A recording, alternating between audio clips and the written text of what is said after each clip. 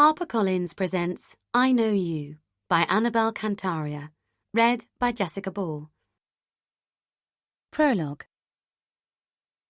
I stare at the computer screen, my eyes flicking as they keep up with the feeds rolling down the pages like ticker tape.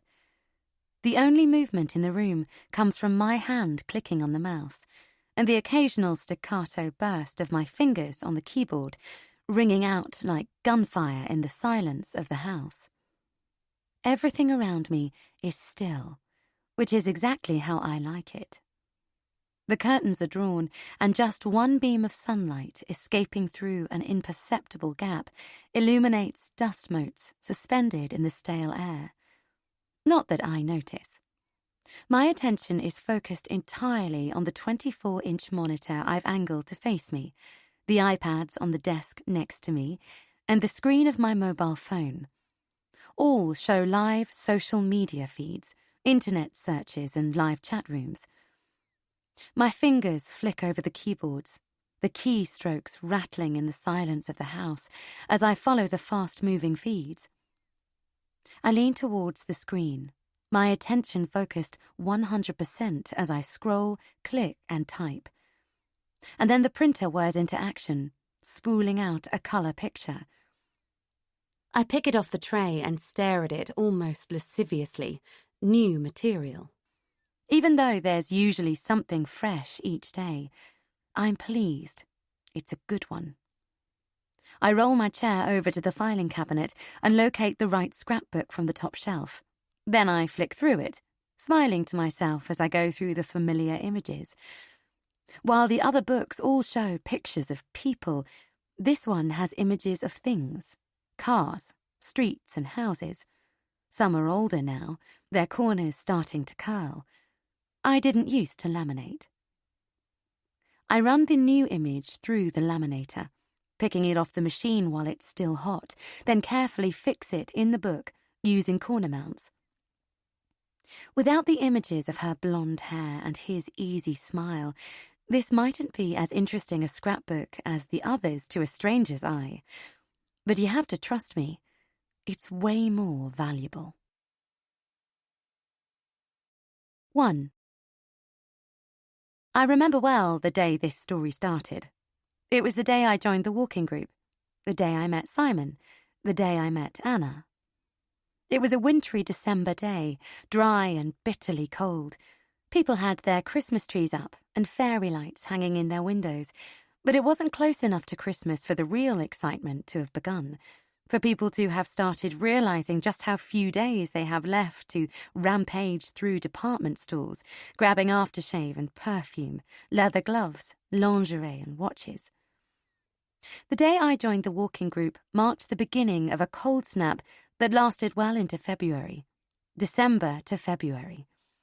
By March, when tiny green buds were starting to form on the trees and flowers were beginning to push their cheerful colours through the earth, by then it was all over. 3 months of brutal cold before spring started. That's all we're talking about here. 3 months. So, let me begin. My mother always told me to be choosy. She's not really in this story, though I feel she should be. Be choosy with your clothes, be choosy with your makeup, be choosy with what you put in your mouth and with whom you share your bed, she used to say, leaning back against the kitchen counter, her arms consumed by marigold gloves. But most of all, she would say, be choosy with whom you make friends. It was good advice, and I was thinking about it as I pulled on my socks that December morning. I tied the laces on my walking boots and hunted around for my gloves, my hat, and the warmest jacket I owned, the one stuffed with ultra-light down, like everyone seemed to have in those days. In my head, there was nothing more serious than the need to keep warm and the need to make some friends. "All very well, Mum," I said out loud. I was talking to myself a lot back then, but beggars can't always be choosers. If only Mum could see me now, 2 months into married life in London with no friends to call my own. She'd tell me to come straight back home. That's what she'd do. And maybe I should have gone home. For sure, if I had, things would have turned out differently. That's easy to say now, but that day I zipped up my jacket, found my purse, and set off for the park, my head full of plans. I still remember how, despite the jacket, the cold hit me the moment I stepped out of the house, the door slamming shut behind me in a gust of wind that must surely have blown in directly from the Arctic. I paused for a moment, unused to those British winters, unused to those blue sky days that looked so inviting when you were cosy inside, but felt as if they'd strip raw any uncovered flesh the moment you stepped outside. I adjusted my scarf to cover my cheeks, pulled my woolen hat further down onto my head, and took in the bare-limbed trees, the parked cars, the cracked grey paving slabs, the litter blowing in the gutter, and the cans rattling against the curb. I took in next door's fat tabby cat licking its paws, and the tired-looking, grey-coated people, their faces turned down, hurrying to work. I remember feeling jealous then, of their jobs, their purpose, and of their colleagues, of their silly water-cooler chats, coffee runs and birthday whip rounds. "This is it, babe," I said out loud. "This is London." I set off down the street, looking, I hoped, more confident than I felt. I was on a mission to meet people because, as Jake joked at that point, I had exactly 3 friends: Facebook, Twitter, and Instagram. It was difficult to believe that I should have no real friends in London, and, hand on heart, I was having trouble adjusting to the fact that I knew no one. I'd laughed at his joke, but it had hurt. There were days back then when I'd thought the loneliness would surely drive me insane, when I felt as if the darkness inside me was going to explode out and flood the house, engulfing me like a seabird caught helplessly in a slimy slick of oil. It makes me squirm now, but back then I'd see myself floating down the hall, arms and legs glued to my body, eyes bulging, choking on loneliness. And I'd have to breathe into a paper bag to stop myself hyperventilating. I never told Jake about that. Maybe I should have done. Who knows? But ultimately, that's why I decided to join the walking group. At the end of my street, I turned a smart right, crossed the main road, headed towards the park, and arrived bang on time. And so, the story begins. I see the walking group at once. A mishmash of people gathered beneath a huge old oak. Some, in sportwear, are stretching hamstrings and quads. Others are clutching take-out coffees, and had I been worried about what to wear, I realise right there that there's no need. There's a whole range of activewear between the 2 groups. I turn my back to the group and snap a smiling selfie with them in the background, then upload it to Instagram as I walk towards the group. "Hiking London style, #LloydPark," I write for the caption, adding a little heart emoji, full of the knowledge that my friends back home will find the image everything it's not. Cute. Taylor in a hat. Quaint. London parks. And moody with the dark sky and bleak trees. Weather. Hollywood Hills, it isn't. Already my phone buzzes with likes. They say you judge a person in 7 seconds, and I'm perhaps even quicker than that. I scan the group as I approach, my eyes sweeping right and left through them, ruling out those standing with friends and those too old. I've nothing against the elderly, don't get me wrong, but I'm looking for a specific type of person, a new best friend, and for that there are criteria. I wonder now what would have happened had I turned up earlier, or later in the year. Had I gone to a different supermarket, seen an ad for a different walking group, read a flyer for a different kind of hobby? I go over and over how things might have been different. But this is the day I join this walking group, and I spot a potential friend at once. There's something about her face, her hair, her clothes, the way she holds herself. She looks like one of my friends, my real friends back in the States. What I feel is familiarity. That woman standing there in the skinny jeans, the brown boots and the olive green coat looks like she should be in my tribe. I take a deep breath and wend my way through the other walkers, smiling politely until I get to her. "Hi," I say. "It's Jen, isn't it?" She looks at me and purses her lips, squints her eyes. "You don't remember, do you?" I give a little laugh and shake my hair back as I lean in towards her, as if we're sharing a joke. I have the kind of face that's generic to a lot of people. A symmetrical, pretty face, with a smile so friendly you think you know me. You've seen me. You've seen thousands of me. And this "do I know you" tactic often works. But not on this day. The woman shakes her head slowly. "I'm sorry. Head like a sieve. Remind me," she says. "I'm Jake's wife. We met at dinner at Richard and Kate's the other week." I falter. "At least, I think it was you." I laugh again and shrug. Or have I made a huge mistake? I'm rubbish at faces. She tuts and shakes her head. "Sorry." "Oh, God, no, I'm so sorry. I can be such an idiot." Now she's smiling, but it doesn't reach her eyes. "No worries. It's okay." She's already looking past me, towards the gates of the park. I thrust out my hand. "I'm Taylor, by the way." "Polly," she says, giving my hand a limp shake, and I picture myself telling Jake that I'd met a real, live person called Polly. It's such an English name. There's something so pure and sweet and rosy about it. It's like I hit the English names jackpot. In my head, I fast-forward our friendship like a movie. Polly and Taylor. I imagine nights out, holidays together, us telling our other friends how we met at a walking group, way back in the day. I've already said that I lived in my head a lot in those days, haven't I? Loneliness is a bitch. "Glad to meet you," I say to Polly, changing the subject. "So, what's the deal here? It's my first time." "Oh, it's fairly relaxed," she says. "We sign in with Kath over there." She points to a woman with a clipboard. "And then we all start walking. It's about an hour's walk." "Great. And we end up back here?" "Yes. Sometimes we go a different route. Kath tries to show us different parts of the town and park, but yes, we end up back here." "Hi!" We're interrupted by a fresh-faced woman who approaches behind me.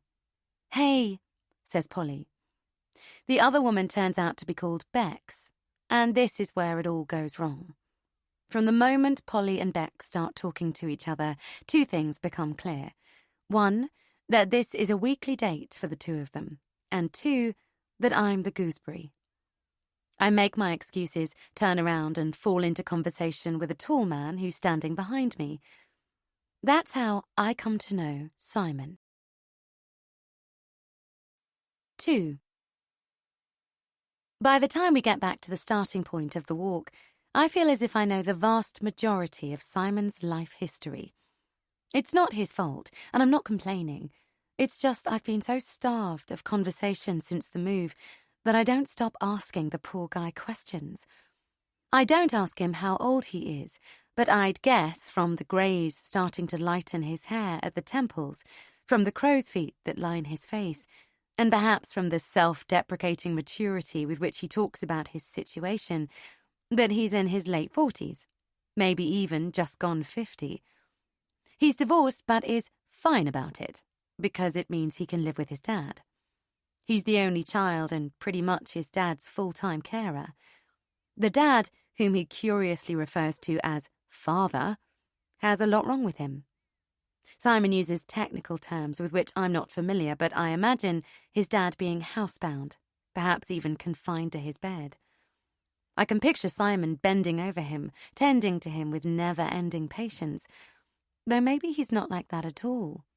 Maybe he's impatient, snapping at his father, resenting the fact that his life's ebbing away as he wipes dribble from his mouth, shampoos his thin grey hair and trims his yellowing nails. Some external carer, a volunteer or something, comes occasionally, and that's when Simon slips out to do things like go to the library and walk with this group. "I come here for the company," he says as we trudge, head down into the wind. So I ask him who he usually talks to. "Oh, no one specific. I just come to be among other people, not necessarily talking to them." He laughs.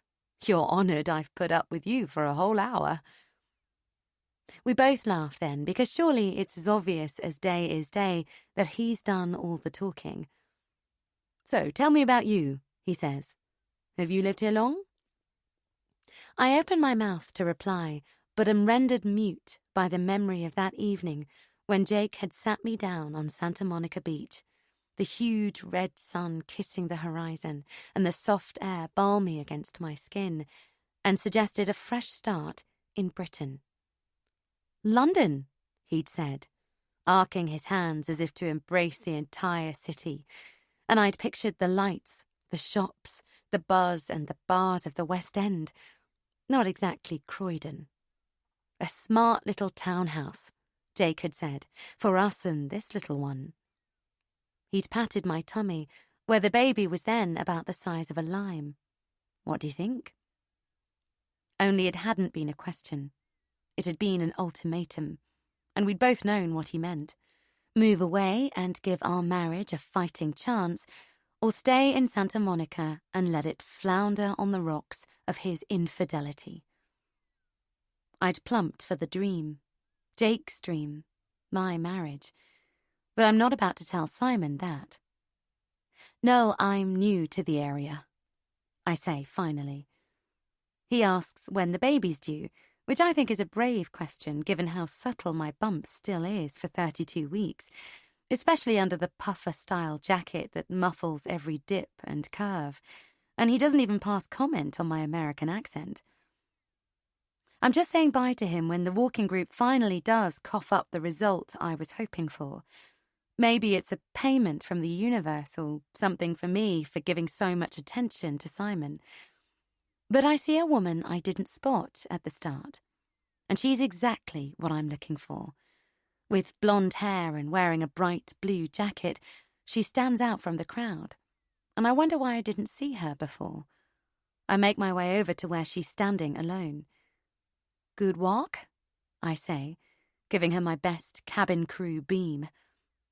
"Yes," she says, smiling back in a muted way. I forget how wary English people can be of strangers. "It was good. I was a bit late arriving, though. Thought I'd have to run to catch up." "Have you been before?" "Oh, one other time," she says. "But I've only been in Croydon a month, so I'm still finding my way around." "Me too," I say, perhaps too enthusiastically. Then I stand there wondering how I can keep her longer, how I can make sure I see her again. She looks nice. I toy with the idea of asking her out for a coffee, but it seems too forward, and if there's one thing I've learned about Brits, it's that they don't do forward. "Will you be here next week, do you think?" I ask in the end, and she shrugs. "Maybe." "Okay, cool," I say. "Maybe see you then." That's Anna, by the way, about to become my new best friend. I still remember how the afternoon of that day had yawned ahead of me, an Atlantic Ocean of emptiness and boredom, me alone on a pea-green boat, rowing my way towards 6 o'clock, when Jake was due back from wherever it was he'd gone that week. Shrewsbury, I think it was.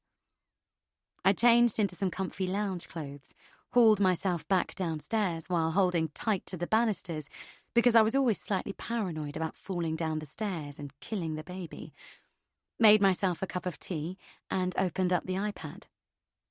Here's a confession. I spent a lot of time online in those days. Not so much anymore, but back then I did. Jake didn't like it. Not that he knew the half of it. I used to wonder, I still do wonder, what he'd have done if it had been him who'd had to sit at home alone all day in a foreign country with all his friends halfway around the world. If he were in my position, I doubt he'd have been able to amuse himself 24/7 without a bit of online chat. So, as I said, he didn't like me being online. Yet it clearly didn't bother him enough to tell me that, to talk to me about his concerns. Had he done so, things may well have turned out differently. But the most he ever said at the time was, "Join some groups or something." And I tried. Honestly, I did. I saw a Bumps and Babies group advertised, and I went along to a coffee morning full of pregnant women. But that's where I discovered that, despite needing friends like most people need oxygen, my mother's advice to be choosy really had been absorbed into my DNA. Over the course of those 90 minutes, I learned that I'd rather be alone than be with people I had nothing in common with bar a fetus. I'm not going to say anything more about that morning. Let's just say I never went back and park it there. Instagram's my favourite social media, but Twitter was my go-to place for chat.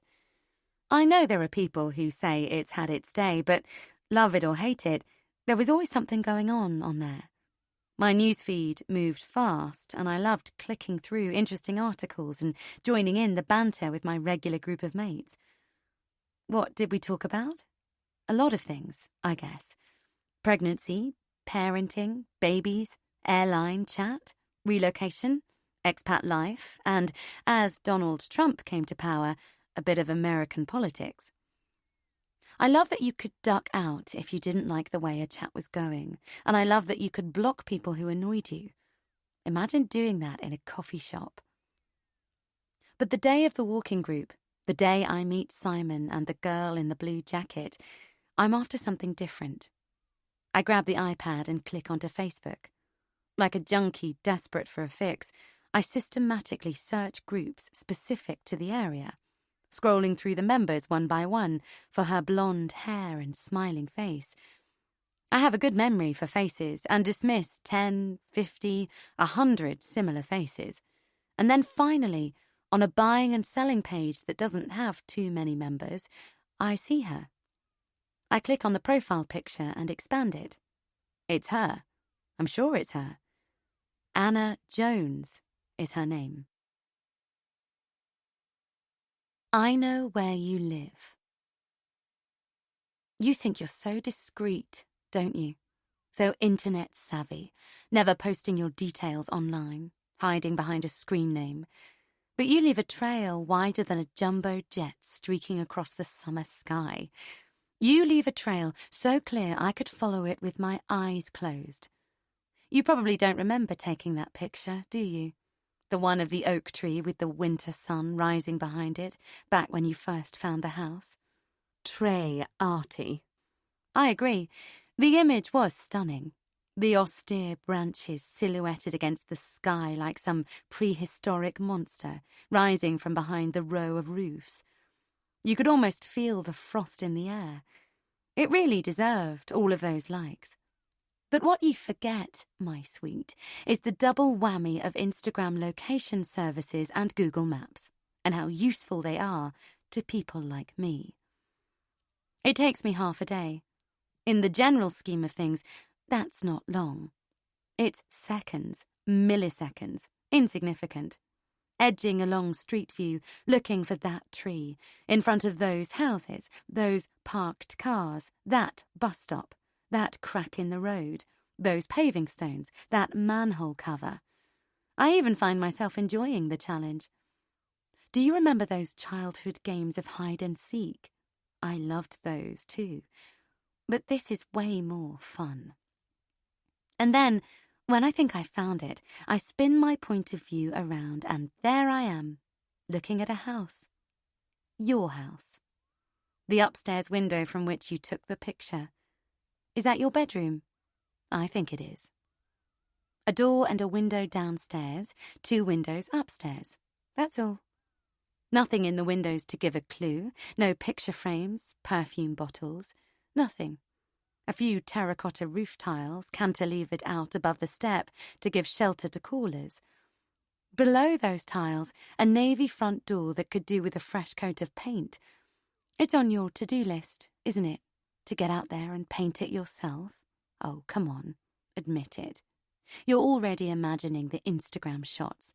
A paintbrush balanced across a tin of paint, brushstrokes of paint on wood, a close-up of the smudge of paint on your adorable little nose. What else can I see? New PVC windows, not in keeping with the style of the property, white paintwork, a garden fence that could do with being restained, dirty grey paving slabs in the front garden, a big black wheelie bin. Outside, oh look, there it is, your car. Nothing remarkable, but to me, it's gold. I walk the street view back down the road, check the street name, then examine the map of the local area. Nice.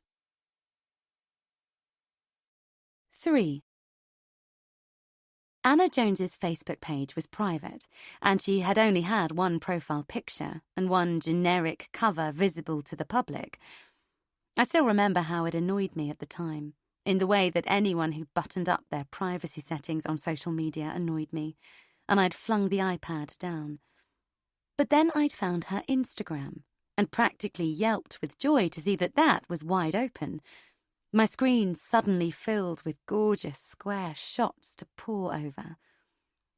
I'd scrolled through them like a child opening a Christmas stocking, lifting and examining each one, and starting to feel as if I knew Anna Jones inside out.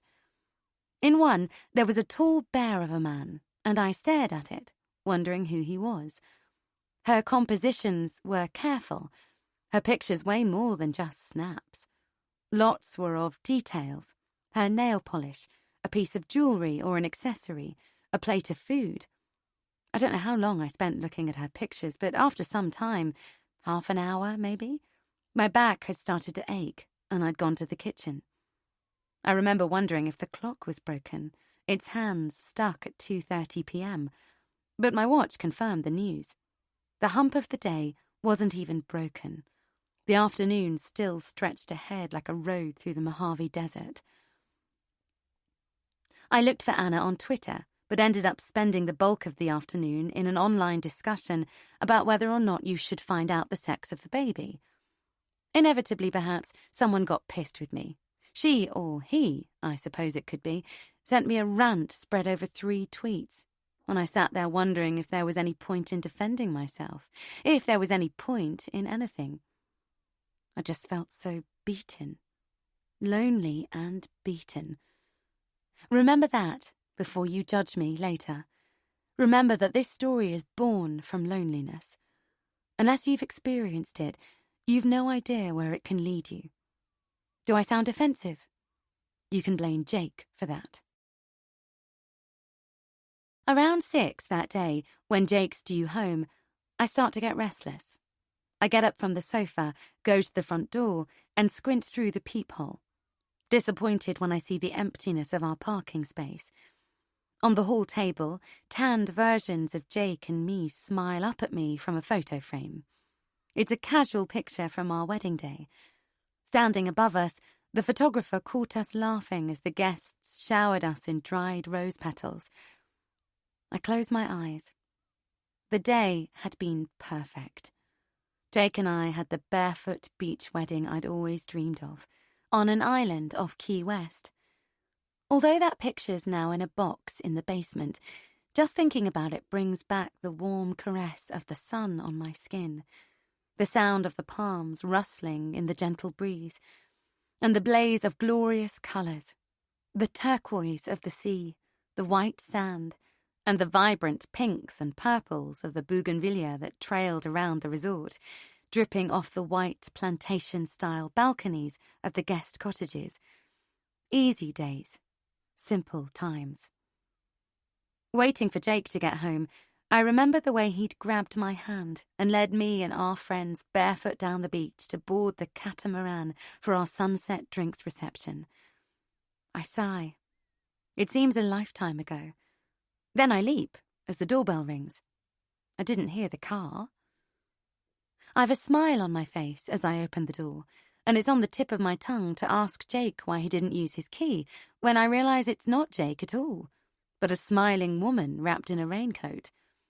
Her brown hair's shoulder-length and streaked with honeyed highlights, though at the roots I can see a hint of grey, and she's wearing red lipstick and a foundation that's slightly too tanned for the pallor of her winter skin.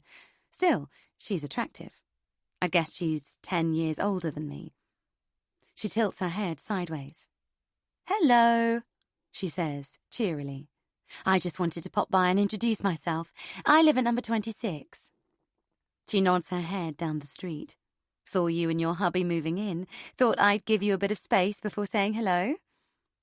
"Thank you," I say. "Nice to meet you. I'm Taylor." She extends her hand. "Sarah."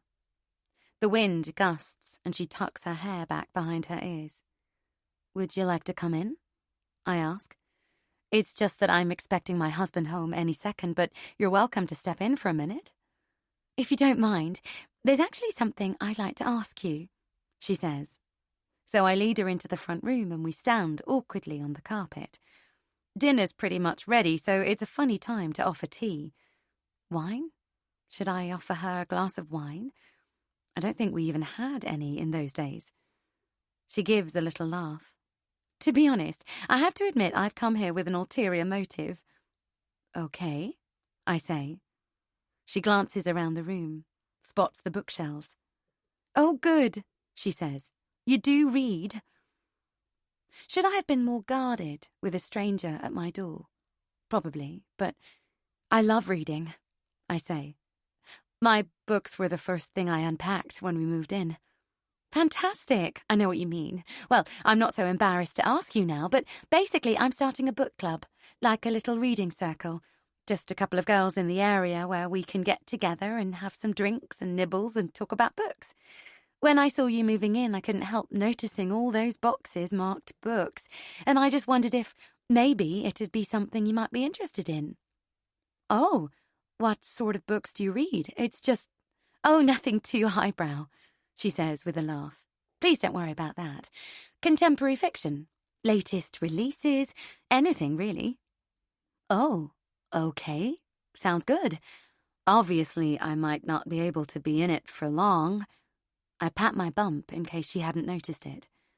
"Oh," she says, very compact. "How far are you?" "Due late Feb." "Aw." She smiles at my bump for a moment, then looks back at my face. "Well, look, you're very welcome. We'd love to have you and the bump." She smiles again. "Bring a friend if you like." "Thanks. I'd love to join," I say. And out of the corner of my eye, I see Jake parking the car outside, so I start to usher her towards the door. At the hall table, she stops. "Oh, wow. Is that your wedding?" she asks, picking up the photo and running a finger over the glass. "Yes," I say. What else can I say? "What a beautiful picture," she says. "You both look so happy." "We were," I say. Outside, I hear Jake walking up the path. "We are. Anyway, here he is now." I pull open the door. "Hi, darling." I widen my eyes at him to show I'm as surprised as he is at our unexpected visitor. "This is Sarah. She lives down the road. Sarah, my husband Jake."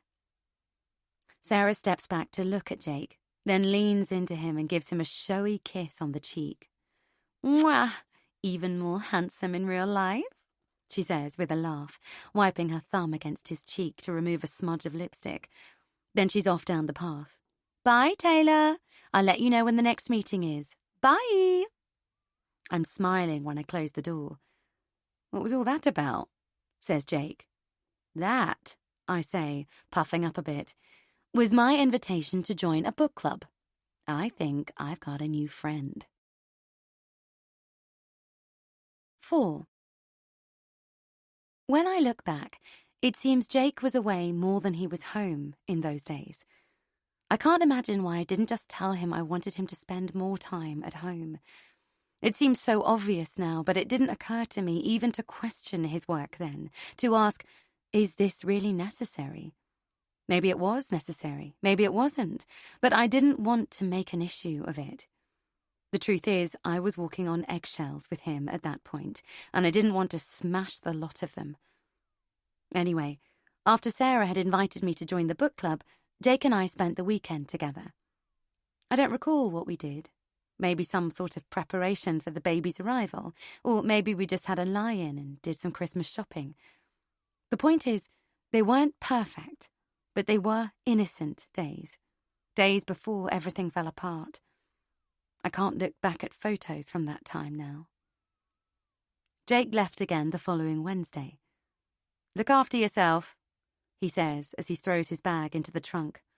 "Go back to the walking club." "Be good," I say to him, and the weight of the words hangs heavy between us. "I'm back late on Saturday," Jake says. He slides into the car in that graceful way of his, and my smile doesn't falter as I lean in to smooth a piece of his hair that's escaped a heavy gelling. "Bye," I say, waving as the car recedes down the street, leaving nothing but a lingering smell of petrol exhaust. I turn back to the house, and a cavern of emptiness hits me in my chest. I still get that feeling sometimes now, if I'm home alone, early in the morning. That day, though, it feels as if the emptiness inside me might actually physically explode, and I have to lean against the doorframe for a moment while I catch my breath. I was in a bad way back then.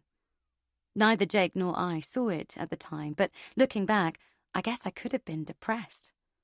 I've read a lot about it since what happened, and, as I said, I think I was. I'm not making excuses, just saying. But that morning I don't question it. I go back into the kitchen. It's silent, bar the whir and occasional shudder of the fridge. The scent of Jake's cologne still hangs in the air, mixed with the morning smells of eggs, toast and coffee. His cup, cutlery and plate sit unrinsed on the counter. 4 days he'll be away this time. Not long, but it includes half a weekend. And before I can get my defences up, the thought shudders in like a runaway train. Why does he need to be away on a Friday night, a Saturday? It's his fault I question these absences now. I used to trust him. In my head, that ever-recurring snapshot of me picking up his mobile phone, of me clicking on the last conversation in his WhatsApp and finding a sex chat with her. My heart thuds at the memory, as it did that day. His denial, his tears, my trust broken. Why did I look?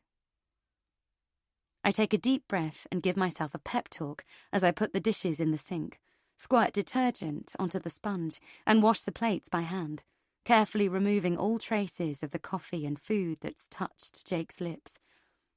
It doesn't mean anything. You're going to have a great week, I tell myself. He's learned his lesson. He won't do it again. But a smaller voice persists. Once a cheater, always a cheater. And I squash it back down, visualizing it spiraling down the sink with the dishwater. Job's done, I turn to face the kitchen and sigh again. It doesn't help that I have no friends to distract me. You can't cut people away from their natural habitat and expect them to pick up just like that in a new place.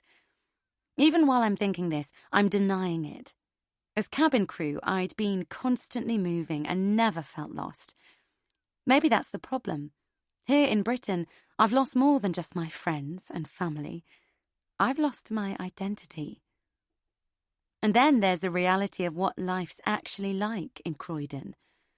Not in my head, but down on the cold, hard ground. My previous experiences of life in London, staying at smart hotels within a stone's throw of the city lights, were galaxies away from the reality of life in a street of 2 up, 2 down red brick terraces. I laugh out loud at my own naivety, a bitter laugh that echoes through the empty house like the cackles of a witch. I wonder when the book club is. What number did that Sarah woman say she lived at? 26? I make a small detour to walk past her house on the way to the park, peeling paint, a messy front yard, and drawn curtains that prevent me from seeing inside. At the park, I see Simon at once. He's taller than most of the others. his red beanie easy to spot. He gives a little wave, so I make my way over to him. "Hey, how are you?" I ask. "Good week?" Up and down, up and down. Father had a turn this week, been in hospital." He sighs, then smiles, his eyes peering intensely into mine through heavy glasses I can't decide are geeky or cool. "I shouldn't burden you with this. He's out now. All's well. Looking forward to the walk?" His voice is reedy, thin. "Of course." As I say the words, I spot the woman from last week in the blue jacket. Anna Jones. My heart skips. "I'm just going to register," I tell Simon, and head towards her. As I get close, I catch her eye and smile. "Hey," I say. "How are you?" "Good. You?" "Yeah, good, thanks.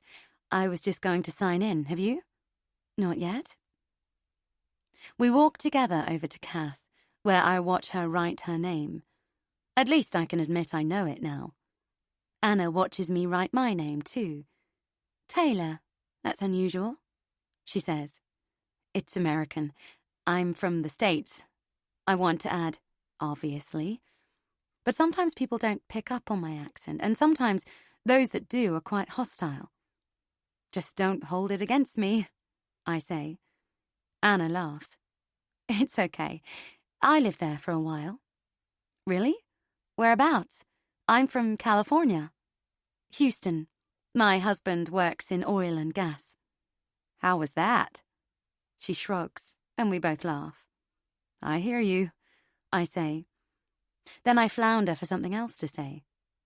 "So, do you live around here these days?" is all I can come up with, even though I already know the answer. And as I say it, I realize what a stupid question it is. People aren't going to travel far to come to a local walking club. But Anna smiles again. "Yes, but I moved here a couple of months ago. I've been all over the place. Most recently, Bristol. It's down in the west," she adds. "So why Croydon?" I ask. "I wanted to be closer to London. It ticked my boxes." Anna shrugs. "Good connections. I have friends in Brighton, and I like to be relatively close to an airport." She laughs. I feel trapped otherwise. I blame it on my flying days. I do a double take. "You flew?" "Yes, once upon a time." "Oh my God, me too. Delta. I quit because of this." I pat my bump. "And obviously moving here. Happy days." "Yeah, happy days," Anna echoes. Then she nods at my bump. "How far are you?" 32 weeks. She puts a hand to her own tummy. "I'm 20. "Congratulations," I say, and I feel as if Christmas has come. Not only is this woman nice, she's pregnant. "Thanks. Anyway, look," Anna says, her eyes suddenly looking past me. "Seems you're needed."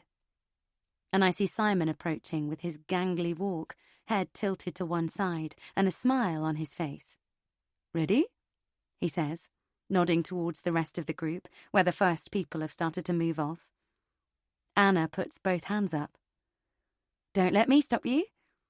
"It's fine," I say. "Join us." But she's already walking away, looking for someone else to talk to, and irritation towards Simon surges through me. "How was your week?" he asks. And all I can think of is the connection I feel with Anna, how I can't let her get away. Yet as I watch, she wanders over to Polly, who seems to be without Bex, and the two of them chat for a minute before starting the walk together without a backward look at me. Am I jealous? Am I ever? I know what you read. Hashtag Throwback Thursday, hashtag TBT, is your most used hashtag. Did you know that? You really do love your throwback shots. But let me give you a friendly word of warning. So many throwbacks makes people think there's nothing interesting about you now, that the only interesting things you did are in your past. You ought to think about your feed, sweetie pie. Think about how you come across to other people. Can you guess what your second favourite hashtag is? It's actually two, which, up until Friday last week, were tied in second place. Hashtag am reading and hashtag nom nom. Go figure. We're actually friends on Goodreads. Do you know that? Probably not. You just say yes to everyone who wants to follow you, never check them out, never check their own pages. You just assume they want to follow you because, well, you're so fucking marvellous. Who wouldn't? And guess what? Every time you rate a book, I get an email. Right into my inbox. Sometimes I have to pinch myself. You make my job so easy. But dear God, I wish you would read something more interesting. I called you mainstream Meg for a while. Yet you go around telling everyone you have eclectic taste, that you read a bit of everything, biographies, non-fiction, romance, thrillers, self-help. Why do you make out you're so much better than everyone else? And yeah, I see you on Twitter, rapping with the book bloggers, tweeting publishers and authors like you're part of this literary circle, when really, sweetie, I have to tell you, they've no idea who the fuck you are. They don't care. They're not interested. They retweet for PR. It's a publicity thing. You're doing their job for them. So here's a tip. Give it a rest. And go read some interesting books, loser. 5. I don't remember what I spoke about with Simon that day at the park. I wonder if the hour passed quickly or slowly. We probably talked about the weather. The cold, dry snap had gone on longer than usual, as I recall. People were talking about it, desperate for rain. The reservoirs were empty, and there was talk of a hosepipe ban in the south that summer. I'm bound to have asked Simon if it was always that cold, and we probably spun that out for a good 20 minutes. I certainly didn't know then what he did for a living. I was still under the impression that he cared for his dad full-time, since that was all he'd mentioned. It's funny what people reveal to you, how they slowly unpeel themselves. What I do remember is that, as we headed back into the park at the end of the walk, I couldn't wait to make a beeline for Anna. Good walk? I ask, touching her arm so she spins around, surprised. Oh, yes, thanks. It's good to get moving. I'd never be motivated to walk for an hour if it was just me alone. So, mission accomplished. She checks her Fitbit. Yes, step count complete. I ask her what her goal is. 10,000, she says. That's the figure that sticks in my mind anyway. But 10,000 is everyone's goal, is it?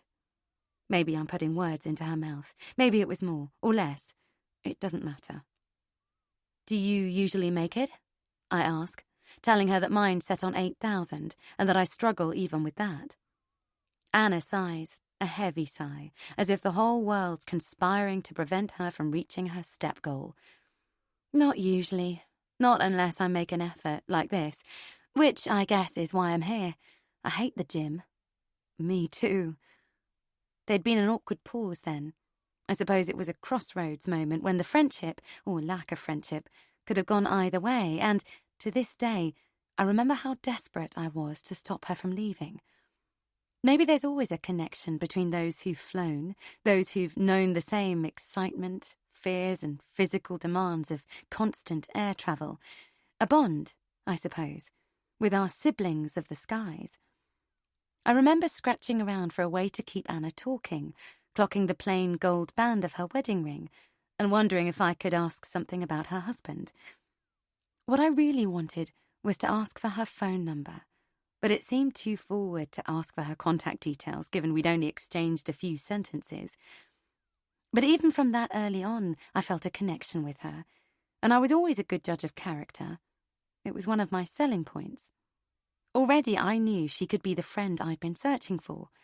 I remember having the ridiculous idea that meeting her was like seeing food when you've been starving, only being asked to wait before you eat it. See you next week, Simon calls from where I've left him a few feet away. He gives me a cheery little wave, his hand up by his face, and his smile some sort of silly munchkin type thing. Bye, I call back. Have a good week. Right, Anna says. I suppose I better be going. Would you like to grab a coffee? I blurt. if you've got time. She doesn't say yes as quickly as I'd like. I hold my breath while I watch conflicting thoughts move across her face. Then finally she says, I really should get going. And my heart literally hits my boots. Sure, I say. Perhaps she notices that my smile's flat, because then she dithers, looks at her watch, and says, oh, maybe I could come for a quick one. That'd be great. The words slip out of me in a gush of relief. Do you know anywhere near here? She asks. I shake my head and we both laugh. Okay, she says. I've got my car and I know how to get to the shopping centre. Should we go there? Brilliant. We go to Costa, a ubiquitous chain that soon becomes a recurring part of our friendship, a constant. On that first day, there are other choices, but Costa's there, safe, reliable, consistent, and even with the morning bustle, there are tables available. The central heating feels hot on my face after the cold of the park. We take cold bottles of freshly squeezed orange juice from the chiller. I'm going to have a muffin too, Anna says. I've earned it. Oh my God, look at that one. Is that crumble on top? She asks for the muffin at the counter, then turns to me. What I'm really craving is a milkshake, only I don't think you're supposed to have them when you're pregnant. I don't know if it's an old wives' thing or true. I read it in a Facebook mums-to-be group. Something to do with soft scoop ice cream, I think. Wow, I didn't know that. There's so much to learn, isn't there? You can say that again. I'd be lost without those pregnancy groups. Fountains of knowledge they are. Yeah, I'm on a couple too. There's always someone somewhere who's just been through what you're about to go through, isn't there? Have you ever tried those Mother's Morning things? Anna asks as we move over to a table. You know, ones you see in the cafes. Oh, yes, I did give one a try. I gave her a flat smile and widened my eyes, trying to look terrified. Have you been to one? No. Why are you looking at me like that? What happened? I laugh.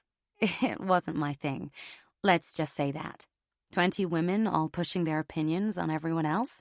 Everyone's better than the next person. Everyone's got to get one up on the next person. God, they're so judgmental. You can count me out of that. I'd rather jump into a tank of piranhas. While I talk, Anna slices into the muffin and sets it up for a photo. Yeah, same, she says as she holds the camera above the muffin and takes the picture.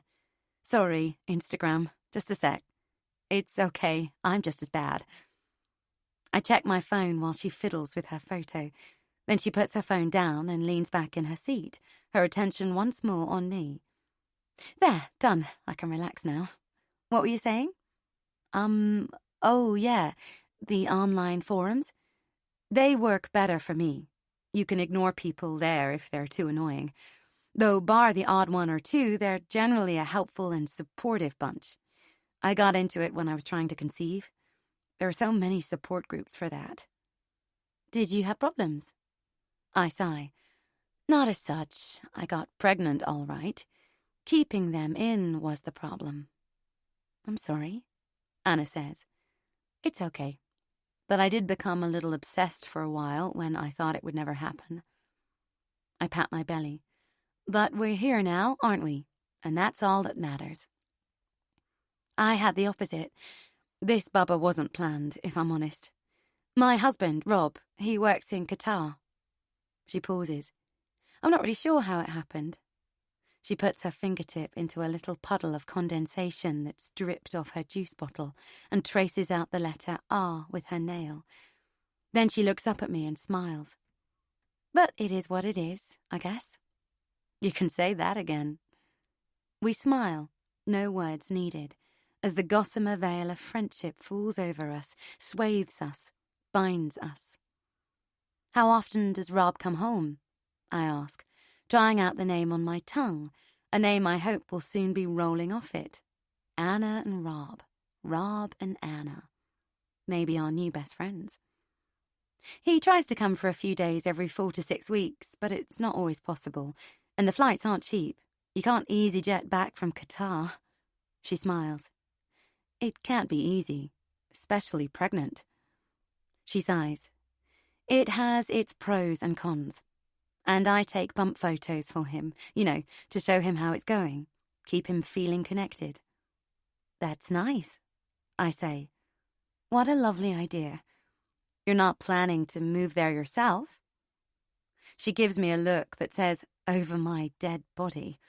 No point, she says. It's only a 1-year contract. Fair enough. There's a silence for a minute, and I take a sip of juice, wondering what to talk about next. I don't want her to think I'm boring. I'm worrying about this when Anna speaks again. So, you seem to have made a friend. What? That bloke you walked with? He seems to like you. Simon? You don't half attract them. I squint at her. What do you mean? Puppy dog eyes. Anna takes a sip of orange juice, raising an eyebrow at me as she does. What? The guy's pushing 50 and lives with his father. Doesn't mean he can't have puppy dog eyes, Anna says. I'm pregnant.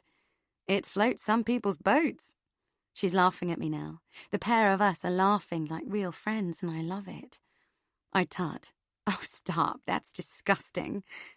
Oh, says Anna, holding out both hands in front of her, fingers splayed, and licks her lips. I love pregnant bellies. Can I have a feel? Shut up. I ball up a napkin and throw it at her, and we both laugh. Do you ever get that? She asks. People asking to feel your belly. Yeah, sometimes. And they can F right off or I'll put their feely fingers where the sun don't shine, I say in a London accent. Anna laughs, then finishes her juice and pushes the cup to the side. Right, she says. It's been lovely chatting, but I guess I really should get going. There's a mountain of work at home with my name on it. She sees my surprise, and I kick myself for assuming that everyone who walks in the park in the daytime doesn't work. What do you do? I'm an indexer and proofreader. I do a bit of copy editing too, freelance stuff. Maybe write the odd bit of below-the-line copy for advertising. Wow, it must be nice to be able to work from home. I'd love that. It's the perfect solution. In my head, a little movie plays of me dandling the baby in one hand while knocking off some professional paid job on a fancy laptop. And it's at this point that I realise that it doesn't have to be flying or nothing. That if I worked, I'd meet people, have colleagues, friends. I'd be valued for doing more than keeping house. Suddenly I'm flooded with the feeling that the world's my oyster, that I could retrain to do anything I liked. Is there something you could do at home? Anna asks, as if she's followed my train of thought. My brain moves at lightning speed. Anna's recently moved. I wonder if she needs some help. I like interior design, I said carefully. Maybe I could get a qualification or something and give that a try. Fantastic, Anna laughs. God, I could really do with an interior designer right now. Bingo. Really? Bloody hell, yes, Anna says. Getting the house sorted is driving me crazy. I don't have a clue with stuff like that. Where to put things, how to pull everything together. It's like I'm interiors dyslexic. Rob's not bad, but he's obviously not here. I could help you, if you like. I smile, trying not to look too keen. It'd be great experience.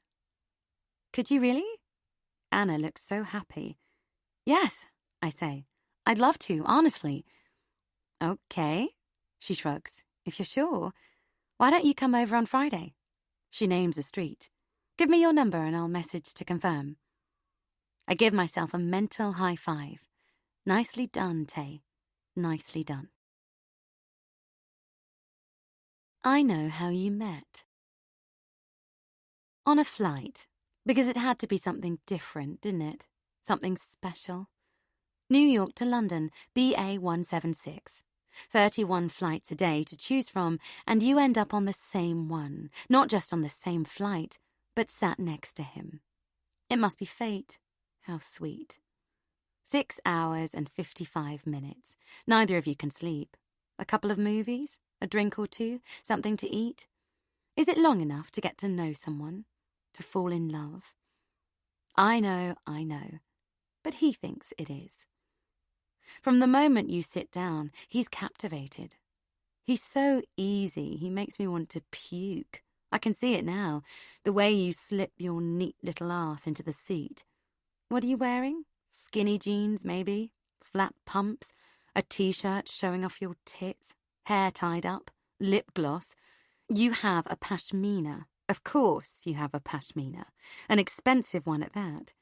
You wriggle yourself back in your seat, look for the seatbelt and touch his hand by accident. Sorry. You smile at him. And him. He's such a sucker. Hey, he says. He nods and gurns a smile like a puppet, and you giggle. Does he give you that line about being a nervous flyer? Is that why you tell him how much you fly? He picks up the safety card from the seat pocket and says something really dumb like, bet you know this off by heart. And you laugh and say, actually, I wrote it. Really? He asks. And you laugh, like, you really believed that? He'd believe anything that comes out of your mouth. He hams it up during takeoff, acting out the charade that he's scared of flying. Little do you know that he probably flies as much as you do.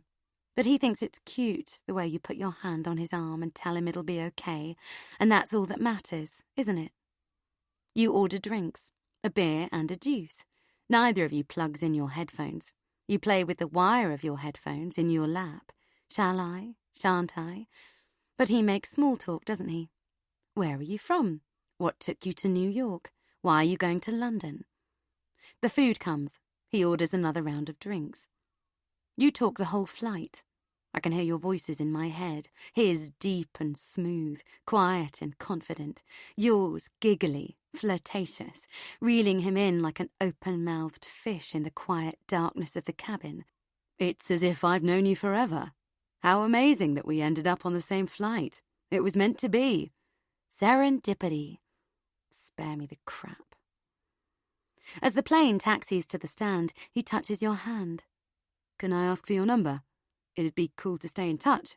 Meet up when we're both in the same town. Because you're both such glamorous jet-setters. You encourage him. Don't play the innocent here.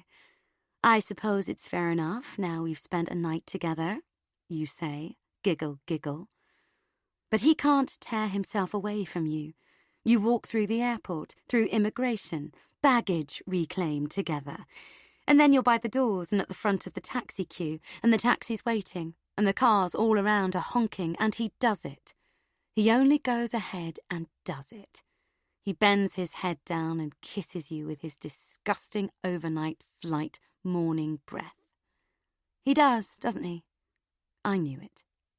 It's almost as if I was there. 6. When I get home, I go straight to Instagram. I want to see how Anna's muffin shot turned out. It's good, but what I love most is what she's written underneath it.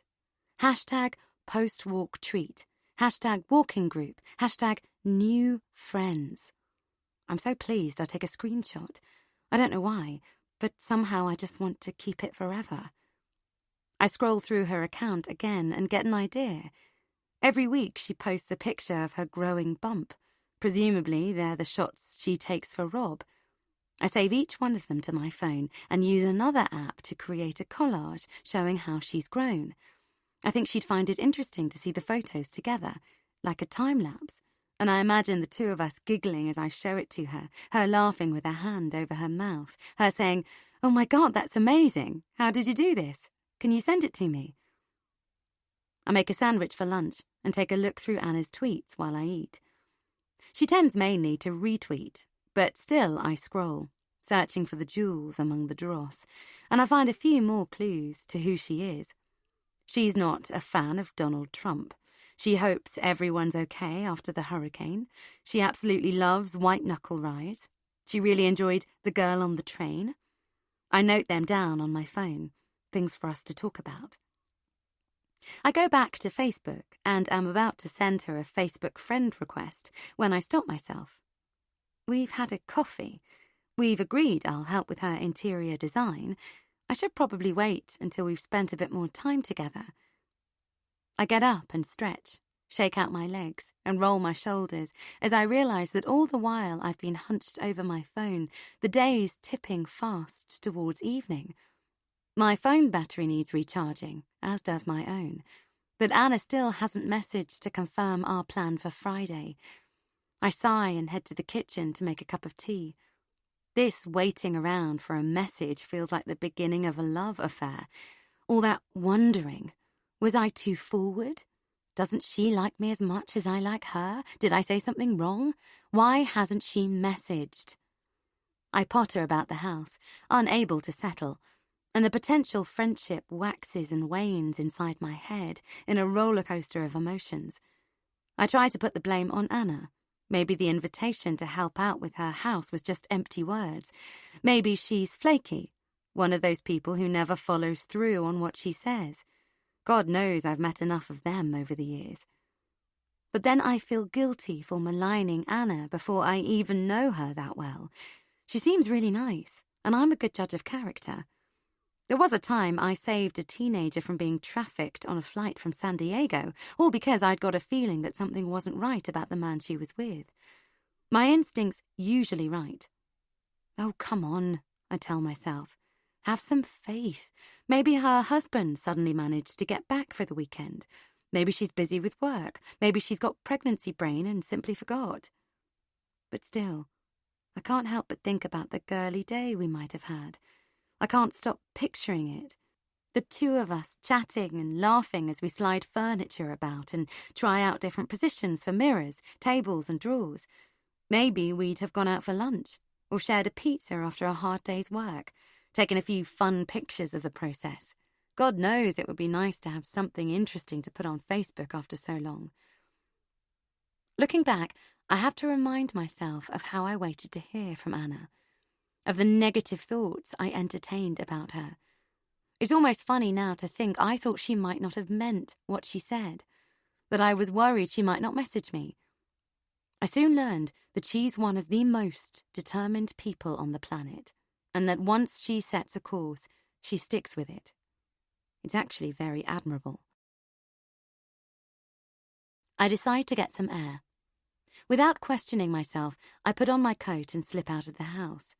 I have no conscious plan in my head, but my feet take me, as I suspected they might, towards the street that Anna had named. I slow down once I reach the road and take my time as I look over each property. They're all the same type. I walk on down the road until I see, parked at the curb, a car just like hers. It's outside a house that has a broken, rented board lying in the garden. It has to be it. I lift my chin and walk on past, trying to look purposeful, while squinting with my peripheral vision to see as much as I can from the front of the house, both hoping and not hoping that Anna will see me walking past. Would it look odd to be walking down the street she named? I could just be out for a walk, or on my way to the bus stop. It would be perfectly reasonable. I get to the top of the street, turn left into another road, walk for a minute or two, then turn around and head back, watching Anna's house every step of the way as I near it. I can still see it, imprinted on my memory. Without thinking about it, I let myself in through a gate that doesn't sit properly on its hinges, walk up to the door and knock. I wait, heart hammering, wondering what I'll say if she does open the door, and what I'll say if it's not her house. But nothing happens. There's not a sound from inside. But then I hear steps, fast, urgent, on the pavement behind me, and I spin around, guilty, caught red-handed. But it's just a woman in a black coat, rushing past without giving me a second look. I knock again. Nothing. Braver, then, I step back and look up at the windows. All I can see is the reflection of the sky and the houses across the street. Her car's outside. Where is she? Then I catch myself. What am I doing? I turn back and walk quickly towards the nearby parade of shops, telling myself I'm looking for somewhere we could grab some lunch the next day. Back home, I decide to do something constructive. Proactive, that's me. I log on to Pinterest and go through my favourite interior design websites, looking at the latest trends and getting some fresh ideas. I think about what Anna's interior's style might be. Neutrals, brights, shabby, Scandi, modern, contemporary, country? I hope it's not country. I was never a fan of oak. Not then, and not now. Jake and I gravitated towards a coastal New England style in those days. Well, he didn't really mind what we did, to be fair, but on arriving in England, I tried to recreate something reminiscent of the Nantucket holiday homes I'd stayed in as a child, though it was by no means as convincing to reproduce that feeling in a damp Victorian terrace in the cold northern European light. Still, I tried, and what we had in the Croydon house was definitely a nod to New England. Plenty of white, with lots of clean, sleek lines that somehow, just about, managed to transform the long, narrow space into something other than the sum of its parts. If I had to guess, I'd put Anna down as eclectic. From what I can see on her Instagram, that's the most likely. Or maybe she doesn't have a style at all. Not everyone does. I wonder if she'll let me take her under my wing, introduce her to my favourite brands, show her how to pull together a look with just a few small purchases. Girly shopping trips with stops for coffee and cake. I don't ask for a lot. At 6, she still hasn't messaged to confirm, and I'm antsy with not knowing. "Come on," I say to my phone, giving it a shake. I flop onto the sofa with a sigh, click on the television and aimlessly watch a property show. About a year later, it just so happens that I catch the same one on repeat, and the sight of those elderly Brits humming and hawing over houses they were being shown in Florida brings back the misery of that afternoon like a slap. But then, on that December day, with no idea of how events would play out, I simply enjoy the show for what it is. I know the Sunshine State like the back of my hand, and just looking at those neat and tidy houses with their lanais over the pool and their green gardens backing onto lakes, no swimming, alligators, brings back the scent of the hot vegetation, the prick of the mosquitoes, and the damp glistening of humidity on my skin. I lose myself in the show for a while, absorbing the sense of sunshine, warmth, and belonging that I crave so badly. Only when the show finishes do I take a deep breath and send Anna a private message on Facebook, aware as I do so that it'll probably go into her message requests folder rather than her inbox, as we're not connected. Still, I feel as if I've done something, and that makes me feel better. I wait a bit more, and when it becomes apparent that Anna hasn't even seen the message, I put the phone on the table to charge again. Fine, I tell myself. It's not happening. I'll find something else to do in the morning. Again, the feeling of empty blackness takes me over, oozing through my veins as if it's trying to extinguish me. Ping! I leap over to the phone. It's her. "Hey!" smiley face. "Sorry, it's taken longer than I thought to finish what I was doing. Can you come on Saturday instead?" Even though I've primed myself for this, I slump against the table. Why keep me waiting all this time and then postpone? All of a sudden, I'm tired. So very tired. Tired of having no friends, tired of trying to meet new people, tired of Croydon, of England, of being on my own, and physically tired from the pregnancy I seem to be handling all alone. With a sudden flash of anger, I type, "Sorry, I'm busy." And it feels good. It feels so good. But then I delete it, and I'm instantly glad I do because my phone pings again. "Can you come around 10? We could have lunch. My treat." Anna's written, and I smile. "Sure," I type. "I'll bring the coffee." Anna sends her address, as if I don't know, and I sink back against the sofa cushions with relief. Finally. 7. I wonder sometimes why I remember so much detail about this period of my life. But I know, really, that it's because I've been over it so many times in my head. For myself more than for the police. I can remember everything, from what the weather felt like, to which clothes, shoes and accessories, now long gone, I had in my wardrobe. I remember what beauty products I was into back then and which shampoo I used. But the perfume is worst.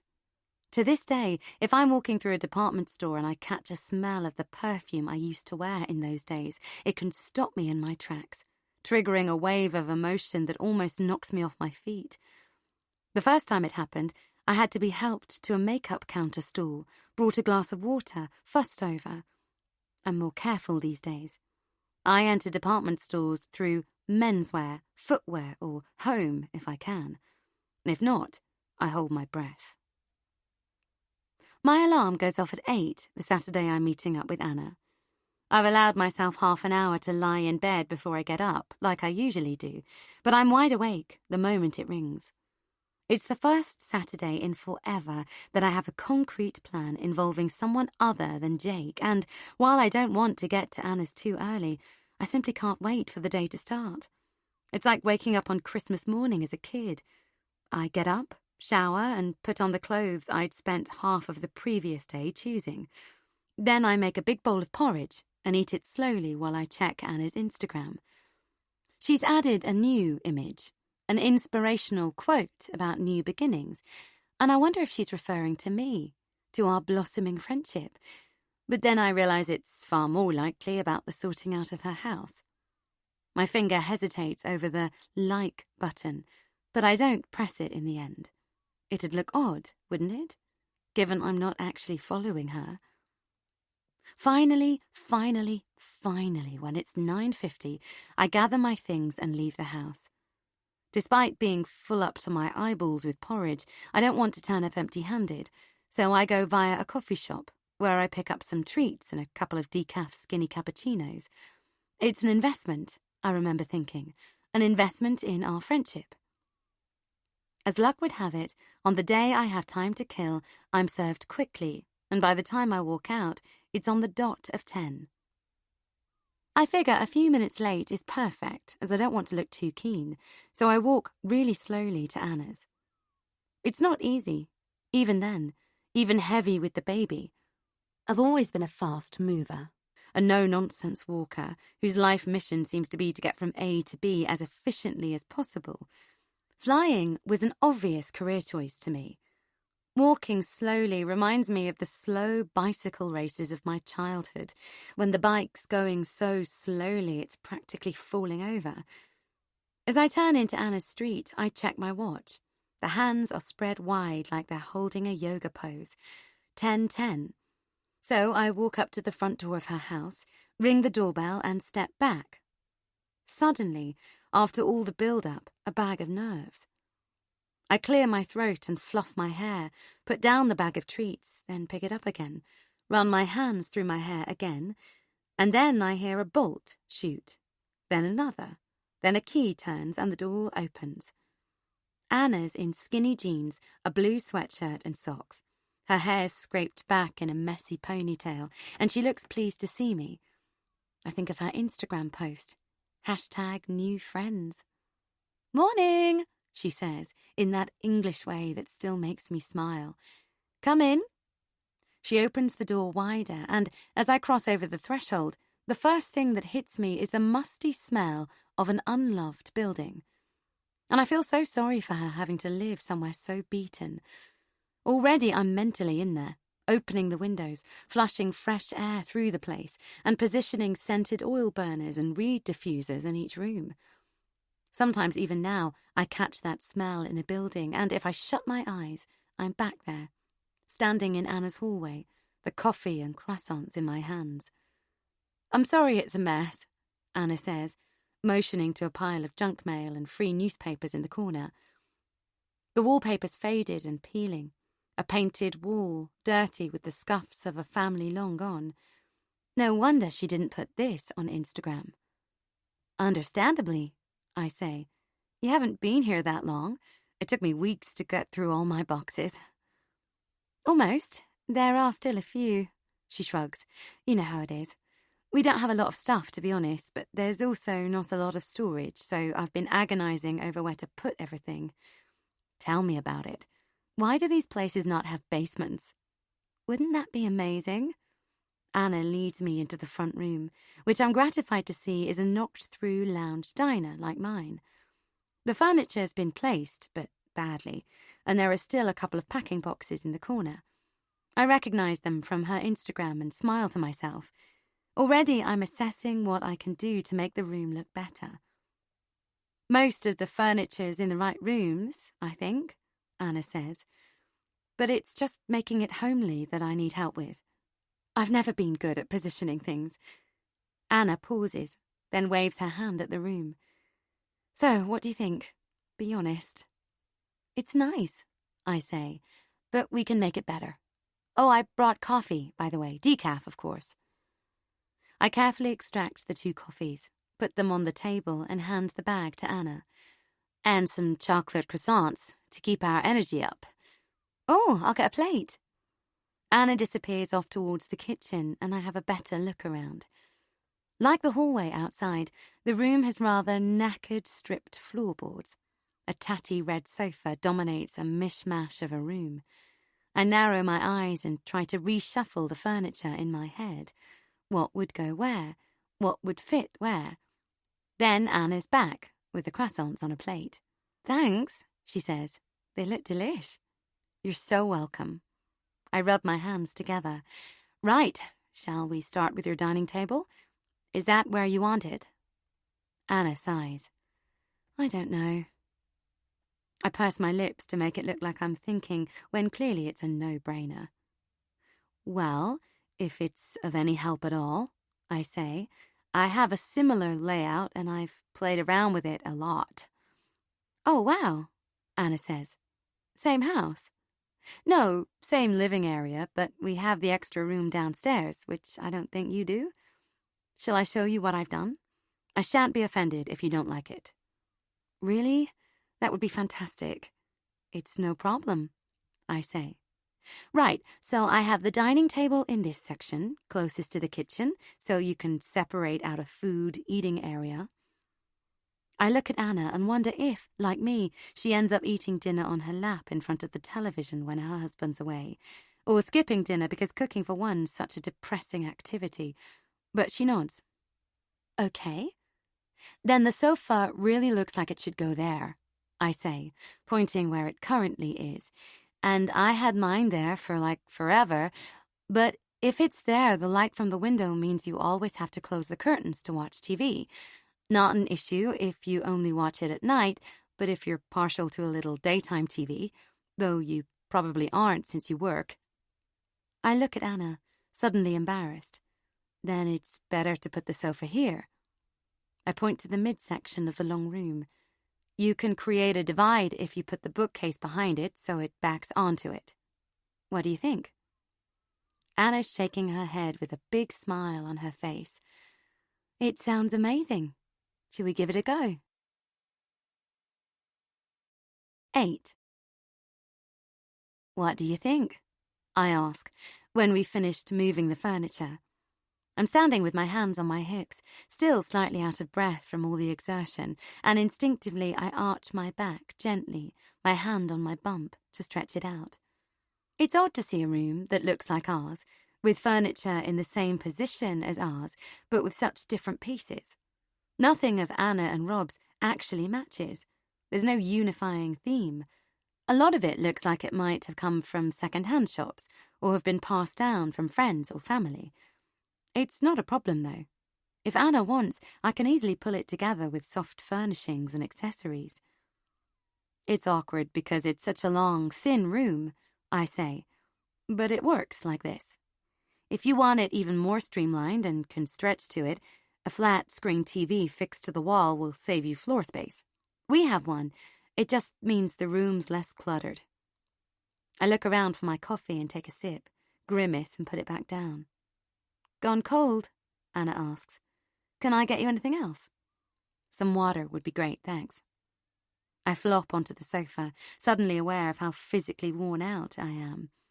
It's only 11:30, too early for lunch. But I don't want the day to end now.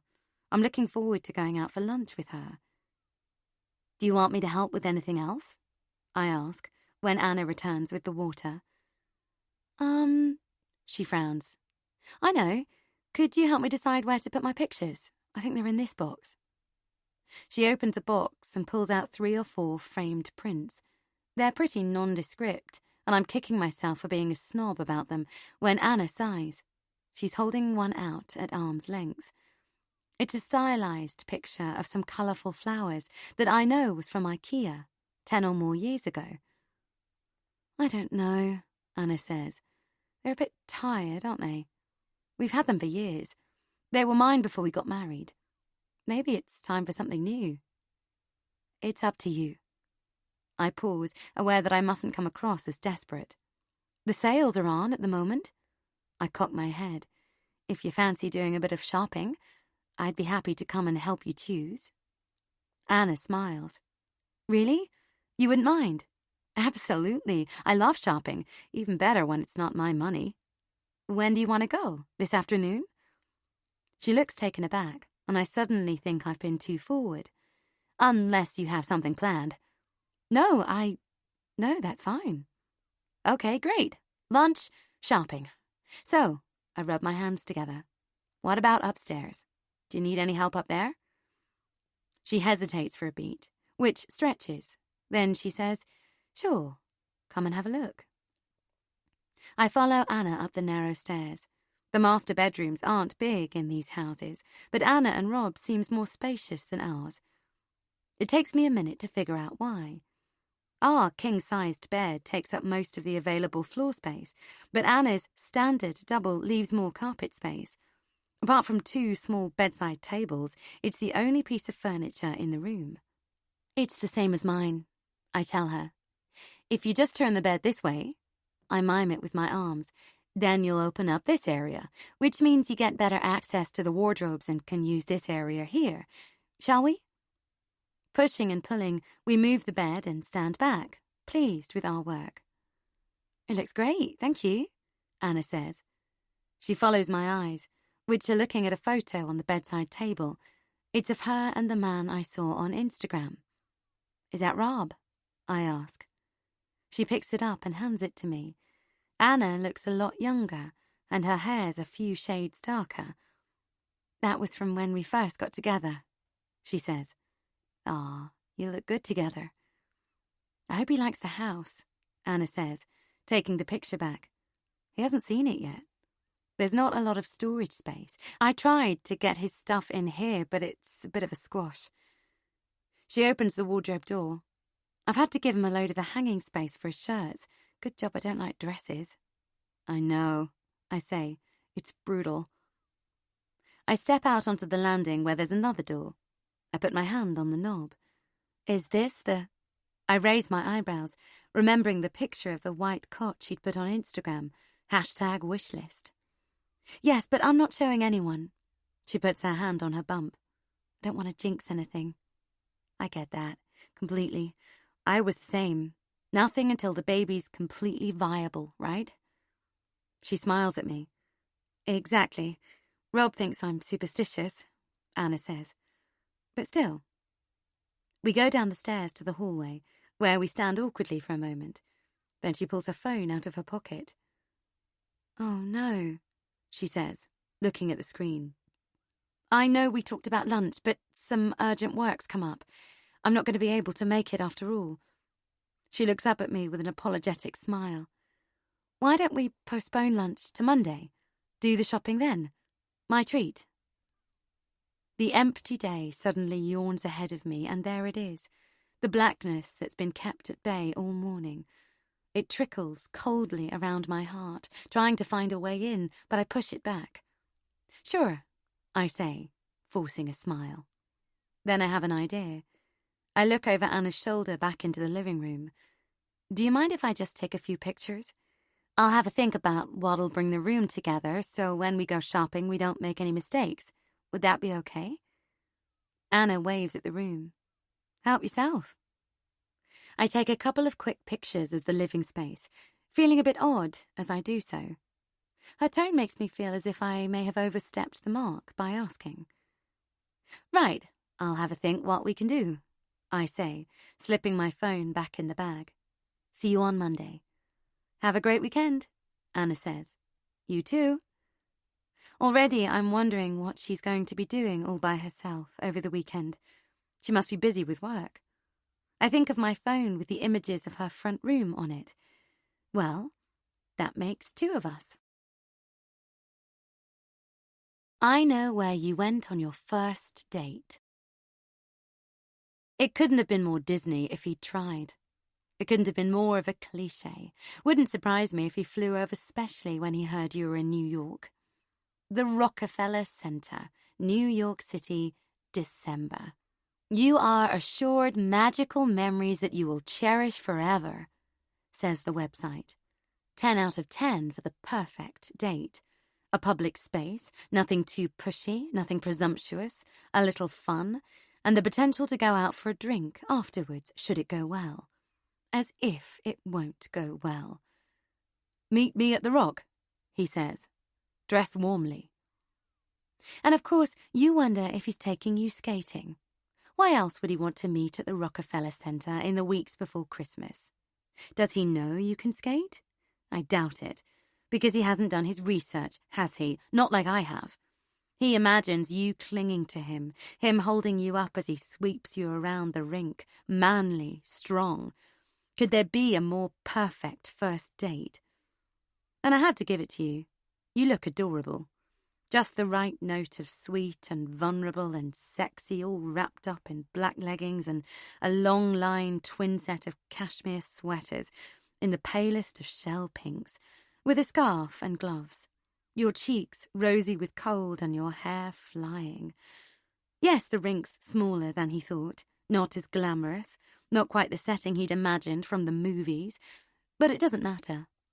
The lights in the adjacent skyscrapers twinkle as dusk falls, and he sweeps out onto the ice in the shadow of the enormous Christmas tree. But you hang back. Of course you do. You watch as he demonstrates skating forwards, a wobbly turn, backwards, another turn, a bit of speed, and then a show-off hockey stop that showers you in a spray of ice crystals. Come on, he says, as you stand beside the ice. Don't be scared. It's easier than you think. I'll look after you. And then you step onto the ice. Not at all like Bambi. Like an Olympic figure skating champion. You laugh, and then you're off around the rink, fast, graceful, confident, your hair flying out behind you while he picks his jaw up off the ice. You do a high-speed turn, your hair whooshing into your face. Then you look back at him and laugh again as you launch into a leap, a spin, and then a beautifully executed salchow. I know you do it again because he gets a photo this time. It's there, on Instagram, your silhouette in mid-air, looking every inch the ice princess. You're so proud of that picture, aren't you? You roll it out regularly for Instagram's #ThrowbackThursday, 8 times so far. I love skating, you call, and he plows over towards you, conscious only now of how unrefined his own moves are. But it doesn't matter. He's made you happy. I've always wanted to skate here, you say, catching his hand and squeezing it. It's a dream come true. But is that the moment that seals it? Is it as simple as him booking 2 general admission tickets to this tourist trap of a rink? I believe it is. By the end of the session, he knows he wants to marry you. It's enough to make me puke. 9. It's a measure of how involved I am in creating the mood boards that I don't hear the car pull up outside the house. Neither do I hear the sound of Jake's key in the lock and the opening and closing of the front door. If the skin on the back of my neck does that animalistic prickle to warn me he's about to arrive home, I miss it. Not even my famous 6th sense picks up the fact that my husband's home and quite likely shrugging off his jacket in the hallway. It's Saturday evening and I'm at the desk, lost in Pinterest images. I'm staring at the screen, click-clacking till my wrist aches as I gather images and send them to a printer that's constantly whirring into life with a rattle so alarming, it makes me think every time that it's about to die. Please don't die. The whole desk's under siege. I've got a little production line going. On the other side of the table, from the computer, I gather the images together, cut them to size with a metal ruler and scalpel, and then I laminate them and move them to a piece of A1 foam board, on which I'm collating the look I think will work best for Anna. It's a strong, eclectic style, which I hope she'll like because I've used the colours that I know she likes. The red of the sofa, as well as the blue of the sweatshirt she was wearing. And I've used some rich yellow to lift it. It's a triadic colour scheme that looks global, and I think it really works as the yellow pulls in all the random items and makes the whole room look more styled. I've also got a smaller board on the go with an image of my own living dining room at the centre. The images surrounding that are all in calming blues and whites. I can't imagine it's Anna's taste, really, but I want to show her what could be done should she wish to invest in more of a change. But the main thing, I think, as I tap my lip with my finger and switch a couple of images around on the triadic mood board, is that Anna's pleased with what I've done. I really want to impress her. I want her to think I'm an expert, to give her a reason to look up to me, to respect me, and, of course, to want to spend more time with me. I swap the position of a couple of the images, step back to view my masterpiece, and nod to myself. Only now will I start fastening the images in place. I pick up my studio tack, then let out a yelp as Jake throws his keys onto the desk next to me and kisses the top of my head. "Oh my God!" I fan my face, faking a faint. "You nearly gave me a heart attack." "That's a nice welcome from my wife after a lonely week on the road," Jake says. "Sorry, I thought you'd heard me and were deliberately ignoring me. Unless you were giving your lover time to escape out the back."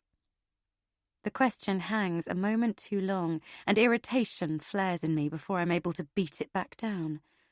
How dare he? Jake holds his hands up. "Sorry, unfair. Let's start again. How was your day, sweet wife of mine?" I take a deep breath in and out to clear any residual anger. "Busy, dear husband," I say. I was lost in... I wave my hand at the table. I'm making a mood board for Anna. "Lipstick lady?" It takes me a minute to realize he means Sarah. "No, this is my friend from the walking group." "Oh, good." Jake loosens his tie, slips it off, and hangs it over the back of a dining chair. "She's really nice, and she lives just around the corner. You'd like her." "I look forward to meeting her." There's a pause. Then Jake finally asks how the baby is. "Coming along nicely." I pat my belly. "How are you? Good week?" "Awesome," says Jake, rolling his eyes. "Training idiots. God, you would think they would have to have some aptitude for or interest in the job before they were hired, wouldn't you? Come on, let's sit down. I'm parched." Jake gets a couple of cold drinks and pats the sofa next to him. I sit down so our bodies are touching. "So, what are you doing for this Anna woman?" Jake asks. "Doing up her house?" "Sort of. She's quite new in her house and has no idea about furnishing, so she asked me to help. Her husband works in the Middle East. Qatar, I think she said, or somewhere like that. He hasn't even seen the house, and she wants it to be nice for him." Jake nods. "Yes, I can imagine he doesn't make it home most nights." "You can say that again." "So you're doing her interior design for free, lucky girl." There's an edge to his voice. It's just how he is. Every minute of his time is charged to one client or another. He's not used to doing things for free. I tut. "I'm just trying to make friends, and maybe if I'm good at it, it's something I could turn into a business." "Sure," he says. "I'm not knocking it." We sit in silence for a moment. Then Jake says, "Maybe we could have them over for dinner one night when the husband's back. What do you think?" "Good idea. I've no idea when he's back, though. She made it sound like he's hardly ever home." "Oh well, bear it in mind." "I will." I close my eyes and sigh, thinking about the loneliness, the talking to myself, the constant fight to stop the blackness from taking me over, and the wretched ways in which I'd tried to make friends when we first arrived. Jake doesn't know it, but I used to go to the Greek deli and buy things I'd never eat, tubs of olives and feta, just because the woman behind the counter seemed nice, and I thought maybe we could become friends. The thought of it now makes me cringe. Had I really been so desperate? But as I sat there on the sofa that night, I sensed that things were changing. This was the beginning of a new chapter. I'd got a friend, and no way was I going to let her go. 10. I'm at the station at bang on 10 on Monday morning, ready to catch the train to Victoria with Anna. It's a blustery day, and I sweep into the ticket hall, slightly out of breath from having had to walk into a strong headwind, my coat and scarf flying out behind me. I know at once, even before I've scanned all the people in the ticket office, that Anna isn't there. My heart shrinks with disappointment. There were 3 sets of people waiting, so I join the end of the line and start stressing immediately about whether or not I should buy Anna's ticket to save time, or wait to see if she actually turns up. It's not my best trait, but I get quite anal about tardiness. The first couple in the queue leaves the counter, putting their tickets and purses back in huge handbags, and we all shuffle forward. I want to believe the best of Anna, but it wouldn't be the first time she's postponed an arrangement we've had. In fact, when I think about it, which I try not to but feel I have to, Anna's delayed every single plan she's made with me. The packing day, the lunch, the shopping day. Not cancelled, delayed. You're being too sensitive, I tell myself, and shuffle another step closer to the ticket counter. Too quickly, it's my turn, and until the words actually come out of my mouth, I honestly don't know how many tickets I'm going to ask for. 2 one-day travel cards, please, I say, and right as I'm wondering if I've just made an expensive mistake, Anna bursts into the ticket hall and rushes up to me, pulling her wallet out of her bag as she reaches the counter. How much is it? She whacks a £20 note on the counter, and I almost throw up with relief. Not because of the money, but because Anna's actually turned up. I knew she would. Hey, morning, I say. Then I do a double take as I see what she's wearing. Oh my God, I laugh. You've got my coat. I swear I didn't copy you. I laugh to show I'm joking. But Anna frowns as she looks at her coat and then at mine. The two couldn't be more different. Doh, I say, I'm not wearing it, but I have it at home. I swear it's my favorite. Anna smiles and shrugs as she touches the sleeve of her coat. I love it too. Like mine's. We smile brightly at each other. Right, ready for a day of shopping? Can't wait, says Anna. Her cheeks are pink and her hair windswept. She looks pretty and fun and full of life, and I'm so pleased to be standing here with her in this moment, so proud to be her friend. We pass through the ticket barriers and onto the platform. I've got something to show you, I say. I'm so full of the joy of giving and sharing, I feel like it's Christmas Day, and I'm about to give a child something really cute and fluffy like a kitten.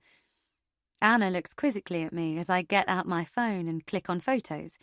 Then I turn it towards her so she can see the screen. Look, it's a mood board I did for you.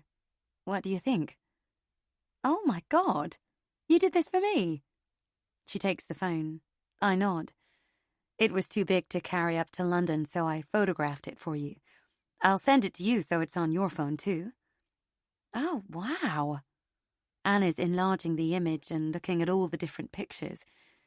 Oh my God, the style looks so done. It looks amazing. And you think this would be possible to do in my living room? I nod again, feeling like Croydon's answer to Kelly Hoppin. You have a lot of those colours there already. It's just a matter of getting a few more bits. Some cushions, throws, etc. And some accessories. Easy peasy. I thought we could start in John Lewis, have a mooch in Zara home, and maybe pop down to Habitat and Heels after, if you've got the energy. What do you think? Sounds great, said Anna. She closes the photo, then clicks on another. Ooh, is this another one? What's this? Do you mind? Oh, that's one I did using the colours Jake and I have in our house, I say. I don't know if it's your style. We go for a sort of New England look. Coastal, I guess.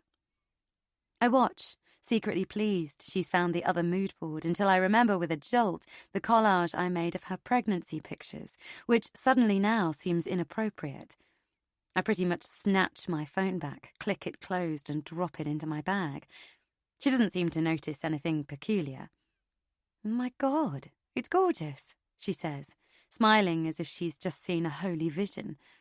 "Do you think I could do that?" "You like it?" "Yes, I love it. If I had to describe how I want my house to look, that would be it. Can we do the blue one, please?" Honestly, I'm surprised. From what she already owns, I didn't have her down as a New England type. But who am I to argue? I'm chuffed to bits she likes my style.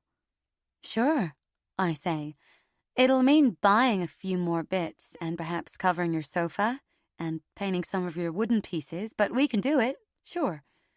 Thank you, says Anna. "Look, here's the train now," I say, looking down the track so Anna doesn't see how much I'm smiling. It's nearly 5 o'clock by the time we get back to Croydon. I don't know about Anna, but I'm exhausted. We're laden down with bags of all shapes, weights, and sizes, and my steps as we head towards Anna's get slower and slower.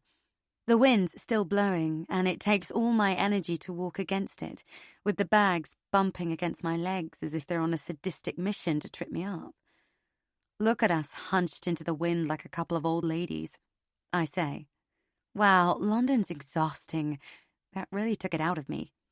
This wind doesn't really help. At least it's not raining. I imagine trying to hold up an umbrella as well as carrying so much stuff. That would be awful. Dreadful. She pauses. Soon we'll be pushing prams everywhere. I can't even imagine. We struggle on in silence until we reach Anna's house. "Finally," says Anna, dropping her bags and searching for her keys. "Can I get you a cup of tea before you head home?" "Thanks, just what the doctor ordered." I follow Anna into her house. The musty smell's still there, but I've got a plan. I rummage in one of the bags and pull out an elegantly boxed reed diffuser. "Ta-da!" I say, presenting it to Anna. "Sorry it's not wrapped, but happy new home. Just a little housewarming gift." "Oh, wow," says Anna. "Thank you. I thought you could put it here in the hall. Then it'll be the first thing your guests smell when they come in." "Great idea," says Anna. "I love it. Thank you so much." But she doesn't unwrap it. She simply puts it down on the hall table and heads into the kitchen to make the tea. I look at it for a moment. Then I open it and set it up. I go through to the kitchen where Anna is putting on the kettle. "Do you mind if I sit?" I ask as I pull out a dining chair and collapse onto it with a sigh. I slip off my shoes and circle my ankles. Then I roll my shoulders in small circles, trying to release some of the tension from all that bag carrying. "Make yourself at home," she says. "Sugar? Sorry, I've forgotten." "No thanks, I'm sweet enough." "Oh, by the way," I say, suddenly remembering, "Jake and I were wondering if you'd like to come for dinner one evening when Rob's back in town. What do you think? It was actually Jake's idea." I laugh, unsure why I want him to get the credit for this. "That's kind of you, and we'd love to," Anna says, as she pours the water into 2 mugs. "But I don't know when Rob's next back. He often can't confirm until a day or so beforehand." "Sure, or maybe you could come on your own. We won't bite." "That would be great," Anna says. "Maybe a better plan, actually. Rob's usually really tired when he comes back. He often just wants to relax at home, to be honest, boring old fart that he is." She smiles. "Right, have you got the energy to open some of these bags? I'm dying to see what everything looks like." It takes a good hour to arrange things, an hour in which I feel a bit like a magician waving my wand over the house. Anna's face lights up as her living room transforms in front of her eyes. I take a few pictures of my handiwork. "Right, we just need to get some pictures in those frames and get them up on the wall," I say, as we stand back to survey the room. "And if you painted that bookcase white, or even a combination of white and maybe a pale, chalky blue, it would make a world of difference. It would come up a treat with some Annie Sloan paint, and it's not difficult to do. I wouldn't know where to start. I smile. I'm happy to help. Painting furniture is my therapy.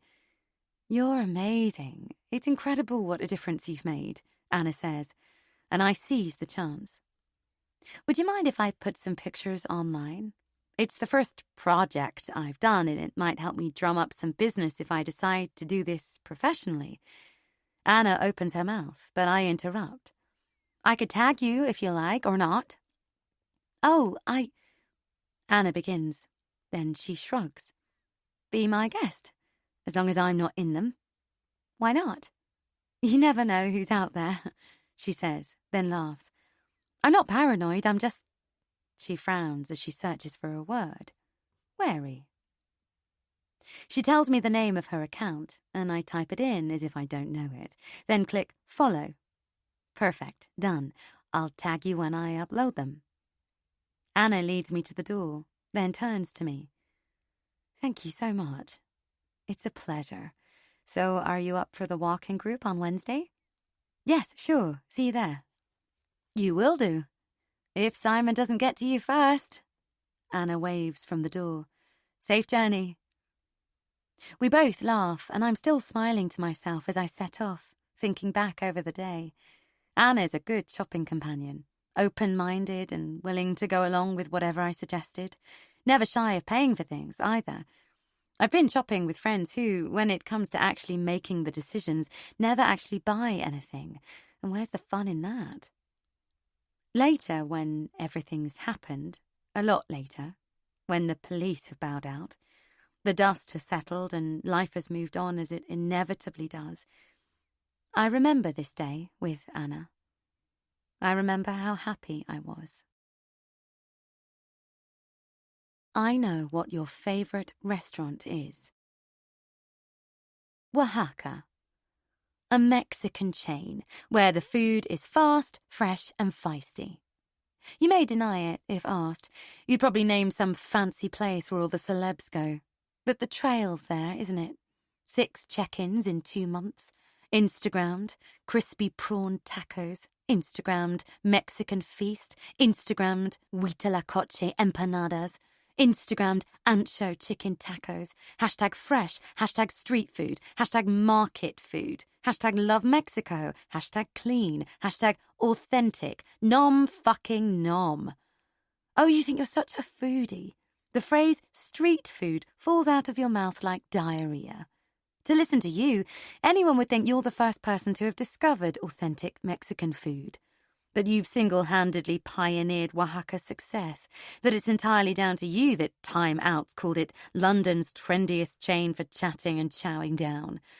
You spout off about fresh and honest ingredients to anyone who'll listen. It's like you think you're deliciously fucking Ella.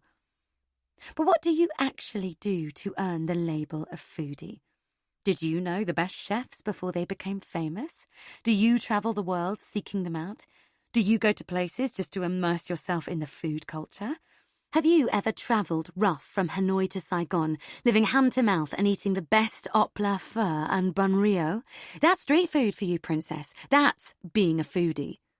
Oh no, you think all you need to do is check in every time you eat out and Instagram your food from above, and you think that makes you part of the in crowd, don't you? 1 check-in at the Wimbledon branch, 2 in Covent Garden. Could it be more cringe? 3 check-ins on the South Bank. That's your favourite, isn't it? Those containers in their bright colours overlooking the laconic sludge of the Thames. It's so authentic, you bleat. But you're not lying. Your favourite thing in the world is to eat there, then walk along the South Bank, watching the street artists, listening to the buskers, watching the boats and pretending you're some kind of trendy London type. It makes me want to puke. Can I tell you something, sweetie pie? You're no foodie. You're boring. You're pathetic. The only food you are is fucking vanilla. 11. Long before I reach the walking group's meeting point, I see her straight blonde hair and bright blue coat sticking out among the sea of browns and olives that ebbs and flows around her. On Instagram, she's posted a collage of shots she took on our shopping trip. #NewFriends, and I'm on top of the world. I sneak up behind her. "Do you come here often, young lady?" I say in my creepiest voice. She spins around defensively, almost as if she's going to strike out. Then her face softens, and she realizes it's me. "Hey, morning. No sign of lover boy today, so it looks like you're stuck with me." "Oh, I suppose I'll survive," I say, rolling my eyes to hide how pleased I am that I'll get her to myself. A few minutes later, we set off. The others fall into groups, and we tag along near the back of the raggle-taggle string. Anna takes a quick picture of a squirrel that's unusually close to the path. "Instagram," she sings, slipping her phone back into her pocket. "So, how's Rob?" I say, taking deep breaths of the fresh air. It's cold and damp, not really the blue sky day I'd hoped for, and there's a heavy scent of petrol fumes in the air, but at least it's not raining. "Fine, I guess. I haven't spoken to him," says Anna. I tilt my head. "Really?" "It's difficult with the time difference and everything." She shrugs. "We message, talk once a week. I guess you're more used to being apart than I am. I'm on the phone with Jake most nights." I don't point out that it's him who calls me, and that I suspect it's only to prove that he's not out with a woman. Not that a phone call proves anything, of course, but he doesn't seem to see it that way. "How long have you guys been married?" Anna asks. I kick a pile of brown leaves, sending them flying into the air. "You should never do that," Anna says. "There might be hedgehogs under it." I look to see if she's being serious, then apologize, thrown off balance that I might have upset her. "No worries," she says. "Don't do it again." "So, how long have you been married?" 2, and together for 1 before that." "Not so long then." "How about you and Rob?" 7 years married, and you know what they say about that." Anna rolls her eyes. 7-year itch? I ask. And she takes a deep breath and lets it out slowly. It surprises me. Young couple, pregnant wife. I'd assumed, I suppose, that their marriage was a garden of roses, but I, of all people, should know that's not necessarily true. "It's difficult keeping things alive when we're apart so much," Anna says carefully. "I only see him for a few nights every 4 to 6 weeks. Sometimes it feels as if he spends more time on aeroplanes than he does with me. It's a joke I even got pregnant. And now," she exhales, "now I guess I'll be pretty much raising this baby alone." "But he'll come home for the birth, won't he? Stick around a bit?" She shrugs. "You'd hope so, wouldn't you?" We walk a few steps while I digest this, then Anna speaks again. "God knows what he gets up to when he's away." She looks away from me, across the park. "Surely not a lot. It's Qatar, isn't it?" I'm really out of my depth now, but from what little I've heard about Middle Eastern countries, I imagine Rob's living in some sort of compound with other male members of staff, segregated from the women. Or is that Saudi Arabia? I'm ashamed how little I know, but it can't be like California, can it? Where temptation in a bikini is all around. Anna sighs. "I think it's pretty relaxed in the big hotels. They can get alcohol and stuff.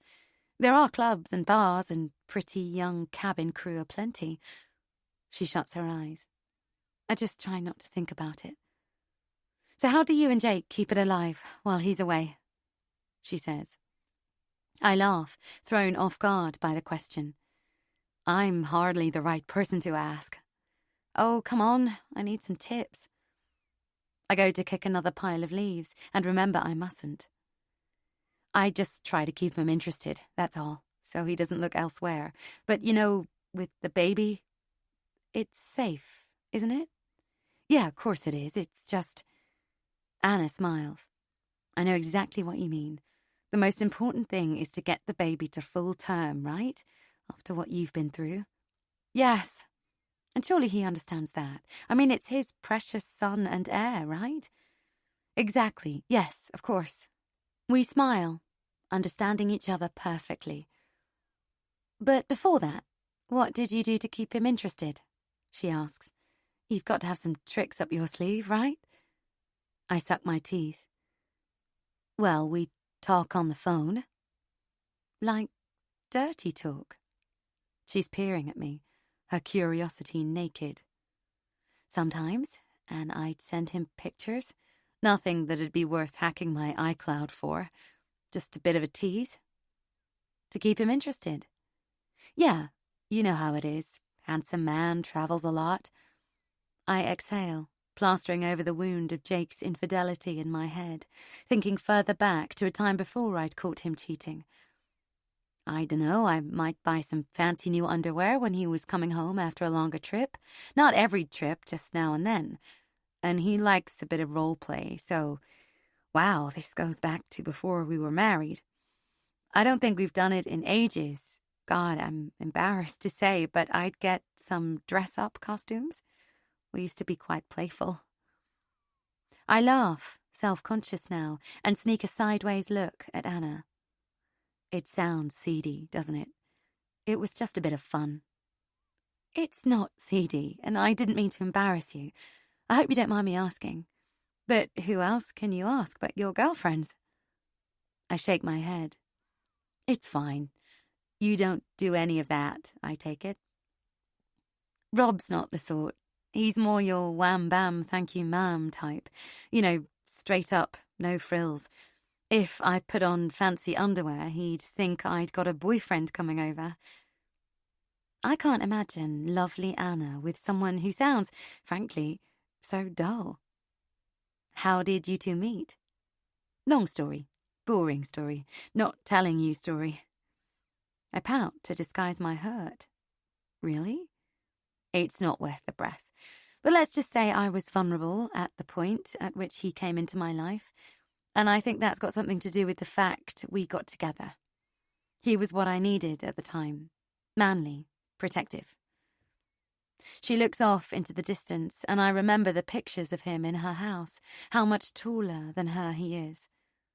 Sounds intriguing, not boring. Anna sighs. It's a story for another day. We walk in silence for a while. It hurts that she doesn't want to tell me after everything I've just told her. It's like 3 steps forward, 1 step back. But I don't want to push too hard. So, have you made any other friends? She says. Well, funny you should mention that, I say, but I've been invited to join a book club. Wow, I used to be in a book club in Bristol. She laughs to herself. Fun times. Who's running that? Even as she's speaking, my mind's running at high speed. Sarah said I could bring a friend, and Anna's within walking distance. Would you be interested? I ask. I mean, I'd have to check, but it's run by a woman in my street. It'd be awesome to have you there. If you're a reader, I mean. Don't join if you don't like reading. What do you think? Really? We're walking quite fast, and Anna's face, as she turns to me, is flushed. I'd love that. Thank you. And for the first time since I arrived in London, I feel I'm doing something useful, making friend connections, and it fills me with happiness. Which is probably why, when footsteps run up behind us and I turn to see that it's Simon, I give him a huge smile. Hello, Taylor, he says, falling into step with us. I thought that was you. Very distinctive walk you've got. And you're Anna, aren't you? Anna nods and gives him what I realise is clearly a fake smile, and he smiles back, then looks away. How's your dad? I ask. He smiles again, and I notice a couple of hairs sticking out of his nose. They quiver with every breath. He pushes his glasses back up his nose. He had a much better week. Thank you for asking. Good. And what about you? How was your week? He gives me another smile and shrugs. Comme ci, comme ça. It is what it is. How long have you been caring for him? I ask. It's been a year since I moved into Father's place. I had to. It was too difficult otherwise. I couldn't be everywhere at once. There's no one else who can help? I realise what a daft question that is as it comes out of my mouth. Anna, who's remained silent throughout this exchange, gives me a sideways look. I don't have any siblings, says Simon. It's okay, I don't mind. It can just be a bit intense sometimes, which is why I enjoy coming to this group, getting outside, seeing other people, feeling like I have a normal life.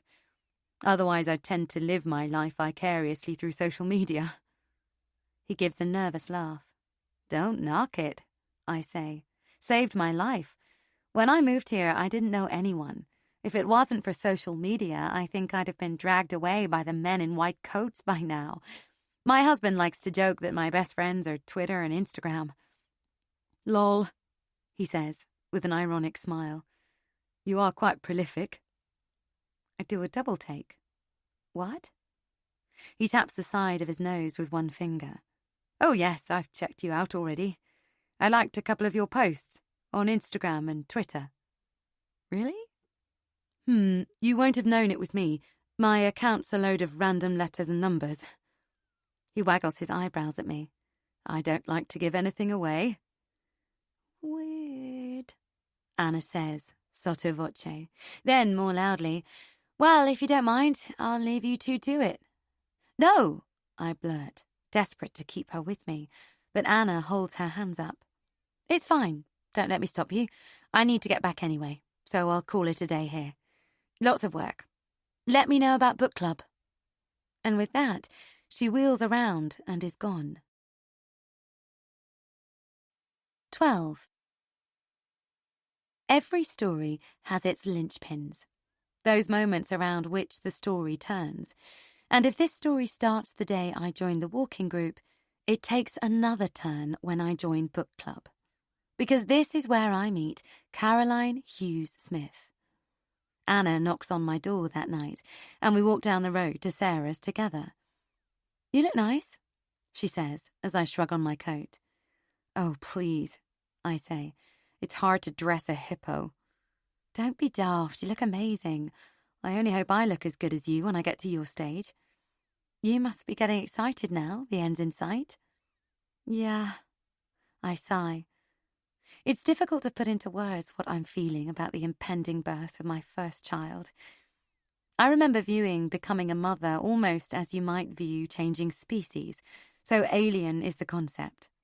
You hear stories, of course, but I simply can't imagine what it's going to be like. Exciting, but also terrifying, I say. I don't know about you, but I can't believe I'm going to have this little person to look after 24/7, and not entirely sure there's any point in me actually joining this book club, given I'll probably be too knackered to read anything except parent manuals for the next 5 years. Oh, come on. It won't be that bad. At least you'll have Jake there. True, I say. Right, this is Sarah's house. What's she like? Do you know anything about her? Only what I've seen on Facebook. She looks like a bit of a party animal. Her photos are all high heels and cocktails. You all friends? Anna asks. No, but her account is wide open, so I had a quick look. Anna tuts. What are you like? She's a neighbour. I needed to make sure she wasn't a psycho. We drop our voices as we walk up the path. Sarah's house isn't one of the Victorian terraces that Anna and I have, but a post-war semi, one of a few tacked onto the lower end of the street. I ring the doorbell and Sarah opens at once. The hallway behind her is lit with a lamp, and the warm glow is inviting, as is Sarah's smile. Come on in, she says. Caro's already here. Sarah waves us into a lounge diner where a woman's already sitting at the dining table flicking through a book. I recognise her from Sarah's Facebook. She looks up when Anna and I walk in. Hi, I say brightly. I'm Taylor. Nice to meet you. Likewise, she says smoothly, standing up and holding out her hand. Caroline. She's wearing a silk shirt and necklace over elegant black trousers. Her hair is loose and thick and her face glowing. Discreet diamonds glitter on her fingers and at her wrist. Although I'm fit and generally doing all right in my pregnancy, I immediately feel inferior in my maternity jeans and smock top. It's a feeling I quickly get used to whenever I see Caroline. In terms of looks, she's as far from me as it's physically possible to be. Her flamingo to my hippo. "You look nothing like you do on the internet," Caroline says, and that wrong-foots me. "Oh, don't look like that," she says, shaking her head so her hair cascades over her shoulders. "Everyone does it." She snorts a laugh. "Anyone who says they don't is a liar." I look pointedly at Anna and bite my lip. She gives me a tiny eye roll, then turns to Caroline. "Hello, I'm Anna," she says. And there's a pause that Caroline makes no move to fill, so I take a step towards her. "What are you reading?" "Oh, just flicking through Sarah's books," she says. "She has interesting taste." She raises an eyebrow on the word interesting, and I see she's holding a book with a saccharine, chick-lit cover. She looks me up and down. "When are you due?" "February." "Okay," she says, looking at my bump and nodding. "Wow." I want to tell her Anna's pregnant too, as it's not immediately obvious, but I don't feel it's my news to tell, so I bite my lip and wait for her to notice. "Right," says Sarah, coming back into the room. "Have you all met? I thought we could play a little game to introduce ourselves. Can you each just say a sentence about you, plus tell us 2 things no one else knows about you?" She giggles. "That could be fun, right?" Anna, Caroline, and I smile brightly at Sarah. I wonder if we're all thinking, do we really have to? We all take our seats on the sofa and easy chairs and look expectantly at Sarah. "Okay, I'll begin," she says. "I'm Sarah, obviously." She laughs. "Divorced, marketing manager, FMCG stuff. Won't bore you with it. 2 kids who live largely with their dad." She looks at each of us, her eyes sliding from one to the other, trying to latch, trying to find some grip with someone. "Right, 2 things no one knows about me. Okay, I've never been to Spain. Can you believe it? Not even Ibiza. Though that might change now I'm single. And, oh, this is a good one. I'd love to have another baby. No idea how, but I'd really love to." She looks down for a minute, then back up again with a smile. "So that's me. Ta-da!" She does jazz hands and Caroline starts slow clapping. Unsure of what to do, Anna and I both give a little clap too. "Thank you," I say, which sounds a bit odd, but I don't know what else to say. "Right," says Sarah. "Who's next? Shall we do it in the order you got here, just to be democratic about it? So, Caroline." Caroline leans back on the sofa and pouts a little as she thinks, her head tilted. We all wait, then she speaks slowly, pronouncing her words deliberately and precisely, in a manner that I come to realize is very much her signature. "Well, I'm Caroline, obviously. Hughes Smith," she drawls. "I'm an architect, currently on sabbatical." Right, 2 things no one knows about me. She frowns, and I'm honestly surprised to see she hasn't had Botox.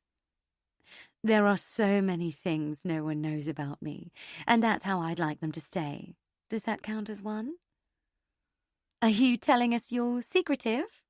says Sarah, looking at Anna and me with a laugh. "If that counts, then yes," says Caroline. 1, I'm secretive. 2, I've been someone's mistress. She holds both her hands up, diamonds sparkling, to prevent us from voicing the questions that spring to mind.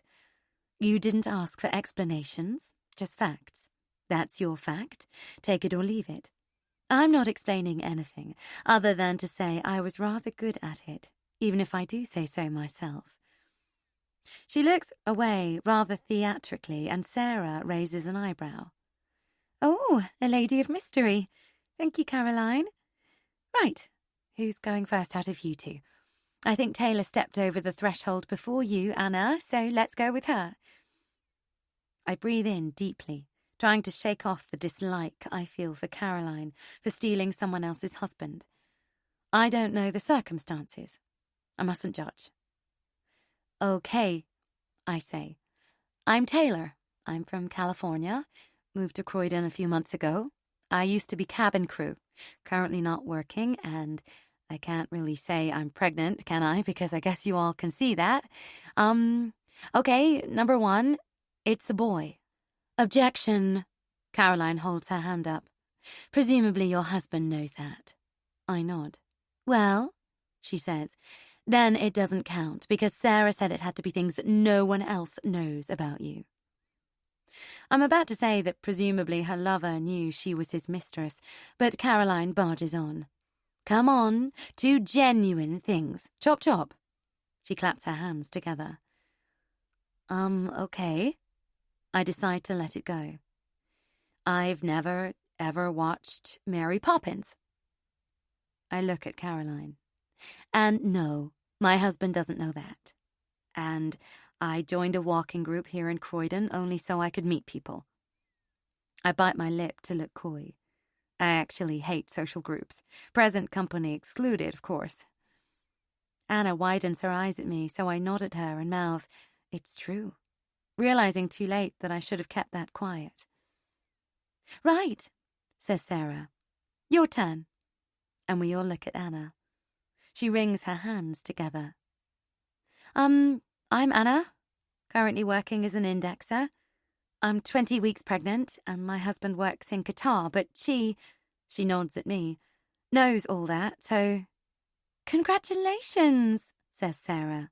Almost outnumbered by pregnant women. She looks at Caroline. All the more wine for us. She laughs. Anyway, sorry, carry on.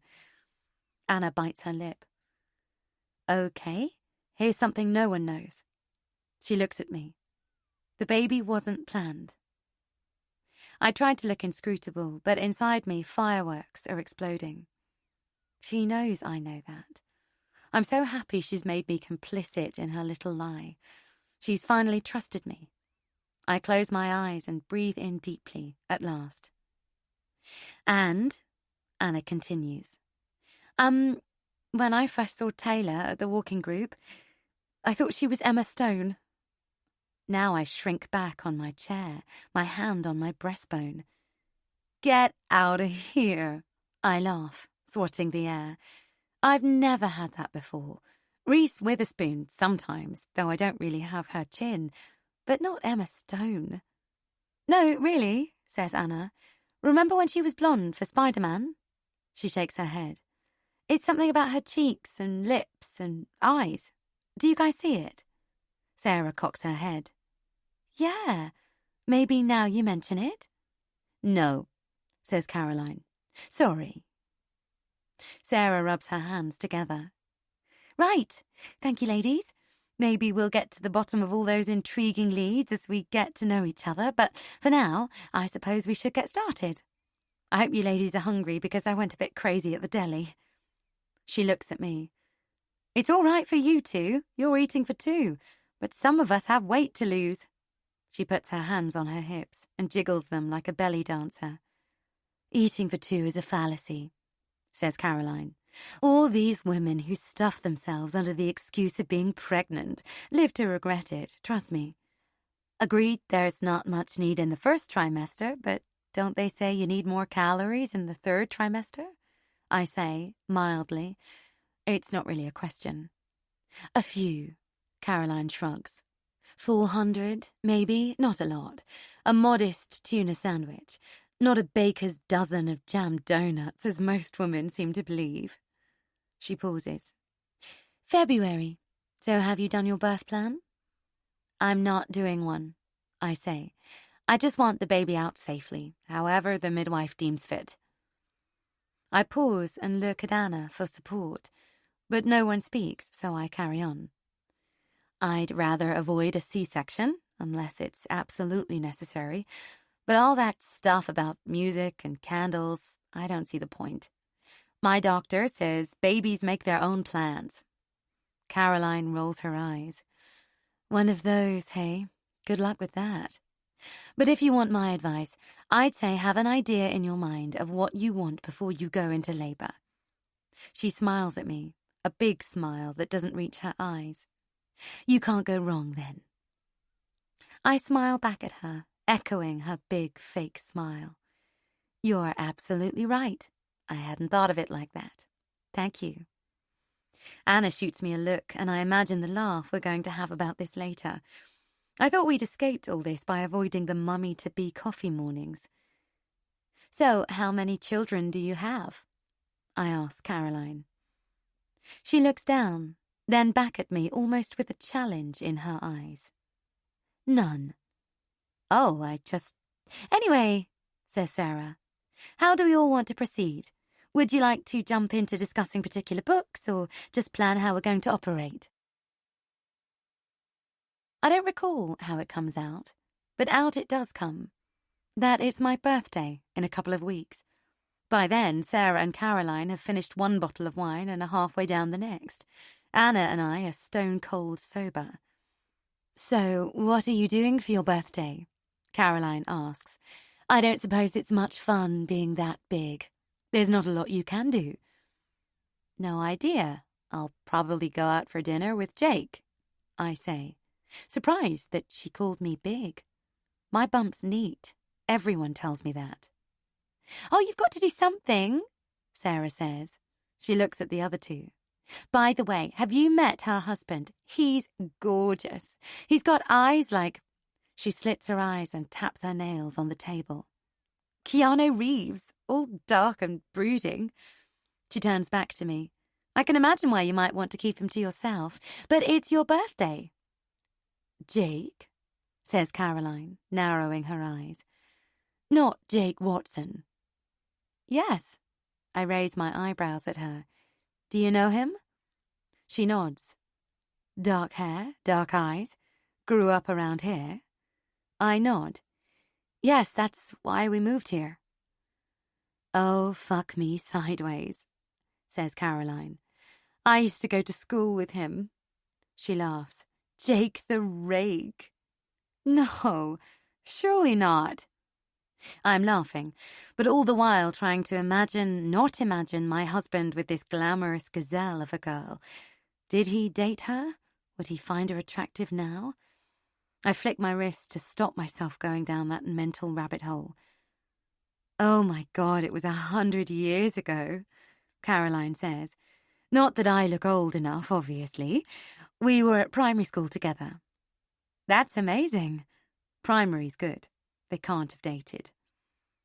Caroline looks at me appraisingly now, nodding a little, as if assessing the type of woman that Jake the Rake finally married, and I'm thinking I can't wait to ask Jake if Caroline was a bitch at school. All very interesting, Sarah says, but if you two have finished, as I was saying, you need to go out for your birthday. I swivel back to face her. I hardly know anyone. You know us! Sarah bangs the table, her voice too loud. We should all do something together. Husbands too. What do you all think? She taps her knife against her glass. Ting, ting, ting. All those in favour of doing something for Taylor's birthday, raise your hands. She flings her own hand up in the air at the same time as Anna, then Caroline raises hers to the height of her shoulder, a small smile gracing the corners of her mouth. Sarah turns to me. Right, that's unanimous. Where shall we go? Dinner somewhere fun? What do we all like? Italian, Indian, Chinese, Mexican, Greek? Oh, I love Mexican, Anna says. Me too, I say. Oh my God, did you ever go to Chronic Tacos when you lived in the States? I still dream about that place. Yeah, there was one in Fort Myers I used to go to every time I was in Florida, and one in Tampa. I loved it. So authentic. But have you tried Oaxaca here? It's just as good. Better, even. I have. I love it. There's a brilliant one on the South Bank. It's made from shipping containers, Anna says. Sarah gives a dramatic shudder. I love the tacos. They're so Moorish. Caroline rolls her eyes. Oh, for fuck's sake. Listen to you all sounding like a flock of foodies. It's not a competition to find the most authentic street food. It's her birthday. We should go somewhere nice, not some half-baked food truck. I put my hand up tentatively. One more thing. Could we make it a lunch? I'm not keen on going into town late at night these days. Sarah holds her hands up. Okay, leave it with me. I'll come up with something. And don't worry, it won't be anything completely crazy. Just something nice, I promise. I know you have a special place. I mean, who, apart from a 5-year-old, has a special place? And if that's not sickening enough, where exactly is your special place? Shall I say it, or will you? Disneyland. Yes, you heard. Have you any idea how that sounds to a normal adult? So it's your first holiday together. He suggests Florida, wanting to impress you with a fancy Art Deco hotel in Miami Beach, and you fling your arms around him, batting your stupid eyelash extensions, and say, Disneyland, oh, please, please, pretty please, and he has no choice but to oblige you. The most revolting thing is, he doesn't mind. Let me say that one more time. Disneyland. Yeah, you went there as a child, and you want to share it with him. I know your type. All cuddly jumpers, teddy bears, and wholesome memories. Makes my stomach turn just thinking about it. And him, he always was such a sucker. He hates roller coasters, but he does them for you, doesn't he? Splash Mountain and Space Mountain. You get on that stupid log flume and you ride up that cranky old mountain through all those stupid forest animals singing, and all the way along he can't admit how much he hates it and how petrified he is because you're wriggling in your seat, telling him you were practically born on that ride, that you first rode it when you were like still in the womb, and then you come out at the top and there it is, the 50-foot drop, and your hands are in the air and he can't scream, not in terror, because he wants to look like he's enjoying it, so he squeezes his arm tight around you and you think he's being all manly and protective. Did he tell you about his fear of heights? Didn't think so. You don't buy the photo. He rushes you past the booth so you don't catch sight of the terror on his face as you tip over the edge. And then, when he thinks it's over, you shake the splash out of your hair and jump up and down on the spot, pulling him across the park towards Tomorrowland, like a kid wanting candy from its mum. And the realization dawns on him that there's only one reason why you're doing that. Space Mountain. The King, Lord, President of the Disneyland rides. And what can he do? What can he say? I hate heights. I feel claustrophobic in the dark. The lights trigger my migraines. Please don't make me go on this. Ha, ha, ha. Sure thing, honey, he says in a phony American accent that makes you laugh, and you have no fucking clue. He lets you lead him by the hand to Space Mountain, but all the while he's hoping the queue'll be too long, and you'll give up, but you've pre-booked, haven't you? You've used a fast pass to get in without queuing. He'd know that too, if he checked your Instagram.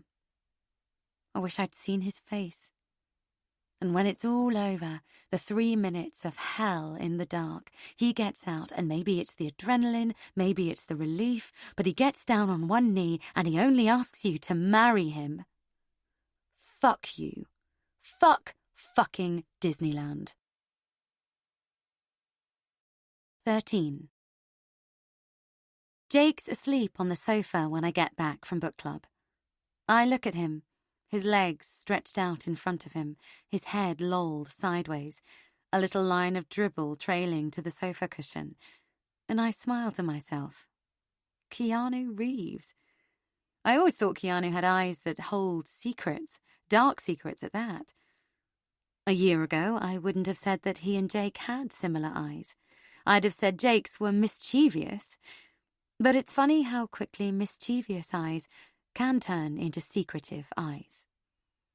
When I first saw Jake, I didn't even really fancy him. There was never that spark, that jolt of attraction. I thought he looked a shade too close to boring, too neat, clean and ironed, like a mummy's boy. And reserved Englishman wasn't my type. I've never told him that. It was actually Jake's voice that drew me to him. That and the length of his fingers, the slimness of his wrists. Silly things. Maybe I should have looked at the bigger things. I step over to him now, lean down, balancing myself on the back of the sofa, and kiss his cheek. He jumps awake, and I see the momentary confusion as he tries to work out where he is and why. I wonder if she flashes through his mind. "You're back." He rubs his eyes. "What time is it?" "Just gone 11. Did you have a good time?" "Yes, book club was great, but you'll never believe who I met. Do you remember a girl called Caroline Mackenzie? You went to school with her."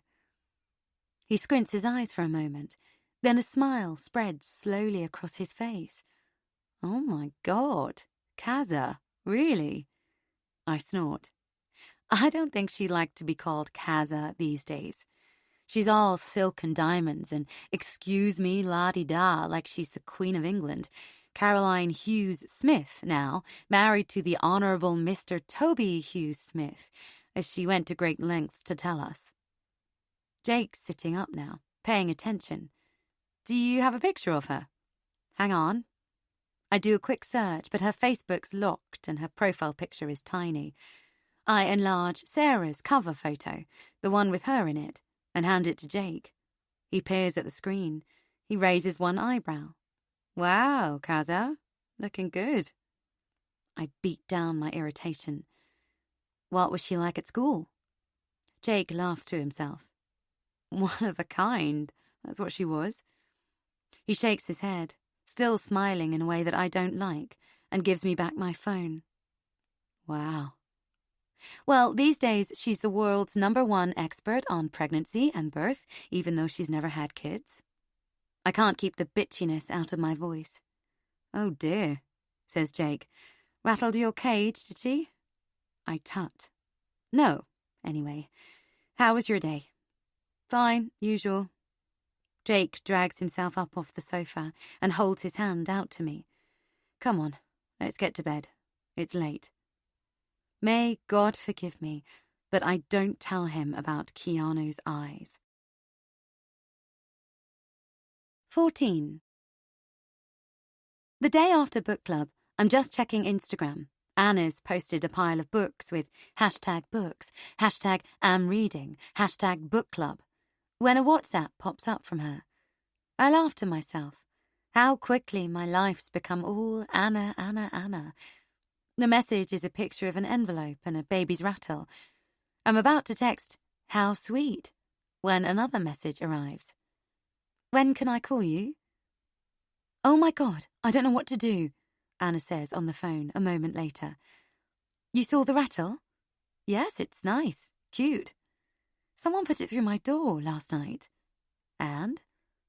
Although I'm up, my brain's not fully awake, and I'm not connecting the dots.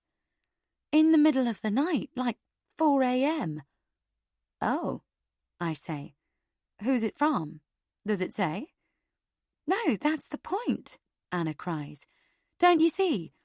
Let me spell it out. Someone put an anonymous package through my door at 4 a.m. last night.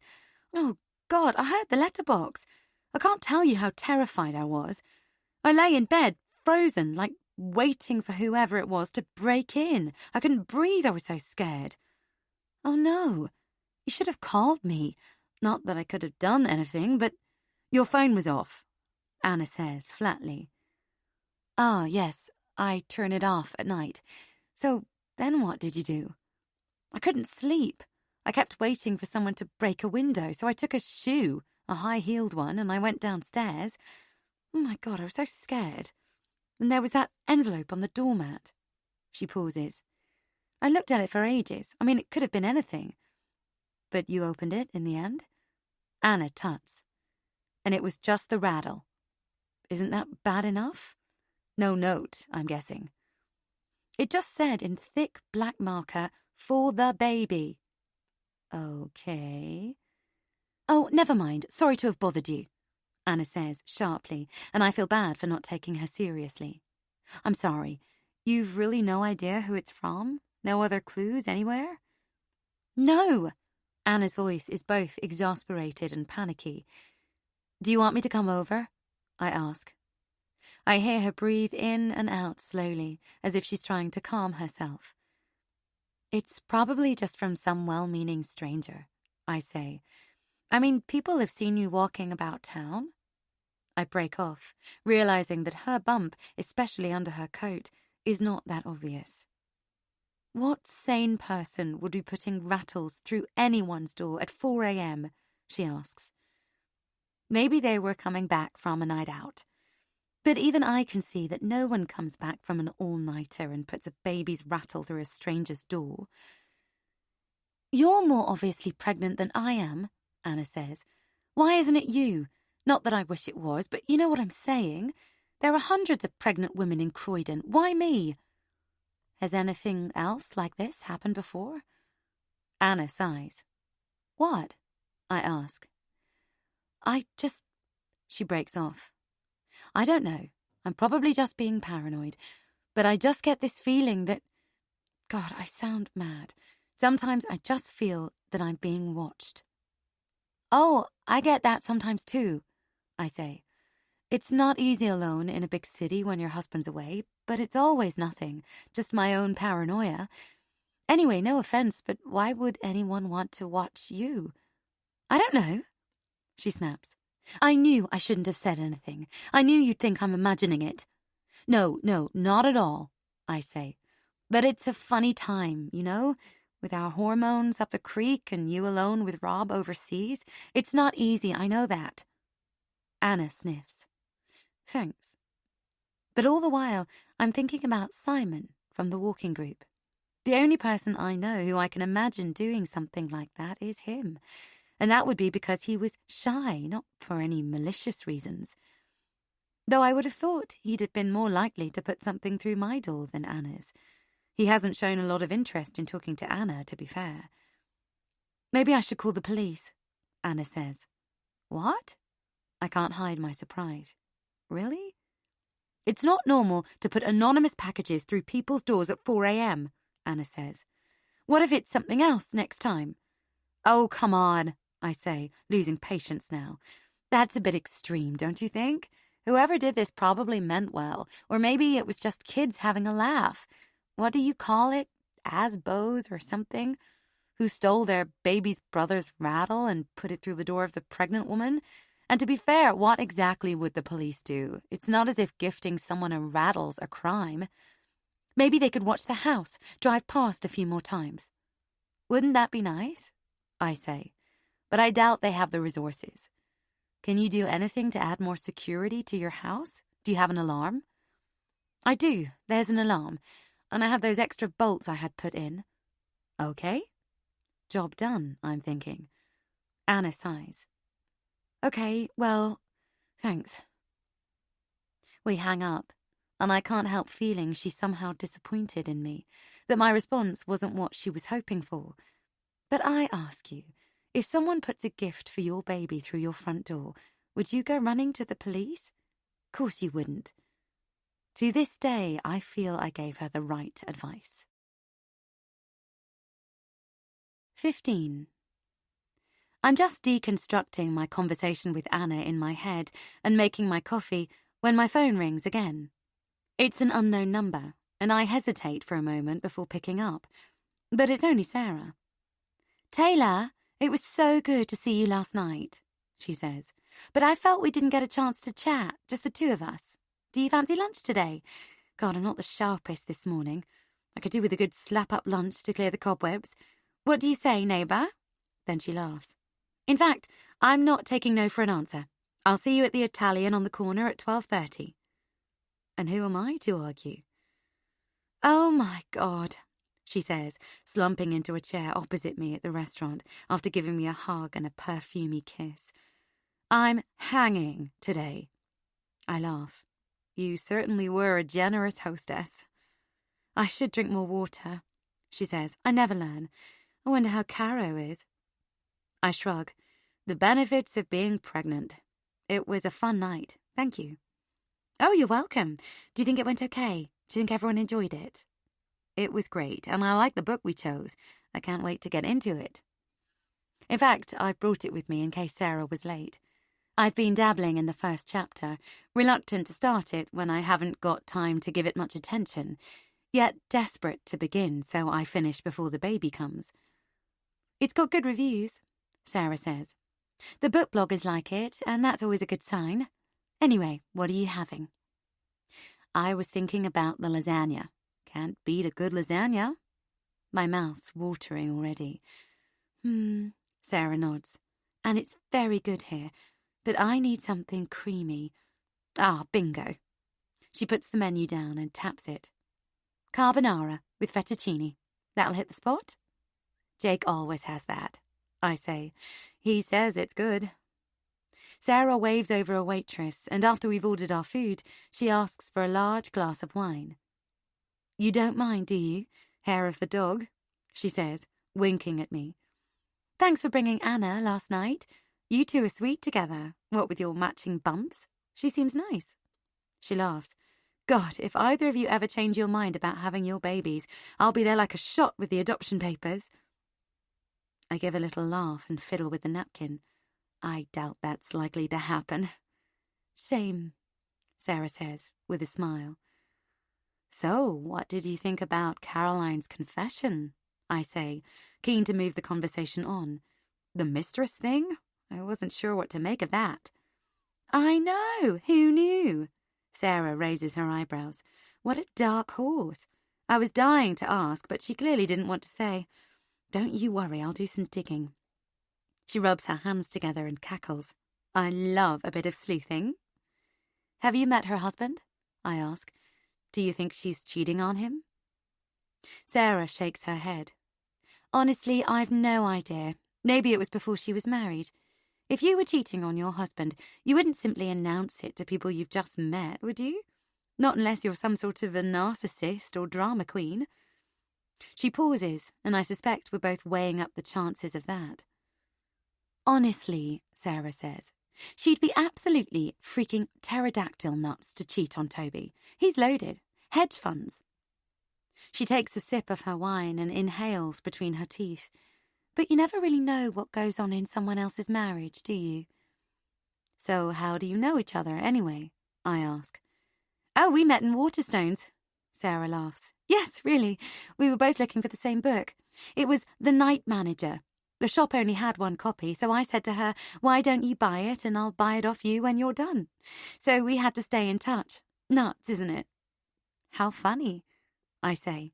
Because what I can actually picture is Caroline looking Sarah up and down in the shop and telling her to F off. So haven't you got work today? I ask Sarah. Oh, I do the company social media once a week from home. I'm allowed to go out for lunch. I see, of course. Oh, would you look at that? Sarah nods towards the door, where two men in business suits have come in. A waitress shows them to a table. Sarah nods appraisingly. Not bad. Got to keep an eye out these days. Wedding ring, I say, at least on the one I can see. Sarah laughs. Doesn't stop them. Watch this, she says. She gets up, then sachets past the table the men are sitting at. I watch as both of them follow her with their eyes. She goes up to the counter and looks for a minute at the desserts under the glass, then sachets back past them, hips swinging. She's a little overweight, but has good curves. The men both look again and exchange a word or two. Typical, I say when she sits back down. But it's quite a leap from looking to cheating. Well, as you're happily married, I'll just leave it there, Sarah says, raising an eyebrow. She takes a sip of wine. At least, you think you're happily married. She laughs, then realizes what she's implied. Oh my God, I'm so sorry. That was out of order. I shake my head. It's okay. Sarah sighs and fiddles with her cutlery. You know, it's not so easy being single at my age. Despite everything, I do miss being married. Don't fuck yours up. I'm trying not to, but it does take two to get it right. And it only takes one to fuck it up, she says bitterly, unless the other's prepared to turn a blind eye. She sighs again. Anyway, we're not here to dissect your marriage. My problem now is I'm 42 and single. I have 2 tween-age boys and I want another baby before it's too late. If I don't find someone soon, it's going to have to be the sperm bank. It's not ideal, but I want the baby more than the husband. Oh, well, What I want to say is that I'm not smug, sitting there with everything that she wants. A baby and a marriage. I want to say that my marriage has been shattered and I don't know if we can get it back together, that I'm so grateful for the pregnancy, that I'd rather be back home in California, and that the reason I'm here in Croydon is because I want things to work out with Jake. I don't want us to be another divorce statistic. That I can't find the words. It seems too deep for Tuesday lunchtime in an Italian restaurant full of businessmen. Oh, ignore me, Sarah says, as the waitress brings over our food. Sarah asks for Parmesan cheese, black pepper, and another glass of wine. I can get quite maudlin about the whole thing. She smiles at me. You have such a lovely time ahead of you with the baby. It'll be tiring, obviously, but oh my God, the first smile. And then those gummy little smiles before they get their teeth, the teeny tiny fingers curled around yours. She sighs. The baby smell. Oh my God, I could bottle that. She smiles at me again. Even the nighttime feeds. Are you going to breastfeed? I nod. Oh, even the night feeds with the baby curled up against you in bed, all snuggly and warm, and you drifting off to sleep. It's going to be amazing, and ignore anyone who tells you otherwise. She continues to talk about babies while we eat, pausing the conversation once to lean over and take a half-drunk glass of wine from the table next to us after the people leave. Oh, the look on your face, she says. It was a Chablis. I heard them order. The most expensive one on the menu. So wrong to leave it. She pours the wine into her own empty glass and puts the empty one back on the table waiting to be cleared. No one's going to be any the wiser. Didn't you ever do that when you were younger? God, I got through college nabbing other people's abandoned drinks. Minesweeping. She laughs, lost in her memories. I shake my head. I must have missed that bit. By the time we finish lunch, Sarah's more than a little inebriated. She's talking loudly and holds onto my arm as we exit the restaurant, teetering slightly in the high-heeled boots she's wearing with her jeans. Come back to mine for a coffee, she says as we make our way unsteadily along the pavement. Unless you have something planned. What are you up to these days? Washing all the baby clothes? Oh, they're so cute, aren't they? They're so tiny, the little baby grows. Oh, I never kept mine. I thought I was done with kids, but you never can tell what life has in store for you, can you? So will you come back for a coffee? Sure, I say, just a quick one. So I end up in Sarah's house again, less than 24 hours since I last was there. She flops onto the sofa, pulling off her boots, and I head to the kitchen to make some coffee in the hope that it might sober her up a little. In the sink is the detritus from book club, still unwashed. The wine glasses, cheese plates, and knives not even soaking, but just as we dumped them when we left last night. I find 2 mugs and some instant coffee and the tea bags, and make us each a drink. When I go back to the living room, Sarah's got a scrapbook open on her knees. Oh, look what I found. You made me all broody. Come and look. She pats the sofa next to her, so I sit down, and she pushes half the album onto my knees so we can look at it together. She turns the pages back to the start. This is Archie the day he was born. Look at that little bundle. And here he is 4 hours old. Oh, this is when he first properly opened his eyes and I saw for the first time what colour they were. She sighs. Oh, such precious days. I'm so jealous of you, you know. He's very sweet. But you can't wait to meet your own little bundle, can you? No. I can't wait to see what he looks like, whether he'll look more like me or Jake or neither of us. It's such a magical time. You're very lucky. I know. Sarah takes my hand and looks me in the eye. Just enjoy it, that's all. It goes by in a flash. Before you know it, he'll be sprouting hair and getting spots, and the next thing you know, your baby will be gone. Okay, I say. And then I extricate myself, leaving Sarah to her memories. I walk back home slowly, thinking about her. I like her, but there's something slightly desperate about her.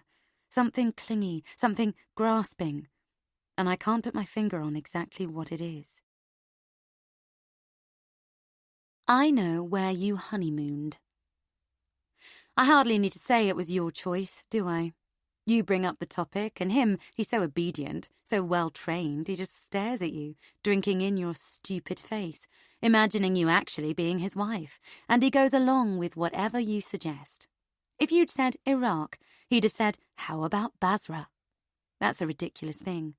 His pathos I can almost understand, because he's a fool for you. But yours? You have the whole world to choose from, and you pick Mexico. Who do you think you are? Jennifer fucking Aniston? But of course, it wasn't ever going to be the tourist strip of Cancun, was it?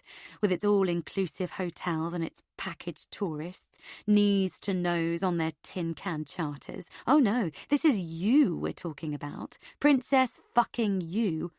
It has to be something self-righteous, something squeaky clean and lentil-eating, something different, and look at me, I'm so right on. So you choose an eco-resort. A cabana on the sand in an I'm so amazing eco-resort. At least it's not Disney. I give you that. And so, the morning after the wedding, you fly out to your Mexican eco-beach cabana that looks like it should cost $10 a night, but probably costs 100 times that, and you think it's perfect, with its white four-poster beds, its hardwood floors, and its rough-painted turquoise walls that remind you of the Caribbean that's right outside your heart. It's so charming, you think. Not that he cares, because all he intends to do the entire week is fuck you anyway, in that white four-poster bed, on the beach, in a hammock at 2 a.m, when you think no one can see. I'm right, aren't I?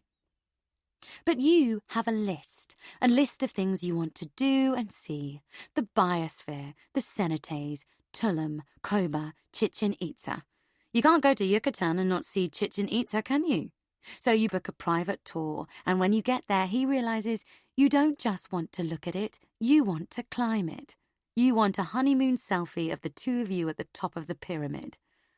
Oh no, he says, I don't have a head for heights. And just look at the ambulance parked down there. Surely it's not safe. I don't want anything to happen to you on our honeymoon. But there's nothing like you on a mission for a selfie. You've already kissed his nose and are 20 steps up, and he has no choice but to follow you, heart hammering as his feet are longer than the crumbling steps are wide, and all the while he's thinking, this shouldn't be allowed. There should be rules against this. It's way too dangerous. I can't believe I'm going to die here. Oh, hear me laugh. He nearly gives up halfway, when the sun's beating down on him and the mosquitoes are circling like vultures. But he can't give up, because you're already at the top. Come on, you shout, and he remembers that stupid fish in that Disney movie. Just keep climbing, he says out loud. Just keep climbing. Don't look down. And he sticks close to the chain that's there to hold onto, and he makes it to the top, where he nearly passes out. But you're there, skipping about the top of the pyramid, where the ledge is at least a bit wider than the steps, and he finally manages to look out at the view. And he's got to hand it to you. It really is amazing. It looks like the entire world is coated in dark green forest as far as the eye can see, but you don't let him stop for long. He barely gets his breath because you need to get that selfie, so you lean out over the edge and try to drag him with you so your heads are together, cantilevered over the steep, steep drop where the ambulance below is the size of an ant. No, a baby ant, and you're laughing, teasing him without a care in the world. Come on, it'll be worth it when it's on Facebook, you say, and somehow you get the photo with half of you and all of him in it. And once you've applied a filter or face-tuned it or whatever crap you do to your picture, no one will know how terrified he really was. And that night, when he's safely back down and you've had a couple of drinks, he's full of the sense of having survived. He's so full of hot lifeblood that he thinks, when he fucks you, that you're going to get pregnant. He convinces both of you that you're going to get a honeymoon baby. You're drunk as skunks on the idea. It doesn't happen, does it? Oh, yes. I know that, too. 16. Anna goes away on a course for work a couple of days after book club, and I miss her more than I care to believe. I check her Instagram several times a day, but all she posts is an arty shot of a notebook and pen with a pair of glasses on top. #working hard, #back in the classroom. And her WhatsApp status just says busy, so it's not till the following walking group that I get a chance to dissect the book club evening properly with her. Only on the day, she calls me to say she won't be coming, and I feel as if my backbone's snapped. All the life goes out of me and I slump against the wall. "I'm so sorry," she says. "I was really looking forward to it. You and me both. It's not about the rattle, is it? You're not?" I want to say scared, but I also don't want to sound like I'm belittling her worries. She pauses for a fraction too long. "No, I've got a bit of a cold. You know how it is. Could do with resting up. I don't want it to get worse." I don't entirely believe her, but, "Oh, I'm sorry to hear that," I say. "Let me know if you need anything." "Thanks, I'm all right at the mo," she says. "I've got stuff. I'll see you next week anyway. Oh, is there any news about your birthday? Have you heard from Sarah?" "Oh, no, I had lunch with her the other day, but she didn't say anything." "You had lunch with her?" "Yes, she called me after book club and wouldn't take no for an answer." "Oh," says Anna. "Where did you go?" "That Italian on the corner with the blue front?" "Oh, yes, I know it. Very nice. Maybe she was trying to impress you. Do you get the feeling she doesn't have many friends?" I pinch the bridge of my nose. It could be me she's talking about. "Anyway," I say, "for what it's worth, she got drunk and talked non-stop about babies. Think I took one for the team there." This seems to please Anna. "I wonder if she even remembers she volunteered to arrange something," she says. "She was quite tipsy at book club as well, wasn't she?" "Yeah. What did you make of Caroline?" "Drunk on her own amazingness," she says. "Though she didn't seem to like me, did she?" I rewind in my head. Really? She didn't say hello to me, pointedly ignored me. You must have seen that. It was the first time we'd ever met. I mean, it's just good manners to say hello, isn't it? I'm beginning to think Anna's a bit paranoid, and I don't have a lot of patience for that. I can't stand drama queens. "Don't read anything into it," I say lightly. "She can't have anything against you if you've never met before." Anna snorts. "Anyway, weird that she went to school with your husband." "Isn't it?" "Did he remember her?" "Yeah," I say slowly, still not entirely sure what he thought of her. "He remembered her name." "Wow, I hardly know anyone I went to school with. Anyway, look, I'm sorry about walking. Have a good time. Simon will be pleased to get you alone." I tut.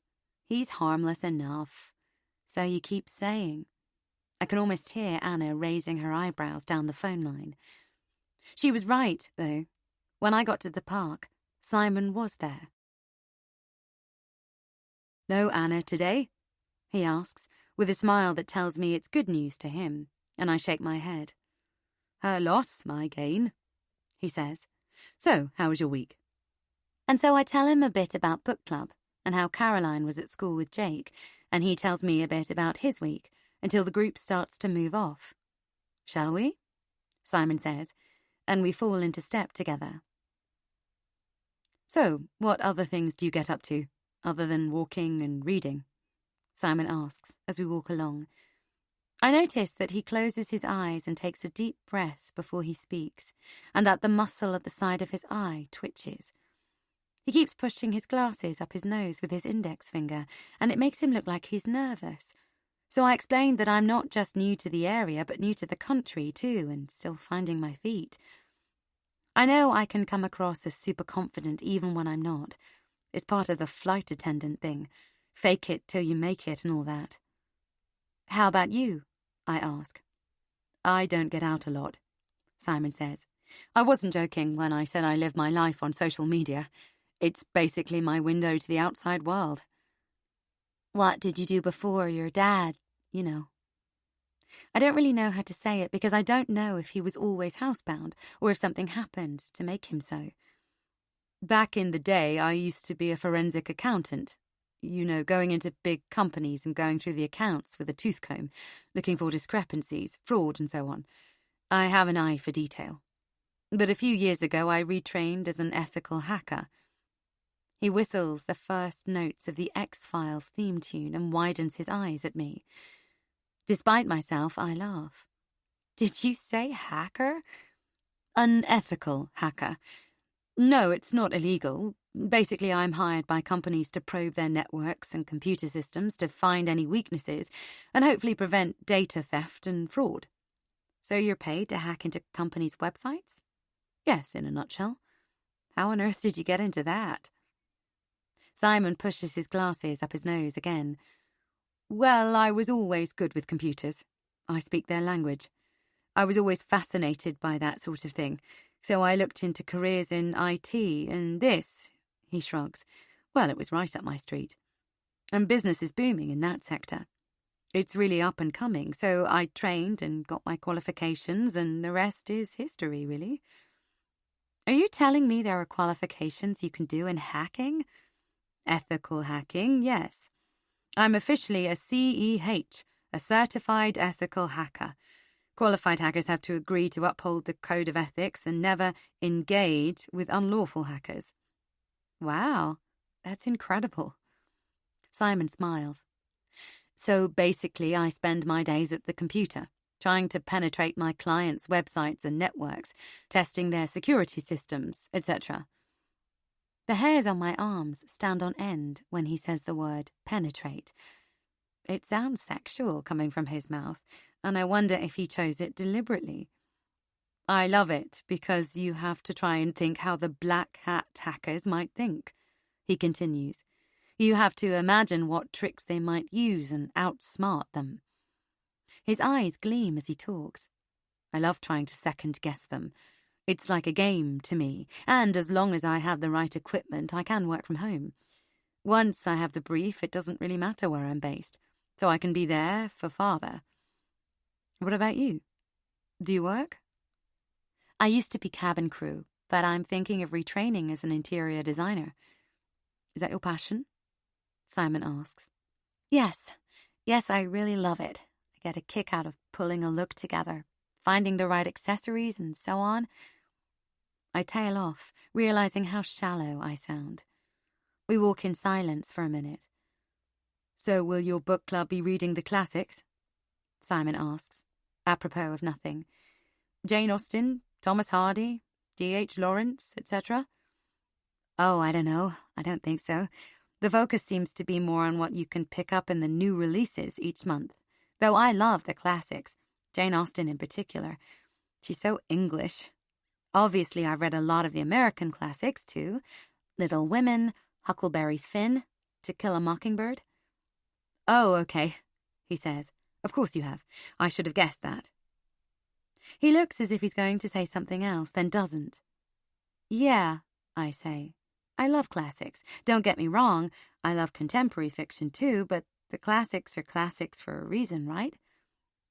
Simon takes a deep breath. Yes, of course. It's just that I'm going to an art house screening of The Great Gatsby, and I wondered if you fancied coming along with me. It's at a little cinema not so far away. I was going to go on my own, but if it's your kind of thing, maybe you fancy coming with me. Obviously not a date or anything, because you're... He waves his hand at my belly, presumably to indicate that he gets that I'm off bounds for being pregnant and married. Nothing like that. I'm not one of those men who loves pregnant women. He whacks his forehead. Oh God, that sounds terrible. Nothing like that. Just if you fancied it. And I've no idea why, but somehow I find myself saying, yes, that sounds brilliant. I'd love to, thanks. And all I can think as Simon beams back at me like all his birthdays have come at once is, what have I done? Anna will have a field day. 17. Jake walks into the house that evening looking at his phone. With him comes the smell of winter, the wind and his office, clinging to his clothes. Who's Sarah? He asks, leaning in to kiss me. She's the one you met in the doorway the other night. The one who runs the book club? Why? Oh, yeah, I remember. Lipstick, right? He rubs his cheek where her lips had touched him and taps something into his phone. She messaged me. Wants to meet up tonight, he says. And the old hurt stampedes through me like a herd of wild horses. How did she get his number? Why didn't she ask me the other day? Has she been in touch with him behind my back? Is he hiding something? I know he's good at deceit. We've been there. So you don't mind if I go, do you? Jake says. It's to talk about your birthday. Apparently she's planning the birthday surprise. He injects the capital letters into his voice, says the words in the voice of a game show host. Anyway, how are you? How was your day? It's a good question. I've spent every moment since I left the park this morning fretting about agreeing to go to the cinema with Simon. But I don't have his number, and neither do I know where he lives. The thought of the arrangement makes me uneasy. But it's just catching a movie with an acquaintance, isn't it? I've nothing to be worried about. Oh, fine, thanks, I say. Went walking. Great. See your friend Anna? Jake's perched on the arm of the sofa, distracted with his phone. She wasn't there, so I chatted to that Simon guy. He loosens his tie and flexes his neck, disinterested in what I'm saying. I'm about to tell him about the film when his phone buzzes. He opens the message. Okay, it's Sarah. I've said yes, and she's walking down to get me at 8. It's dinner, apparently. He looks at me and we stare at each other for a moment. We're planning your birthday, Jake says firmly. Sure, I say, moving it on. But look, I point at my belly. Nothing wild, please. My idea of a good night out right now is a warm bath, a book, and bed. Please don't sign me up for a bar crawl, strippers, anything involving me having to watch everyone else get drunk. In fact, anything that doesn't involve a quiet dinner and an early night. Jake rolls his eyes. You're a whole bag of fun. Maybe we'll just let you leave early and carry on without you. But then he comes over and hugs me, and I try to imagine a life when I haven't got a human being sitting in my stomach and might look forward to nights out again. The doorbell rings bang on 8. Jake's been upstairs getting ready, and I hear his feet thunder down the stairs. He lets Sarah in, and I hear the smacky sound of air kisses. Then they're standing in the living room doorway in a cloud of perfume. Hi, says Sarah. Don't get up. You don't mind me borrowing your husband tonight, do you? She gives a laugh 2 shades dirtier than white. Got a few ideas I want to go through with him. After our lunch the other day, what I want to say is, just behave yourself. He's spoken for. But what comes out of my mouth is, don't go to too much trouble. I'm really not up for much. Oh, come on, Sarah says. It's your last birthday before you become a mum. It's a cause for celebration, end of an era and all that. I shrug. I'll still be me. Sarah laughs and nods. Course you will. Anyway, she turns to Jake. Are you ready? We have a booking for 8:30, so we better get going. Where are you going? I ask. The Italian, so we can have a few bevies and walk back. Do you like Italian food? My heart skips a beat. The Italian I went to with Sarah may be a bistro by day, but by night it's another creature altogether. All candles, cosy lighting and romance. Love it, says Jake, patting his tummy. Especially a good carbonara. Right, will you be all right? He asks me. Fine. Okay, we won't be late. Jake kisses the top of my head. I'll get him home before midnight. Joking, Sarah calls. And then the door opens and shuts and they're gone, leaving nothing but a scented cloud of their 2 fragrances mingling, his and hers. I call Anna later that evening when I'm slumped on the sofa not watching something on television. All I've had for dinner is a bowl of homemade soup, a compromise between the wolf of my hunger and the physical sensation that there's absolutely no space left inside me for food. I imagine the soup sliding its way around my organs and the baby, filling what small spaces it can find.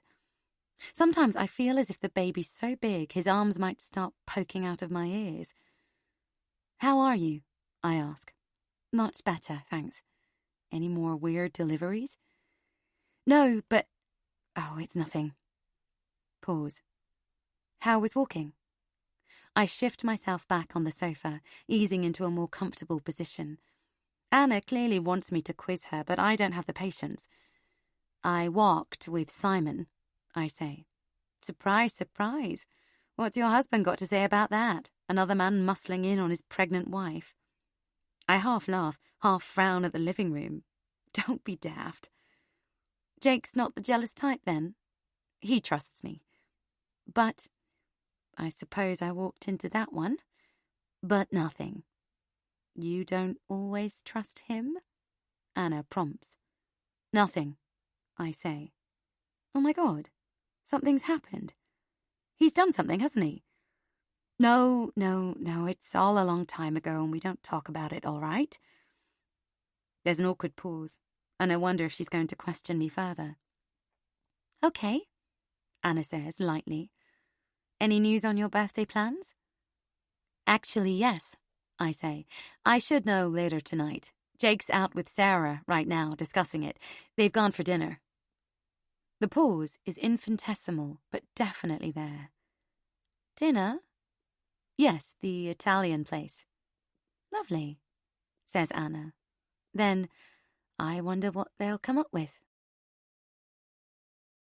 I have every intention of waiting up for Jake to get back, but by the time my head's fallen down and snapped up twice in front of the television, I decide to go up to bed.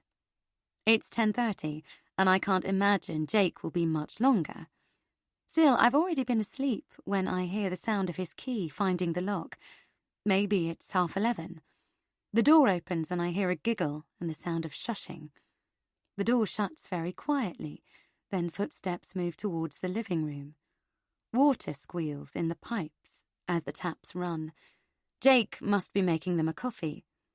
I doze off again, so I've no idea how much later it is when I hear murmured voices in the hall below.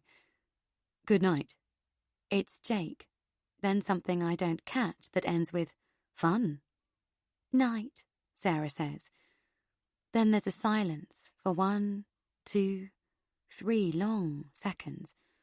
3 seconds in which I'm plummeted straight back into the day I picked up Jake's phone in the States and learned what he was up to. You imagine that finding out your partner's cheating will be all drama, shouting and fireworks, but sometimes it's the silences, the things that are missing, that tell you more than the words. I lie absolutely still, holding my breath, waiting for the door to open. Then, finally, there's a scuffle of feet, and it's Jake who speaks, his half-whispered voice cheerier than usual, carrying straight up the stairs to where my bedroom door is ajar. "Night, then." There's a rustle of clothing, then a giggle that's stifled as soon as it starts. The front door opens, and then Jake speaks again. "Bye now," he says quietly. "Will you be all right getting home?" Sarah says something I don't catch, then laughs, another of her low, dirty laughs. Outside the window, her heels clack down the path. The door clicks shut. Jake shoots the bolt as quietly as he can, and I know he's pulling the door tightly in to ease the passage of the bolt, which gets stiff when the door's swollen with damp, and I wait, still holding my breath. Jake's footsteps go to the kitchen, and again the pipes squeal. Then I hear the click of the light switch, and the tread of his foot on the creaky bottom stair. I lie there, full to the brim with baby, and pretend to be asleep. They kissed. I'd put my life on it. 18. After a fractured night of dreams, which I spent chasing Jake and Sarah around a department store, catching sight of them kissing behind various displays, I know I can't keep my suspicions to myself. The moment Jake's eyes open, I ask him, "How did you and Sarah get on last night?" "Not bad," he says, his voice croaky from whiskey and wine. "Sounds like you had fun when you rolled in drunk." Did you kiss her? Jake shoots up on one elbow. No. I raise my eyebrows at him. Is that what you think? What makes you think that? I just look at him, every cell of my body screaming, past behaviour. Oh, come on, he says. Look, I learned my lesson, okay? You're pregnant. I'm not going to do it again. You have to understand that. But... I start, but then realise there's no point. He's a good liar. We both know that. He'll deny it until I work myself into a hole. I flop back onto my pillow and speak to the ceiling. If you do it one more time, I'm leaving. You know that, don't you? I'm taking the baby and going straight back to the States, okay? I didn't kiss her, I swear. Fine. I slobbed about the house in an XL t-shirt and leggings after he'd gone to work. I did a bit of cleaning, I guess, a bit of vacuuming and a bit of dusting, punctuated with lengthy bouts of sitting down, drinking tea and checking social media. But I couldn't settle to anything much. I was discombobulated. I love that word, after my talk with Jake. And it was that kind of day, bright but windy. One of those days when the dramatic appearance and disappearance of the sun threw unexpected light and shade across the room, changing the mood from minute to minute. Perhaps it was because of that I was unable to settle to anything much. Perhaps it was my bad night's sleep, or just the unpleasant taste left in my mouth by Jake's night out with Sarah. I didn't need that at this point in my life. That was what I was thinking when the doorbell rang. We didn't have a peephole back then, but even so, I didn't use the chain Jake had installed. I cringe now, thinking about it, but then, as a California girl, I couldn't find it in myself to be as security-conscious as I ought to have been. I was smiling as I opened the door. I remember that. And it was only Simon, standing there on the doorstep in his green anorak, the collar of a pink shirt peeking out the top, and his pink skin so freshly shaved it looked somehow naked. I felt completely wrong-footed to see him on my doorstep with no warning. I remember that, too. Taylor. Oh, I'm so glad I got the right house, Simon says, as if it's the most natural thing in the world for him to knock at my door. I wasn't sure I remembered it right.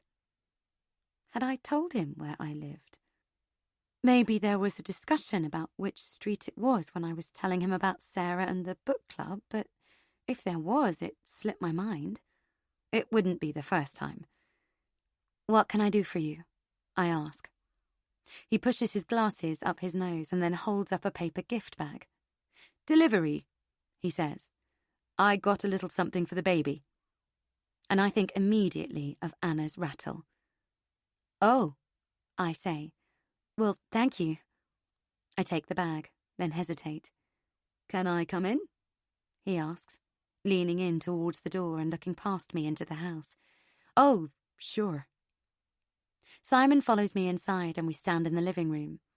Without thinking what I'm doing, I put the dining table between us, suddenly aware that I'm alone at home, pregnant and vulnerable, and that, now he's in my home, I don't know Simon so terribly well. He's a tall man and he seems very big in my space. I place the bag on the table. Shall I open it now? Simon shrugs, his shoulders moving up and down in the jacket. I imagine him in the shop, choosing that particular coat, that particular shade of green. If you like, it's just little, a token. Thank you. Inside the bag are 2 wrapped gifts. I unwrap the first, telling myself to look happy no matter what it is. Ah, I say. It's a wooden alphabet jigsaw, of the sort you have to fit the letters into their cut-out spaces. It's brightly coloured and I can picture a toddler having heaps of fun with it. Thank you, it's lovely. Do you like it? Yes, but you didn't have to. Oh, but when I saw it, I realised it would look perfect in your nursery. I freeze, and his voice fades. Instagram, he says, with a shrug. Sorry, it was one of the pictures I liked. Remember I was telling you? You have a beautiful home, by the way. I give him a weak smile, glad the table is still between us. I was going to get a rattle, Simon says. That's more conventional for newborns, isn't it? But I thought you probably had one already. He pauses. Anyway, he or she probably won't use this for a year or so, but you've got to start him young on the reading, haven't you? He nods at the other package. That one's for you and Jake. I really don't like the sound of Jake's name in his mouth. I open up the parcel. It's a copy of Go the Fuck to Sleep. I can't say the word out loud in front of him, so I flick through the pages. I'm hoping for a good sleeper, of course, I say, but you never know. I'll probably get an insomniac. From what I hear, it'll be tough for the first few weeks, Simon says quite seriously, but I don't need to tell you that. First few months, even, maybe. It is what it is, he says. Think positive. I gather together the wrapping paper. Thank you, really. It's very thoughtful of you. I wait, but Simon shows no sign of leaving. Would you like a coffee or something? I'd love one, thank you, if it's no trouble, he says, unzipping his jacket. It's fine. I look at my watch. I've got something in half an hour, I lie.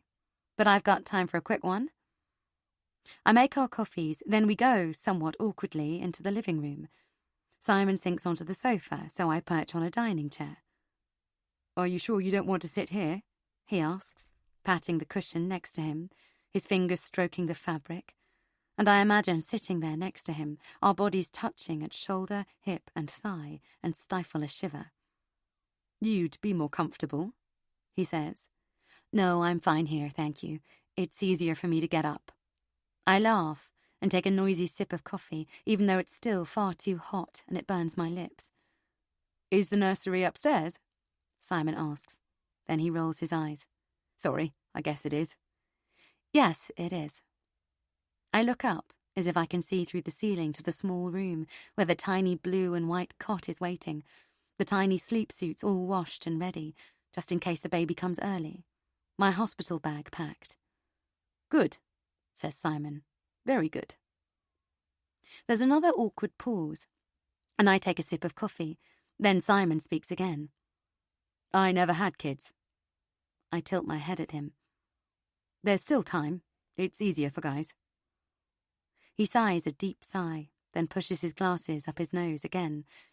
Came close once, when I was married. My wife was pregnant. While I rejig my idea of him to include being divorced, he pauses and shakes his head to himself. Got everything ready, the nursery, the toys, the clothes, everything. Went to all the appointments, the scans and the classes. It was a boy. Dread twists in my stomach. What happened? I can't bear stillborn stories, not at this stage. The thought of having to deliver a dead baby is too horrific to countenance. I've seen those pictures in the papers. The pictures of mums holding their dead babies, and they make me sob, great, big, unbidden, uncontrollable sobs that explode out of my mouth. He wasn't mine, Simon says, and I bite my lip to hide my relief that I don't have to picture a dead baby, a mother destroyed. A couple of months before she was due, she told me she was leaving. Must have been about your stage, actually. Had another nursery set up in her lover's house. Took her stuff and left. He looks down at his hands, and I see he's struggling to compose his face. He's rubbing and twisting the bare skin of his finger where a wedding ring would have encircled it. I managed to sell most of the stuff, gave some bits to charity. He looks up, his lips a straight line. At least the bitch was honest about it. Could have been worse. Kid could have grown up with the wrong father, and what kind of a fuck-up would that have been? He looks at me defiantly, and I see suppressed anger still there. I'm so sorry, I say. Thank you. Time helps. He's 3 now, and I have father to take care of. That's enough for me. He takes a deep breath. No use fretting about things you can't change. Did you just take her word for it that the baby wasn't yours? I ask, and realise, as the words come out, that I might be opening up an issue he doesn't wish to dwell upon. You mean, did I do a paternity test? No, there was no need. Really? I think I would have done if I were you. Simon laughs. That's because you're American. No, I trusted her. She should know. I stop myself from blurting out what I want to say, which is, you trusted a woman who cheated on you? Have you ever seen the baby? The child? I ask. Once. He shakes his head. I'm sure he wasn't mine, if that's what you mean. Okay, all right. I sigh. I'm sorry. It's okay. We both take sips of coffee. So, says Simon, about the film. Are you still up for it? I thought we could fix a date. I do have to plan ahead a bit just to make sure, that there's cover for Father. Of course. I take a deep breath and exhale slowly. This is my chance to cancel. But I feel bad for Simon, especially after what he's just told me. Tell you what, I say. My book club was also talking about seeing that film. Mind if they tag along with us? Sure, he says. I'd love to meet your book club. I'm not sure if they have a rule against men, but I'm sure they won't mind for one evening. Oh, there are rules, are there? He raises his eyebrow. One of those book clubs. Every book club has rules, I say. I just don't know what our rules are. Not sure they've been documented yet. It's a very new book club. Well, thank you for inviting me, says Simon. Let me know when you decide to go and I'll try and get cover. It'll be nice to get out. I'm standing up and the baby suddenly moves, causing me to breathe deeply and press my hands against my belly. You okay? Simon stands up. Yes, I grimace. There's not a lot of space for acrobatics these days. Ugh. I feel as if it's squashing the breath out of my lungs. How my own organs still fit in my abdomen, I've no idea. Oh, there's the foot. Simon is staring at my belly. He steps a little closer. Oof, I say, exhaling and touching the bit where the baby's foot is pressing outwards. It's a spot just below my bottom rib. Simon holds his hand out, then snatches it back as if remembering it's not his to touch. There's longing in his eyes. And in my mind, I see Anna holding her hands out in Costa that day, cackling, Can I have a feel? Would you mind if There's nothing weird about it. I miss that feeling of life. Right there, waiting to be born, Simon says. I breathe in and out slowly while trying to think. What harm will it do? Okay, I say, and as Simon places his hand on the side of my belly, I feel the surprising warmth of his hand through my t-shirt. Keep it there. We wait, motionless. A strange pair, him with his hand on my belly, and me with my arms out to the sides, giving him space to feel. We're so close I can smell the coffee on his breath and see the fine lines on his forehead and around his eyes. The only sound in the room is that of our breathing. And then the baby's foot presses outwards again, a strange lump moving across my skin. There, I say. Did you feel that? Yes. His hand presses a little harder. Hello, little one, he says. He takes his hand off and looks at my face. It's incredible to think there's a new life in there. Look after it. I will, I say. And it sounds like a wedding vow. The moment breaks and suddenly I feel dirty for letting him touch me. I usher him to the door. Well, thanks for the gifts, I say brightly as I practically push him onto the street. He pauses on the threshold. Oh, and about the film? You'll be in touch? I will. Okay, bye now. I shut the door firmly behind him and lean against it. What in God's name just happened? I know he can't afford the baby. Not that you know anything about it. Listen to me laughing. Of course you don't know. Have you ever seen his payslip? The bank statement? Didn't think so. You don't know the half of it. You've never given a moment's thought to where the money comes from. You live like there's an endless pot of cash under your pretty little arse. But I can tell you that, although it's filled regularly, that pot's pretty empty. I can hear the sound of it being scraped from here. Houses, sweetheart, houses in London and new cars and babies don't come cheap. And then there's you fannying about the shops, buying new vases and throws and fake fucking flowers and whatever other crap you stuff into that house. And don't forget the private health insurance he needs you to have, because you want to pop the baby out somewhere where it won't have to make its scrawling appearance on a trolley in the corridor. Somewhere that won't kick you out 10 minutes after you've birthed the placenta. But private health insurance doesn't come cheap when you're pregnant, does it? And I haven't even got started on all the baby stuff. The pram and the cot and the clothes and the toys. And then there it is, sitting there like an elephant in the room. The shiny new car. Yes, the one you made him buy. Oh, I know you Instagrammed that picture of it on the forecourt with that stupid bow on the bonnet. #gratitude. #lucky girl. I know you told everyone it was a surprise, but don't forget, I know you. I know how you operate.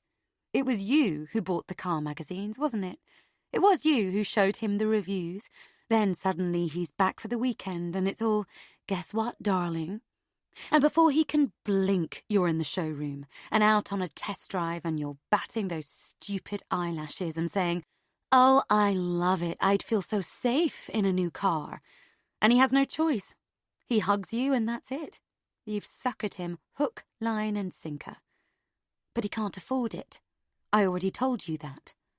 And that's the crux of it, black and white.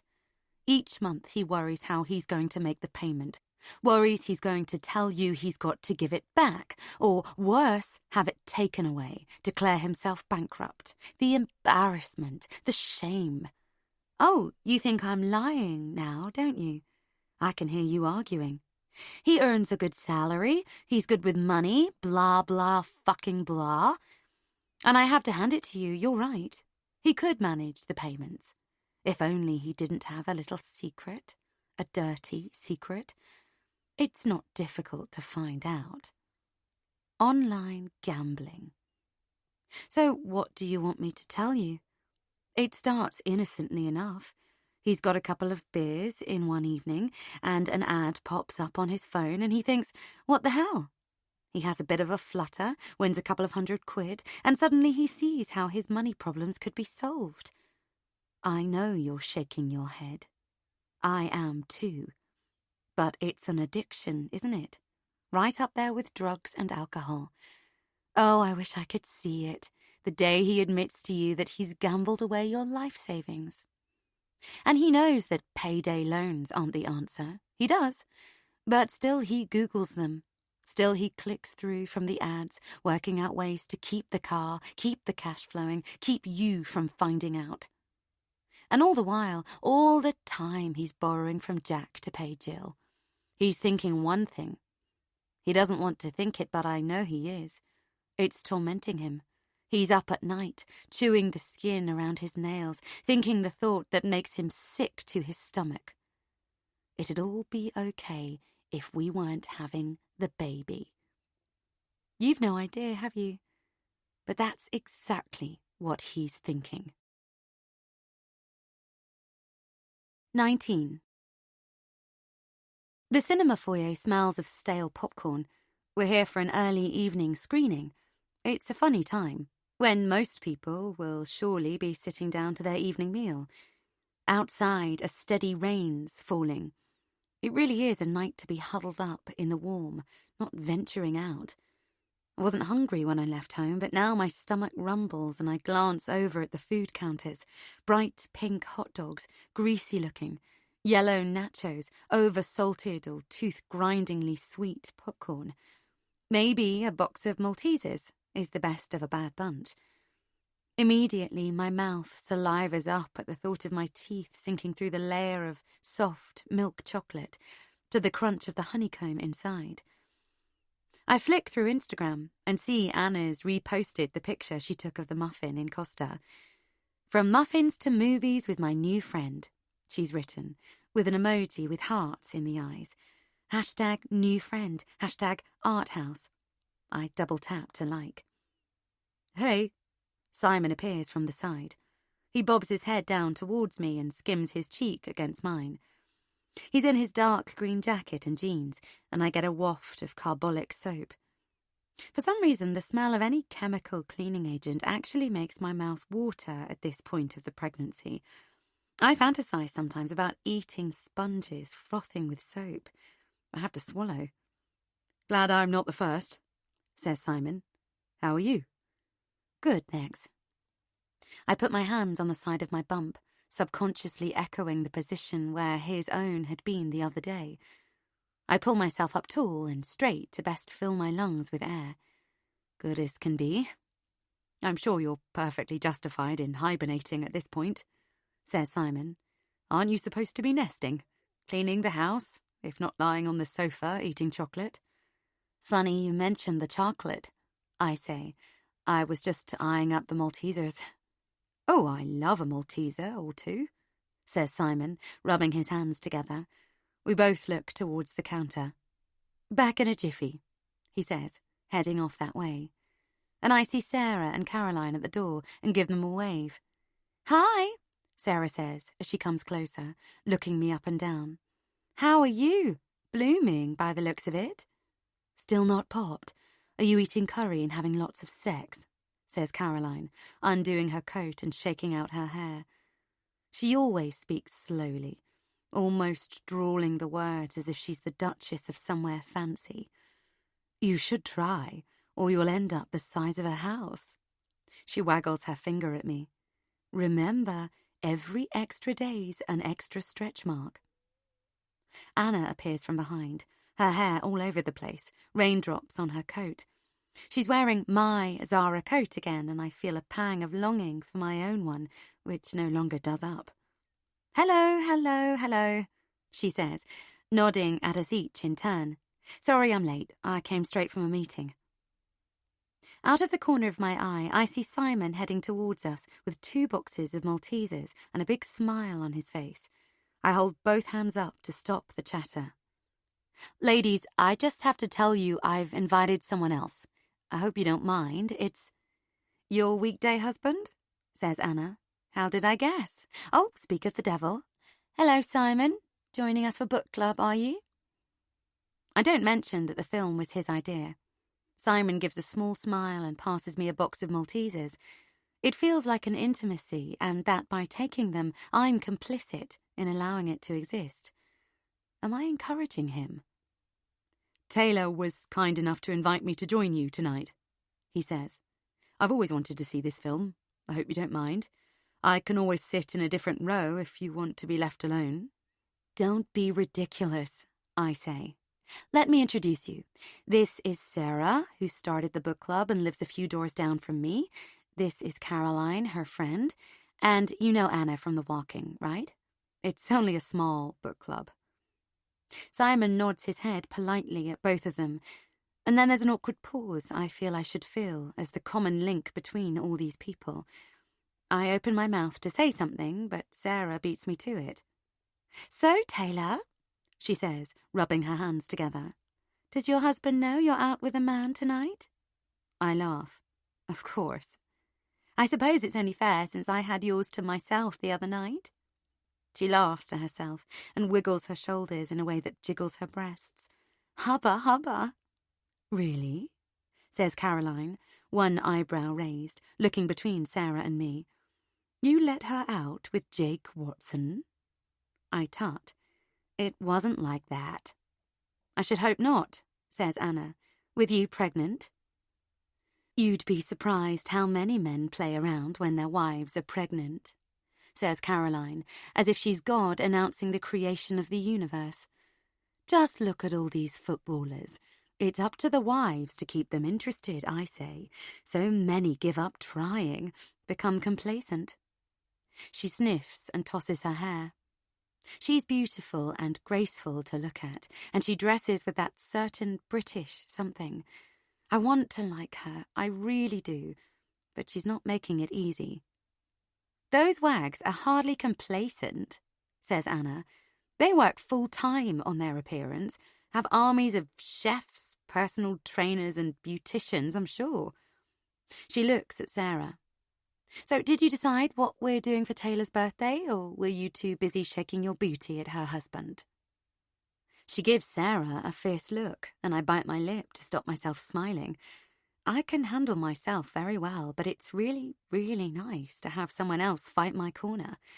Reminds me of my cabin crew days. Girls, together forever. Yes, we did. I'll message you. She looks at Simon. Do you want to come too? It won't be anything major, just dinner at mine. And I'm on orders from her husband not to keep her out too late. Simon shrugs. Thank you, but I'm sure you ladies don't need me there. Well, the invitation's there, says Sarah. God knows we could do with some male company. Right, says Caroline. Taylor, did you say you have the tickets? How much do we owe you? I rummage about in my bag. I've got them here. It's okay. Pay me later. No rush. Thanks for booking, Sarah says. It's good one of us is organised. No trouble, I say. No trouble at all. And then, heavily pregnant, I went and sat next to Simon in the dark for the best part of 90 minutes. Is that weird? 20. Looking back, I try to understand how Simon won his place in this story. Everyone could see at the time that he'd got a crush on me. Anna clearly didn't like him, and although I could see with my own eyes that he was a bit off-grid, I just couldn't bring myself to be mean. I don't know if I can blame it on hormones, but he had a vulnerability that I couldn't ignore. And I guess it aroused some sort of mothering instinct in me.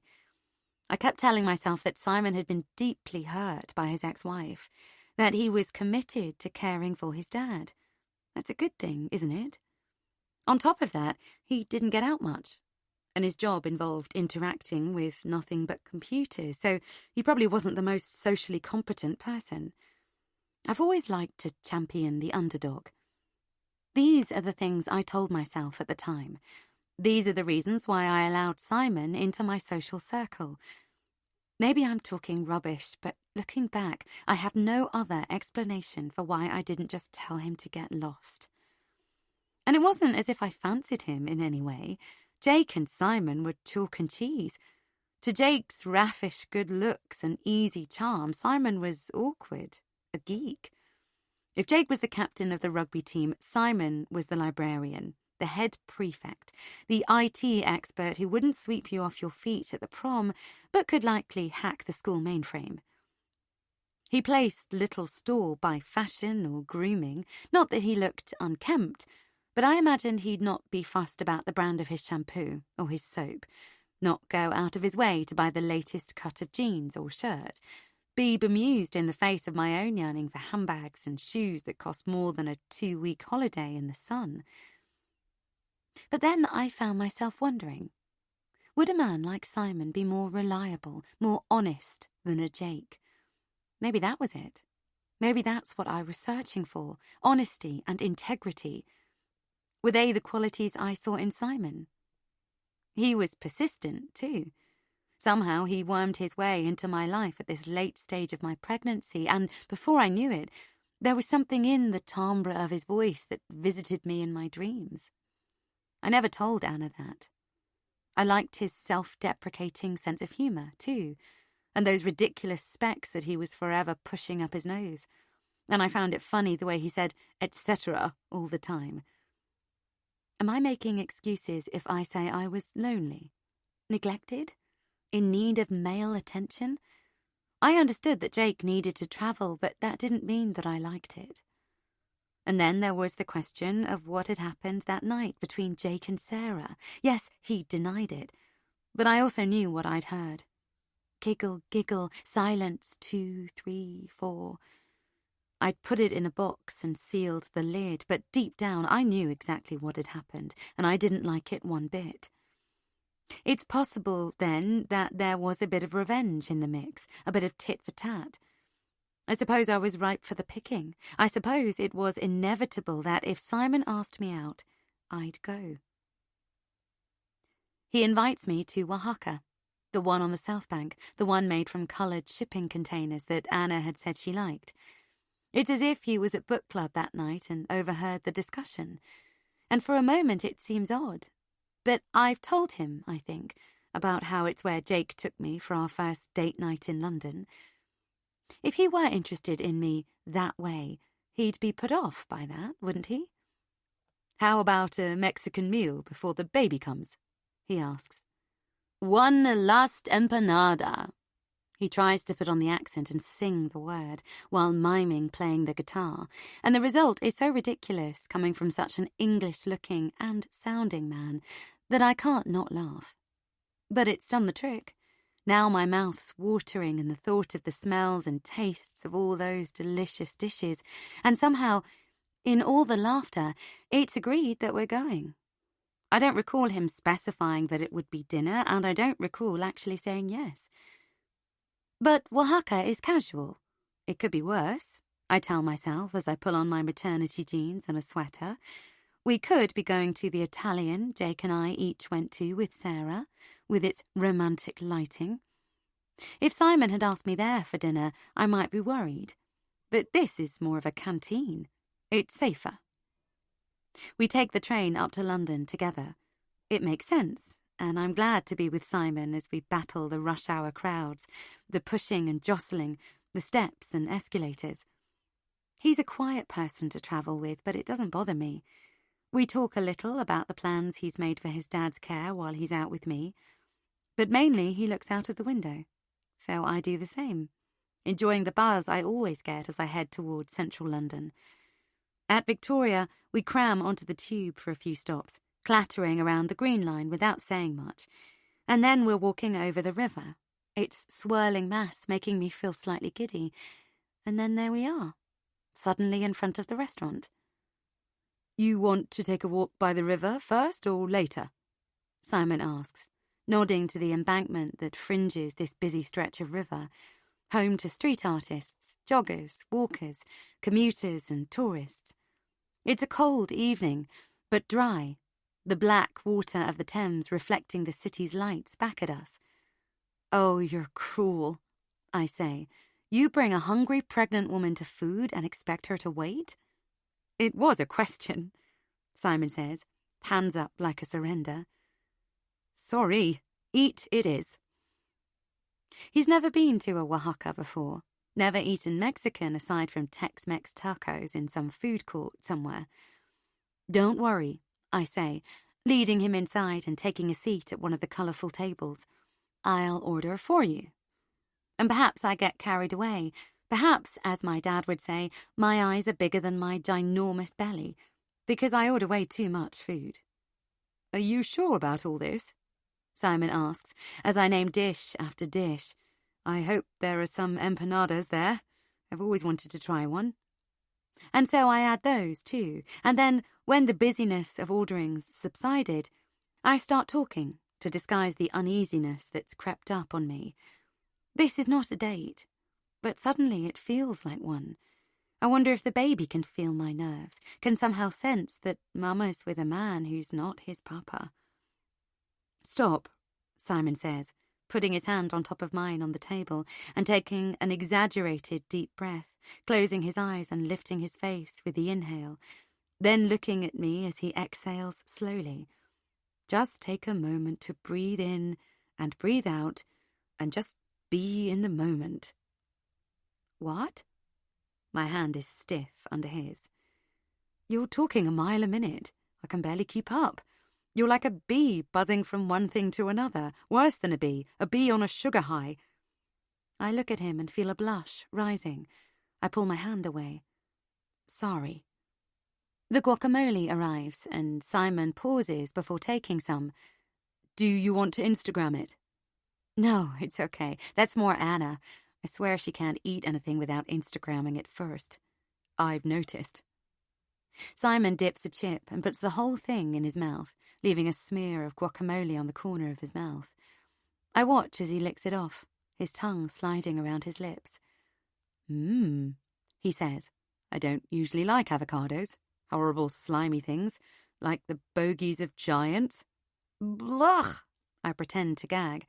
"Thanks for that delightful image. I can't unsee that now. But this is delicious.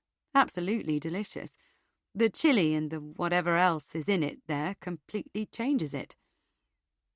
He dips in another tortilla chip and takes a big scoop. "I see why you like this place." We take our time eating, as if waiting a little will allow our bodies to create more space in which to cram the extra food. But even I have to concede defeat. I ask the waitress if she can pack the remains for us to take away. It's such a waste, I say to Simon, worried he might think me cheap. My parents always had this thing about not wasting food. Does your dad like Mexican food? It might be a treat for him. Simon looks down. Father's on a very bland diet these days. It'd probably make him sick. He sighs. Anyway, he sticks his abdomen out, puts his hands on either side of it and gives it a rub. I see how you must feel. It's like I have a baby in there myself. But that was decidedly the best food I've ever eaten. Thank you for introducing me. You're welcome. Without discussing it, we find ourselves meandering down towards the river and then ambling along, watching the boats plying up and down, brightly lit dinner cruises, ribs, water buses and glass-covered catamarans. On the opposite bank, blue lights are strung along like bunting. In the distance, the dome of St. Paul's is lit up white. The sight of that and the old-fashioned black lampposts under which we're walking makes me feel as if we're in a movie. I rub my hands together and flex my fingers, then blow into my cupped hands. Here, says Simon, and he takes my left hand in both of his, gives it a rub, then places it inside his jacket pocket, along with his own. All the while he does this, he continues to walk as if it's no big deal for him to be holding my hand inside his jacket pocket. And because he acts like it's no big deal, I feel I can't pull away without making an issue of it. Simon's hips bump my side until we fall into step and I walk along, my left arm stiff, wrestling with myself. I know he likes me, so am I encouraging him? Or am I being a prude for reading more into this than he probably means? Have you ever been on one of those? Simon nods his head to a rib, cleaving through the water. Water taxis. Fastest way to get around London, but cost a fortune. 400 quid, I think, per hour. And people pay that? Stressed out bankers, maybe, or tourists. I guess you get the whole boat for that price, if you club together. We come to a halt and turn to face the river. How's your other hand? Simon asks, and he simultaneously takes it in his and places both our hands in his other pocket, and, in that moment, before I realise a line's been crossed, he lurches his head towards me and presses his mouth onto mine. I wrench away, but not before I felt the softness of his lips, the teeniest bit of wetness from his saliva. I step back, my hand over my mouth. Simon stares at me, aghast, both hands raised in apology. I'm so sorry. I shouldn't have. He shakes his head. I'm sorry. No excuse. We stare at each other. It's fine, I say, finally.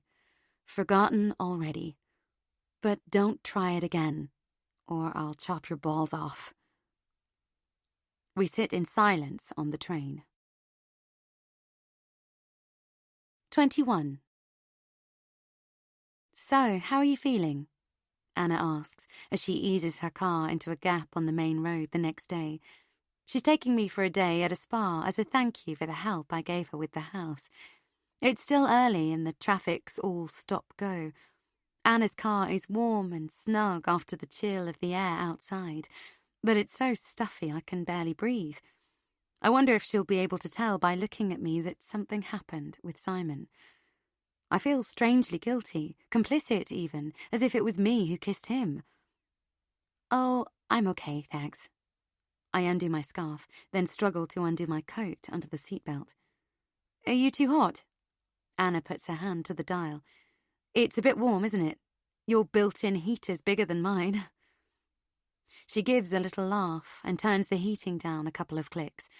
It's still not enough, but I don't think anything bar opening the windows to let in the icy air would cool me enough today. Thanks, I sigh. Oh, all right. Tired. I think the blooming stage has bloomed and gone. I sigh, realizing I sound ungrateful. No, it's great. It really is. I just didn't sleep much last night, that's all. I flash her a smile, but she's focusing on the traffic. Me neither, she says. What kept you up? Oh, I'd gone to bed early, but the phone rang a couple of times in the night. Oh? I imagined the shrill ring of the phone, Anna jolting awake, alone in the darkness, her heart pounding.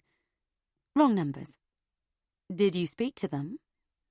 One wanted a massage, the other didn't say anything. But after that, I couldn't get back to sleep. Someone called you wanting a massage? Anna indicates to turn off the main road and sighs. I've had a few calls like that lately. I think my number must have been printed in an ad somewhere by accident. It can't be a coincidence, can it? So many men calling for a massage? Oh no, that's terrible. How can you find out? Have you asked them who they're trying to call? They hang up the moment they realize they got the wrong number. Some don't speak good English. Others are just embarrassed. Oh, God, that's awful. I hope it stops soon. The last thing you need is Tom, Dick, and Harry calling you up for happy finishes. Anna gives a small laugh without much mirth. You and me both. Anyway, how come you couldn't sleep? I take a deep breath. I went out for a bite with Simon, I say, as casually as I can, and I think the food was a bit rich. Either that, or I just ate too much. I see, says Anna. I steal a peep at her to try and read her face, but she's looking ahead, out of the windscreen. Where? Oaxaca? I say, inflecting my voice upwards, though I'm not sure why. On the south bank? Anna asks, still focusing on the road. I nod. Easiest, I guess. Anna's silent for a moment. Well, I hope he behaved himself, she says, and there's something off in her tone. Honestly, Taylor, you're so trusting. You barely know the guy. You should have told me what you were doing, just in case. You're right, I should have done, I say, and I mean it. It's been ages since I've had a friend who cared enough to watch out for me. Anyway, how are you aside from tired? Feels like I haven't seen you in ages. I'm great, Anna smiles, desperately looking forward to a massage. That makes two of us. And we're not disappointed. The massage is blissful. Anna's done her homework and the spa has special massage beds with big holes in them for pregnant bellies and ridiculous-looking holes for boobs so we can lie face down. I hadn't been expecting that, and it's a wonderful surprise. I take my time getting up afterwards and practically glide down the corridor to the relaxation area, where the therapist settles me on a teak lounger and pours me a cup of steaming hot ginger tea. I lie back and close my eyes. Why don't I do this more often? I used to do it all the time when I worked. Between flights, I was in and out of spas for massages, facials, manicures, you name it. I had it. But these days, I'd kind of thought the Brits didn't really have that spa culture. But maybe I'm wrong. Maybe they do, and I just haven't uncovered it. I feel as if Anna has shown me a luxurious new side to living in the UK. Hey! Anna pads into the room in her spa slippers and settles into the lounger next to mine. How was it? As she talks, she takes a snap of the teapot, then arranges her slippers by the lounger for another photo. I say, awesome. Good, I'm glad. Anna looks up from her phone. I've booked us each an application of makeup and a blow-dry later, so we leave looking good. She shudders. I hate leaving spas all greasy-faced and covered in oil. Ick. Me too. Thank you so much. You really didn't need to do all this. It's too much. Anna gives a self-deprecating laugh. No, thank you for your help with the house. It's my turn to laugh. Seems like a win-win situation to me. I get to spend your money doing something I love, then you thank me by buying me a massage. Are you always so positive? Yep, it's in my DNA. Anna uploads her pictures, then we lie side by side on our loungers in silence for a bit, just absorbing the niceness of where we are. We won't be able to do this much longer, Anna says, once the babies come. No, speaking of which, I meant to ask. I wince to show I hope I'm not treading on her toes. You said it was a story for another day, and I hope you don't mind me asking, but how did you and Rob get together? You never did tell me. Anna sighs and gives her head a little shake. It's a long and not very nice story. Although, she looks over at me, it could possibly help you understand what's going on in my head at the moment. I'm here all day, I say. She takes a deep breath. Okay, well, if you really want to hear it. I nod. Well, don't blame me if it upsets you. It is upsetting, all right? Okay. I pull my dressing gown closer around myself, despite the warmth of the heating. So, I had this friend, Louise, Anna says, and I note the past tense. This is about her, really. She looks at me to check I'm still interested, and I nod for her to go on. We were really close, flatmates. We'd known each other since school. We got on really well. Shared everything. We never fought like some women do when they live together. She was like my sister, actually, only better. Okay, I say, imagining Anna coming home and finding Louise in bed with her fiancé, that old chestnut. Well, one night she'd gone out, and I'd stayed home. We usually kept tabs on each other, made sure we were safely home, but that night I'd fallen asleep. She was later than usual. It was 2 a.m. when I heard footsteps creeping up the stairs, and I didn't think anything of it. No, I say. Why would you? Exactly, I just thought, great, Lou's home. Put my earplugs in and went back to sleep. Okay. Anna runs her hand through her hair and shuts her eyes. Oh, God. To this day, I go over and over the sound of those footsteps on the stairs. They haunt me. How was I to know? What happened? My heart's suddenly running in my chest. I can feel it pulsing. I put a hand on it and press. Anna shakes her head, then bites her lip. They think he'd been watching her in the club, where she was dancing. My eyes go wide. Maybe he took a fancy to her, Anna says. Or maybe she did something to annoy him. We'll never know. But for whatever reason, this man followed Lou home. Somehow he got into the house and went up to her bedroom. Oh, God. When I think about it, it was across the landing from mine. My door wasn't locked. Anna's voice breaks and she puts her hand over her eyes. Seeing how distressed she is, I lean over and touch her arm.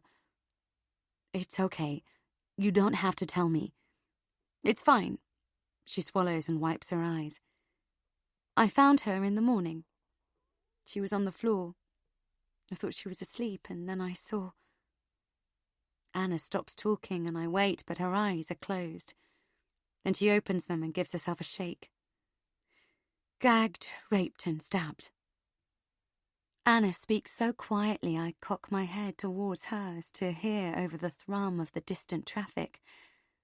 Left for dead. I hadn't heard a thing. The breath goes out of my lungs. Oh my God, that's horrific. I'm so sorry, I can't imagine. I know, Anna says, dully. She was barely alive, but she survived. Went through counselling, but we drifted apart. It was as if I reminded her of what happened. She moved away and I never really got over it. It's why I was so scared when that rattle came through my door. It brought it all back. I felt I was being watched. And now the phone calls. I speak my thoughts before I think them and regret the words as soon as they come out. Exactly, Anna says. I'm the first to admit I'm probably more paranoid than most people, but... She shudders. I can't help putting 2 and 2 together sometimes and getting 5. Oh God, I'd be paranoid too, if I'd been through that. Anna gives me a small smile. I thought it might explain a few things. We lie in silence for a minute or two while images play in my mind of Anna waking up, going downstairs, waiting for her friend to wake up, then calling her, getting no response and finally knocking on the door, waiting for her friend to invite her in, then tentatively pushing the door open to find... Oh God, I just can't imagine how awful it must have been. It was then that I met Rob, Anna says. I used to hang out with a few people, just go to the pub or movies, etc. And he turned up at the pub with us one night. He knew one of the guys. She closes her eyes and laughs to herself. Yeah, I fell for him straight away. He's a big man. He made me feel safe. It helped that he swept me off my feet. He took me on really fancy dates and helped me forget. And that's it, really. The right man at the right time. Oh my God. I really want to give Anna a hug, but short of climbing into her lounger, I can't. I'm so sorry. She breathes in deeply and lets it out slowly. So that's how I met Rob. The irony is I got together with him because he made me feel safe, and now he lives on the other side of the world. Fat lot of good that turned out to be. She fixes a smile on her face. So now I've told you that, tell me something happy. Is Jake excited about the baby? I nod. Yeah, totally. That's good. When I told Rob, you'd have thought I'd asked him to climb Everest in flip-flops and a bikini. He went all pale and quiet. I laugh. I guess they all take the news differently. But was getting pregnant his idea or yours? Well, I have to think about this. Yes, we both wanted it. When it happened the first time, we were both over the moon. I pause. After that, if I'm honest, when it became hard work, he went off the idea a bit. I think there was a while when he was wondering if it was worth all the effort, but I wanted a baby more than ever. It's like it was this thing that everyone in the world had, but was out of my reach. I used to do those fertility test kit things and lie in wait for him on fertile days. Oh my God, that's crazy. But he's pleased now? Yes. That's great. Anna nods to herself. Sometimes I think we're lucky our husbands aren't here all the time. Do you ever think that? We hear about so many couples who fall apart during the pregnancy, who start fighting. There's so much to organise, so many decisions to make. I suppose. And the financial worries and the hormones. I mean, when it comes to us, I'm the boss of an executive committee of one. I make the decisions on my own and he rubber stamps the big ones, like the car, when he's home. There's no fighting. I don't have multiple personalities. We're still laughing at that when the spa manager appears with 2 elegant glasses on a tray. Here we go, ladies. She places them carefully on the table between our lounges. Cheers. I shake my head. Oh, these aren't ours. We didn't order them. They're part of the package. It's fine, Anna says, motioning the manager to leave them. Thank you. She turns back to me. A glass of Prosecco each was included, but I asked them to bring elderflower pressé instead. I hope you don't mind. Of course not. Anna leans forward, picks up a glass and hands it to me. Cheers, she says, and we clink the glasses together. I raise mine to my lips and let the cold liquid seep onto my tongue. It may not be Prosecco, but it's good. Thank you. Absolutely wonderful day. You're welcome. Anna smiles. No, I mean for everything. For being my friend. For letting me into your life. It works both ways, says Anna. Don't forget, I was new here too. I didn't have many friends either, so I should be thanking you. You had work, at least. Anna sighs. Remotely. It's not as if I have colleagues to chat to every day. I used to go to the deli just to talk to the lady behind the counter, I say, and Anna laughs as if I'm joking. No, really. Ridiculous, isn't it? The longest conversation I'd have all day when Jake was away would be about olives or the amount of hummus I wanted. I hate frickin' olives. No. And you know what I said about joining the walking group to meet people? I can't tell you how happy I was to spot you there. I was so jealous when you went to talk to that other woman, Polly, and left me with Simon. Oh, so you're blaming Simon on me now, are you? Anna says. Charming. We sit in silence for a moment, Both thinking, I imagine, about the walking club and the days before you met. "So," says Anna, "tell me again about Simon. How come you went out for dinner with him?"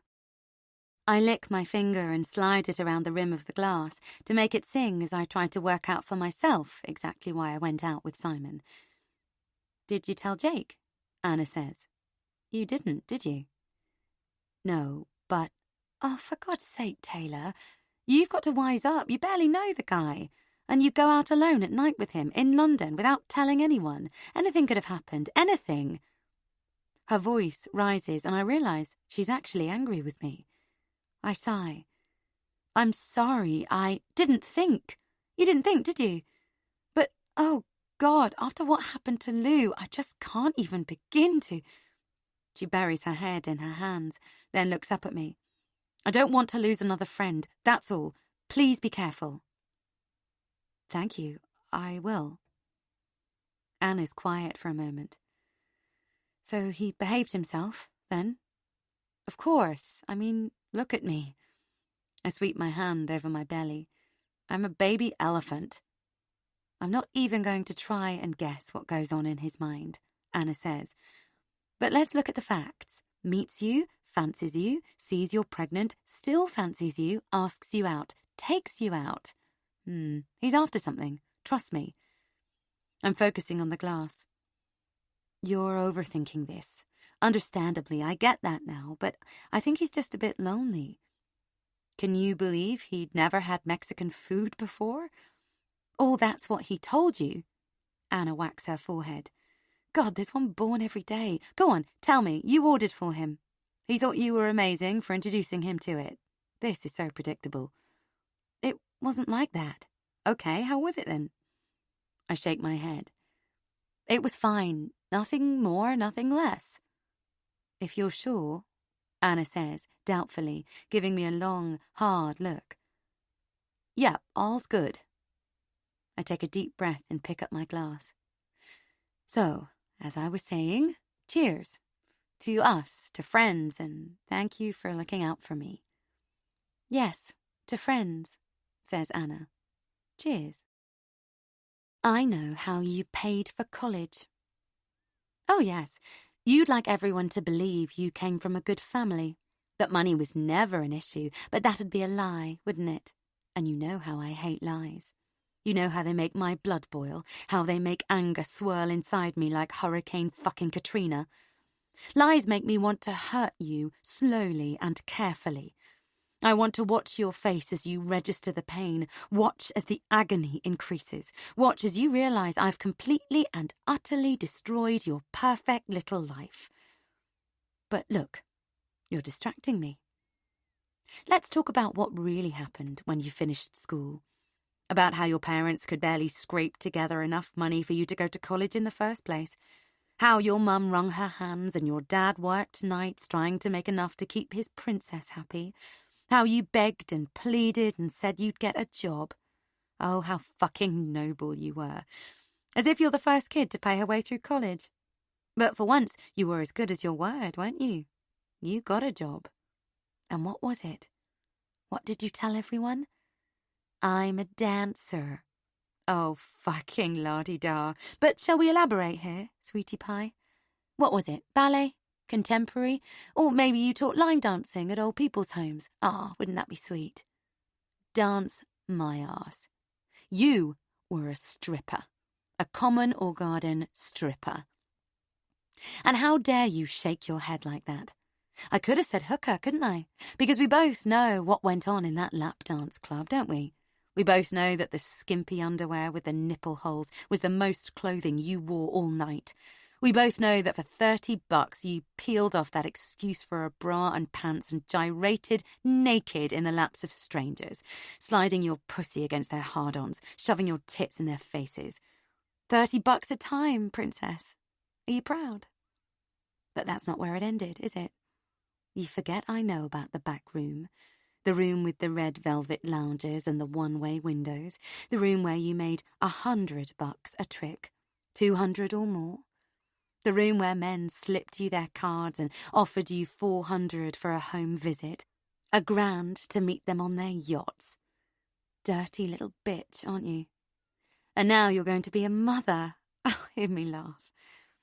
If I were you, sweetie pie, I'd start paying me a bit more attention. Not that it'll change anything, but I'd like to feel you'd made at least a bit of an effort. 22. Lying in bed on Saturday morning, with my eyes still shut, I can hear Jake pottering about downstairs. Long gone are the days when he'd reach for me first thing on waking. Now he tiptoes out of bed as quietly as he can, trying not to wake me. Is he being considerate or avoiding me? I squirm in the bed as if changing physical position can make my thoughts more comfortable. But the truth is, I feel I don't know Jake anymore. I said I'd forgiven him, and I believed I had, but the scars of infidelity can't be erased just like that. The mind may want to forget, but the soul cannot.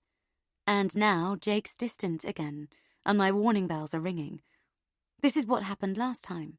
This is how the affair started. So who is it this time? Sarah or someone else?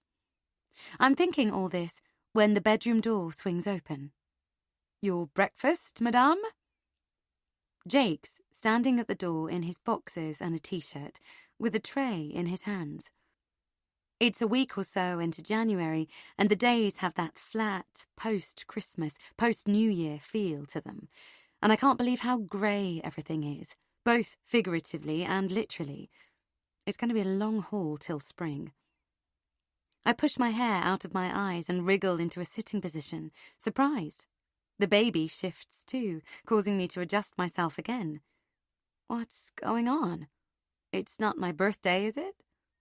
I just wanted to make a fuss of you, says Jake. And it's so out of character these days that fear twists in my stomach. A red neon sign flashes in my head, guilty. We'll soon be too busy with the baby, Jake says. Here. I smooth the duvet over my lap, and he places the tray carefully on it. Wow, I say, looking at it. There's fresh orange juice, coffee, a croissant and marmalade, even scrambled eggs and smoked salmon on a bagel. Propped between the dishes, there's a folded piece of paper. I pick it up. What's this? Have a look. Jake looks excited, so I open the paper and read. It's a hotel booking confirmation. Bryden? Jake nods. What do you think? Wonderful, but why? I thought we could have a mini break. A last fling before the baby comes and we're up to our eyes in nappies and night feeds. It's too late to fly anywhere, so I thought, how about a night in an hotel? He does the silent H thing. And this is by the sea. I cock my head. Well, this is a surprise. When? I'm looking at the confirmation form. Today? I look up at Jake. Yes, today. Why not? Jake shrugs. I thought we could drive down after breakfast, potter around the lanes, walk along the seafront, grab some lunch before we check in, get some sea air, eat some fish and chips, take the chance to be just us again before the baby comes. What do you say? Sure. I'm warming to the idea. He's right, it would be lovely to get away for a night, get a change of scene. Sarah suggested it, says Jake. She thought you'd like a baby moon. He draws the inverted commas in the air with his fingers, and I could see he's pleased with the word. Honestly, I wouldn't have thought of it myself. Great, I'll remember to thank her. Jake ignores or misses my sarcasm. Have you ever been to Brighton? Not really, only once, and I didn't stay over. Right, well, eat up and we can pack and get going. Jake goes off to get our overnight bags, and I Google the hotel. He's picked a 3-star place on a side street off the main seafront. It looks okay, and it's in a good location. I hope our room's one of the ones with a partial sea view rather than a view to the car park out the back. I scroll through the other hotels on the booking website, then see one I've actually heard of, the Grand. I bring up its website. Oh, wow. I cut my hand over my mouth as I scroll through gorgeous room after gorgeous room. Did you look at the Grand? I call to Jake. Looks gorgeous. Yeah, no space. His voice is muffled from the inside of the understairs cupboard. Some conference or something. Oh, shame. Still, we're off to Brighton. I find an image of Brighton seafront and upload it to Instagram. #babymoon. 23. The hotel was dreadful. I've no other word for it. The reception was tatty, with a threadbare carpet and a teenage receptionist who'd clearly rather be Snapchatting her mates than doing her job. Having worked for so long in a service industry role myself, this is my pet hate, and guaranteed to make my blood pressure rise in seconds. So I'd turned away and browsed a rack of leaflets of things to do in Brighton, trying to shut out the sound of her nasally voice. She did nothing to make our check-in go smoothly, and I could hear in Jake's tone that even he was becoming exasperated as she made him fill out a long form while she looked on, snapping the gum that she was chewing. There was a largely unidentifiable smell of old food hanging in the air, a cross between stale grease, eggs and toast. But even then I was still hoping for the best, hoping that the room was going to be better. It wasn't.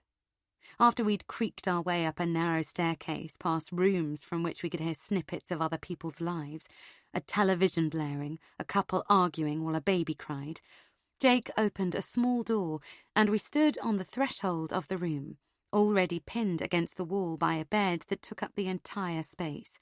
The ensuite bathroom turned out to be a toilet and a sink on a tiled area behind a shower curtain that looked as if you could catch something off it. Jake and I look at each other. I'm sorry, he says. It looked better in the pictures. Should we just go home? I throw my handbag onto the bed and sigh. It's such a shame. I was so looking forward to being in Brighton. We could come back next weekend, Jake says. We're here now. Jake closes the door behind him and we sit next to each other on the bed, which sags beneath our weight. There's not even space for a chair in the room. The wallpaper is flowery, with damp patches. The view is of the brick wall of the next-door building. We could go to the Grand and see if they've had any last-minute cancellations, I say. Jake shuts his eyes, then opens them slowly. We could do? Is that what you want? I nudge him playfully. Well, it is a lovely hotel, and this is supposed to be a romantic break. What do you think? I smile, and he doesn't say anything. In fact, I get out my phone and open my booking app. Let me just have a look here. Oh, wow, great, it's got space. They must have had some cancellations. I look hopefully at Jake. How much? He asks. Various, I say. Have a look. I hand him my phone. Just look at the size of some of those rooms. They have a sitting area, a sofa, a balcony, and they face the sea. I'm clasping my hands together, forefingers crossed by my temples, in the hope that Jake will go for it. It'll really be a baby moon to remember. Jake scrolls through the pictures and prices. Okay, he says finally. He taps the screen a few times, then pulls out his credit card. You really want this? I nod. Okay, done. So we get back in the car and drive around to the Grand. When we walk in, pulling our cabin bags behind us, I almost expect the doorman to push us right back out of the revolving door. Although the outside's not really what I expected, the inside is like walking into a palace, with its huge, expensive-looking rugs, incidental sofas, beautiful staircase, and even a grand piano. Oh my God, a grand piano. It's homely and grand at the same time. It makes me feel as if we're entering the home of some very, very rich friends. Wow. I say it quietly, not wanting to look like we don't belong in a place like this, but also needing to say something. I can't believe this is a hotel. Jake smiles. It's certainly very nice. He walks up to the reception desk to check us in, while I wander about, looking at the furniture, the lamps and the flower arrangements, before sitting on one of the settees. I'm so excited to be here, I upload a quick picture of the reception area to Instagram. #Brighton, #the Grand Brighton, #living the dream. Right, the room's ready, says Jake, coming over. We can go up to it now. Let's hope it's better than the last one. He holds out his arm for me to heave myself up. Shall we? Jake opens the door and stands back for me to enter first. If he hadn't, I might just have pushed my way past him. Oh my God, I say, going straight to the window. There are 3 huge floor-to-ceiling windows, through which I can see the back of an intricate balcony rail, and beyond that, the irresistible sparkle of sun on the ocean. It's a cold day, but bright, and I cross the room, absorbing as I do so the tranquility of the greys and whites, the pale settees, the white coffee tables, and the lushness of the pillows and the throw on the bed. But my focus is on one thing only, the ocean. I hadn't realised how much I've missed it. I pull open the balcony door and step outside, breathing in the damp, slightly fishy smell of it. Seagulls wheel around us, their squawks ripping the air. Wow. It's all I can say. I turn and wait for Jake to catch me up. He slides his arms around me, pressing his warmth against me as we both look out at the sea, the strip of orange beach, the road below us and the pier. How does Madam find the view? Jake asks. It's perfect. It's not sand, by the way. It's shingle. I don't want you to be disappointed when we get down there. Really? Sadly so. But it's not like we're going to be building sandcastles in this weather, is it? I breathe in deeply, pulling the cold air in through my nose and deep into my lungs, then breathe it out, imagining all the car fumes and city pollution being expelled from my body. And the baby responds with a flurry of cramped kicks. Without saying anything, I take Jake's hand and place it on my belly so he can feel it too, remembering with a gush of shame the feel of Simon's hand in the same place. Weird, says Jake, that this is perhaps the last time we'll stay in a hotel on our own, without having to worry about childcare. He pauses. Maybe the last time we stay in a nice hotel at all. I tut. I'm sure we'll do it again. Once he's left home, maybe. Harsh, I say, and Jake laughs. Come on, let's go in, it's cold. 24. While we were in Brighton, Jake made it his mission to take me out for fish and chips. Looking back, it seems odd, but he was almost obsessed with the idea. I can't believe you've never been down the chippy, he says in the room that afternoon.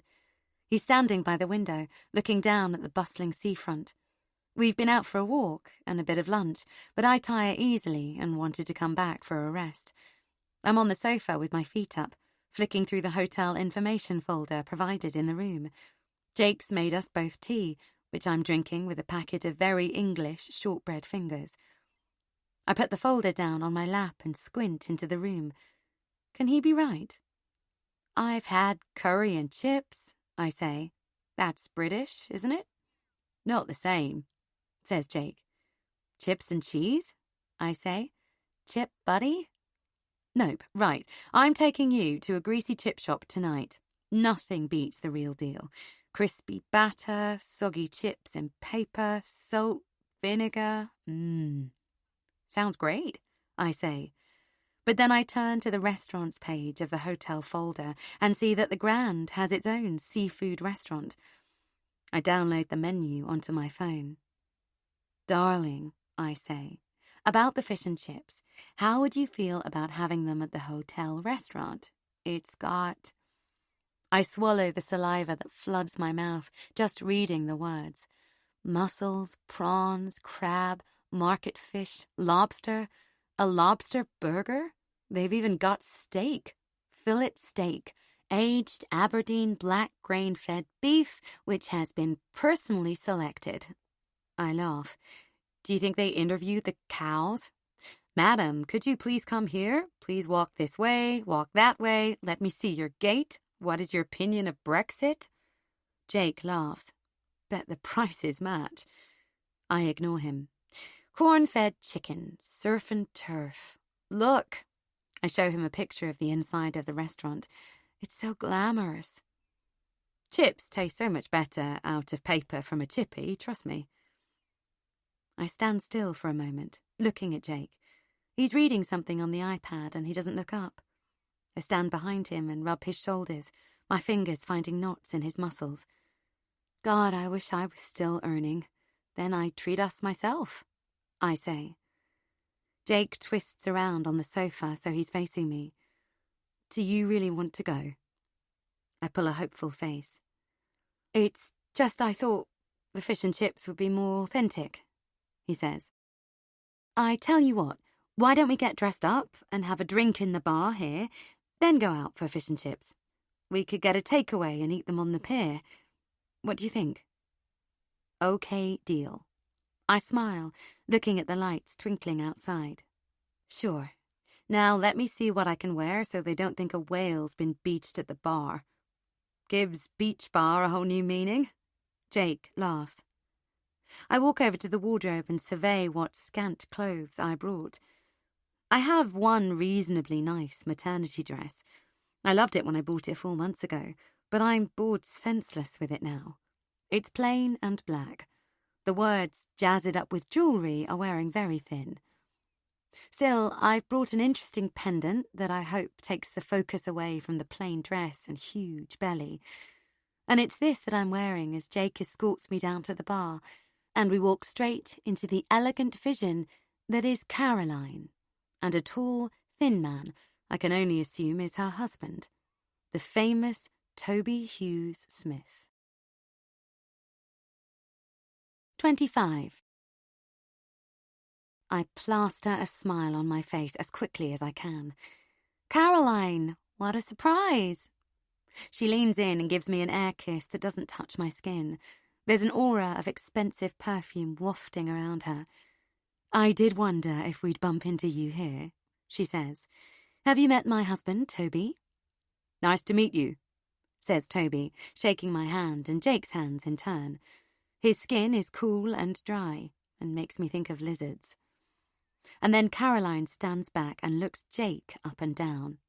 And well, I never, she says, her face coming truly alive. It really is Jake the Rake, bloody hell. She stares at him, taking it all in. The dark jeans and white shirt, the jacket he threw on in honour of the bar, the thick, dark hair and Keanu's eyes. And I stand there next to him, seeing how he and Caroline would make a beautiful couple, and knowing she won't find a single thing to criticise. Everyone likes Jake. He's easy on the eye, and he's a people person. It's a winning combination to any outsider, as I know from bitter experience. Toby, on the other hand, in his freshly ironed slacks, his blue shirt and herringbone jacket, with the point of a hanky poking out of the top pocket, looks like he's never done anything fun in his life. I imagine he must be very wealthy. Caroline's still staring at Jake as if she's seen an apparition. How many years has it been? She asks. 20-something, I guess, says Jake. No, less than that, says Caroline. We're not that old. We left school at 11, so, 23?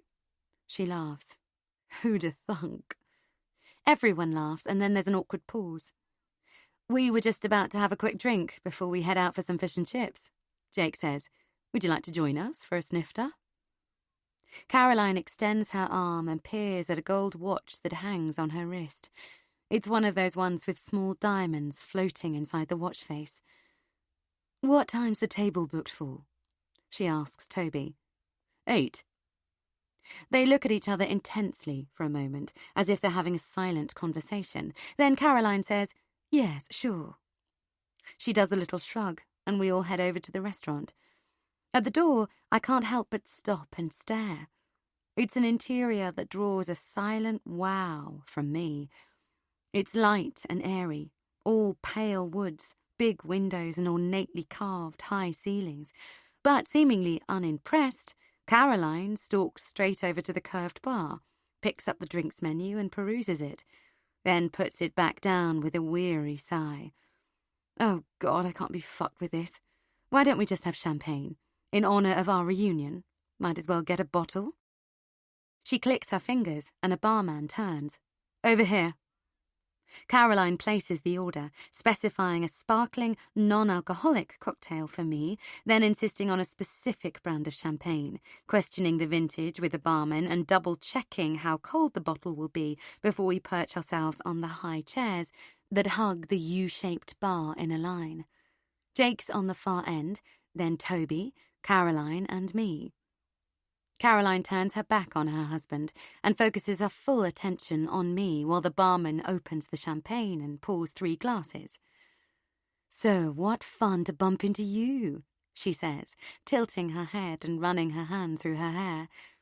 Her teeth, against the pearly pink of her lipstick, are white. Without meaning to coin a phrase, she pauses to laugh. Do you come here often? What do you think? I laugh, thinking about the rubbish hotel Jake had actually booked. This is a treat. Jake wanted to take me away for one last fling before the baby comes. Oh, how lovely. Caroline sighs extravagantly and takes a deep glug of champagne.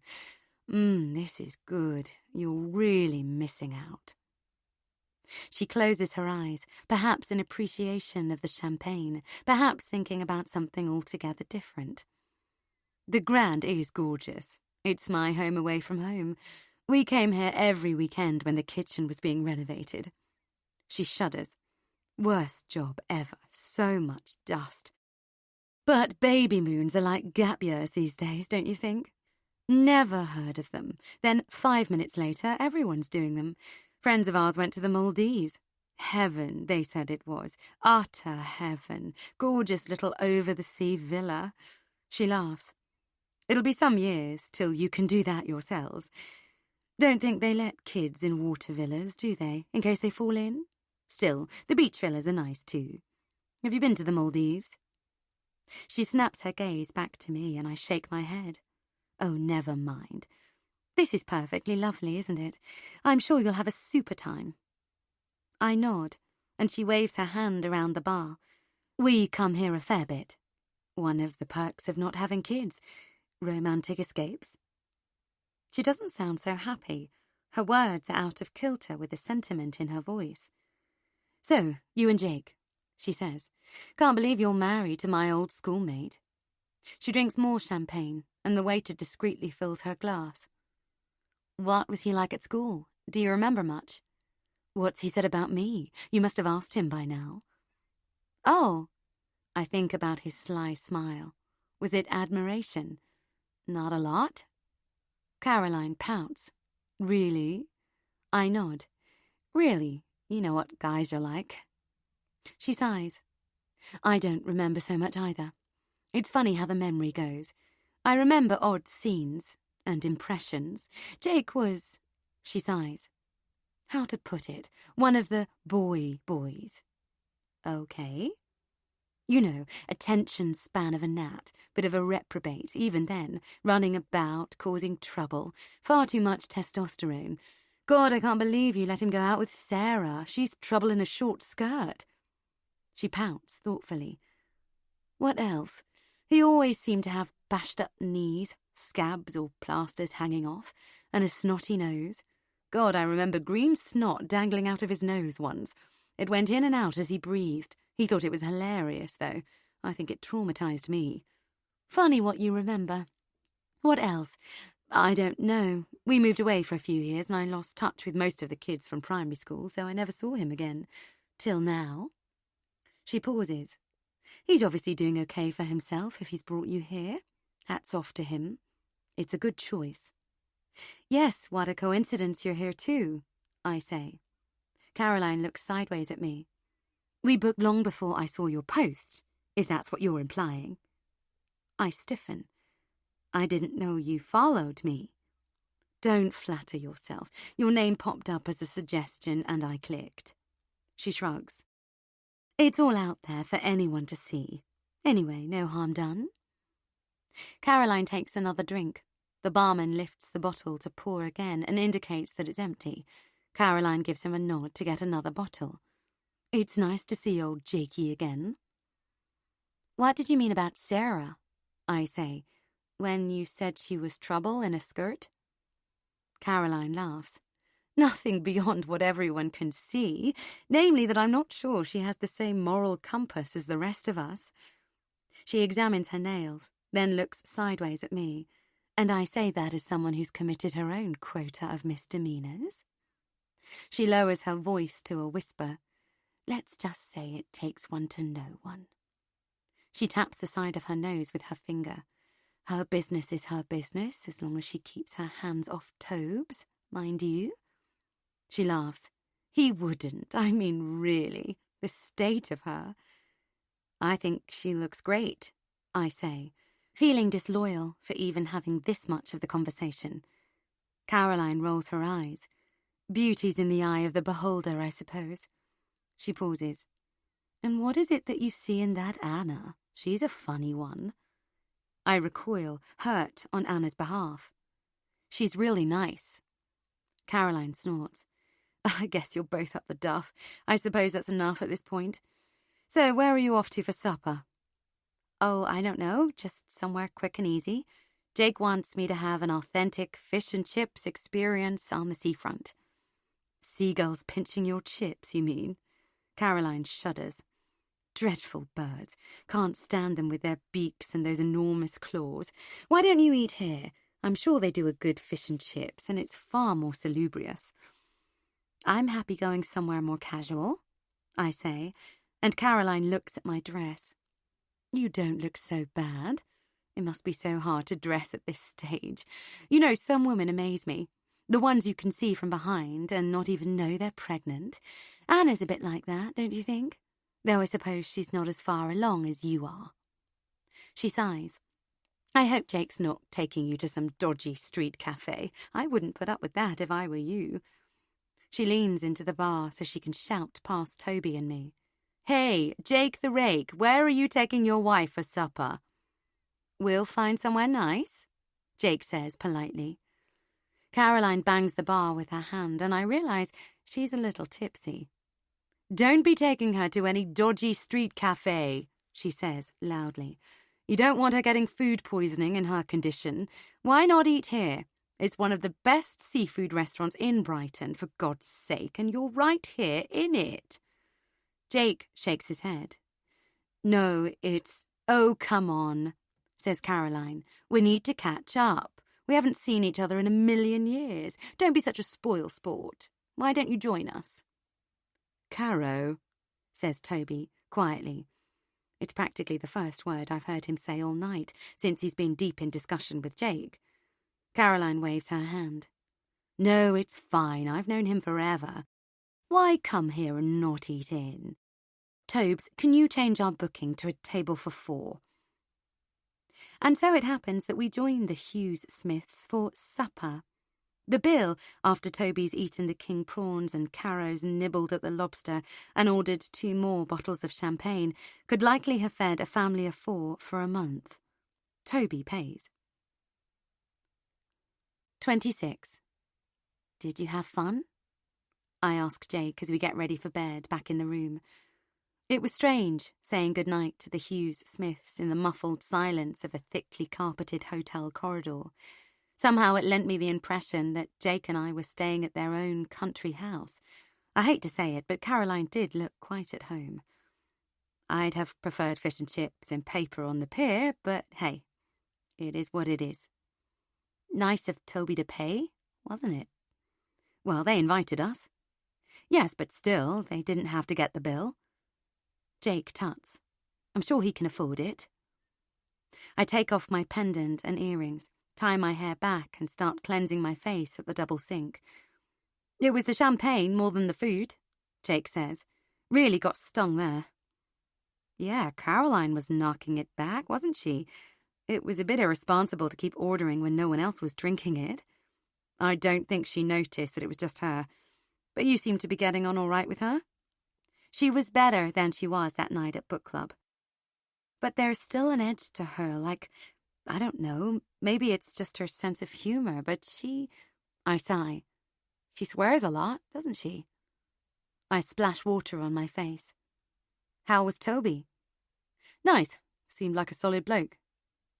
I wonder what they have in common. They're like chalk and cheese. He's so stuffy and she's so... I wave my hand, lost for the right word to describe her arrogance, her confidence, and her utter belief that she's the best person ever to walk the earth. I get the impression he's her rock, Jake says. Perhaps he's what keeps her anchored. And I get the image in my head of Caroline shaped like a balloon, tethered on a string to Toby the rock. Immediately, I want to prick her and watch her shriek her way into the stratosphere. Poor guy, I say. No wonder he looks so serious. Jake comes into the bathroom in his boxers and squeezes toothpaste onto his brush. Oh, come on. He seemed like a nice guy. I don't think they've had it as easy as you might imagine. What, Tobes didn't get a 7-figure bonus last year? I laugh at my joke. Jake shakes his head while brushing his teeth. I have to wait till he's finished before he carries on. He spits, rinses his mouth, then says, I don't know. He hinted that something bad happened a year ago. That this was some sort of bad anniversary.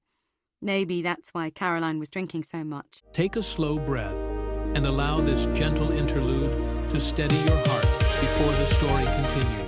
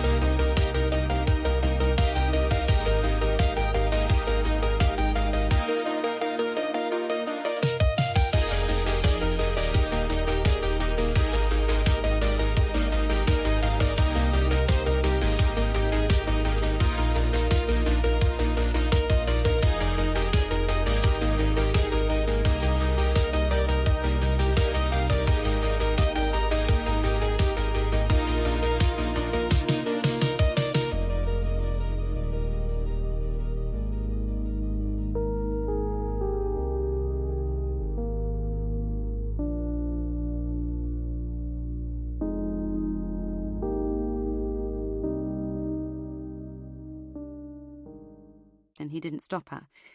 I think there was more to it than what we saw, put it that way. Oh, really? Like what? I don't know, I didn't like to ask. I tut. You're useless.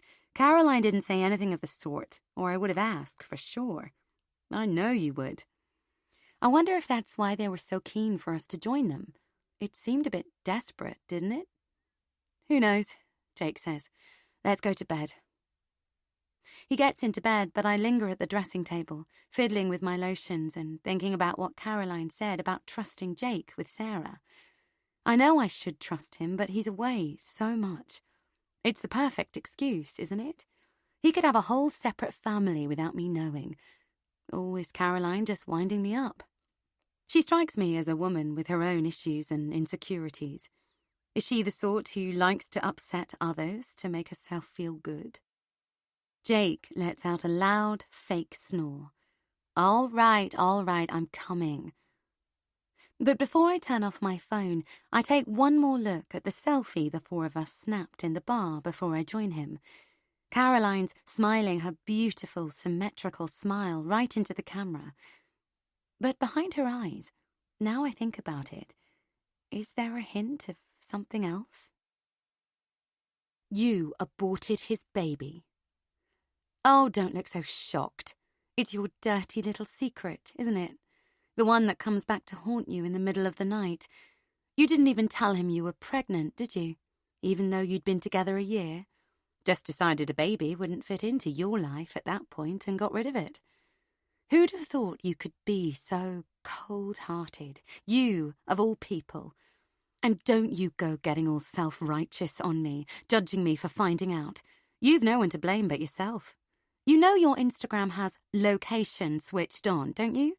All it takes for me to find out where you are is one click, and there it is, a pin in a map showing me how to find you. I can't believe you wouldn't know that. No one's that naive, not even a fourth grader. And I'll be honest, sometimes I wonder if you leave it on for me. Wonder if you're deliberately leaving clues for me. But then I have to pinch myself. Of course you're not. You genuinely are that fucking stupid. So I'm bored one day. You're quiet on social media for once. It's rare, but it's one of those days when you're not posting anything. No tweets, no Instagram, nothing. So I decide to go for a drive, pay you a visit. And honestly, there are worse things you can do in life than rifle through a few rubbish bins. I have latex gloves. I use them. It's not that disgusting. Food containers, ready meals, for one, drinks cans. You really should recycle, though I suppose you have other things on your mind. Used cotton wool balls and tissues, coffee pods, and then there it is, the pill packet. At first, I'm not sure what it is. I don't take it. Oh no, I'm no amateur. I photograph it and I put it back, exactly where I found it, under the lasagna box. And then I Google it. And you know those days you have when everything goes your way? Days that make you want to sing and dance. It's one of those days. Because what I find out is that that packet contained the abortion pill, for use at less than 9 weeks. So how long do you think about it for? A fortnight? A week? A day? An hour? When you see those blue lines sitting on the toilet that morning, what are your thoughts? What drives you to the Planned Parenthood clinic? Oh, don't answer that. I know why you did it. You weren't ready. Because back then, you think there's a perfect time to have a child. You think you can take all the time in the world because getting pregnant is as easy as 1, 2, 3. You think you can pop babies out like fucking McDonald's drive-through orders, don't you? I thought I knew you, but this shocks me. You don't deserve this baby. You don't deserve it at all. 27. My birthday dinner was to take place the week after we'd been to Brighton, at Sarah's house. According to Jake, the two of them had talked through every possible restaurant option before agreeing over dessert that she would host the dinner at her house, on condition that she didn't have to cook herself. She's far too busy, Jake had told me beforehand, in a way that pricked me like a heat rash. I knew I couldn't possibly compare my rather quiet life to that of a single working mom of 2 kids, even if they did live mostly with her ex. But that didn't make me feel better about the way he'd said it, almost admiringly. The irony wasn't lost on me either, that she'd got a night at a restaurant with Jake in order to decide that I wouldn't have a night out at a restaurant with him. So I suppose I start the day in the wrong frame of mind. The doorbell rings not long after Jake's left for work.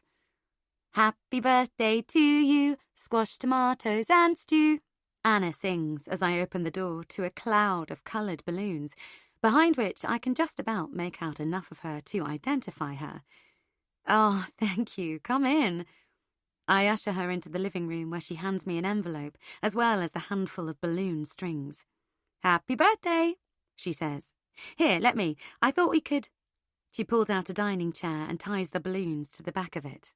There, look, very festive. I'm sorry I didn't bring a banner. I bought one but completely forgot to bring it. You can bring it tonight, I say, opening the envelope. It's a voucher for an anti-aging facial at the spa we went to, and a homemade voucher for 1 hour of babysitting from Auntie Anna. Thank you so much. I give her a hug. That's so thoughtful of you. You're welcome, she says. I thought that after the baby comes you might need to pick me up, or before. You don't need to use the vouchers concurrently. It's so kind of you, thank you. I'll do the same for you, of course, when you've had yours. I'll hold you to that, says Anna. She pauses, then takes a deep breath. Look, by the way, there's something I've got to tell you. She pulls an awkward face, gritting her teeth and scrunching up her face as if she expects to be struck. I raise my eyebrows at her. What's up? I can't make it tonight. What? How come? I stare at her, looking for spots on her skin or other signs of sickness, but she looks fine, glowing, in fact. Rob's flying through London en route to the States. she says. I'm so sorry. There's nothing I can do about it. He's booked the flights. She rolls her eyes at me. He never thinks to ask if it suits me, just assumes I'm always available. He's arranged it so he's in a hotel overnight near Heathrow. It's date night. I might have to put out. She laughs self-consciously, but I'm not laughing. Without her, my birthday evening falls as flat as the proverbial. You'll have a lovely time, though, Anna continues. I'm sure Sarah's arranged a fab evening. I wish I could be there. Why the States? I walk into the kitchen and put the kettle on to hide the disappointment that I can feel pulling at my face, making my lip wobble. He's staking out a job in Texas, Anna says. It'd be a promotion, more money, better package. My stomach drops. Would you go too? I say, with my back to her. You've only just set up in London. I miss the States, but it's early days. I can't stay for coffee, by the way, if that's what you're doing. Lots to arrange before tonight. He's about to board right now. So you'd move back? I say, switching the kettle back off and turning to face her. Let him get the job first, then we'll decide, she says. Though we've lived in Texas before, so it'll be easy. Anyway, I imagine we'll talk about it when we see each other. She laughs. But look, sorry about tonight, but I knew you'd understand. It's okay, I say, trying to inject some sincerity into my voice. So, when does he land and leave again? How long do you have together? Oh, he gets in about 6 in the evening, I think, and then leaves again around lunchtime tomorrow. Lovely, I say. Yep, she says. He's planned it really well. We'll go out for dinner, then have breakfast tomorrow, and off he'll go. I might tell him about the phone calls. Oh, are you still getting them? Yeah. I'd think about it, though, I say. You don't want to worry him, especially when he's not here. There's so much I don't tell Jake when he's not here because I don't want him to worry. I roll my eyes at Anna, but she looks away. We move towards the front door. Anyway, thanks for coming over, and for the balloons and present. Anna faces me and puts her hands on my shoulders. Are you sure you're okay? You'll have a brilliant night. You'll have to tell me if Simon comes, and everything that Caroline gets up to, and I want pictures, especially of what Sarah wears. My guess is it's going to be up to here. She draws a line on her upper thighs. Yeah, will do, I say. You have a great time. Enjoy date night. I can't keep the sarcasm from coating the words, but Anna's already halfway down the front path. Bye then, she waves as she lets herself through the front gate. Have fun. Don't do anything I wouldn't do. I close the door, then slump onto the sofa. Fancy cancelling on the day. Of course I get it that Rob's flying through, but of all the luck, if only he'd spoken to her, he could have flown the next day. I run my hand through my hair. For God's sake, why me? My last birthday without a baby, my first birthday in London, my new friends, except the most important one. I grab the iPad and open a search page. Qatar to London flight timetable. I type into the search box. Sure enough, there's a flight listed that gets in at 5:55 p.m. Hope flares for a moment. Maybe she could come for a drink at Sarah's first, then go to the airport. It'll take him a while to get through at Heathrow for sure, and she's got all night and tomorrow morning. Can't she divide herself between both of us? I pick up the phone to call Anna, then stop myself. Instead, I click through to flight tracking and find the flight. Anna's right. It's just taken off and is heading towards Iran. Huh, Rob, I say nastily, jabbing at the little plane icon on the screen. You have no idea what you've just done. That's no way to treat your wife's best buddy, is it now? 28. So I admit I go to my birthday dinner in bad grace. I'm glad I go, though, because I learned something there. I learned that I'm not imagining it. Sarah really does fancy Jake. Not just a little bit, but really, really might do something about it, fancies him. She's ordered in something impressive from Cook for us to eat, and when we get there, she's making cocktails in the kitchen. Jake hands her the flowers he's picked up from a trendy florist in London. I've already clocked how nice they are. Thank you. Virgin mojitos for the birthday girl, Sarah says, giving me an air kiss and pointing to a small jug and a glass next to it. Help yourself. I didn't want you to feel left out. Hello, darling, she says to Jake, going over and offering her cheek for a kiss. She's wearing a dress that does a very good job at hiding any extra weight she might be carrying around her middle. It skims all the right places, and the way the pattern's designed makes it even more flattering. Despite Anna's prediction, it falls nicely above the knee, showing us all that she has legs like a racehorse. Once again, I'm a blob in the ubiquitous black maternity dress, and that doesn't help my mood either. I still remember the way Caroline looked at me in the restaurant at the Grand and said, "You don't look so bad." Even as I stand there in Sarah's kitchen with my little jug of virgin mojitos, I wish we weren't here. I wish Jake and I were in a restaurant on our own, just the two of us. Or better still, just at home. Me in my pyjamas with a takeout and a movie. Jake's leaving again in the morning, and I really don't want to share what little time I have him with Sarah, friend or no friend. So, did you have a good time in Brighton on your dirty little weekend with the Hughes Smiths? Sarah asks us. Lovely picture you posted. Her smile doesn't reach her eyes, and I realise that she's jealous, that she suspects that the four of us planned to go down without her. I couldn't believe it when we bumped into them there, I say. Very random. Bit of a coincidence, eh? Sarah says, narrowing her eyes as she tastes the cocktail. Of all the hotels in the country, and you both end up there, in the same bar at the same time? That's delicious, even if I do say so myself. It was a bit like that, I say with a shrug. Is everyone here now? Anna called. She can't make it. Apparently Rob's on a flying visit, so she's off for some rumpy-bumpy. Sarah shimmies her hips. Anyway, I bet you already knew that, given you two barely even breathe without tagging each other on social media. But yes, the Hughes Smiths are in the lounge. Anyway, be a dear, why don't you? Take this through while I borrow your husband for a minute. She puts the jug and a stack of glasses on a tray and holds it out to me. Are you okay carrying it? It's not too heavy. It's okay, says Jake. I'll take it. Does he flash her a look like, not now, or am I imagining it? So he picks up the tray and we both go through to the cream-coloured living room. There's a party-like feel to the evening. Ed Sheeran playing in the background, the scent of perfume and aftershave filling the air, and everyone dressed up. It reminds me, for some reason, of Christmas gatherings back home. Suddenly I feel 1,000,000 miles away from everyone I hold dear, except for Jake, of course.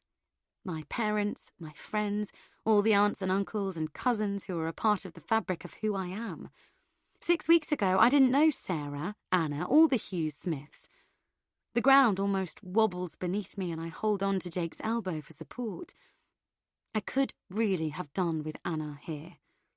Hello, stranger, says Caroline, coming over to Jake and me and giving me an extravagant air kiss. Twice in 2 weeks. What a treat. Brighton was super, wasn't it? Just perfect. We had such a lovely time. She looks at Sarah, almost as if she's goading her. We'll have to make sure that doesn't happen again, or you'll start to think Jake and I are hiding something.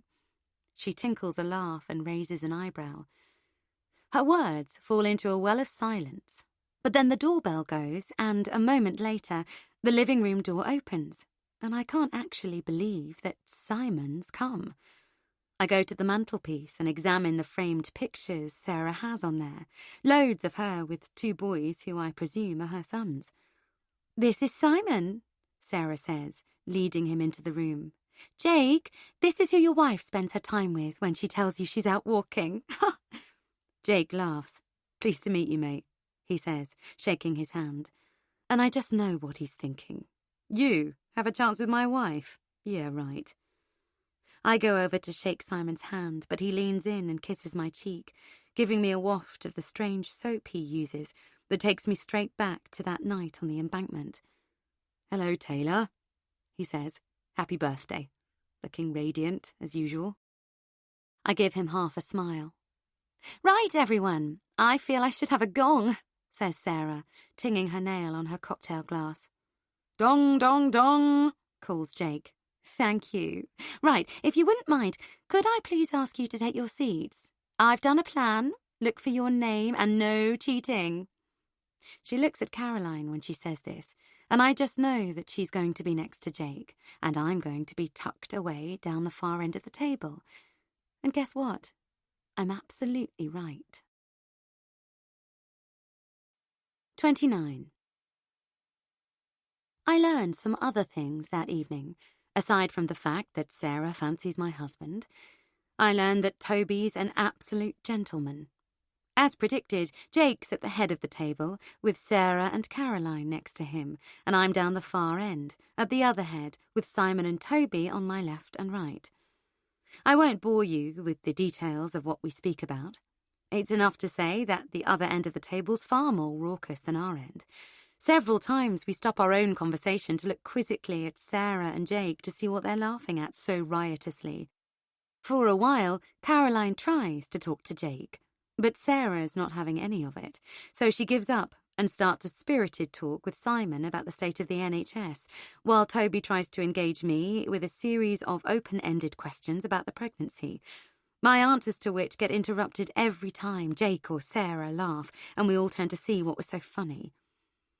I curse Anna in my head for not coming. It irks me to be the only sober one in a group of people getting steadily drunk, and perhaps that's why Toby lays the drinks mat carefully over the top of his wine glass after one glass of red, and smiles conspiratorially at me. What I will say, though, is that as I sit there, eating my way through roasted salmon and potatoes and green beans, I watch Sarah lay a hand on Jake's arm. Then I watch him reciprocate as he makes a joke, and then I watch her start to touch him almost every time she addresses him, which is all the time. She touches his arm, then his hand, and gives him a playful punch on the shoulder. It's as if the conversation they're having is 20% verbal and 80% tactile, and all the while Jake's refilling her glass and her smiles getting bigger and brighter.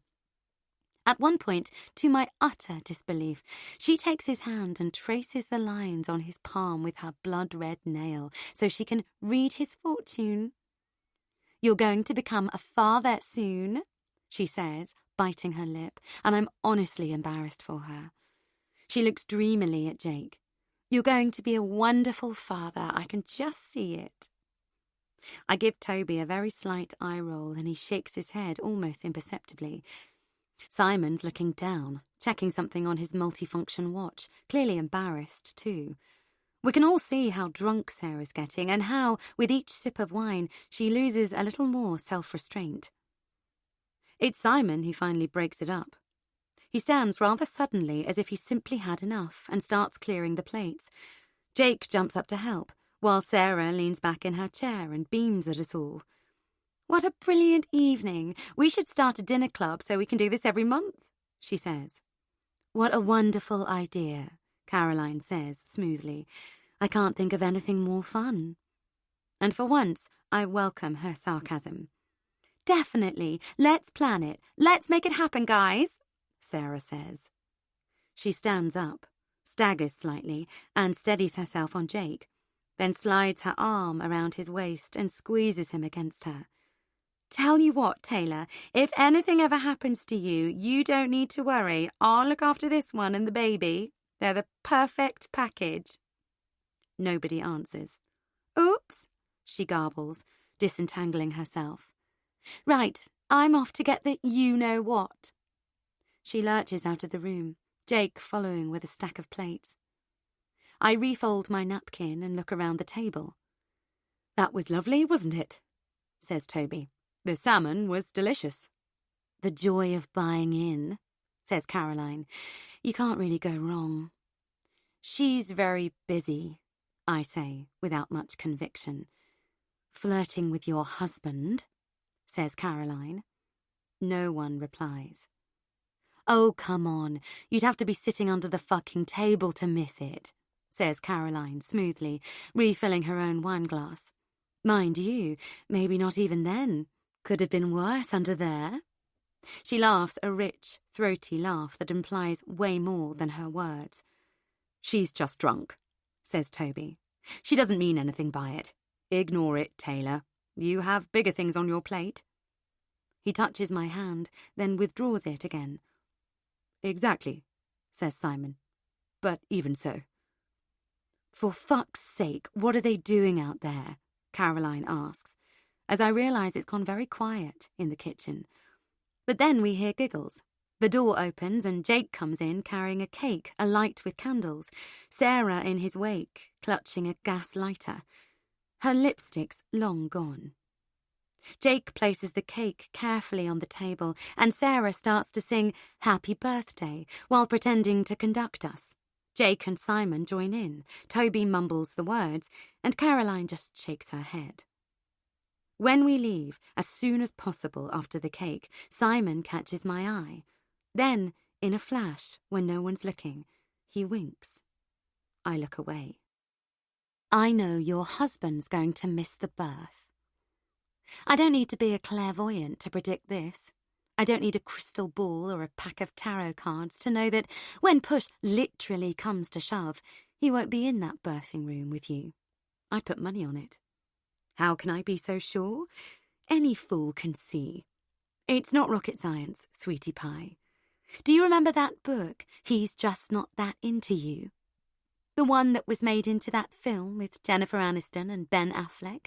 Yeah, I didn't watch it either, but maybe you should. There's a lot to be said for the title. Have you ever sat and thought about what it actually means? Yeah, he'll make a little effort. He'll be there when you buy the pram and the cot and all that crap. But his heart's not in it. You can tell a lot about a man by his behaviour, not that you ever want to see it. He hardly ever wants to be with you. Have you noticed that? I guess not. Your head's too far into those baby magazines. But if you look, you'll see he's given you so many red flags in the last 6 months. Even I can see him waving them like he's drowning. But you refuse to see them. I get that people miss things all the time. Buses, trains, even planes. But missing the birth of your first child? Oh, stop making excuses. Yeah, first babies are usually late. Yeah, first labours are notoriously long. But still, that's no excuse. If he really wanted to be there, he'd be there. So yeah, in my humble opinion, as they say online, the baby thing, he's just not that into it. You'll have to trust me on that. 30.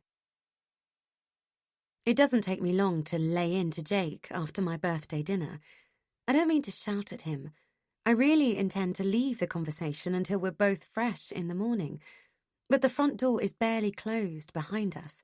Jake's bending down to shoot that tricky bolt when the words fly out of my mouth.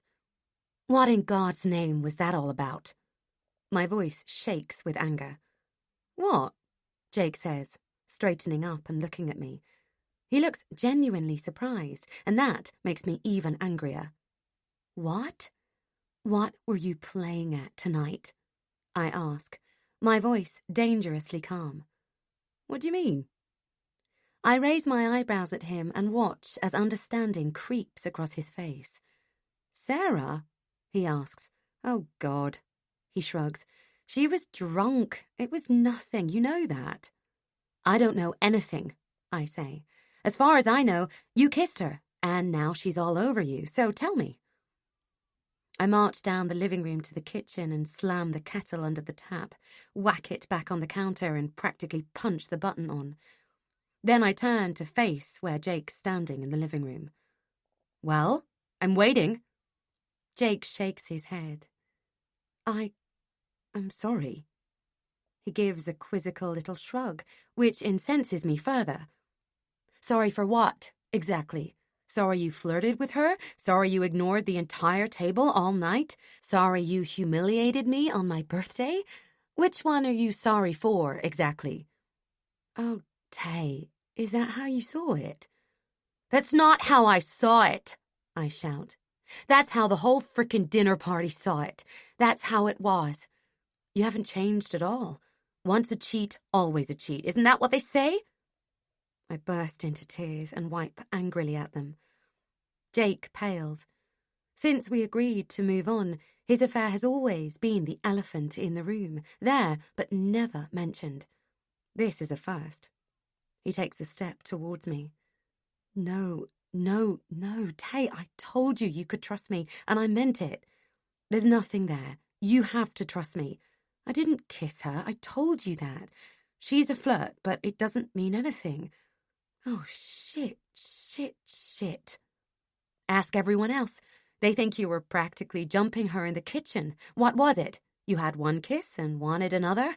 Or am I way behind here? Jake paces up and down, rubbing his neck.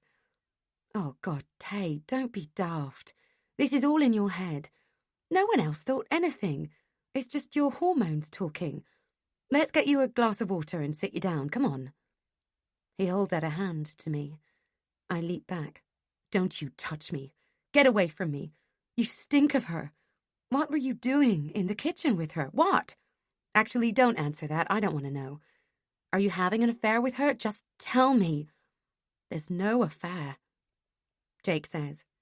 But I shove past him and head for the front door, where I squat down and start shoving the bolt Jake's just fastened. Only it's so stiff that, balanced on my haunches, I struggle. I focus all my anger on the bolt, and finally it rams back into the socket. What are you doing? Jake's behind me. What does it look like? I stand up, steadying myself from the head rush for a second, then unlock the door. I can't stand to be in the same house as you. Jake grabs my arm and holds me by the bicep. Don't be ridiculous. Where are you going at this time of night? Anywhere. I try to shake Jake off my arm. Get off me. Oh, over to Simon's, is it? Jake snarls. His face is so close I can smell the coffee still on his breath. Yeah, that's right. I saw him looking at you all night. You think I didn't notice? I should be asking you what's going on with him. Don't be ridiculous. I'm the faithful one, remember? The one who didn't break the marriage vows? We glare at each other. I wrench him off my arm, lurch for the front door and pull it open. Leave me alone. Let me go. I stumble out onto the front path, the cold shocking me. But I'm too angry to go back, too angry to lose face. I storm down the path, wondering as I do where I'll go. Anna's not home, and I won't go to Sarah's. Caroline's? I don't even have my purse. Taylor! Jake covers the path in 3 strides, then yanks me away from the front gate and kicks it shut with his foot. I try to push him off, but I can't. We stand there locked in a struggle. Look at yourself, I sneer. Fighting a pregnant woman? Jake drops his hands. I'm not fighting you. I'm trying to protect you. You can't go out there on your own at this time. His voice sounds broken. I don't say anything. My heart's still pounding, but I know I'm beaten. Come on, let's go inside, Jake says. And reluctantly, I let him lead me back into the house by the elbow, then flop down onto the stairs, my head in my hands. I'm sorry, Jake says. I don't know what happened. She was just so... He shrugs. All over you? I say. Yes. Everyone noticed. Everyone. I've never been so humiliated in all my life. Or maybe once. Jake closes his eyes. I introduce you to my friends and you make a fool of me? How do you think that feels? And me having your baby in a matter of weeks. Weeks, Jake. In weeks, we'll be parents. Is this how parents behave? Is this what our son deserves to be born into? I'm sorry, says Jake again, and I realize that all my anger's gone. There's no fight left in me. I'm empty, and I'm extremely tired. You're sleeping down here tonight, I say. I don't want you in my bed. I stand up. I'll throw down your things. And that's how my birthday ends. 31. Looking back, it's interesting to see how my friends reacted to the debacle that was my birthday. Caroline's the first to get in touch the next day, not long after Jake's left for a night in Tewkesbury. She sends me a WhatsApp. Well done for getting through it. See you at book club if you're still coming.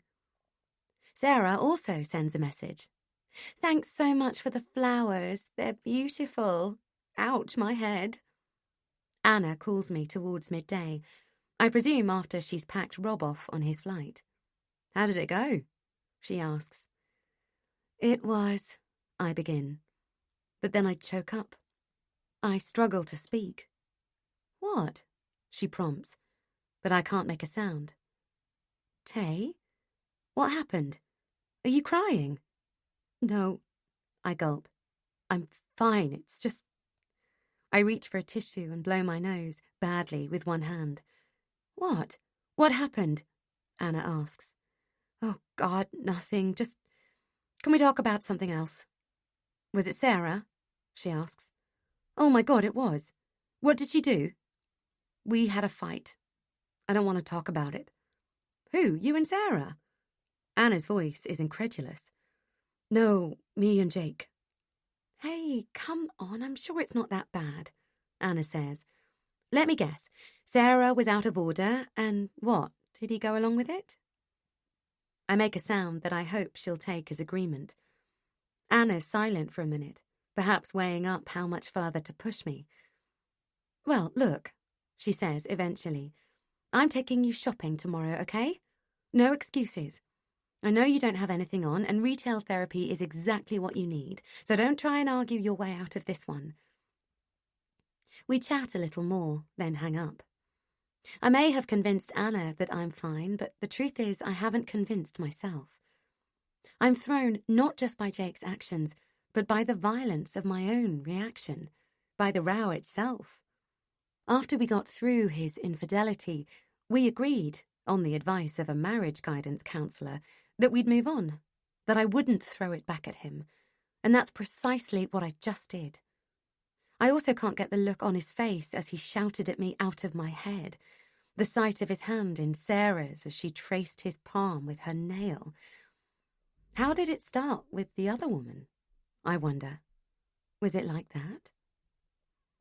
After I finish talking to Anna, I sit on the sofa for a good few minutes, mulling everything over. What's happening to my marriage? And why suddenly now, when it should be rock solid, when it should be the strongest it will ever be? How are Jake and I going to get through having a baby together? Before I know it, a tear's rolling down my cheek, then another and another, and I give in to them. I get up and get the tissue box, then I sit there, sobbing and blowing my nose into tissue after tissue, until all of the stress, the jealousy, the frustration, the anger and the guilt have come out. And just as my sobs are subsiding and the relentless silence of the house is starting to embarrass me for my outburst, as if even the walls are shocked by what loss of control they just witnessed, the doorbell rings. I pad over with my hands on my back and open it a crack. Simon's there, jiggling up and down on the spot, holding a flimsy plastic carrier bag. Hey, he says, I've only got an hour, but I wanted to come by and see if you're okay. I'm okay.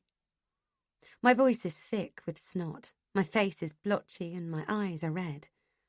You're not fine at all, Simon says. He edges closer. Can I come in? I've actually got something to show you. He holds up the plastic bag. I look away, unable to make the decision. He reaches for my hand, then pulls away without touching me. Taylor, I don't know what you're upset about, and I hope it isn't about what happened that night after the Mexican, because I told you it won't happen again. You can trust me, I promise. But I don't want to leave you like this. If I can't come in, will you come out with me? For a coffee? You shouldn't be on your own. Think of the baby. Stress hormones can't be good for him. I open the door wider. Okay, just for a coffee, all right? Thank you. Simon follows me to the kitchen. So, there's something I need to show you, Simon says. Do you remember you mentioned Anna was getting strange phone calls from wrong numbers? Well, I did a bit of digging and look at this. He holds up the plastic bag. What is it? Simon pulls out a business card and hands it to me. On it, there's a picture of a woman in a basque and suspenders, her eyes blocked out by a thin black strip. Home massage, personal services, says the card. That's Anna's phone number, I say. Simon nods. I hope you don't mind. I took the liberty of checking and then looked around. It wasn't difficult. I found a few tucked into a bus shelter, so I looked at other bus shelters nearby and bingo. I took as many as I could. He holds out the bag. Well, that explains it, but why? It might just be a typo.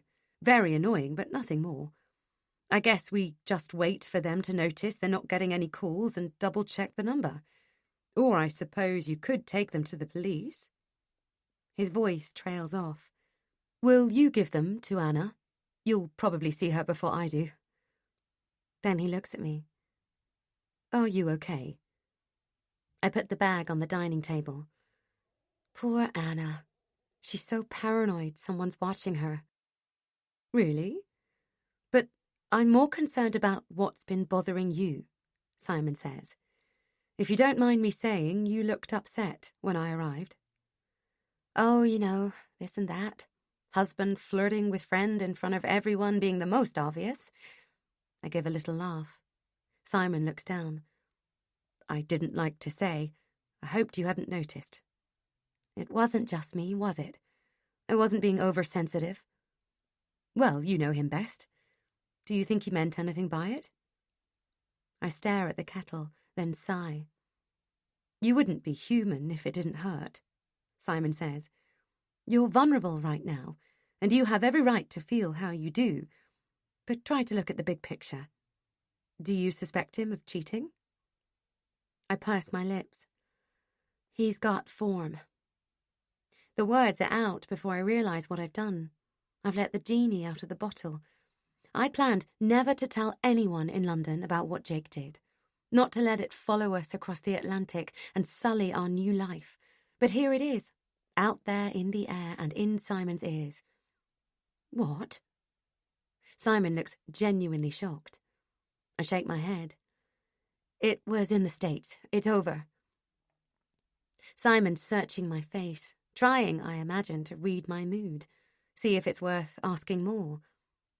Okay, he says slowly. Have there been any signs that he's cheating? I laugh bitterly. He's never here, remember? Always on the road. For all I know, he could have another house up north and a whole extra family, and I would be the last to know. But at least it wouldn't be with Sarah. Think positive. There's a sparkle in his eyes. True. I pour the coffees, add the milk, hand him a cup. We both move to the living room. I take a dining chair and he sits on the sofa. Seriously, he'd be mad to cheat on you, Simon says. I look at him, and he holds my eyes for a second before I look away. The rest of it is left unsaid. I would never cheat on you. And somehow, I believe it. How's your dad? I ask. Okay. We've a new carer who comes a few hours a day. They get on well. It means I can get out a bit more. That's great. Yeah, it is. We sit in silence for a minute. Then Simon says, I saw the photos of your nursery. I really like what you've done. It looks amazing. I'd love to see it in the flesh, so to speak. I remember that he set one up for the child he thought was his, then had it snatched away. Sure. At the bottom of the stairs, I tell him to go first. Turn left at the top. By the time I get up there, he's gently pushing open the door. Wow, he breathes. It's perfect. It's a tiny room, but I've done the walls in pale taupe, with wide striped curtains in navy and white. The cot and changing table are white, and I've also managed to squeeze in a navy blue armchair. On the walls, I've hung bunting in red, white and blue. It's plain but clean and crisp. We go in and Simon turns to me. I love it. Thanks. Suddenly I want to show him everything. I go to the wardrobe and take out a tiny newborn onesie from the pile. Look, see how tiny they are? Simon looks between me and the onesie. That looks like it might fit already. Think you might have a rugby player in there. Oh, God, I hope not. I put the onesie back in the cupboard and we troop back downstairs. Simon stands awkwardly in the hallway and looks at his watch. I loiter on the bottom stair, not least because there's nowhere else for me to go with him blocking the door. Well, I hate to say it, but I need to get going. How are you feeling now? Better, thank you. He steps closer and puts his hand on my arm. With me on the step, we're the same height. Good, he says. Look, if you're feeling bad and Jake's not around, just call me. Don't sit here crying. It's not good for either of you. Will you do that? Okay. He looks at my belly. And you be good for Mummy too, okay? Take care, Taylor. He opens the door and is gone. 32. Anna holds good on the plan to take me out shopping. She arrives at my house with a baby shopping checklist she's found online. It's not just about the big things, she says. Do you have a mild washing detergent for the baby clothes? Muslin squares, nappy bags, nighttime sanitary pads? I nod at most of these. What about for you, though? She asks. Don't forget that happy mummy equals happy baby. She says it in a sing-song voice. We need to make time for ourselves as well as the babies. We mustn't lose ourselves in being someone's mummy, okay? It's important. Do you have a good eye cream, a concealer, dry shampoo? Going to need them. You've really thought this through, haven't you? Ah, yes. Any excuse to go to Boots. She grins and I roll my eyes. All right, but hang on. Before we go, I've got something to show you. I take a card out of the bag Simon brought and hand it to her with a flourish.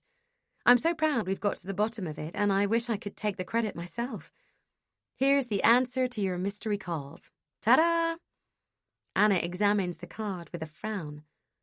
That's my number. Where did you get this? I didn't. Simon did.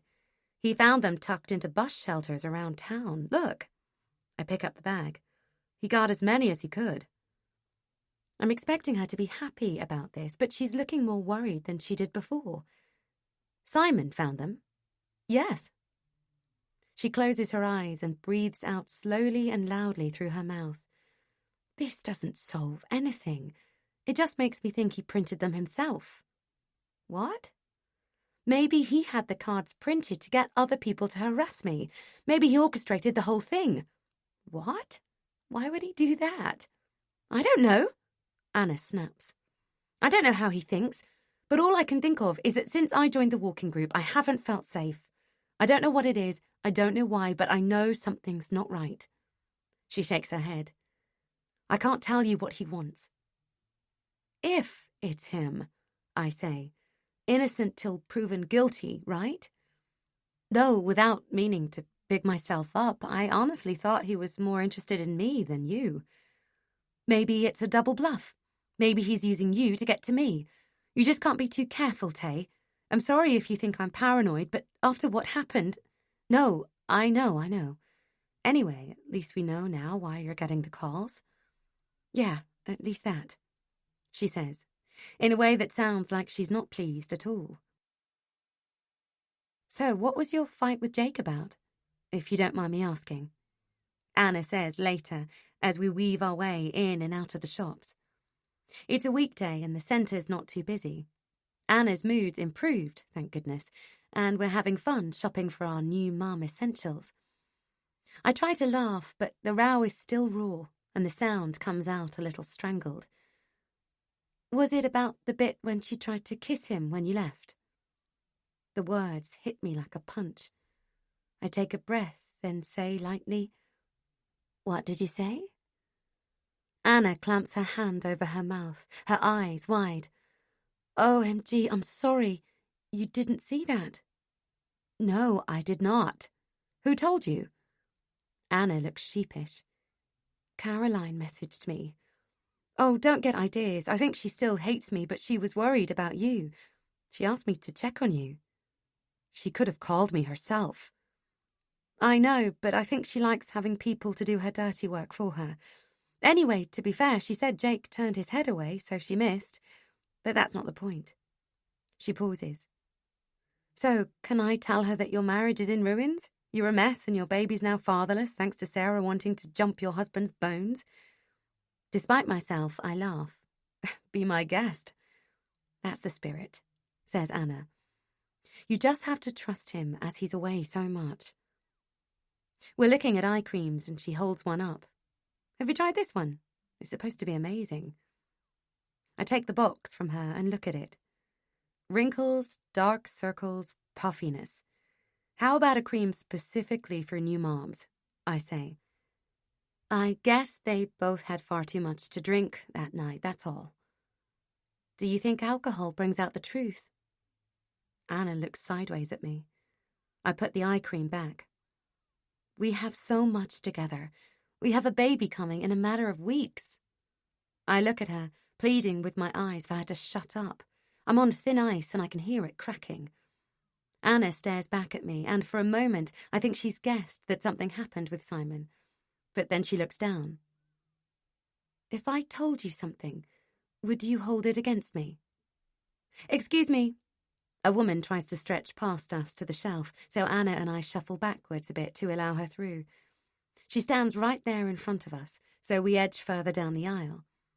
Anna looks furtive, like a spy about to divulge a secret of significant importance. What is it? I ask. She sighs and rubs her forehead. I've been wondering whether or not to tell you, but Caroline also reckons something happened with him and Sarah in the kitchen that night. Suddenly the shelves seem to close in on me. Rows and rows of cosmetics tower over me. Names, bottles, tubes, tubs, prices, buy 2, get 1 free, 3 for £10. I can't breathe. When they were getting the cake or something? Anna continues. She said Sarah was always trying to get him alone in the kitchen, that it was quite obvious and pathetic. Like hormone-crazed teenagers, were her exact words. I can't breathe. Anna reaches out and touches my hand. She has no idea of the pressure in my chest. No idea her words have hit me like machine gun fire. I thought you might want to know, she says. I'm sure it's nothing to worry about, but if I were you, I'd want to know. No, I say, and it refers to both. No, I don't want to know, and no, it didn't happen. She's just stirring up trouble. It's what she does. I struggle to make my voice sound normal. The seed of doubt now bears a shiny green shoot. It's not just me who thought something might have happened in the kitchen. Anna smiles at me. Yes, you're right. Of course nothing happened. Come on. She turns and starts to walk away down the aisle. I'm glad I've told you, though, she says over her shoulder. Friends shouldn't keep secrets. Tears spring to my eyes. I'm suddenly damp and prickly hot, and I rip at my scarf trying to get it off and fan my face with my hand. Anna's still talking. Then she turns and realizes I'm not behind her. She rushes back and puts her hand under my elbow. What's wrong? Are you okay? Oh my God, I didn't think you'd take it like this. You're right. Caroline's just stirring. It's okay. I can't stop the tears, so I turn to the shelf to try and hide my face, both from Anna and from passers-by. Anna scrabbles in her bag and passes me a tissue. I rest my head on the edge of the shelf and gulp in as much air as I can get in the heat of the shop. I think they already kissed the night they went out for dinner to discuss my birthday. I tell her about the silence at the front door. It was a good few seconds. Anna rubs her hand over her mouth, then taps her lips, thinking. Some friend she's turning out to be. No wonder she asked you out for lunch. She probably wanted to get you on side before she went after your husband. What do they say? Keep your friends close and your enemies closer? She shudders. I dissolve into tears again. The evidence is all there, isn't it? Anna sighs. Look, it's a difficult time for a man, seeing his wife pregnant. Maybe he feels insecure about how much attention the baby's going to get. Maybe he doesn't even know why he's doing it. All he knows is that when a pretty woman is giving him attention, it feels good. Men are basic creatures, don't forget that. She laughs, and I try to smile, but my lip wobbles. "Look," she says, "it'll all be over in a couple of weeks. You'll have the baby, and you'll be the center of his universe again. You'll be the most amazing, wonderful person on the planet for giving birth to his child, I promise. This'll all blow over. It will. This is just a wobble, a tiny wobble." She pats my back. Come on, Tay. Let's get you outside. Find you somewhere to sit. I'm so sorry. This is all my fault. I shouldn't have said anything." I can't speak. I try to swallow, but there's a lump in my throat. I blow my nose on what tiny corner of the tissue isn't saturated with tears. Anna leads me by the elbow to a bench in the mall, sits me on it, and dashes back into Boots to get some water. I watch the people passing us by, hands full of carrier bags, going about their happy lives. Suddenly, I feel alien, like a stranger in their midst. An aching for home, my real home, squeezes my insides, and I honestly wish I could give up and go back to the States, back to my life there before it all got so complicated. "Right," Anna says, handing me the bottle of water. "Sip this. How are you feeling now?" "He's cheated before," I blurt. "When we were in the States. It's why we moved here. A fresh start." Like a sprinter off the blocks, my secret's gone. Anna's mouth hangs open, her eyes wide. "What?" "You heard." She blows out and leans back. Whoa, that puts it all in a completely different light. I know. Once a cheat, always a cheat. Isn't that what they say? Anna doesn't reply, but her face says it all. I wave my hands up and down to try and fan my face. God, this is embarrassing. I feel like such a failure. I'm a useless wife. Or maybe he's a useless husband, Anna says. Have you thought of it that way? I feel my spine sag as a ball of tension inside me dissolves. Honestly, I've never thought of it that way. Look, Anna says. I don't know what happened, but the one thing I know is that it isn't your fault. She sits down next to me. I suspect Rob cheats as well. I've never actually caught him. It's harder because he's away from home for so long, but I've often suspected he has a girlfriend in Qatar. What? How can you live with that? Anna shrugs and exhales through her teeth. Well, it's not as if I know for certain. And what can I do about it anyway? Short of flying over there and catching them, it's hard for me to check up. But there's been the odd thing that's made me stop and go, what the... Have you ever asked him?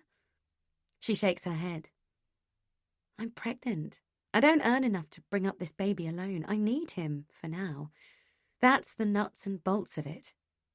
So you ignore it? I try not to think about it. That's what I do. We sit in silence for a moment, watching shoppers weave around us.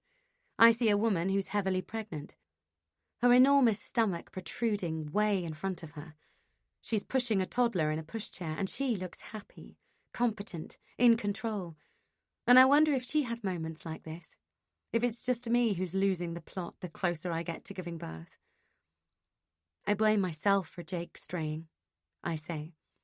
It's different for you, as Rob practically lives away from you, but Jake's here at least 50% of the time. I was so focused on conceiving. His child, Anna interrupts, her eyebrows raised, and I smile gratefully at her. Sometimes I forget it's his child, too. It's a massive gift you're giving him. He should have been pandering to your every whim, worshipping the ground you walk on, not getting his end away elsewhere. She shakes her head.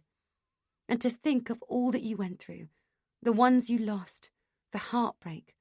Oh, you poor, poor thing. She rubs my arm. Thank you. I sniff. Thank you for saying that. But I blame myself. I carry that around with me all the time. I think about it at night when I can't sleep. Why didn't you tell me? We made a deal. London was a new start. We weren't going to talk about it. But now I've thrown it back at Jake, told Simon, and now you. Anna stiffens. You told Simon? Am I missing something? Irritation flares inside me. Oh, come on, he's not so bad. Anna facepalms. Look, I say, I know he's a bit odd, but he's a full-time carer, he's lonely, and he's a computer guy. They're all a bit geeky, aren't they? Not the best social skills, but I think he's basically a sound guy. No, we're going to have to agree to disagree on this one. He's got an agenda. I don't know what it is, but I don't like it. I mean, look at the way he turned up at your house with those presents. You've got to admit that was odd. How did he even know where you live? Anna sighs. And as for the business cards, don't you think it's very convenient he was the one who found them? She shakes her head at me. You're such an innocent, I despair. He used to be married, I say. He almost had a baby. What do you mean? How do you almost have a baby? I tell her Simon's story, and that it all comes tumbling out about him coming to the house and feeling my belly. I'd forgotten she didn't know about that. Anna listens with her hand over her mouth and her eyes wide. Okay, she says when I'm done. Is there anything else you haven't told me? Tay? She peers intently at me. Come on, spit it out. Something else happened, didn't it? I can read you like a book. He kissed me, I blurt. What? When? That night we had dinner. We went for a walk down by the river and what? Did he have to hold you down? Because I would have poked his eyes out. She looks at me, horror creeping across her face. Did you respond? No, I... Unbidden, the feel of his mouth on mine comes back to me. I stopped him. Oh my God, Tay, I can't believe you didn't tell me this. It's harassment. You could go to the police. You should go to the police. I shake my head. Despite everything, I don't feel a sense of danger, not like Anna does. No, I can't do that. It's fine now. It was just a kiss and I stopped it. He apologized and it won't happen again. I've seen him since and it was fine. But Anna's shaking her head. You're so wrong about him. I've seen how he looks at you. He practically salivates when he sees you, licks his lips like Hannibal Lecter. I don't know what he wants from either of us, but it isn't good. There's something really creepy about him. He was really apologetic as soon as it happened. He said it would never happen again. And do you believe him? Anna looks upwards. Dear God, help me make this woman see. I'll come with you to the police if you want to report him. What if he tries something else? He knows where you live. He knows Jake's away. He knows you're on your own. He could do anything.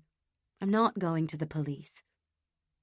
Anna takes a deep breath in and paces up and down, pushing her hands through her hair. Then she sits back down next to me. I'm so glad you told me all this. You have to take it seriously. Trust me, I should know. She looks pointedly at me. Right, here's what we're going to do. You're not to be on your own with him again, okay? You hear me? If you want to go walking, we go together. We don't even need to go with the group. We'll just go the two of us, okay? And you're not to tell him when Jake's away. If he turns up at your house, don't let him in. Make an excuse. Say we're going out. Say someone's coming over. Say Jake's upstairs and he's a black belt. Anything. She looks into my eyes, imploring. Please take this seriously. You know nothing about the guy. Nothing. He's a weird bloke and he's always been weird around you. Remember, I told you that first day we went to Costa. I wasn't joking. I've a nose for things like this. Trust me. Promise you'll take this seriously. I nod, but mentally my fingers are crossed. I still can't help thinking she's overly paranoid because of what happened to her. Good, she says. Because if you don't take it seriously, I'll tell Jake and I'll tell the police. They should know. I'm not losing another friend. Subconsciously, I put my fingers to my lips, remembering the feel of Simon's mouth on mine as I nod. Right. Do you feel a bit better now? Anna asks, standing up and stretching. Shall we get going? If we must. I stand up slowly, my muscles stiff. God, what a morning. I feel like I've done 10 rounds with Mike Tyson. Later that evening, I pick up the phone to call Caroline. I want to hear it from her, but I hang up before she answers. She calls back within a minute. Taylor, it's Caroline. I have a missed call from you. She sounds like the CEO of a multinational on a conference call. What was it she said? An architect? Thanks for calling back, I say. I just wanted to ask if you... I squirm. Oh, God, this is so silly. Forget it. It's okay. Bye. What silly? What were you going to ask? Oh, nothing. Clearly not nothing, or you wouldn't be twisting yourself inside out on the phone to me.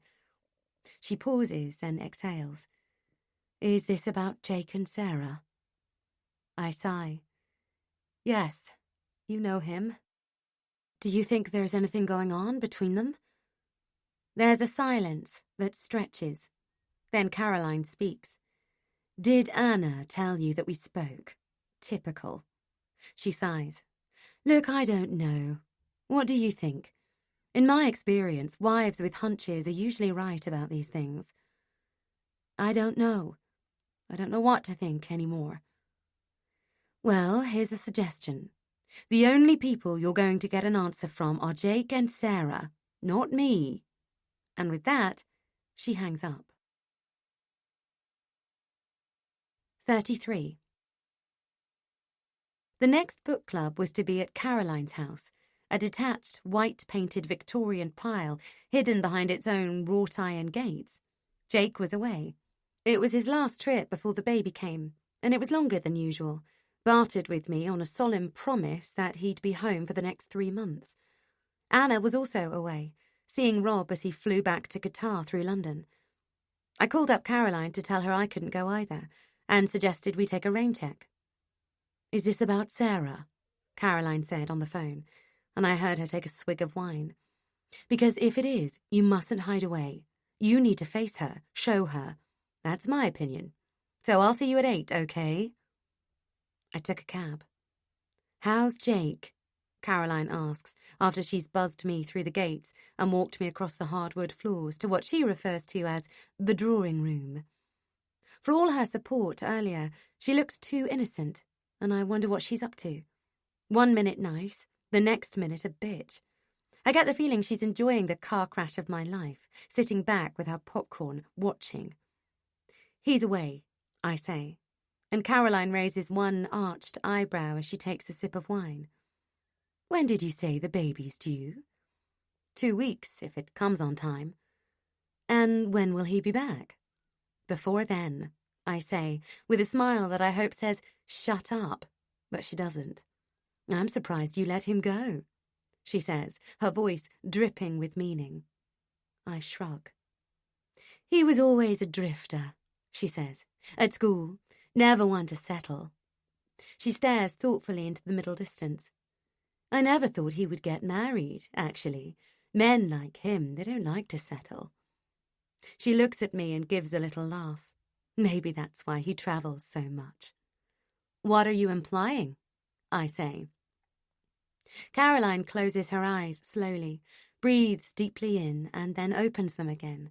A lazy blink that implies she understands that I'm thick and that she can't possibly explain more clearly. Sarah comes back from the bathroom. Oh, hello, she says, and I give her a weak smile. Didn't you say you were going away for work? Caroline asks Sarah. Yes, to Leeds, Sarah says. Tomorrow. She looks at me with a little laugh, but my blood has run cold. Jake's in Leeds. Really? I say. Sarah's looking too innocent. Yes. Why? Caroline looks from her to me and back. Oh, don't tell me, she says. Is that where Jake is? How cosy. She pauses theatrically and presses her lips together as if trying not to smile. I'm sure it's just a coincidence, she says, in a manner that implies she doesn't believe for a second that it's a coincidence. Then Sarah bursts out laughing. Oh, don't look like that, Taylor. I'm just joshing with you. I'm not going to Leeds, I'm going to Peterborough. It takes a moment for this to sink in, but I'm not as relieved as she thinks I should be. She said Leeds. She knows Jake's going to Leeds. I haven't told her that. He must have. When did they speak? Have they been messaging? The paranoia leaps back. Every time I think I've got a grip on it, it grabs me from another angle. Very funny, I say, without a shred of amusement. Caroline picks up the empty wine bottle. Right, let me get refills and the snacks. I'm afraid they're homemade tonight. I didn't have time to get out to cook. And we should start on the books. She clicks across the wooden floor to the kitchen, and I don't know what comes over me. Maybe it's the way Sarah's jokes left me feeling, but a wave of rage rises inside me, making my heart thud as if I've been running sprints. I'm afraid they're homemade tonight. I didn't have time to get out to cook. I've had enough of Caroline carping on, of her bitching and digging and putting people down. Without stopping to think, I shove myself up and follow her into the kitchen. She's standing by a tall wine fridge with her back to me, but turns around when I click the door shut behind me. What do you think? Chablis or a Cortese? She holds up 2 bottles. Or I have a white Rioja that's a bit bolder. I'm breathing hard, my blood pounding in my veins. I put my hands on my bump and lean on the door for support. Why are you such a goddamned cow? Caroline doesn't even flinch. She continues standing there holding the 2 wine bottles. I'm sorry, she says. You heard me. Why are you such a bitch? Just look at you tonight, telling me to come here, then sniping at me about Jake, and all that crap about not having time to buy from Cook just to make Sarah feel bad. Caroline looks innocent. What exactly did I say? Nothing that wasn't true, I don't think. Oh, come on. All those barbed comments. Don't think we don't know what you mean. You're nothing but a passive-aggressive bully, and I see straight through you. She shrugs. But it's true. You can't deny it. Nowhere does hummus as good as my own. I've been perfecting it for years. And then what you said about Jake not settling. He was 11 when you last saw him. 11! Are you telling me you were sizing up the marriage potential of the boys at junior school? Oh, come on. You're just a bitch who gets off on making other people feel smaller than you. Well, let me tell you, I'm not putting up with it one moment longer. I stop for breath while we eyeball each other. She's clearly not going to say anything, so I carry on. What happened to you? What turned you into such a bitter, twisted, sorry excuse of a person? I shake my head, the wind suddenly out of my sails. You know what, Caroline? You would actually be all right if you weren't such a cow to everyone. I shake my head and leave the kitchen, closing the door firmly behind me. My whole body is shaking. I don't do confrontation. I don't know what just happened. Back in the drawing room, Sarah's sitting wide-eyed. It's clear from her face that she heard everything. She raises her hand and starts to slow clap. Bravo! Well, I say, slumping onto a sofa. She had it coming, and if you weren't going to say anything... I'm sorry about the Leeds thing, she says. She gets up and comes to sit next to me. I was just joking. There's absolutely nothing between Jake and me. He adores you. She rubs my arm, then takes my hand and squeezes it. I'm really sorry about your birthday, too. I was drunk and out of order. I do it all the time. Truth is, I don't get out much. I've no excuse. I get dolled up, have a few drinks, and get overexcited. Don't take this the wrong way, but apart from how good-looking he is, there's nothing special about Jake. It could have been anyone giving me a bit of attention, even the bin man. I'm sorry. I breathe in deeply. Somehow I believe her. The drawing room door opens and Caroline appears. She puts the wine carefully into the cooler on a side table, then turns to face us. We look expectantly at her. She folds her arms. I suppose you heard that, she says to Sarah. Do you agree? Do you think the same? Sarah looks at the floor. Caroline pulls herself up straight, then speaks, her hands clasped in front of her. Her voice is quiet but determined. She looks like a prime minister announcing that the country's gone to war. I had a son, she says. I've barely registered her use of the past tense when she continues. He died. It's as if she's dropped a thermobaric bomb on the room. I can almost feel the shockwaves spreading out, hitting us all, rendering us speechless. Sarah has her hand over her mouth, and I know it's a cliché, but my stomach constricts, and coldness slides through my veins. "He was 2, Caroline says. She bites her lip now, and I see that the ice woman's actually fighting back tears. She yanks over a chair and sinks onto it, the muscles of her face struggling to stay straight, to push back the tears. She presses her hands to her face, then looks at us, more composed. "I've never talked about it." "I'm so sorry," says Sarah, quietly. "I can't imagine," I say, "and forgive me for this, but I'm also wondering if she's making it up. If there's any way we can check. Let's face it, it's a good excuse for being a bitch." "What happened?" Sarah asks. And I'm thinking of things that cause toddlers to die. Meningitis, sepsis, road accident, cot death, and thinking, please, God, no. "He choked on a grape," says Caroline, and there's another silence as we absorb the nonsense of this. "Were you," Sarah waves a hand at the room, "at home?" "He was at nursery," Caroline says. "You just don't imagine, do you? Dropping off your child in the morning and never seeing them again," Sarah says quietly. Caroline presses her hand against her face, then looks up. "He ate grapes all the time. He loved them. I used to cut them in half, but that morning I was running late. He'd been throwing his cereal around and I was cross. God, I was cross with him." She sobs, then regains control, her hand on her throat. "I was shouting at him, and I made that decision. I put the grapes in whole. I knew the risk. I thought he was old enough. It's my fault." She stops for a minute. "I'd be lying if I said I didn't think about it that morning, but I did. It crossed my mind that he might choke. You hear these things, don't you? But how much cotton wool do you wrap your child in? Where does it end? I wanted him to grow up to be tough, not a namby-pamby." She takes a deep breath. "Anyway, it's a decision I have to live with forever." "You can't blame yourself," I say. "It was an accident." And Caroline just looks at me. I'd blame myself. I know I would. "How long ago?" Sarah's voice is soft. Caroline laughs bitterly. "A year. Exactly 1 year, the weekend we went to Brighton and bumped into her." She nods at me. "That's why we were there.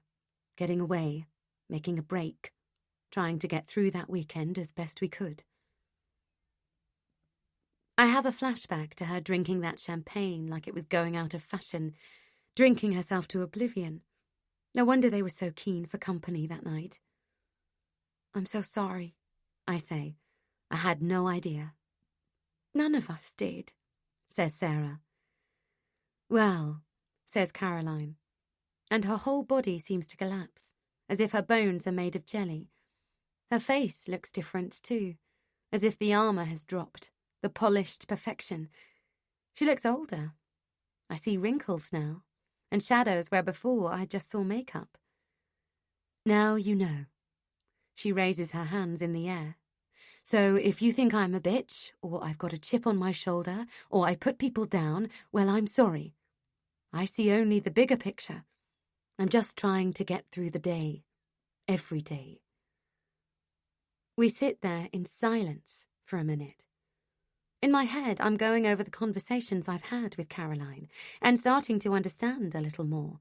The superiority, the brittleness, the drinking, the defences she must use to protect herself against pregnant women like me, mothers. Half of book club in a nutshell. It must be torture for her. Well, some book club this turned out to be, Caroline says. "Top up." She gets up and opens the new bottle of wine, sloshes some into her glass, swigs a mouthful, then looks to Sarah. Sarah goes over to her and touches her arm, Thank you for telling us. Why didn't you say something earlier? I didn't know how. Oh, hi, thanks for inviting me to book club. By the way, I had a baby, but he died. We'd have understood, says Sarah. Well, I also didn't want to upset her. Caroline nods at me. Thank you, I say. But she has upset me. We move on to books, and despite our attempts to be cheery, the underlying mood is sombre, as if we're all still processing what Caroline has told us, and I can't concentrate. All I can think about is Caroline in her perfect kitchen that morning, Caroline making the perfect little toddler snack for nursery, a cheese sandwich cut into a star shape, carrot and cucumber sticks, a fromage frais. She would have been an amazing mother. I can see that now. She would have been well-informed, have the best of everything. No wonder she knew so much about pregnancy. I see her son in his high chair, chattering as toddlers do, and throwing around his Cheerios or whatever organic, sugar-free, do-good power cereal she lets him eat while she works at the countertop. And her frustrated that she'll have to pick it all up when she gets back from dropping him off. Maybe that's what she was doing at the moment he died. Perhaps the sun was shining. Maybe it was raining, the drops sliding down the window panes. She must go over that morning in her head every day, thinking about that moment she decided to add the grapes to his snack box, wishing she'd cut them into halves or put apple slices in instead. How such an insignificant decision can change our lives forever.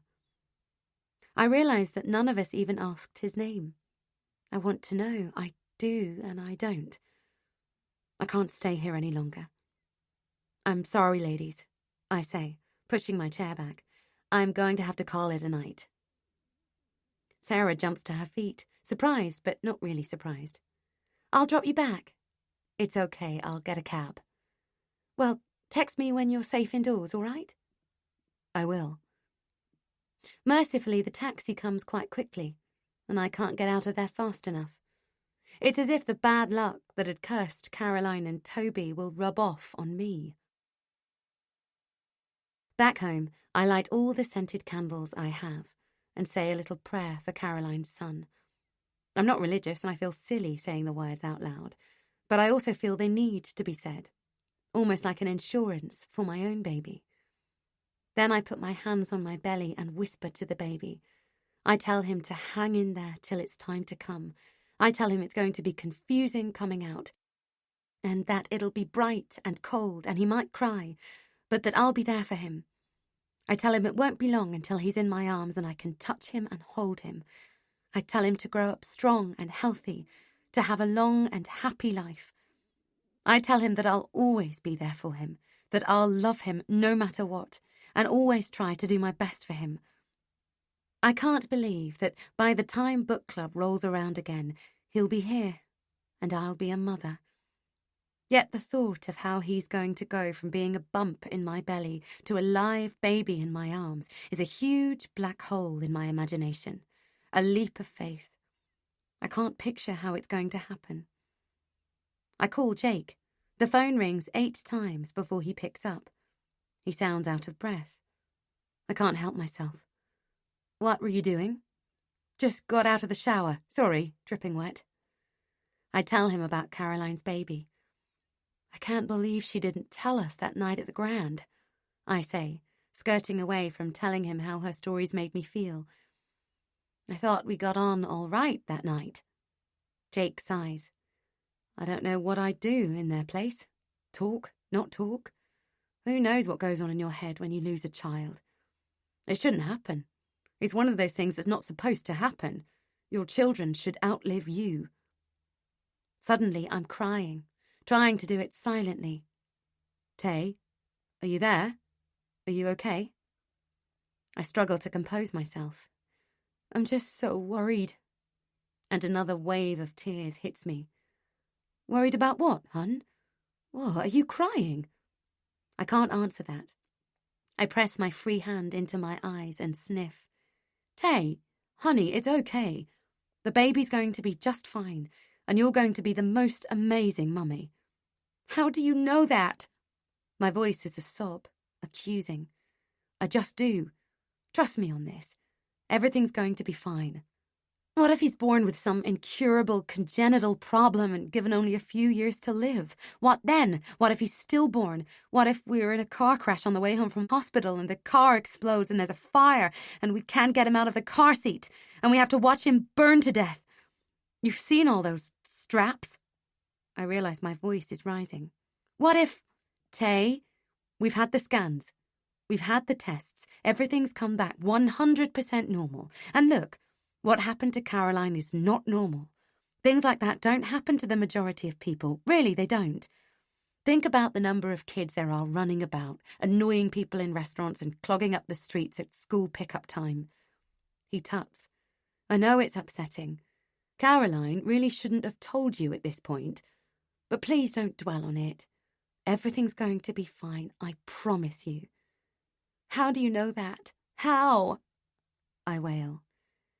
I just do, he says. Relax.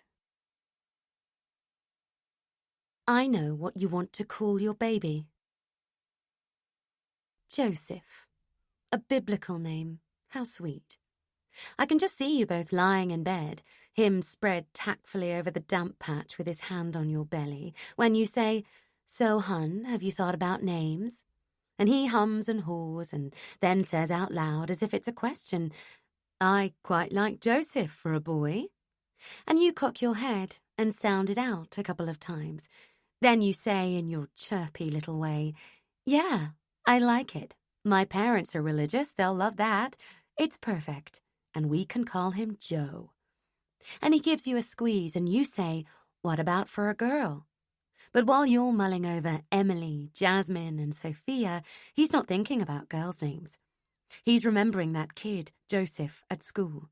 Of course he is. He can't forget. Just the two of them, out on the quarry, two boys exploring, making campfires, building dens, messing about like boys do, until there's him bending down to gather sticks for the fire, the flames crackling into life, him standing back, rubbing his hands together, pleased as he starts to feel the heat.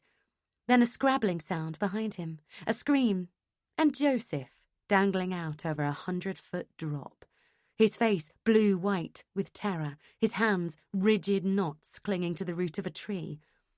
At least, that's what he told the police. Everyone knows he has a temper. I wouldn't be the first to wonder if they had a row and he got angry, gave poor Joseph a shove.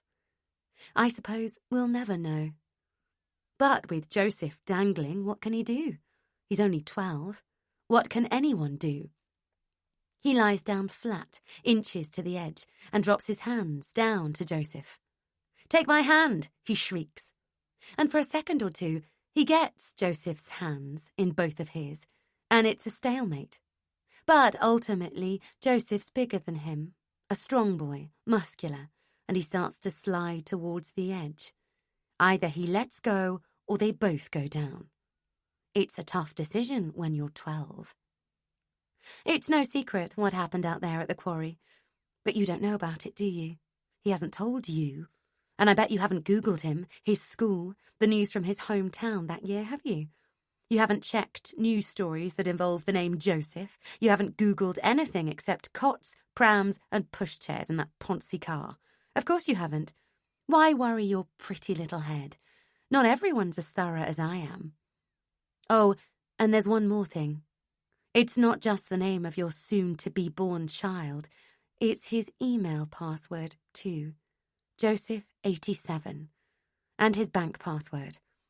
He really should use something stronger. Did no one ever tell him that? 34. They say that the urge to nest is a primal instinct that goes back to the days of cavemen. I can believe that, given the urge I suddenly have to clean and tidy the house. And with it comes a burst of energy the likes of which I haven't felt since before I was pregnant. With Jake away, I find myself shifting the sofa, mopping and vacuuming under furniture and rugs, disinfecting everything, buying bleach sprays and antibacterial wipes. I'm desperate to weed out any dust, crumbs, cobwebs, filth that might be lurking. And better still, Being so busy seems to keep a cap on my paranoia. Tidy house, tidy mind, I guess. But it's more than that. It's as if my body knows that for the next few months, if not years, I won't have much time for sorting things out. I have a desperate urge to get the house completely and utterly shipshape. Every cupboard has to be arranged nicely, every shelf stacked neatly, everything in boxes, cleaned, labelled and marked. I also throw out a lot. I make a huge pile of things that no longer belong in my life, from damaged saucepans and chipped plates to shoes, clothes, vases and old electronics. The old DVD player that came with me from the States and has never worked here. The printer that'll photocopy but no longer prints. An electric juicer, piles of novels, half-used notebooks. It's while I'm shoving it all into black plastic bags that the doorbell rings. I edge to the window to look who it is and see the familiar shape of Simon, dressed in his green jacket and red cap, and my heart bangs with sudden panic as Anna's warning burns in my ears. Without thinking, I drop to my hands and knees and cower below the level of the window while I think about what to do. Do I let him in or not? He rings again, twice, a rude, intrusive sound. Ding dong, ding dong. Then the letterbox opens and I hear him shout. Taylor, are you there? Only me. I've got something for you. I stand up, pressing my hands to my chest to try and calm the thumping of my heart. Then I take a deep breath and open the door. Damn Anna for making me feel so scared. Simon, sorry, I was just... I wave my hand. No problem, he says. I thought you must be in the bathroom. When you gotta go, you gotta go. Anyway, look. He steps towards the front door, but I use my not insignificant frame to fill the doorway. Sorry, I'm just about to, I've got to go out in a sec, I say. Simon recoils. Sorry, look. He holds out a small package wrapped in tissue paper. This is for you. I just wanted to drop it off. I unwrap the tissue and pull out a tiny baby grow for 0 to 3 months. Thank you. It's lovely. It was for my baby, Simon says. I kept one when everything happened. Oh my word, I can't take this. You keep it. I hold it out to him. I don't want you to regret it. Please, you keep it. But Simon backs away, his hands up. No, it's over. I need to move on. Please take it. I want you to have it. He turns to open the gate, gives a cheery wave, and is gone. 35. It was quite a bit later, when I'd sustained myself with tea and chocolate biscuits, that Anna called. I remember being pleased to see her name come up on my screen. I remember thinking that she must be psychic because I was about to call her to ask if she could help me take my black bags to the recycling centre. But Anna's voice was panicky. Can you come over? She says, without preamble. Please, the police have just left and I need you to come. Her voice breaks, as quick as she can. A chill undulates through me, making my shoulders shiver. Oh my God, what's happened? Is it... I swallow. I can't even say the word Simon. Please, can you just come, now? Yes, of course, I'm on my way. Call me when you're outside. I'm not answering the door. I grab my keys, bag and coat and hurry to Anna's, arriving breathless and sweaty at her door. When she opens the door, her face is pale and drawn, and her eyes red. Despite the pregnancy, she looks thin and frail. She ushers me inside, and the first thing I notice is that all the curtains are drawn. I give her a hug. Okay, tell me, I say, as she paces the room, biting the skin around her fingernails, nervous energy spiking off her. Someone's been watching me. What? I went out to the shed. I needed to see if I had some shears to, She waves towards the garden. Someone's been sleeping there. What? In the shed? Anna squeezes her hands to her face, but I see tears seeping through her fingers. When she takes her hands away to speak again, her face is a mess of snot and tears. She gulps. He was watching me. I was right. I told you I felt followed. Are you sure it's a man? You called the police? What did they say? Not a lot. She presses her hand against her mouth as if to stop herself crying again, and then she clutches her belly. Oh my God, this stress. It's not good for the baby. He's all over the place. She gives a huge sob, and I go over to her and lead her back to the sofa. Come on, sit down. Try to relax. I rub her shoulders. Let me make you some tea. What would you like? Chamomile? I make her the tea and hand it to her. Can I look at the shed? Do you mind? She shrugs. Help yourself. But I'm not coming. I can't bear it. Okay, back in a tick. The key's in the door of the shed. I turn it and wrench open the door, expecting to see, what? Your usual shed interior, I guess. A lawnmower, a rake, a broom, and a few shelves, home to nothing but dead spiders, wasps, and flies. But immediately I see that, aside from a pile of empty plastic water bottles scattered in one corner, the inside of the shed is cleaner than I'd have imagined. The most obvious thing, however, is that there's a bed on the floor. Not a proper bed, just a thin, stained mattress, a dark red sleeping bag, a rough blanket and a pillow, which together give a good impression of being a bed. Next to these is a large plastic box. Feeling as if I'm snooping on someone else's possessions, I open the box. Inside, there's a drinking glass, a few small bottles of water, a dog-eared copy of a porn magazine, an opened packet of biscuits, a large bag of Cheetos, and a pair of binoculars. I stand there with my hands on my hips and survey the scene. I have to agree with Anna. It does look as if someone's been sleeping in her shed. But why? I take out one of the biscuits and apply pressure till it snaps soggily. They've been there a while, then. Maybe this all dates back to before Anna moved in. Maybe it's something as simple as the last tenant's gardener slacking off, or their teenage son's bolt hole, who knows? I chew the inside of my lip while I look through the window at the back of the house.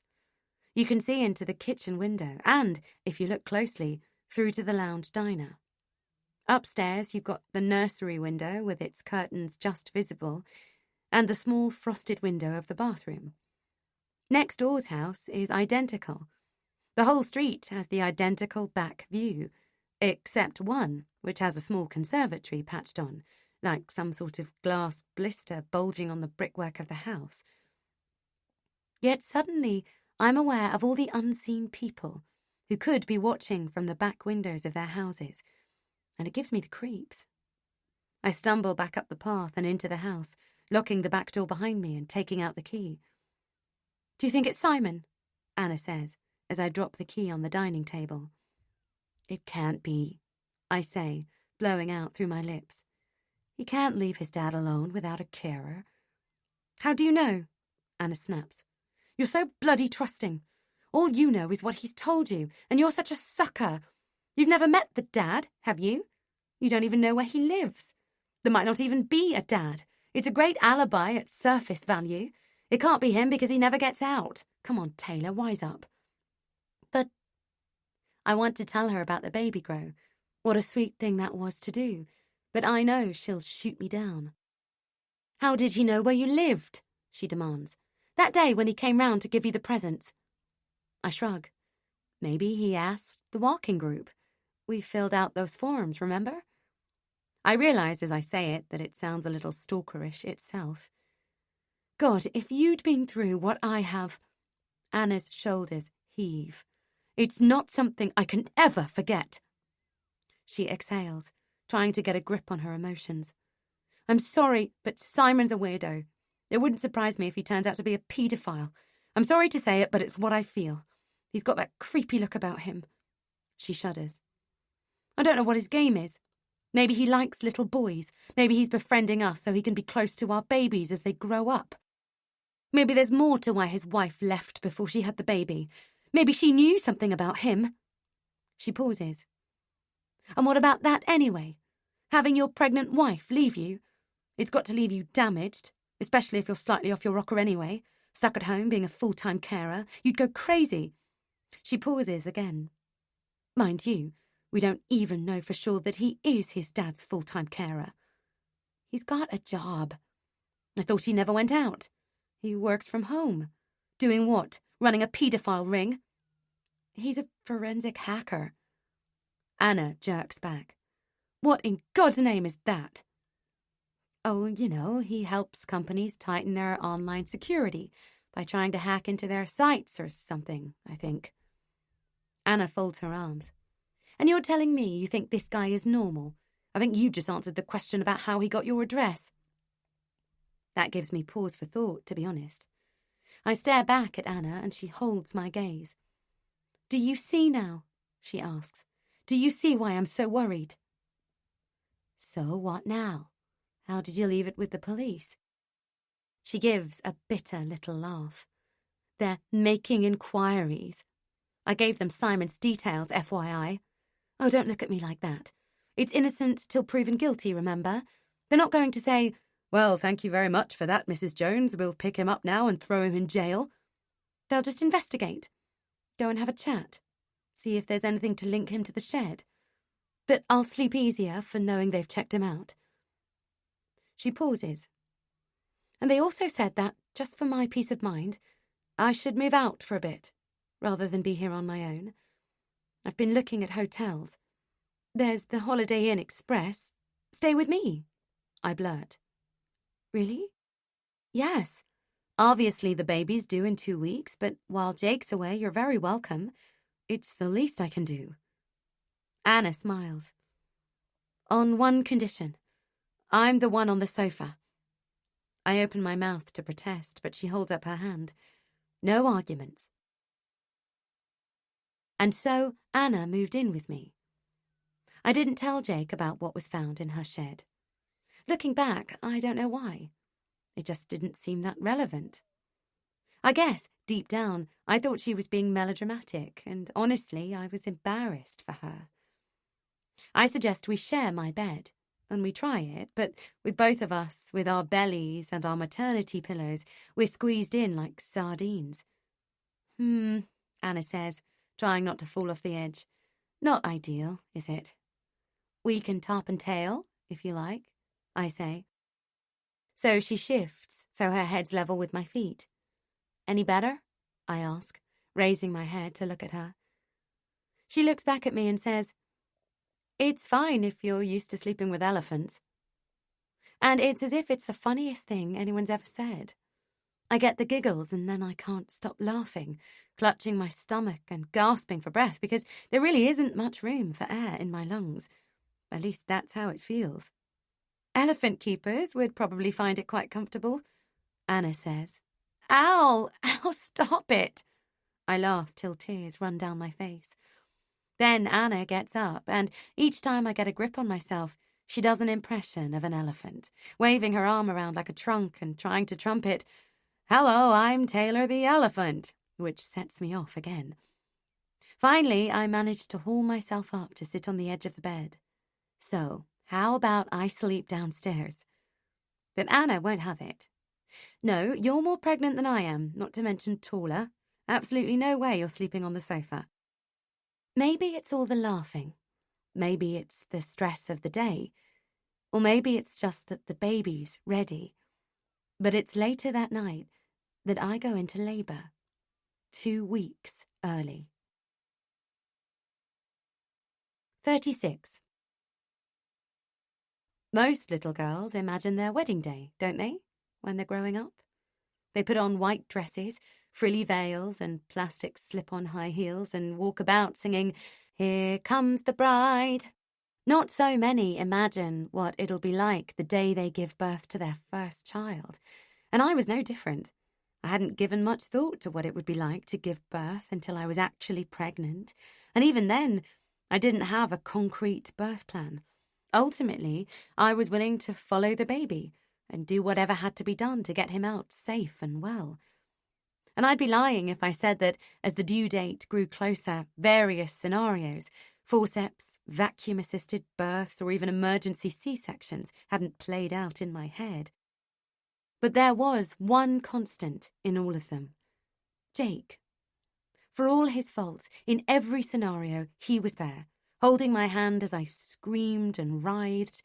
In my mind, he'd be mopping my brow, crying as the baby's head appeared between my legs like a crinkled walnut, or rubbing my forehead while the doctor cut into my abdomen. I never imagined, not even in the middle of the night, at that low, low point around 3 a.m., that he wouldn't be there. But when it comes to my hours of need, while I walk and breathe my way through the pain, it's Anna, not Jake, who's there for me. And she's amazing. She calls Jake and leaves a message when he doesn't pick up, more messages as I become increasingly distressed. Then she helps me down the stairs so I can pace the living room when the contractions hit. "I need Jake," I wail. "He's supposed to be here." "He'll get here," Anna says. "And if he doesn't, I'm here. We'll get through this, don't worry." Between contractions, she searches for a contraction timing app and downloads it. "Right, perfect," she says. "Now we can tell your midwife exactly what's going on." And as it becomes apparent that Jake hasn't even seen his messages, it's Anna who's on the phone with the midwife. It's Anna who tells me when it's time to go to the birthing centre and drives me there. Inevitably, it's Anna who's there when my son's born, just 3 hours after I'm admitted. As the sun's changing the sky from black to grey to pink, it's Anna whose hand I'm squeezing when I give those final pushes and feel the head crowning, then his shoulders and body gushing out of me when we hear that first precious cry. When the midwife places my son gently on my chest, both Anna and I are crying. I'm overflowing with love, both for the baby who's suddenly here in the room with us and for my friend who's got me through the most difficult and emotional experience of my life. I stare down at my baby's face, his eyes still squeezed shut, and the responsibility hits home. It's my job now to look after this tiny thing, to make sure he's well fed and happy and healthy and cared for. From now until I can't even imagine a day when I might be able to let go. "You need to tell Jake," Anna says, breaking into my thoughts. So she takes a picture, and I send it to him before I put it on Instagram. Joseph says, "Hello, Daddy. #InstaLove." 37. When everything's calmed down, Anna goes home to shower and get some rest. "Thank you," I say, before she leaves, and my voice breaks as the emotion of the night hits me. "Thank you for everything." She brushes back my hair with her hand. "Look at you, so shattered. I did what anyone would do. You'd have done the same for me." I will, I say, meaning it with every fibre of my being. If yours comes early and Rob's not here, I'll do the exact same for you. I'll hold you to that. The nurse tells me to sleep when I can, but I'm too wired, so I lie there staring at the tiny bundle in the bassinet and trying to sleep, but failing. My head keeps replaying the labour and the birth, the hours of pacing in the living room, bending over the dining chair to get through the contractions. The pain. Oh, the pain. The frantic drive to the centre, the pushing, and then the unbelievable fact that I'm finally a mum. Over and over in my head it plays. I'm a mom. I'm a mom. Oh my God, I'm a mother. I have a baby. My son. My son. It's as if I've left one species and joined another. So monumental is the change. I pick up my phone to see if Jake's messaged. He should have got here by now. And see, I have 48 new likes on Instagram, as well as some messages, most from my friends in the States. But there's one from Caroline. Congratulations. And I stiffen as I see one from the random bunch of numbers I now know to be Simon. Can't wait to come and see you both, he's put, with a kiss. I'm staring at this, wondering what to do about it when the door opens a little. I look up, expecting Jake, but it's Caroline. Knock, knock, she says, poking her head around the door. then easing her way into the room, carrying a stunning bouquet of flowers, all in blues, mauves and whites, and already arranged in a square glass vase. "From Sarah and me," she says. "She's at work. Sends her love. I hope I didn't wake you." No, it's fine," I say, taken aback to see her here, to see her being so nice. She places the flowers on the table, then comes over to me and smiles. "You look great. Well done. Is this him?" She tiptoes towards the bassinet where Joseph, healthy, perfect little Joe, is sleeping. He's swaddled and has a hat on. All you can see is his tiny, crumpled face, a few centimetres of brand new pink skin. Caroline stares at him, then looks up at me.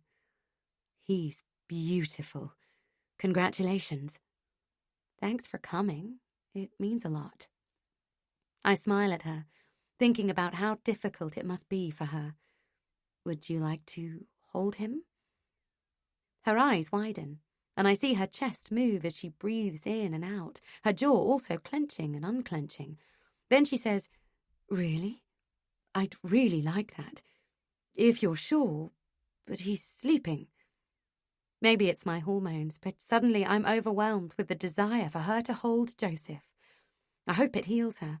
I hope it makes her want to try again, to move on from the pain of losing her own child. "It's okay if you'd like to," I say. She hesitates by the bassinet, so I gently raise myself up in the bed, slide my legs over the edge and stand, holding onto the bed for support. I didn't have an epidural, but I'm still wobbly on my feet. Together we stand, looking at my son. "So precious," Caroline whispers. "Go on," I say. So she reaches down and gently picks him up and settles him in the crook of her arm, her face close to his. "Oh, the smell of him," she whispers, closing her eyes. "That baby smell. I wish they could bottle it." "Why don't you sit down with him? I need to use the bathroom." "Are you able to? Everything went well?" "Natural birth," I say. "Gas and air. But we'll see about the bathroom. The midwife said I should try if I could, so I will." "Okay, take your time," Caroline says. And I watch as she walks over to the chair and settles herself, all the while gazing into Joseph's face. I have to say, it suits her. Holding a baby suits her. "Back in a minute," I say. "If he starts crying and you don't know what to do, just press the bell." "Okay," she whispers, and it's as if she's in a trance. I shuffle off to the bathroom. When I get back to the room, I know immediately that it's empty. But even so, I look around, look into the corners and under the bed as my brain fails to process the fact that both Caroline and Joseph have gone. My heart feels as if it's been ripped out of me. Panic stampedes my senses. Not caring that I'm in a blood-smeared nightie, I rip open the room door and look down the empty corridor. "Caroline!" I scream. And then I faint, out cold on the floor. 38. I'm only out for a minute. When I come around, a nurse is kneeling in front of me and I'm lying on my back on the floor with my legs propped up on a chair. "Okay, sweetheart," she says. "Don't move. You just had a funny turn. Get up too soon, did we?" She lifts my wrist and feels my pulse. With her other hand, she feels my forehead, then looks into my eyes. "How are you feeling?" "The baby," I say, struggling to sit up. "Where's my baby?" "Try to relax," says the nurse. "He was fretting a bit, so your friend took him for a walk. I saw them leaving." "Leaving what? The hospital?" The nurse tuts. "No, the room. I'm sure they won't have gone far." I try again to sit up. "Get him back. I need him back. My baby!" "Shh, shh," says the nurse, sliding a pillow under my head and gently easing me back down. "Don't get up too quickly. Your baby's fine. We'll get him back in here before you're back in bed, don't you worry. But I don't want you fainting again, so we'll just take it easy, okay?"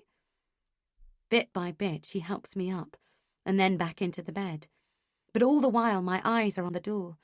I'm sweating heavily. I can feel the wetness of it on my hairline, at my throat and behind my knees. My whole body is damp with it. What's Caroline doing with Joseph? My baby should be in here with me. He was inside my body a couple of hours ago. Now he's gone. The nurse bustles around the room, settling me in the bed, taking my blood pressure, bringing me a glass of water, and making sure I can reach the call button. Right, try to stay put for a bit. Don't want a repeat of that. Remember what your body's just been through. She leaves the room, and then I hear footsteps and the piercing cry of a baby. I've not had Joseph long enough to recognise his scream, but something deep inside me tells me it's him, and my body melts with relief. Here we go. Here's Mummy, Caroline says, nudging the door open. I told you she was right here. Oh my God, I say as Caroline hands Joseph back to me. Please don't do that again. What? You thought... She laughs. I forget how possessive new mums are. He was fussing. I thought a walk might help. I smile weakly. I'm whole again now I have my son's weight in my arms. I touch my lips to his forehead. We're both looking at him when the door opens and Jake walks in.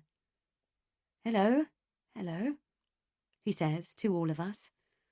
He comes over to me, kisses my head, then peers down at Joe. Oh my God, Tay, is this him?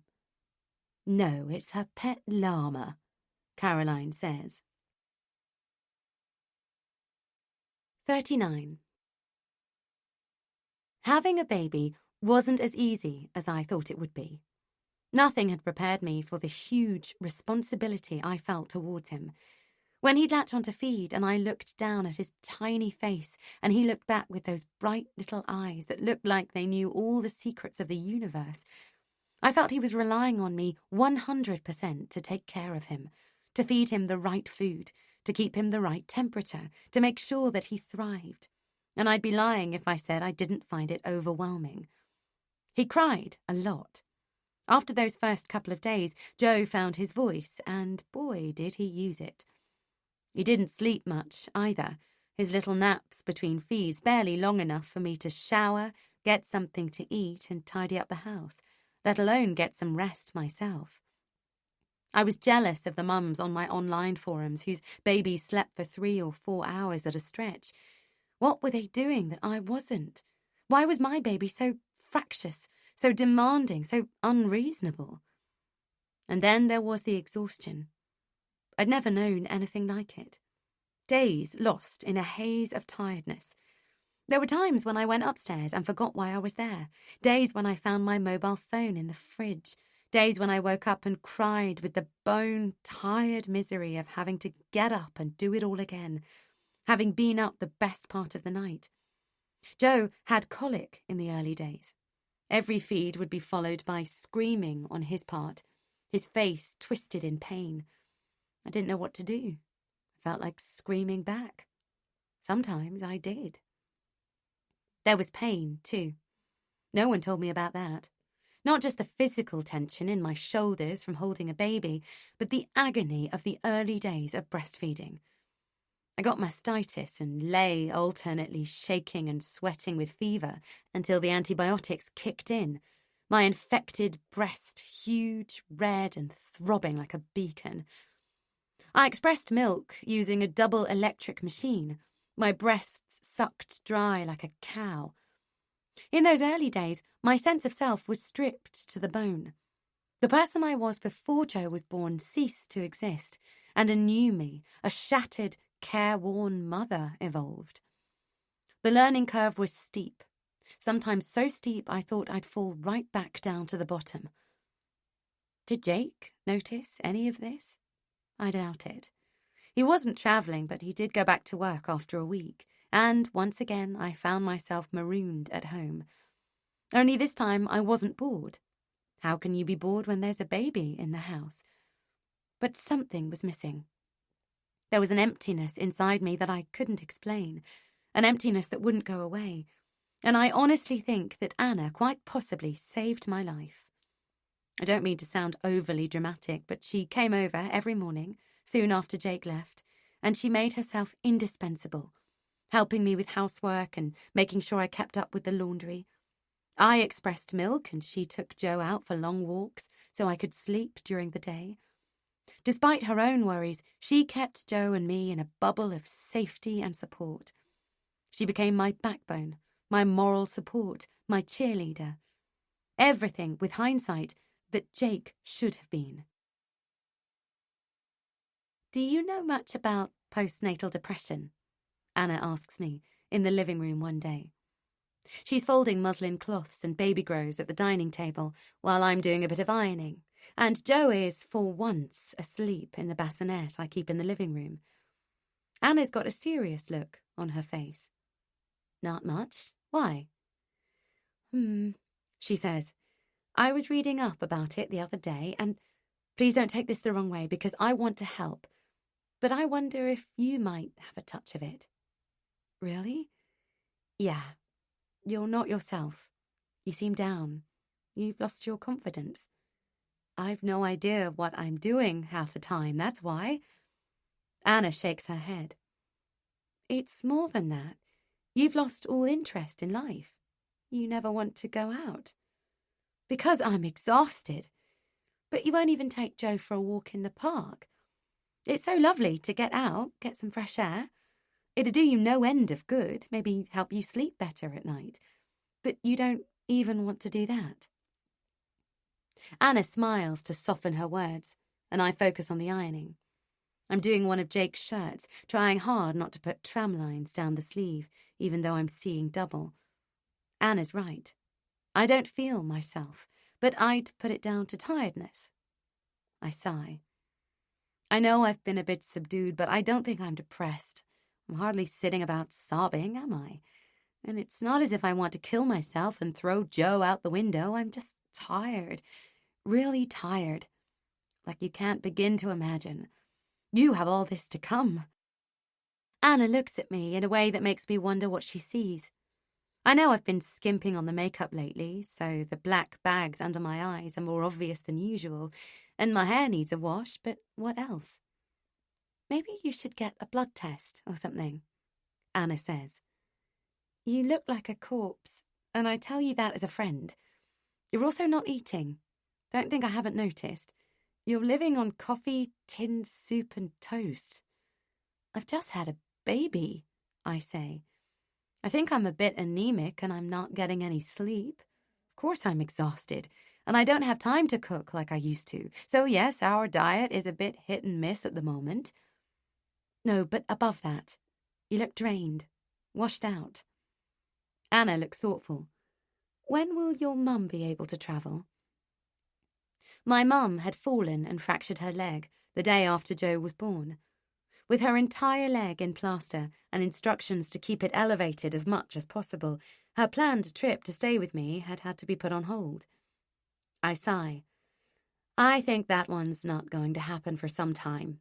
It's just not up to the flight. What about Jake's parents? His mum died years ago and his dad's old. He's in a home. I see. Anna frowns. What about a night nurse? Don't they have those nurses who come and do the night feed so you can try to get your sleep back on track? I sigh again. All very well if you're married to royalty, but for us commoners, it's a bit of a stretch. What about Jake? Is he pulling his weight? Can he do some night feeds? You are expressing.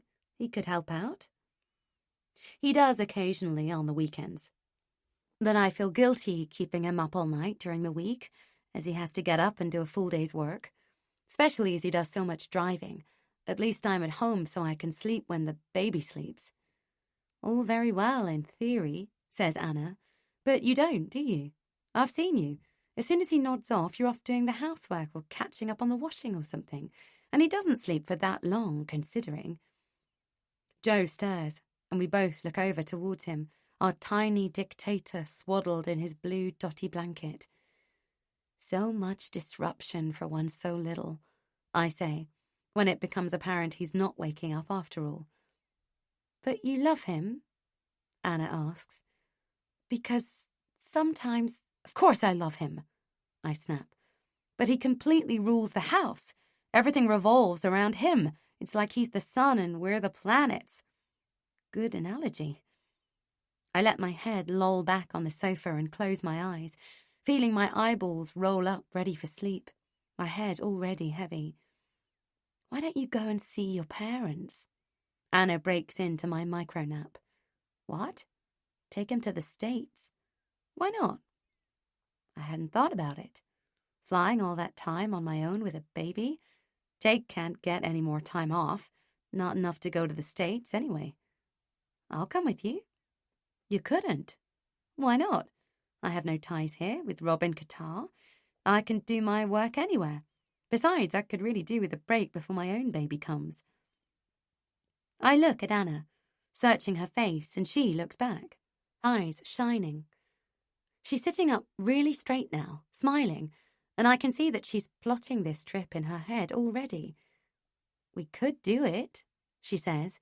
Take turns with him on the flight so each of us gets some sleep. I could help feed him, hold him, and then you'd be with your mum. How nice would that be? To have her there for moral support. Don't worry about me. Maybe Rob will join me there. He's been offered the job, by the way, so we could use some time to decide if we want to move back. This hits me like the proverbial ton of bricks, but I'm too excited by the thought of going home, of seeing my parents and showing them Joe, that I let it slip for now. When's your due date? It's fine, I checked. I can fly up to 36 weeks, and I'll be 32 next week. I'll get a fit-to-fly certificate from the doctor. I have no complications, so it shouldn't be a problem. I purse my lips. My parents are desperate to see him. Well, let's do it. It's probably easier to fly with a newborn than with a toddler who you've got to amuse. Do you really think we could? Yes, says Anna. She's jumped up and is pacing the room. How soon do you think we can go? Rob's not coming back for another 3 weeks. If we went in the next few days. Let me talk to Jake, I say. And for the first time in a little while, my heart is full of hope. 40. It's difficult to look back on what happened next. This is the hardest part of the story to recount. Jake agreed that I should go. Of course he did. What kind of man would stop his wife from seeing her mother? Maybe he was also worried about me, because he was very glad to hand over the duty of care to my mum. I could see it in the way he smiled and his shoulders relaxed the moment I suggested it. Perhaps I didn't give him credit for how much he worried about me in those early days. It's hard to see it objectively now. But he certainly didn't have any concerns about me flying to the States with Anna, not one. He thought it was a great idea. I want that on paper at this point. He thought it was a great idea. We are both to blame. That's a fact that was forgotten in the aftermath, and I have to remind myself of it every time the guilt creeps up on me. But wait, I'm getting ahead of myself. The trip is exactly what I need. Once the tickets are booked and my parents told to expect us, and I get my energy back, despite the lack of sleep, I plan for the trip like a soldier, trawling travelling with baby websites and forums for tips and advice on flying long haul with a newborn. Anna gets her Esther. I take out travel insurance, arrange a passport for Joe, pay extra for premium economy, check the regulations for flying with bottles of expressed milk. Nothing is left to chance. We're ready to go within a week of that first discussion. It's a frantic week, but a good one. For the first time in months, I feel like the real me, invincible. Joe is 6 weeks old. The morning that we fly is etched into my memory. It's a dull, grey day that threatens rain, as if even the elements know what's about to happen. Had I been staying at home, I'd have been down at the thought of a late March day being so miserable.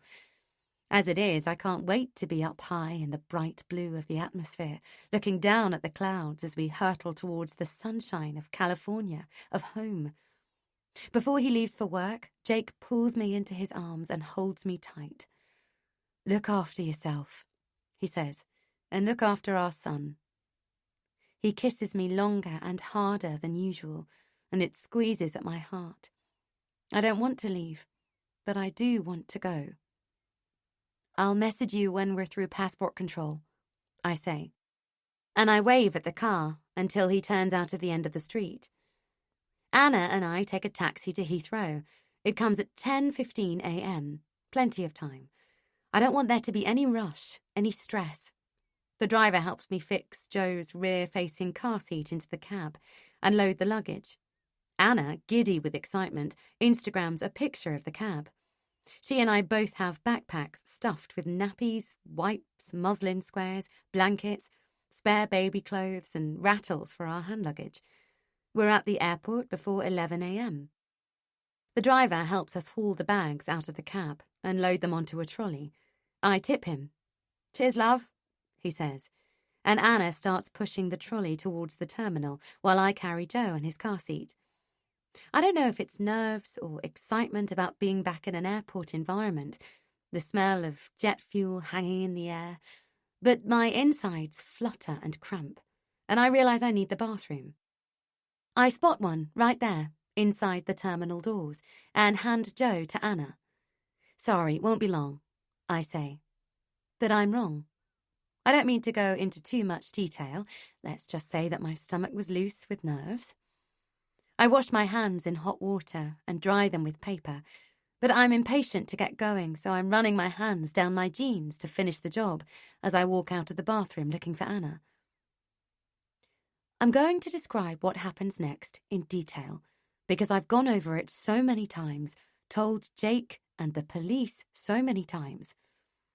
I'm smiling as I look around for Anna, half expecting to see her sitting on a bench, dandling a rattle for Joe. The luggage trolley is there, by the wall, but Anna and Joe are not. My eyes skim over the people bustling past with their suitcases and carry-ons piled high, yanking wayward trolleys into line. I look left and right, and probably start to frown as my eyes move faster through the crowds, skimming over the bright reds, blues and yellows of the airline logos behind the banks of check-in desks. Outside, beyond the doors, taxis, cars and people carriers pull up, disgorge passengers and leave. The electric doors whoosh open and closed, bringing with them a blast of fresh air and the sound of car horns. Trolley wheels rattle, children cry. I squint a little as I try to spot Anna. I walk a little to the left and run my hand through my hair, anxious now. I turn and take a few steps the other way. Then I try to calm myself. Maybe she's gone to check in. I hurry over to the desks for our airline, but she's not there. And neither can she check in without me being there. I have the tickets. I go back to the bathroom door. "Stay here," I tell myself. "She'll come back to where she last saw you." So I stand with my back to the wall outside the ladies and I wait. But all the while I wait, my eyes are searching. Where are they? I take a deep breath in through my nose and exhale it slowly through my mouth. I repeat this 3 times, maybe 4, trying to calm myself. Then I wonder if maybe Joe's nappy needed changing. I imagine a poo so enormous it squelched out of the nappy and into the sleep suit, Joe's whole outfit needing a change. Maybe Anna's locked in a cubicle, struggling to clean him up. I go back into the bathroom, but all the cubicles are empty. "Anna?" I shout. "Are you in here?" Silence. I position myself back outside the bathroom and check my phone. No messages. I dial her number and raise it to my ear, still looking for Anna while the number rings and rings. Now I'm not just confused, I'm angry. Where the hell is she? She knows we have a flight to catch. This is ridiculous. I cross the area in front of the ladies and look left and right into places I couldn't previously see. I look back at the ladies from where I'm now standing, but it's as if Anna was never here. Then I hurry towards the bank of check-in desks and crane my neck as I look in turn at each desk, more carefully this time. Maybe I missed her. The desks aren't busy, and it doesn't take long to see that Anna really isn't there. Still, I look again, as if she might magically appear. And then I decide to go back to the ladies and wait there. But this time I'm too agitated to stand still. I walk 10 paces this way and 10 paces that way, up and down. When my phone rings, I think I might vomit with relief. I rip it out of my back pocket, but it's not Anna.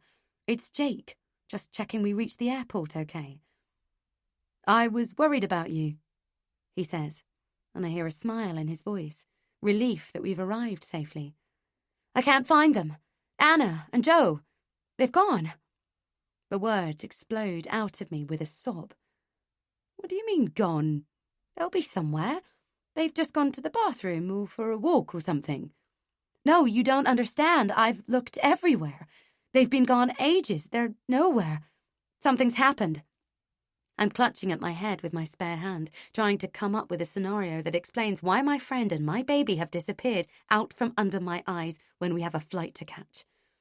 I'm panicking, but also, all the while, holding out that stupid, ridiculous hope that it's some sort of misunderstanding. A stubborn part of me still believes we'll make the flight.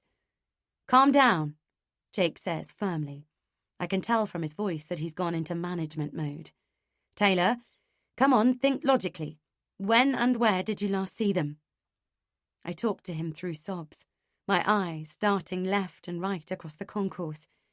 "Okay," Jake says, "but nobody's going to abduct an adult woman and a baby from an airport. Why would they? Things like that just don't happen. Someone would have noticed." "Where are they then? Where? You tell me!" I shout. I pace frantically up and down outside the bathrooms, this way and that, scanning the crowds for a familiar flash of Joe's apple green car seat. "I don't know, Tay, but they'll be somewhere, I promise you. They can't just have disappeared. Maybe they went to get something to eat, or left something in the taxi. Maybe they're outside calling the taxi back." "Why isn't she answering her phone then? She'd tell me. I know she would. She knows I'd be frantic. Something's happened. She said she was being followed. Maybe someone had it in for her. Oh my God." My knees go weak and I lean on the wall to stop myself from falling. "Don't be ridiculous," Jake says. "People like her don't have enemies. This doesn't happen in real life." Oh God, I moan. And the whole sorry story comes tumbling out. How Anna felt she was being watched, how someone was sleeping in her shed, how she suspected it might be Simon. Jake goes quiet. "Why didn't you tell me? I'd never have let you go with her. What were you thinking? So you're blaming me?" I snap. I hear Jake take a deep breath and picture him running his hand through his hair. "No, look, let's keep calm. Why don't you go to an information desk and ask them to put out a call for Anna? I'm sure they can do that." So I go over to the information desk. The lady there calls over another lady in a smart suit with an airport tag. She listens to me, nodding, then calls for a police officer. I explain to each of them in turn as calmly as I can that my friend and my baby have gone missing, but having handed me over to the police, the airport official gently melts back into the terminal, and while the police officer is kind, I can see in his eyes that what he sees is a panicky new mum, a misunderstanding and a potential waste of his time. As he asks me for a description of Anna and Joe. "She's about 5'6", blonde hair, wearing a blue coat. No, hang on, she didn't have that on today. It was the Zara one. Oh God, just like a grey coat like this?" I tried to show with my hands how long the coat was, how it did up with buttons. Jeans, sneakers, dark blue Converse, I think." "And the baby? Can you describe him?" 6 weeks old, dark hair, dark eyes. Oh my God, it's nearly time for his feed." Fresh tears spring to my eyes. "He's a baby. What else can I say?" "What's he wearing? Any identifying marks?" I shake my head. "A sleep suit, a navy one with white stars, a white blanket.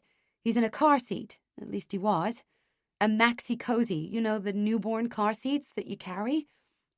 I mime holding it. Black and apple green, quite bright. "They've been taken, I'm sure of it. She was being watched." The officer's writing everything down, but nothing's actually happening. I want to shake him till his teeth rattle, make him realize the urgency of the situation. It's like a nightmare. One of those dreams where you want to run but your legs won't move. Only this is real life, and my mouth's dry and my words aren't coming out right. I'm gabbling, and I'm aware of how unstable I sound, how hysterical I look as I repeat myself. Then my head goes woozy and I'm out of my body, looking down on myself in the airport terminal, struggling to be taken seriously as I keep trying to get it through to the officer that my best friend and my baby have been snatched. But all he's doing is making notes and telling me to calm down, and I'm standing there at the information desk, scrubbing at my eyes with the back of my fist, and, all the while, my baby's getting further and further away from me. Oh, for God's sake, I can't stand here doing nothing, I sob, snapping back into my body. I spin around and run towards the check-in zones, my head swivelling left and right, searching for that flash of apple green. Have you seen a blonde woman with a baby in a green car seat? I scream, my voice coming out thinner and reedier than I imagine it will. Still, the crowds part around me, a sea of startled faces and shaking heads. The airport's so big, there are so many people. I feel utterly hopeless. Aware, too, that somehow the abductors might have fake passports, might have got Joe through security to the departure lounges, where the rest of the world lies in wait like a hungry wolf, jaws open to swallow him up. I might never see Joe again. The enormity of the thought overwhelms me and my legs give out, forcing me to sink to my knees, head in hands like the weight of what's happening is too heavy to bear. Footsteps thud. The officer kneels down in front of me. Mrs. Watson. He offers an arm, but I ignore it. Mrs. Watson, if your son is here, we will find him. But you're not doing anything. Every minute is a minute he's further away. Don't you understand? They've been taken, kidnapped, abducted, whatever you call it. Someone's taken them. We need to catch them before they leave the airport. What if they get on a flight? Can they stop them before they board? Can you tell all the airlines to watch out for a blonde woman with a small baby? Please, you've got to. I tug at my hair. What about sniffer dogs? I've got luggage they can get a scent from. We'll make inquiries. Inquiries? I don't want inquiries. I want my son. You don't get it. This has been building up for weeks. It's a carefully orchestrated plan. I know it. Where are the police? Look. I fling my arm at the terminal where no police are to be seen. Where are they? Why aren't they searching the terminal? If you're not going to do it, I will. I stumble back to my feet and launch myself back into the fray, aware at a base level as I do so that I'm making a scene, that people are turning to look while others are scurrying away. Heads down, not wanting to be a part of this, not wanting trouble to smear itself across the start of their holidays. Has anyone seen a blonde woman with a baby? He's in a green car seat, I scream. I've lost my baby! Help me! But the officer grabs me. Mrs. Watson, please. The best thing you can do right now is to assist us with our inquiries. Please come with me. He speaks into his radio and then leads me across the concourse, through a door marked private, and down a back corridor until we reach a small room which he indicates I should enter. And all the while I'm thinking, how will this help? How will I find Joe if I'm stuck in a room? But the fight's going out of me as I realise that what's happened is bigger than me. Bigger than me just being separated from Joe and Anna, and that I'm going to have to trust the police to do their job. Inside the room there's a small sofa that's seen better days, a table and a couple of hard chairs. The officer leads me to the sofa and gets me a paper cup of water from a cooler. He sits on one of the hard chairs. I'm just waiting for a colleague, and then we'll ask you some questions. Is there anyone we can call for you? My husband, I whimper. Jake. 41. In a few minutes, the door to the room opens again, and a policewoman enters and introduces herself as PC Manning. I instantly like the look of her. She seems brisk and capable, as if she deals with things like this every day of her life. Right, she says, with a small smile.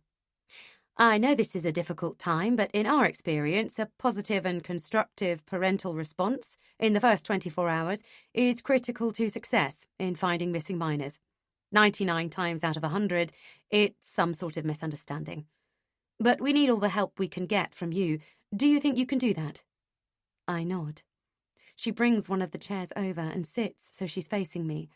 The original officer, whose name I still don't know, remains at the table. Just to let you know, the CCTV is being checked as we speak. Okay, I say, overwhelmed that this is my life, not a television show. Now, who was with your son when you last saw him? PC Manning's pen is poised over her notepad, so I reel off Anna's name, address, and phone number. She's my best friend. She was with me for the birth. I can't imagine what's happened for her to disappear with him. Something terrible. We also need your address just to check she hasn't gone back there for some reason, she says. And suddenly I imagine Anna realizing she's forgotten something vital to the trip and nipping home to pick it up. Hope leaps through me, its flames licking my heart and then extinguishing as I realize that's highly unlikely. She would have just waited for me to come out of the toilets and told me. Surely she would. Right, says PC Manning, after I've told her our address. Now we need to get as much background information as we can. Anything you think that might help with the search. I need to know about who's had contact with your baby, friends and family who visited the house, and so on. I lean forward, focused and eager to impart as much information as I can. My son is 6 weeks old, as I said. He was with Anna. We were traveling to the States together. She was helping me with the baby, then going off on her own holiday. But, and I don't know if it's relevant, but for the last few weeks, months maybe, she's been telling me she feels like she was being watched. PC Manning tilts her head. Okay, she says slowly. Anything concrete? And there's something in her voice that puts me on edge. I'm aware that from the outside I must be sounding a little mad to this sensible, capable woman. But isn't the proof in the fact that Joe and Anna have gone missing? That's not something that happens every day. I take a deep breath to fight down the defensiveness springing up inside me. PC Manning represents my chance of getting Joe back. I need her to be on my side. I met Anna at a walking group in Croydon, I say. We were both new to the area, and I joined to meet people. She was there, and we hit it off. I checked to see that PC Manning is following. But we both also met a guy called Simon that day. Anna said that she started feeling like she was being watched ever since then, which was in early December. I pause, wondering if that sounds like I'm accusing Simon, and that by doing so, I might be giving the police a red herring, because I honestly don't know if it was him. But PC Manning just waits for me to carry on. I don't know if it's relevant, I shrug. I don't know if it's him or not, but Anna never felt comfortable around him. She thought he had, I don't know, an agenda of some sort. I see, says PC Manning. And did you share the same feeling about him? I exhale through my teeth. Oh, God, I don't know. He's odd. You can't deny that.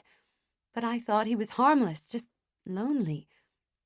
But Anna pointed out all these things, like he knew where I lived when I didn't think I told him, and I thought she was overreacting.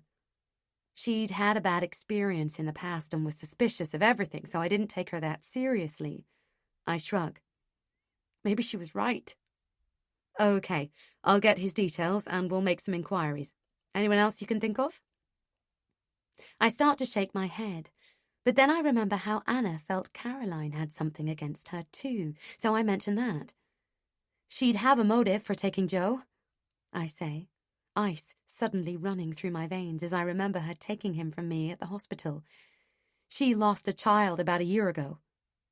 PC Manning nods. Okay, well, we'll check her out, and we'll also need to know if there's anyone else who might wish you ill will. Conflicts with neighbours, arguments, bitter exes, whether you've noticed anyone strange hanging around the house, following you, anything you can think of that might be relevant. Anything at all, however small you think it is. I shake my head. I can't think of anything. God, this is all to do with Anna, isn't it? Maybe someone had it in for her and Joe just got in the way. I picture Anna murdered, Joe left squalling in the car seat, dumped in bushes, cold and hungry. "What about Anna's passport? Who has that?" PC Manning asks, blocking that rabbit hole. My heart skitters. She does. "And who bought the airline tickets?" "We each bought our own," I say, as the realization of what PC Manning's getting at oozes into my mind. "We coordinated about the flight, but she booked her own ticket." "Did you ever see her passport?" "No." PC Manning shakes her head. "You didn't see her name on it?" I shake my head in silence, and PC Manning's lips form a straight line. "Okay." She taps her pen on the notepad and sighs while I try to imagine Anna planning all this, but I just can't. There has to be some other explanation. "Right, one last thing," says PC Manning. "Do you have a picture of her we can circulate?" "Sure."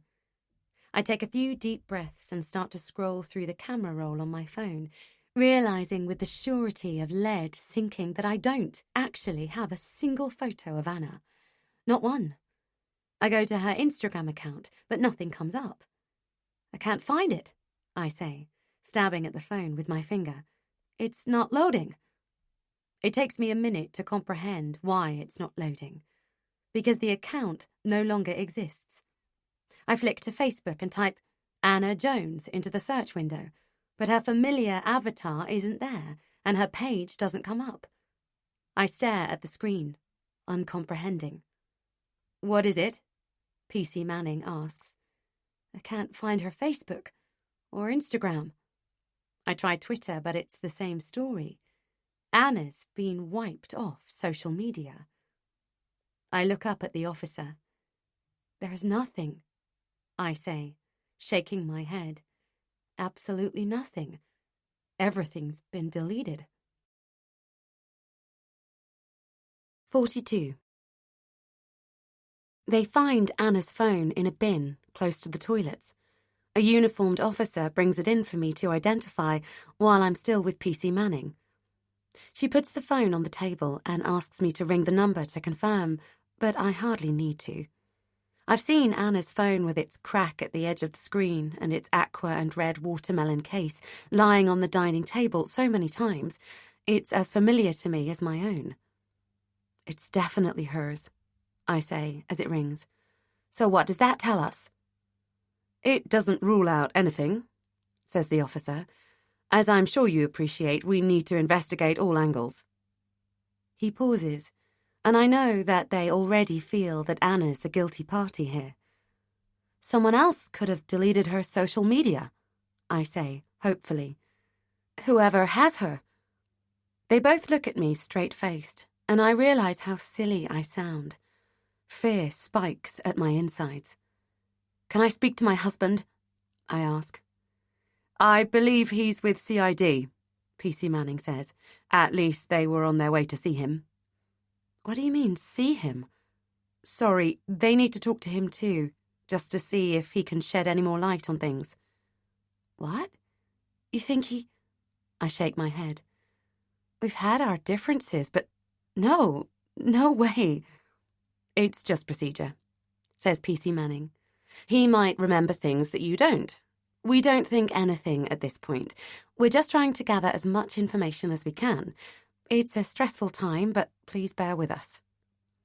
The other officer, who's been talking quietly on his phone, puts it down and looks at us. "We've assigned a family liaison officer to you. Her name's Jackie Dane. Her role is to help you through this. She'll meet you at your home," he says. PC Manning stands up, and I realize that the interview is over. I stand unsteadily. Mine and Anna's holiday baggage has been brought discreetly into the room. I look at the suitcases, reminders of what now seems another life. What happens now? I look from one of them to the other. What do I do? "I'll take you home," says PC Manning. "You'll meet your FLO, Jackie, then maybe try to get some rest. Jackie will guide you through the next steps." She smiles. We're all standing when her phone rings. She looks at the number and picks it up with a sense of urgency. Yes, she says. There's a long pause, during which she nods and says, I see. And then, yes, I see. Okay, thank you. She closes the call and turns to us. We believe Anna's been spotted on the CCTV. They'd like you to come and view it for a positive identification. 43. I'm led down more back corridors to a surprisingly large room full of desks and screens. Waiting for us there is a man in shirt sleeves and grey trousers who introduces himself as Steve, along with two officers whom PC Manning introduces as DS Baldwin, who's apparently in charge of our investigation, and DC White. We're ushered over to a desk and seated in front of one of the monitors. This is the camera, which was on the door in the departures area, close to the ladies, says Steve. Ready? He presses play, and right there on the screen, I see Anna and me walking into the departures area, with me carrying Joseph's car seat. Steve freezes it. Is that you? DS Baldwin asks. And all I can do is nod because I'm suddenly shaking. I want to be back in that moment. I want to jump into the screen and be once more in that precise moment when I had Joe in his car seat. I want to not go to the bathroom, to walk straight on through to check-in, to get through passport control and security and onto the plane without ever handing him to Anna. I want to be on the plane to California right now with my baby in my arms. Steve presses play again, and I see myself stop. Then Anna turned to face me. She nods, and I hand the car seat to her and enter the bathrooms without a backward glance. My heart shrinks inside my chest. That's the last time I saw Joe, and I didn't even say goodbye. I just handed him over like a parcel. Steve pauses the frame again. Keep going, I gasp. What happened? I need to see who took her. So Steve presses play again, and then we see exactly what happened. Straight after I go into the bathroom, probably before I'd even undone my trousers, Anna looks quickly left and right, then goes swiftly back out of the door we'd just come in, her arm already raised to hail one of the cabs that's just dropped a passenger. I stare at the screen in shock. She took Joe herself? No one was with her? My hand clamps over my mouth, and the piercing scream that echoes around the CCTV room is animal, guttural, and comes from the very heart of me. He still loves me. I was only going to tell you 10 things, and now I've used them all up. But I'm quite enjoying this. And there's still something worth saying. The most important thing of all, I suppose. So consider this a bonus. Something I'll give you for nothing. He still loves me. Oh, you think you have a happy marriage?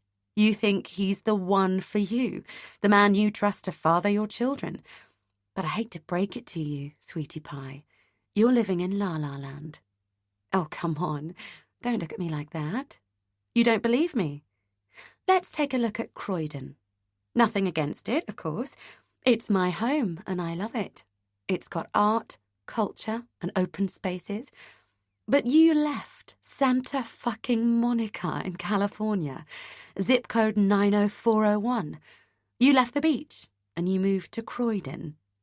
Let that sink in for a minute. Did you ever wonder why he ripped you from your perfect little existence there and dumped you here when he could have picked anywhere in Britain? Was it for the joys of the Whitgift Centre? For the rolling spaces of Lloyd Park? No shit for brains, it was for me. I knew if I waited, he'd come back home. I knew it was just a matter of time. So I sat and I waited. I dreamed about him every night, and sure enough, just as planned, here he is. What you never realise, sweetie pie, is that men are simple creatures. There's no point asking him about this because he probably doesn't even know himself why he came back to Croydon. It happened subconsciously, like the tides being pulled by the moon. He was drawn to me. He chose to come back to where he last saw me without even realizing. And when he sees me with his baby, it'll feel like coming home.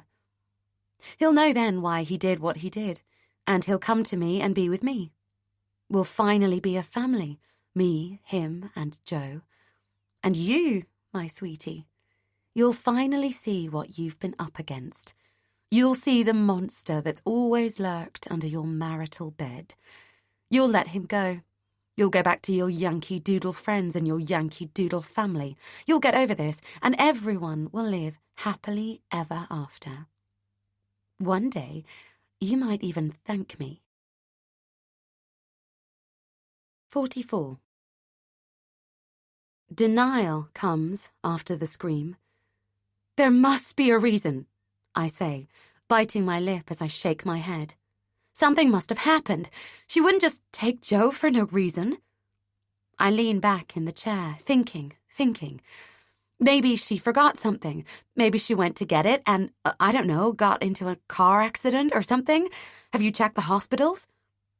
D.S. Baldwin nods, his arms folded. Maybe someone was waiting for her, I say, aware from the way everyone's looking at me that they're already drawing conclusions I don't want to see. But I simply can't understand why Anna would have taken my son back out of the airport. Maybe someone bribed her. She wouldn't do this on her own. She wouldn't. They've picked her up getting into the cab. We're tracing the cab right now, D.S. Baldwin says. We've also checked the CCTV at the doors to the other terminals in case she entered a different one. Why would she? I gasp. You mean to get a flight somewhere else? Oh my God. My voice rises hysterically and I clamp my hand over my mouth.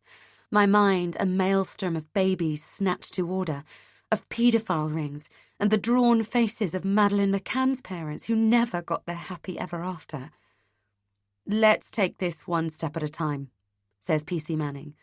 It's positive that we have a sighting of her exiting the buildings, and we don't yet have one of her re-entering a different building.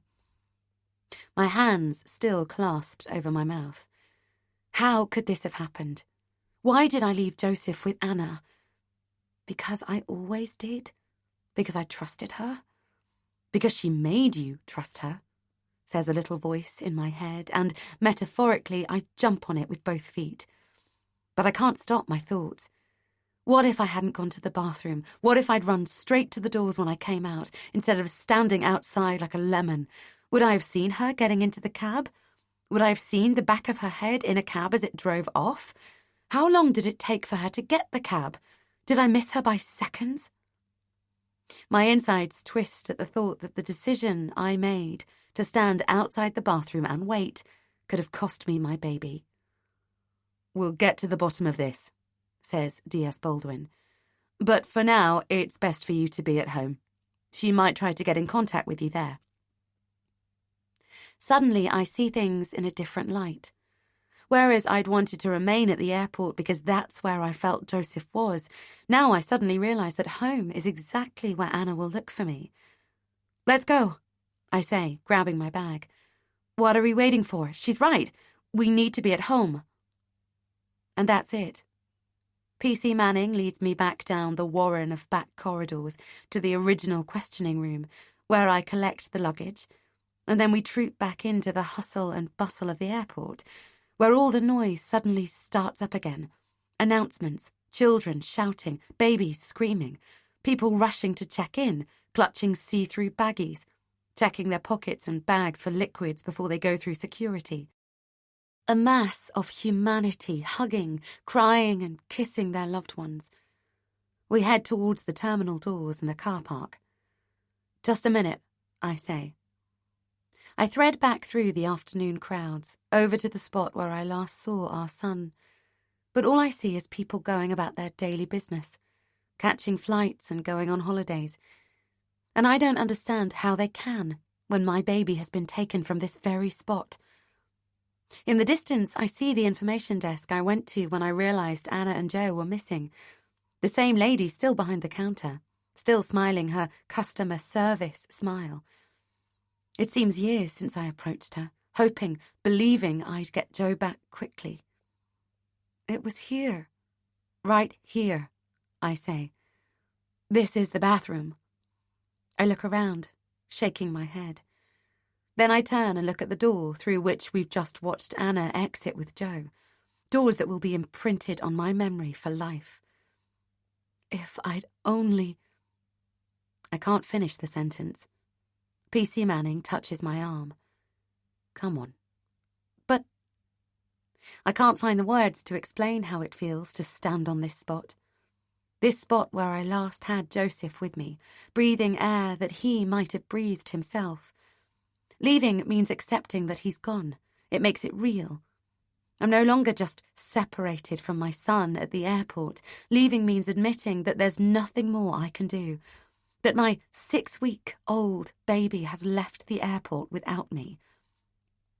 I close my eyes as I walk out of the door, and outside, I can't stop myself from looking behind every obstacle, pillar and stack of luggage trolleys, hoping that maybe Anna left him somewhere.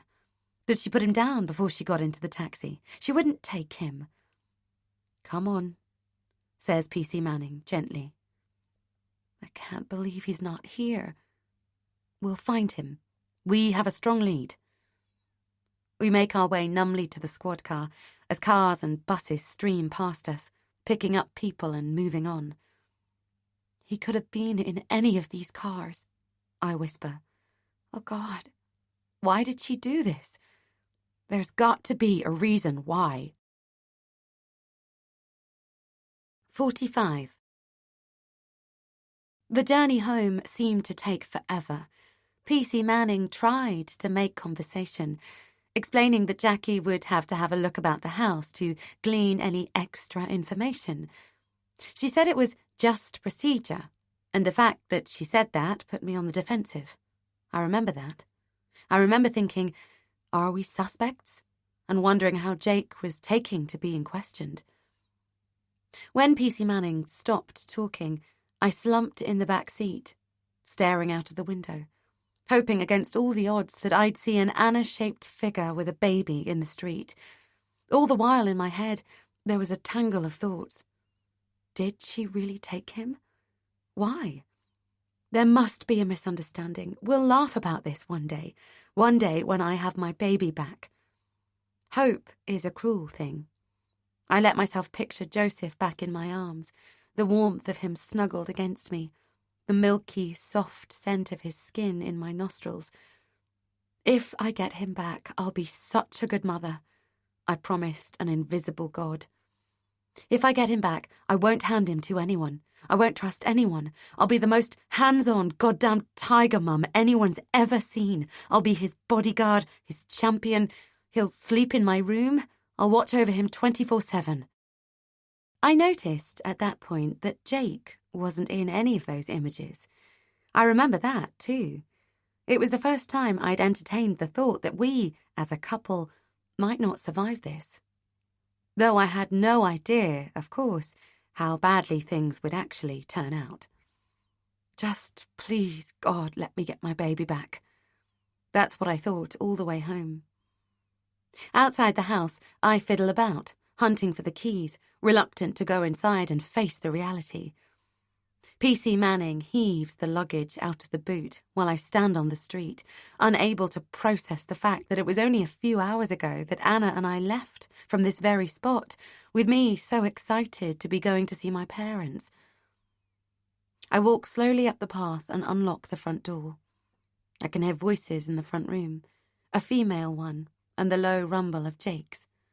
Then Jake is suddenly at the edge of the hallway, still in his work suit, his tie loosened and hope plastered all over his grey face. He looks at me and then at PC Manning, as if he expects Joe to be with us, like it was all a misunderstanding and we found him in the bathroom.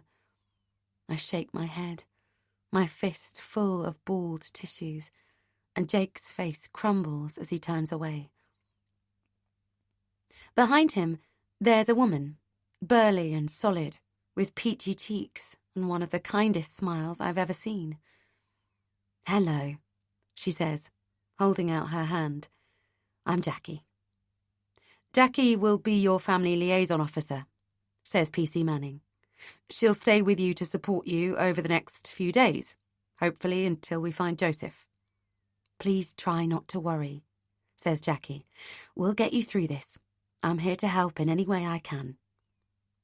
Thank you, I say on autopilot. Can you get our baby back? Jake asks abruptly from where he's standing, hands on his hips, in the living room. Because that's all I want right now. I know, Jackie says smoothly, and we're working on it. No one speaks, and I stand for a moment, just listening. The house has an empty feel to it, as if it has a baby-shaped hole in its very fabric. It's a desolate silence, one I'll remember as long as I live. I pause for a moment, breathing in, breathing out. How fleeting life is, I think. I had a son, the rest of my life mapped out as a mother, and now I don't. That could have been my only chance. Was I not worthy? Had some god I don't believe in judged me and decided I was undeserving? Bad things I've done flick through my mind, things I did in college. Is there really a day of reckoning? I step fully into the living room, and then it hits me square in the guts. Joe's white bassinet stands accusing, and although I know it's futile, I can't extinguish the hope that somehow, when I go over, I'll find him lying in it, asleep, while Anna makes a cup of tea in the kitchen. I drop a hand into the bassinet and touch the sheet. It's too much. I turn away, my heart shrunken in my chest, a tight, elastic ball of pain. All right? Asks Jackie gently. Can I make you a cup of tea? I nod yes and go stand by the window, looking twitchily outside as if I might somehow find Joe. Jake prowls the room like the caged tigers I've seen on TV. Jackie bustles in the kitchen, then brings my tea. I'll just have a quick look around, she says. It's just procedure. She smiles and melts back out of the room.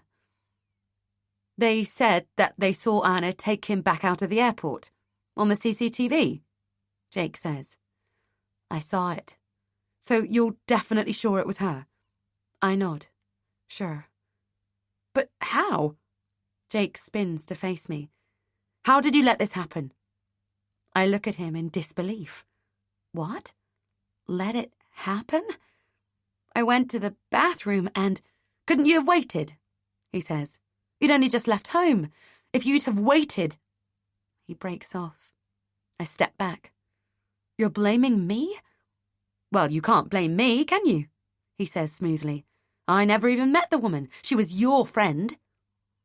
I put my hand on my heart. Oh my God. Unbelievable. Jake raises his eyebrows at me. Unbelievable. I'm just saying it as I see it. You let me go with her. The words blast out of me. You didn't stop me. You didn't ask to meet her. You thought it was a good idea. I trusted you. I trusted your judgment, Jake says mildly. Why wouldn't I? But I'm defensive now. All the pent-up emotion comes bubbling up, a vortex that has to explode. I don't even care that Jackie may well be overhearing it. Why did you let your baby son go away? To the States? With someone you've never met? Great fathering skills. I snarl. In fact, you were keen to send me, as I remember. You didn't question anything, you just said yes. Oh, that was very convenient, wasn't it? It's almost as if you wanted me out of the way. Who were you meeting? Your girlfriend? Jake lunges for me, and I think he's going to shake me, but he stops himself. Instead, he shoves his face close to mine. Will you give it a rest? He hisses. Then he steps back. You've got to stop throwing that back at me. I look at the floor. He cheats, and it's my fault for mentioning it. It's far more worrying that you never told me Anna was being followed, Jake says.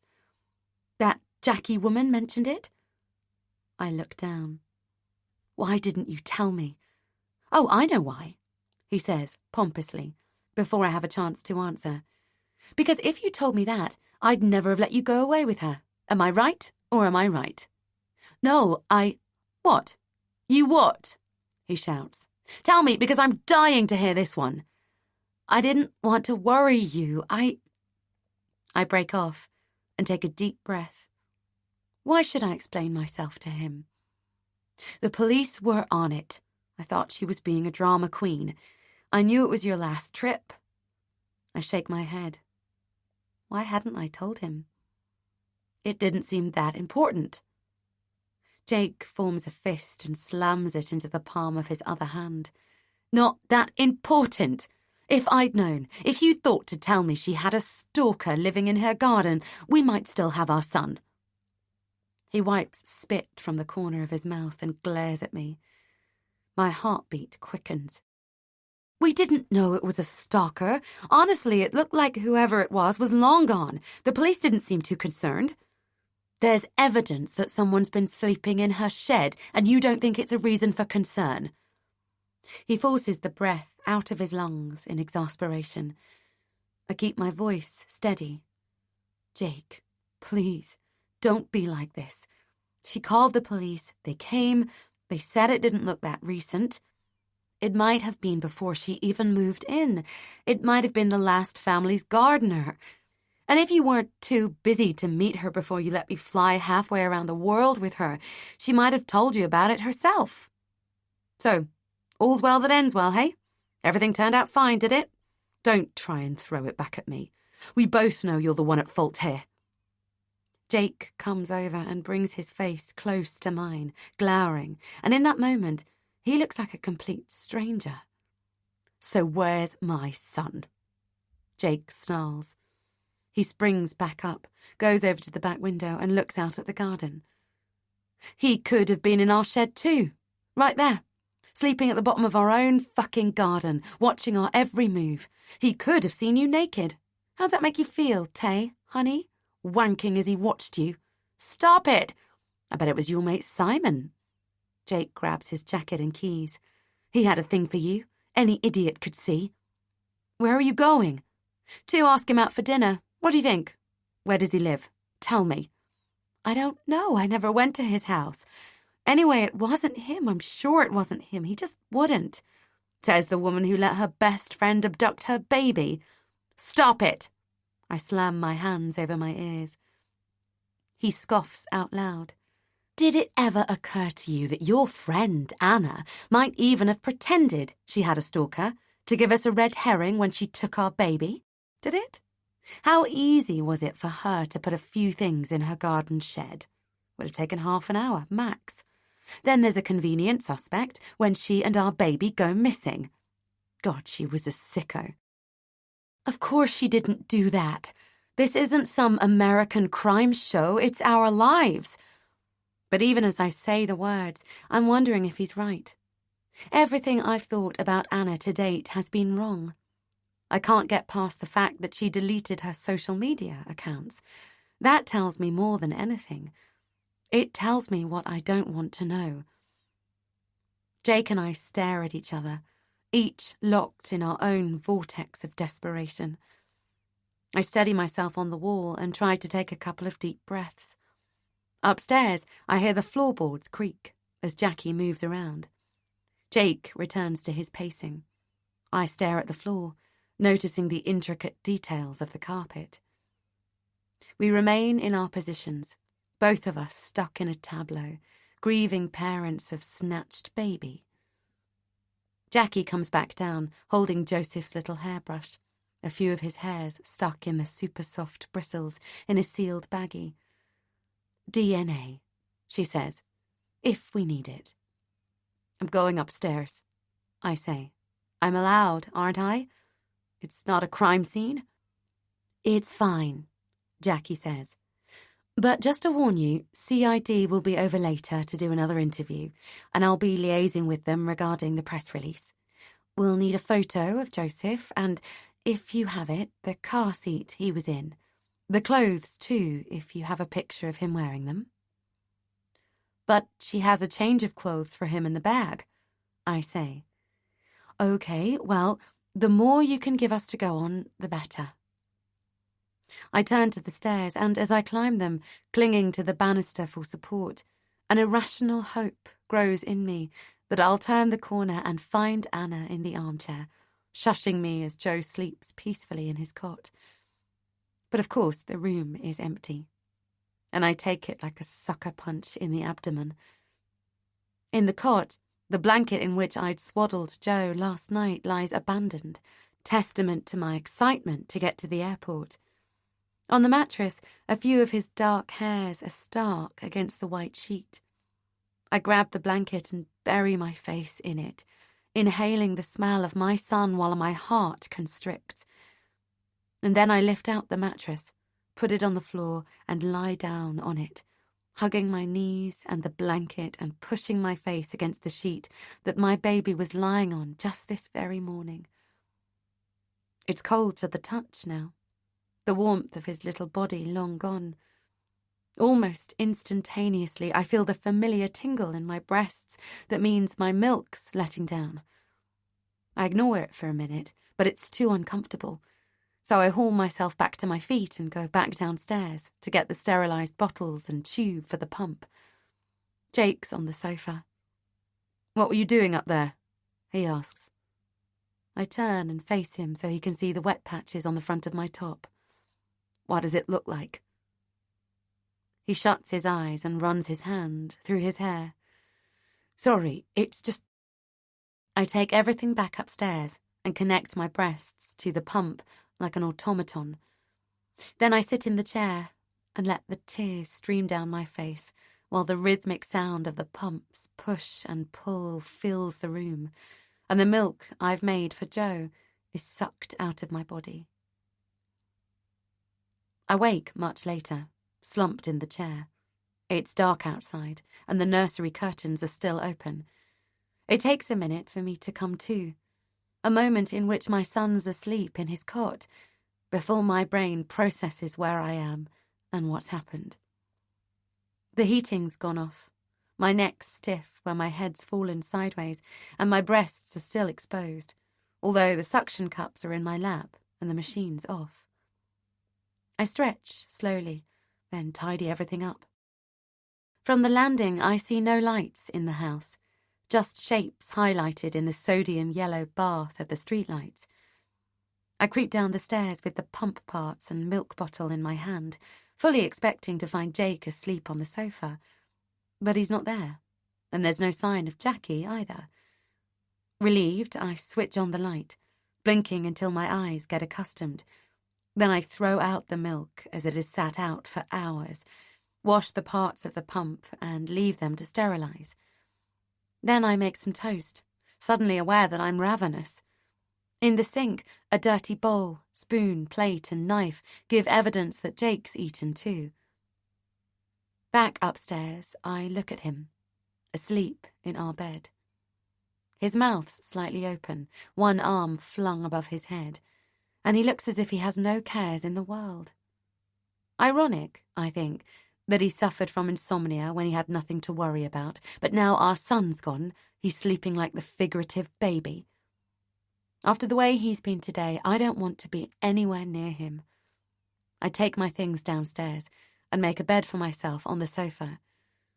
And then I call my mum.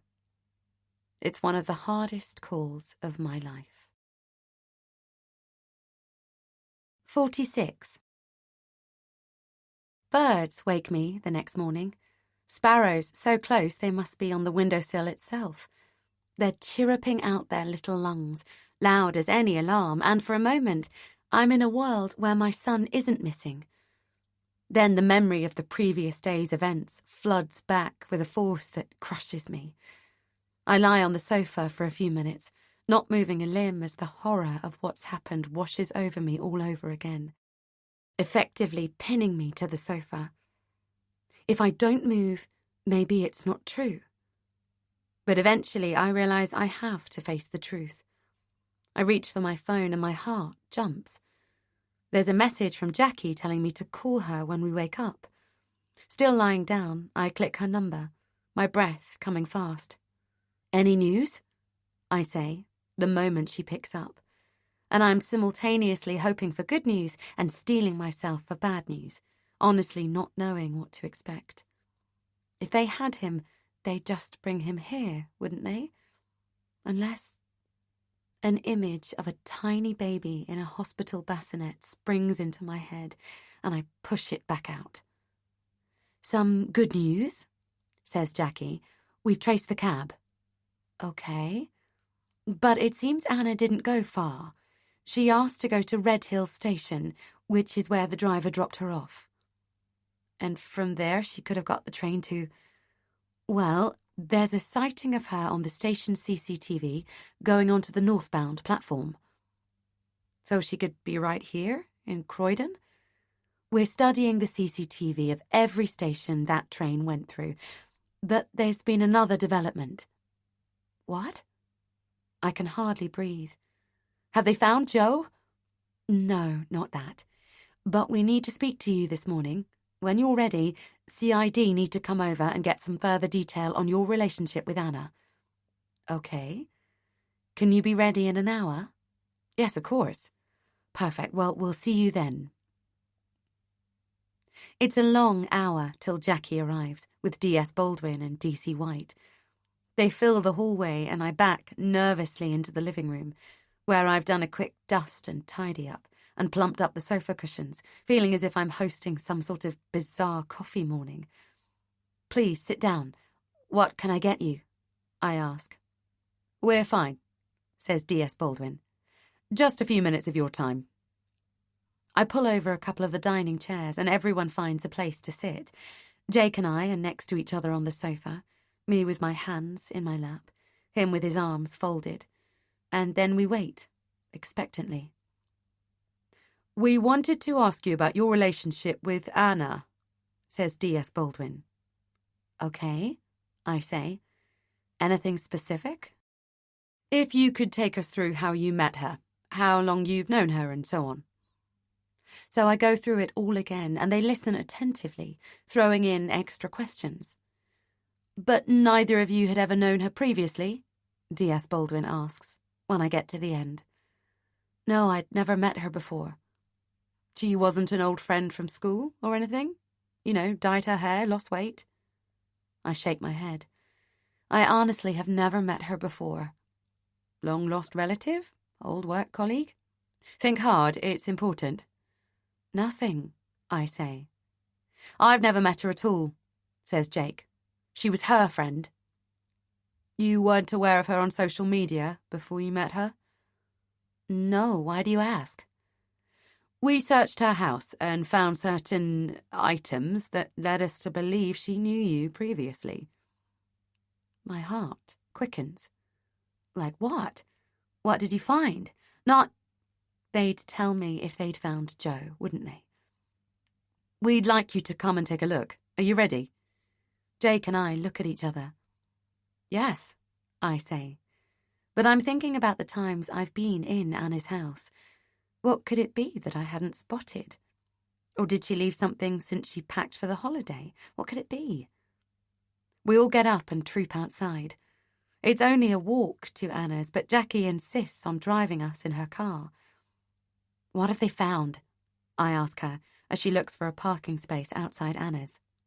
"You'll see in a minute," she says. We get out of the car, and the two officers lead us up the path to the door I remember knocking on for the first time, what seems like years ago. I remember Anna opening it in her blue sweatshirt, me standing there with my bags from Costa, full of joy to be helping a new friend rearrange her furniture. D.S. Baldwin opens the front door and we step inside. The familiar scent of the house brings back a visceral memory of happier times spent here. Anna and I pushing her furniture around, me playing the interior designer. On the table in the hallway is the reed diffuser I bought her, its fragrance not quite covering up the mustiness I smelled that first time I came over. I still have that ludicrous hope that Anna might be here with Joseph after all, that this is some sort of misunderstanding, or that it's a prank, a cruel prank, that they're going to jump out at me shouting, "Surprise! Ha-ha, got you!" But I can tell from the depth of the silence that the place is empty. Even so, loyalty clings to me like seaweed.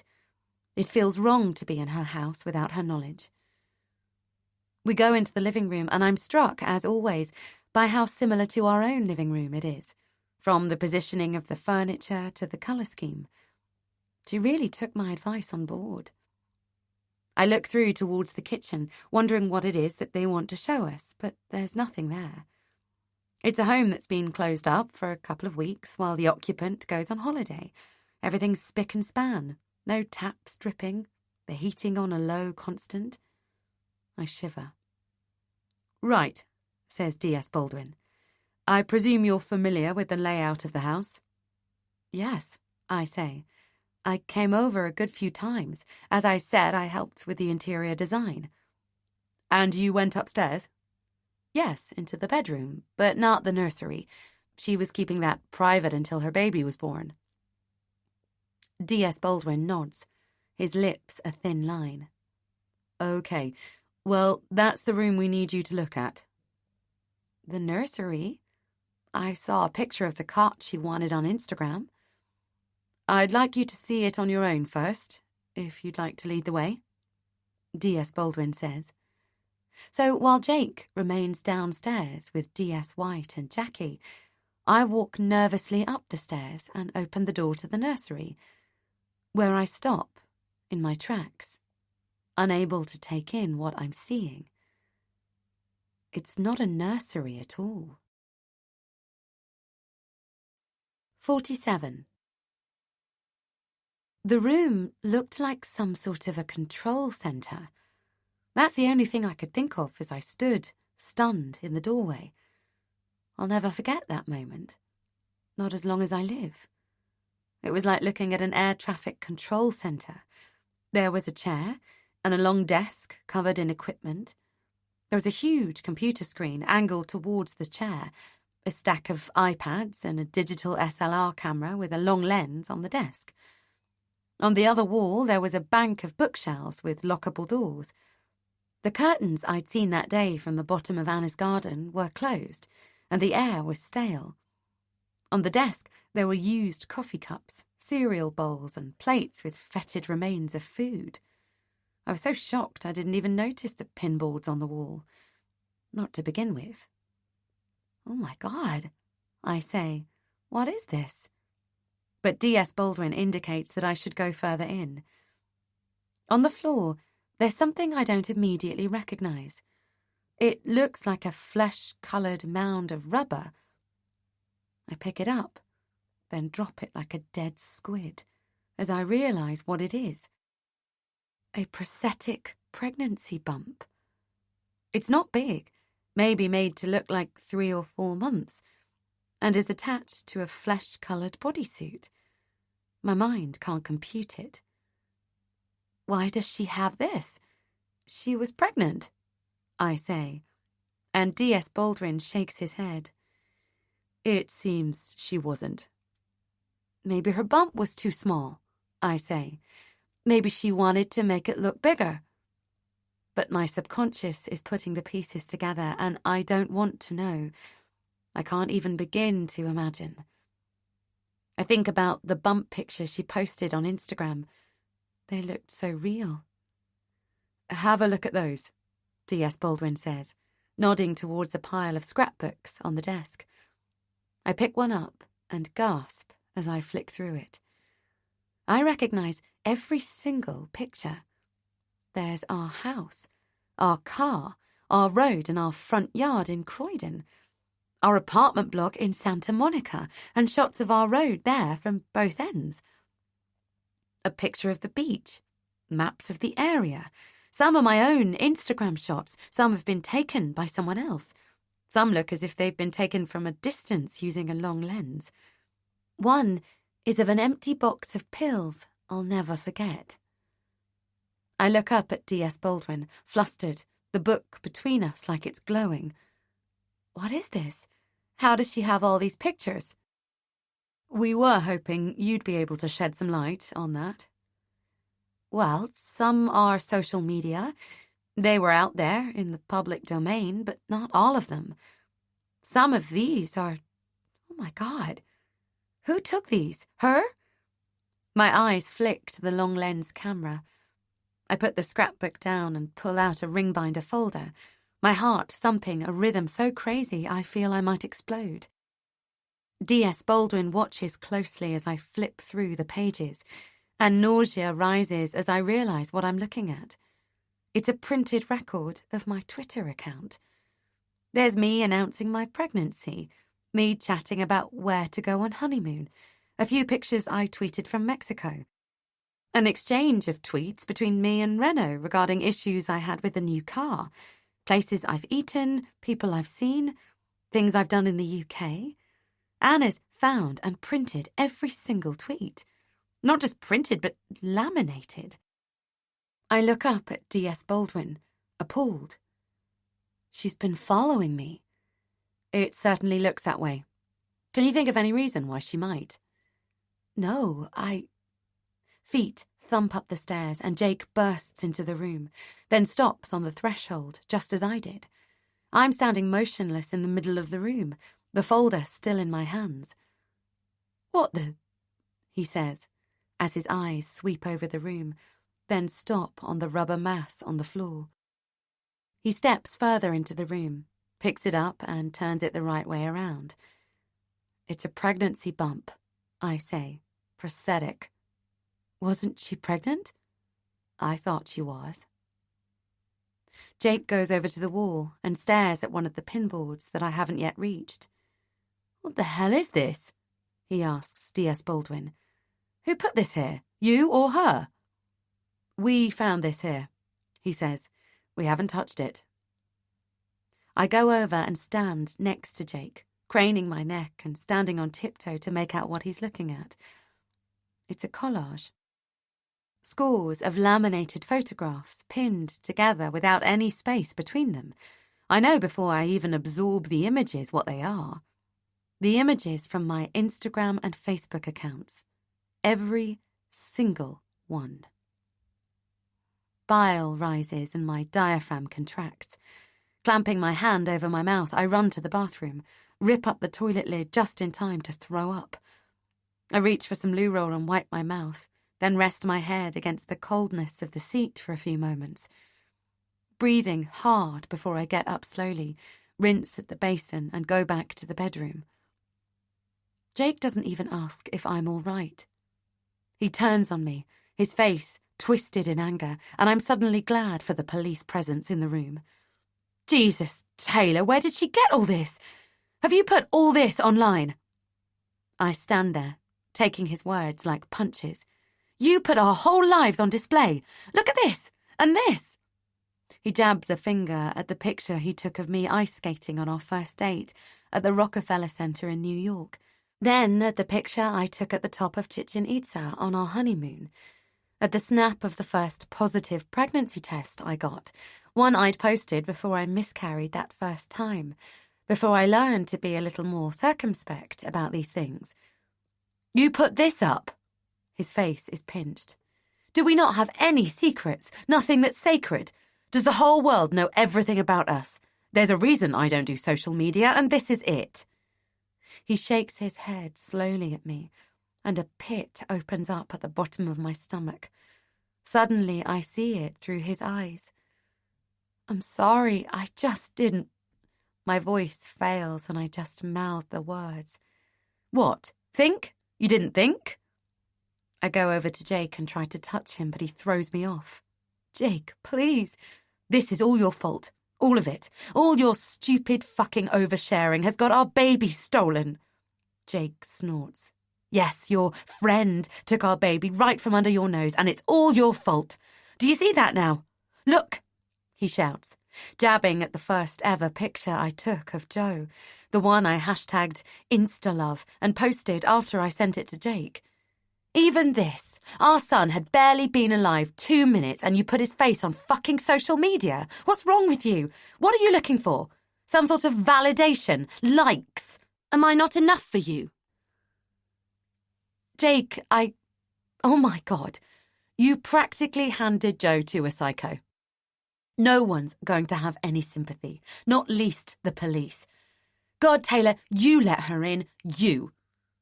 He sinks against the wall, massaging his forehead. I look at D.S. Baldwin. But why has she done this? What did she want with me? Why me? I don't understand. I mean, look at this. It's been going on for years. Look, there are pictures she's taken of our house in Santa Monica. She's been watching me for years. I don't know who she is. Jake's stroking his chin. How did you meet her again? At the walking group. My voice is a whisper. I scan the board and find the Instagram I took as I approached the park that morning of the first walk. Hiking London style, #Lloyd Park. Here. And you thought it was a happy coincidence she was there? When you put something like this up? For fuck's sake, Taylor, how naive can you be? But I'm going to say that she was already there that morning. But then I remember that she wasn't. I walked with Simon. Anna only appeared at the end of the walk.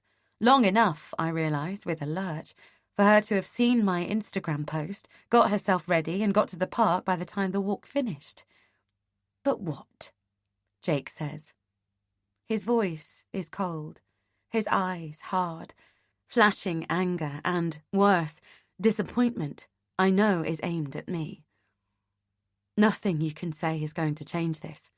The fact that you let a psycho into our lives. No, scrap that. He holds up a hand. You invited a psycho into our lives, and now she's got our baby. I sink to my knees and pick up the prosthetic belly.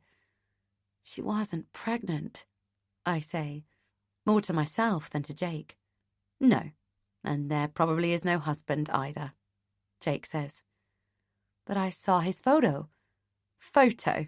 Could have been anyone. Brother, cousin, friend. I saw his shirts in the wardrobe. Oh, please, that doesn't prove anything, Jake says. They could be from the charity shop for all you know. Right, says D.S. Baldwin, who's been watching us with his eyes flicking from Jake to me and back as if he's watching tennis. I get the feeling he's not missing a trick. I think we're finished here. 48. The drive home is short and silent, the weight of Jake's blame hanging squarely over me. It's bad enough that Jake blames me, but I get the sense that Jackie does too. Does that make me some sort of accomplice to what's happened? Have I aided and abetted the abduction by providing so much information? I realise I have no idea how cyber laws view these things. I get out of the car while Jackie's still undoing her seatbelt, barge up the path first and unlock the front door. The smell of the house hits me and it's as if my breasts realise I should be home feeding my baby. The milk lets down with the familiar tingle. I dash into the kitchen and grab the pump. Sorry, I say as I slip past Jake and Jackie and head up to the nursery. After I'm done, I sit back in the nursing chair, gently pushing the rocker with my foot and going back over all that we saw this morning. I thought I was the one pushing for the friendship with Anna. From the very beginning, I had the sense that if I pushed too much, she'd run scared. The phrase, treat 'em mean and keep 'em keen, pops into my head. Had she really planned it to that degree? She kept me wanting more, kept me feeling it was me driving the friendship, when all along it was her manipulating me like a string puppet. As I picture the pinboards and the scrapbooks, a shudder runs through me. She was there, all along, watching us. Before Croydon, before the UK, before we even got married. I remember with a sense of shame the box of pills in one of the photos. I'll never forget that box, nor what it represented. Anna was there the day I terminated Jake's baby, back when our relationship was new, when I was unsure of him, and the thought of having kids terrified me because of what it meant, how I'd have to stop flying. Sitting here in my chair with my baby missing, taken by her, the irony's not lost on me. My phone pings and I pick it up, open the email application and honestly feel my heart stop. There, in my inbox, is her name, Anna Jones. Subject FYI. It must be some kind of joke. That's what I'm thinking, even as I click on the email with my hands that shake so much it's difficult for me to focus on the tiny screen. Attached to the email, there's a load of Word documents. I wait while they download, then I scroll through them. 10 or more of them. Pages and pages of bilious prose, not understanding what I'm seeing. "Tea, Taylor," Jackie shouts upstairs. "I know where you live," I read out loud. What is this? I keep scrolling. I know what you read. I know how you met. Ice skating, Mexico, Disney, college, Joseph. My heart's thudding now. He'd be better off if you weren't having the baby? What? My arms go weak. The pages shake along with the trembling in my hands, and I sink back onto the bed as I start to read. It's my life in a document. Pivotal moments from my life, including things no one else could possibly know, things I've never even told Jake, and things I don't even know myself. Why Jake picked the name Joseph, because of a boy in his class who died. Oh my God. I press my hand over my mouth. I don't want to know these things, but I can't stop myself from reading. We're in debt? Jake has a gambling problem? He doesn't want the baby? So much is true. Why wouldn't the other bits be, too? The phone drops into my lap and I close my eyes, waiting for my heart to slow. Outside, I hear footsteps coming up the stairs. I nudge the phone out of sight and feign sleep, leaning back in the chair, my mouth slightly open. I hear the footsteps stop at the door, then retreat. Jackie's voice a moment later, in the lounge, telling Jake, "Fast asleep. It's good. She needs it."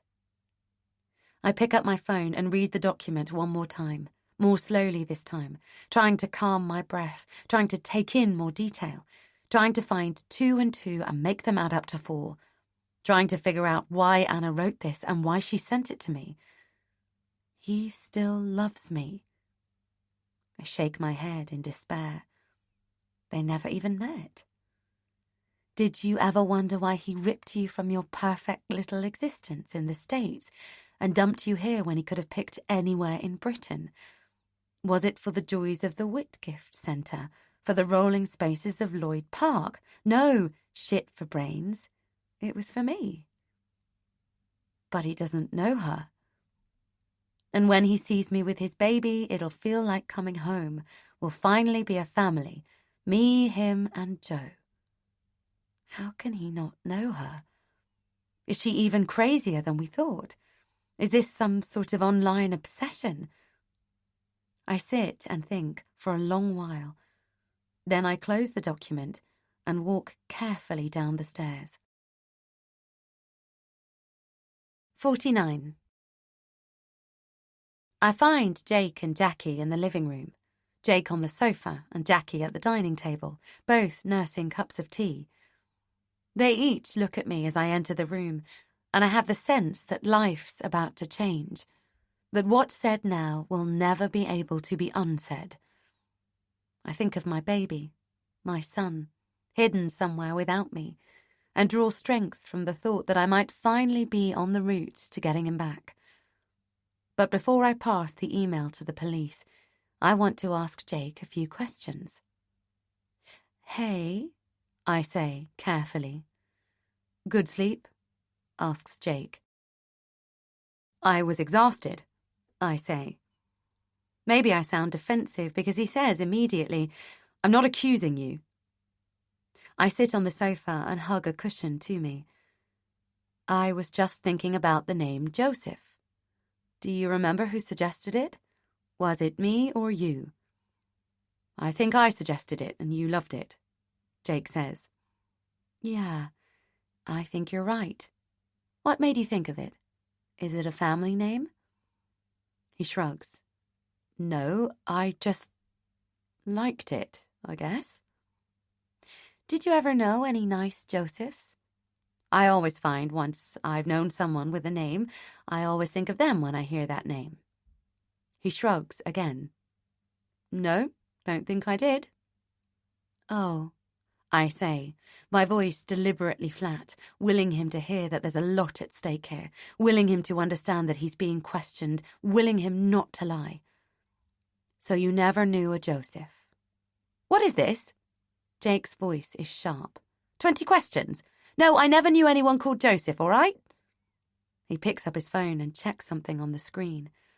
I hold my hands up. Okay. I wait, but no one says anything. I might have that tea after all. I get up and make myself a cup of tea, using the time with my back to the room to compose myself. So he lied. The document contained so much truth that I believe it, not him. I turn back to the room and open my mouth to speak, but Jackie's phone rings, and we all jump. Jake and I stare at each other, suddenly drawn together in our hope, as Jackie moves to pick it up. She catches both our eyes before she says smoothly, "Jackie Dane." We watch her, hanging on every monosyllabic word she says. In my mind, I'm going over what I'm about to say. I only have one shot to see his reaction, to judge if he's lying. Jackie hangs up her call. Nothing to report, sorry, just updates. They're working on the press release to send out to the TV stations. When that goes live, we might start to get some sightings. Do you tend to get good responses to those appeals? Jake asks. And I see through him now. Does he even really care that much about getting Joe back? The baby he didn't want in the first place. Depends, Jackie says. Of course there are time wasters, but all we need is one person who genuinely saw Anna, and we have a solid lead. It's worth a try. I can't believe she could be right here in Croydon, I say weakly. Can you think of anywhere she may have gone? Jackie asks. Places you used to go with her? Places she talked about? I struggle to centre my thoughts. We only ever hung out at home, Costa and the shopping centre. What about a hotel? Jake asks. Is it worth checking hotels between Gatwick, Red Hill and here? And I see it. This is my chance. I look at him through narrowed eyes. You tell me, I say quietly, although I feel as if I'm jumping off a cliff. You know her. You promised her a baby, after all. So what do you think? Is she in a hotel or somewhere else? 50. For a moment, everything in the room freezes, and then Jake's face creases into a scoff, an arrogant, pompous scoff. Have you gone completely insane? He snorts. I know you know Anna, I say. That you love her? My voice starts dangerously low but crescendos quickly. What have you done with Joe? I shout. I just want my baby back. I launch myself at him and pummel his chest. That's all I want. How could you be so cruel? You might not want him, but he needs me. The emotion of missing my son swamps me and tears spill out of my eyes. He's only tiny. He needs me. I sob, my blows getting weaker. What's got into you? Jake shouts, shoving me off him and sending me stumbling backwards. If I knew where he was, don't you think I'd have said by now? Jackie leaps up and takes my arm. She extends her other arm to create space between Jake and me. There, come on, sit down. She leads me to a chair, brings over a box of tissues. He knows something, I sob. You're crazy, Jake says. She's crazy, as if I know where they are. Do you honestly think I would be sitting here doing nothing in this house if I knew where they were, do you? Jackie motions to him to calm down. Taylor? She asks, gently. What's going on? I take a deep breath. Anna wrote to me. I got an email, just now while I was upstairs. What? What did she say? A lot about you, I spit. A lot about us. Things no one could know, and things about you and her. Jake's shaking his head. There is no me and her. She told me why you chose the name Joseph. There was a boy in your class who died when you were there. Jake's face goes pale. He turns away. Well? He turns back, and I see that his eyes are closed. He rubs the bridge of his nose and is breathing heavily through his mouth, as if he's panting. Dear God, it's true, isn't it? I say. So is it also true that we're nearly bankrupt? Jake's still holding the bridge of his nose, but he's shaking his head now, too. It tells me everything I need to know. She says it's because you have a gambling habit, I say. Jake's knees buckle and he collapses onto the sofa. Here, let me read it out to you, I say, tapping on the document called I Know He Can't Afford the Baby. And he knows that payday loans aren't the answer. He does, but still he Googles them, still he clicks through from the ads, working out ways to keep the car, keep the cash flowing, keep you from finding out. This is true? How, Jake? How did this happen? The words explode out of me. He shakes his head, and it's as if the physical mass that makes up my husband has shrunk inside his clothes. I didn't mean for it to happen, he says. It got out of control and I didn't know how to fix it. And then you wanted the car. I thought we could afford the bloody car. I wanted you to be happy. So you gambled away our savings? In what crazy world did you think that would make me happy? I shout, my voice tight. Jake covers his face with his hands. And this isn't the half of it. Shall I carry on? As I start to read out loud, I can't keep the bitterness out of my tone. And all the while, he's thinking one thing. He doesn't want to think it, but I know he is. It's tormenting him. He's up at night, chewing the skin around his nails. I break off to look at Jake. That's true, isn't it? You always were up at night. How does she know? How does she know that? Thinking the thought that makes him sick to his stomach. It'd all be okay if we weren't having the baby. Is she right about that, too? My voice is deathly cold. Jackie's holding her phone up. I think she's recording. Even if it's illegal, even if it can never be used, I'm glad there'll be a record of what was said. Jake's face is pale. He's shaking his head. If he could disappear down the back of the sofa cushions and never come back, I think he happily would. In fact, I'd push him down myself, stamp on him. You want more? I say, my voice rising. Here, I know your husband's going to miss the birth. I don't need a crystal ball or a pack of tarot cards to know that when push literally comes to shove, he won't be in the delivery room with you. Anna wrote this. Yes, Anna. How did she know you weren't going to make it? Where were you, anyway? Why didn't you answer my messages? My voice breaks, and for the first time in my life, I feel I could actually murder someone. I could put my hands on his neck and choke him to death, watch his eyes pop as he suffocates. I don't think I've ever hated anyone so much. I try to focus. And then she says that you promised her a baby, I say. She thinks Joseph should be hers. I break off to stare at him. Why would she think that? He still loves me, she says.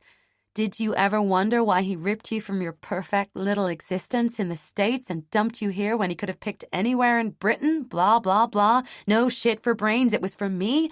And when he sees me with his baby, it'll feel like coming home. We'll finally be a family. Me, him, and Joe. I look up at Jake's face, and all I see is confusion. I don't get it, he says. I just don't get it. She must be delusional. She's seen your pictures and created a fantasy where she's with me. So, why Croydon? It's home. She says you still love her. I don't know what she's talking about. You've got to believe me, he says. But there's a shadow in those eyes of his that makes me think there's something. I slam my fist into the sofa cushion. It's him who needs to connect the dots, but he just won't do it. Is he hiding something? Or does he genuinely not know what's going on? Suddenly, I feel like the walls are closing in on me. I can't breathe. I need to get out. I'm going for a walk. That's allowed, isn't it? I won't be long, but I'm going to explode if I stay here any longer. I turn to Jake. And you might want to have a think about all this and figure out what the hell she's going on about. I forward the email to Jackie and slam the door as I leave the house. 51. I stride off down the road, not sure of where I'm going until I get there. I pass the Italian, the place I had lunch with Sarah what feels like eons ago. I look through the window, my eyes searching for the familiar shape of Anna, a pram, Joe's car seat, anything. But it's the usual crowd and no Anna to be seen. I march onto the park, scanning every single person on the street. And then I stop where I stopped that first day I went to the walking group and took that photo. The part of the park where the walking group meets is empty, except for 2 little kids running about, chasing squirrels and birds and squealing while a woman, maybe their mum, smokes a cigarette on a bench.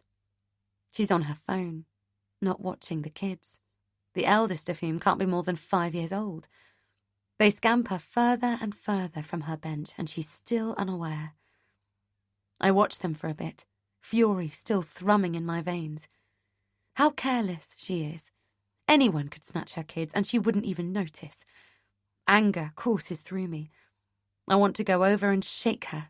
I want to take the smallest child myself, just to prove a point, to make her wake up to the real world the way I've had to. I take a few deep breaths to try and calm myself. Then I walk on, at a pace that makes my breath come faster. The monotonous act of putting my feet down left, right, helps get my thoughts in order. And I feel calmer by the time I leave the park and head towards Costa, the branch where I had that first coffee with Anna. I think back to when I suggested it and she said she was too busy before relenting. I was desperate for her to say yes. She played me like a pro. Inside, I order an orange juice and take it to the back, where I sit and watch the door, an absurd hope building in me that Anna will appear at the door with Joe, that she'll see me and rush over, thrilled to be able to give Joe back to me, full of what a misunderstanding it's been, and I won't even question her. I'll just take him back and ask nothing. Just let her go. Let her hide from the police, as long as she leaves us alone. I bask in that wonderful warm feeling of what it'll be like to have Joe back, to have him snuggle in my arms, root for my breast, to watch him sleep flat on his back with his arms above his head like a champion. I've always thought positive. I've always looked for the best in situations. As I sit there with my juice, I start to believe so much that Joe and Anna are going to turn up that I startle when a mother with a baby in a carrier does appear at the door. She's bundled up against the cold wind, but even so, I can see immediately that it's not them. And I take it like a slap in the face. Of course, Anna's not going to come waltzing into Costa. She's wanted by the police. She's not going to be out buying fancy coffees with an abducted baby in her arms. My phone rings. Caroline. Hello? As usual, Caroline doesn't bother with niceties. Taylor, the police called. I'm so sorry to hear what happened. How are you? She says. And I realise that she's someone who understands the pain of losing a child. The thought of her empathy brings unexpected tears to my eyes. I can't speak. I'm overcome. I flap my free hand up and down to try and stop the tears. It's embarrassing to be crying here in Costa. I press my hand to my nose and squeeze my eyes shut, but the tears are still coming. I'm sorry, I whisper. It's okay, comes Caroline's voice. Don't talk. Do you have an FLO with you? Use her. They're a great support. And look, I'm here for you if you need me. Any time, day or night. Thanks. Thank you so much. They'll find him. You know that, don't you? She sounds so knowledgeable, so sure of herself. Thank you. Thank you for believing, is what I want to say. She's the first person who's told me the only thing I need to hear. We hang up, and I lose myself in a daydream of how I'll hear the news that they've found Joseph, imagining how I'll feel when I find out he's alive and well and on the way back to me. Maybe it'll be a phone call, or maybe they've heard something at home already. I take a last swig of juice, throw the bottle in a bin, and push my way through the tables to the door. Time to go home. 52. Hello there, Jackie calls as I close the front door behind me. We're still here. I pull off my coat and shoes and head into the lounge. It feels too small for the three of us. I don't know where to sit now Jackie's here, occupying space that's usually empty. So I stand. Any developments? I passed the email to CID, obviously, but other than that, no. We're just waiting for the MISPERS press release to come. Missing person, she adds. Feeling better? Jake asks. I breathe in and out, constrained once more by the stuffy indoor air. Yeah. I pause. Have you remembered anything yet? Jake sighs. She must have seen you somewhere. On a flight, or something, maybe, and become obsessed by you and stalked you. Taken all your pictures off social media and imagined herself in your life, he says. That's all I can think of. She's kidding herself. I want to be with her. She's a fantasist. It's possible, says Jackie. Stranger things have happened. Her phone pings and she looks at it. Ah, brilliant. It's the press release. You want to take a look? She holds her phone out, and I scan the document. They've zoomed in on Anna's face from the picture I saw in her bedroom of her and Rob. It's funny to see it in this setting. So familiar, yet so strange. I scan the words, reading the facts as if they relate to someone else's life, then hold the phone out to Jake. Here. He takes the phone, then does a double take. What? He frowns and shakes his head at the screen. No, he says. Where did they get that picture? Her house. It was in her bedroom. It must be the only picture they could find. No, that's impossible. He points at the screen as if he's seen a ghost. That's not Anna. Of course it's Anna, I snap. And that's Rob, her husband, blocked out next to her. No, I know that person. Her name's not Anna. Oh my God, oh my God. Jake looks as if the life's been sucked out of him. His eyes are panicky and he's clutching at his chest. This can't be true. I'm telling you, it's Anna. For God's sake, stop messing. This is difficult enough as it is. No. Jake starts walking this way and that, shaking his head with his hand pressed on his chest. Oh my God, oh my God, oh my God, oh my God. What's going on? You're scaring me. I want to shake him. Jake practically throws the phone back to Jackie as if it's burning his hands. That's not Anna. It's Vivian. Oh, God. It all makes sense now. What do you mean? Vivian who?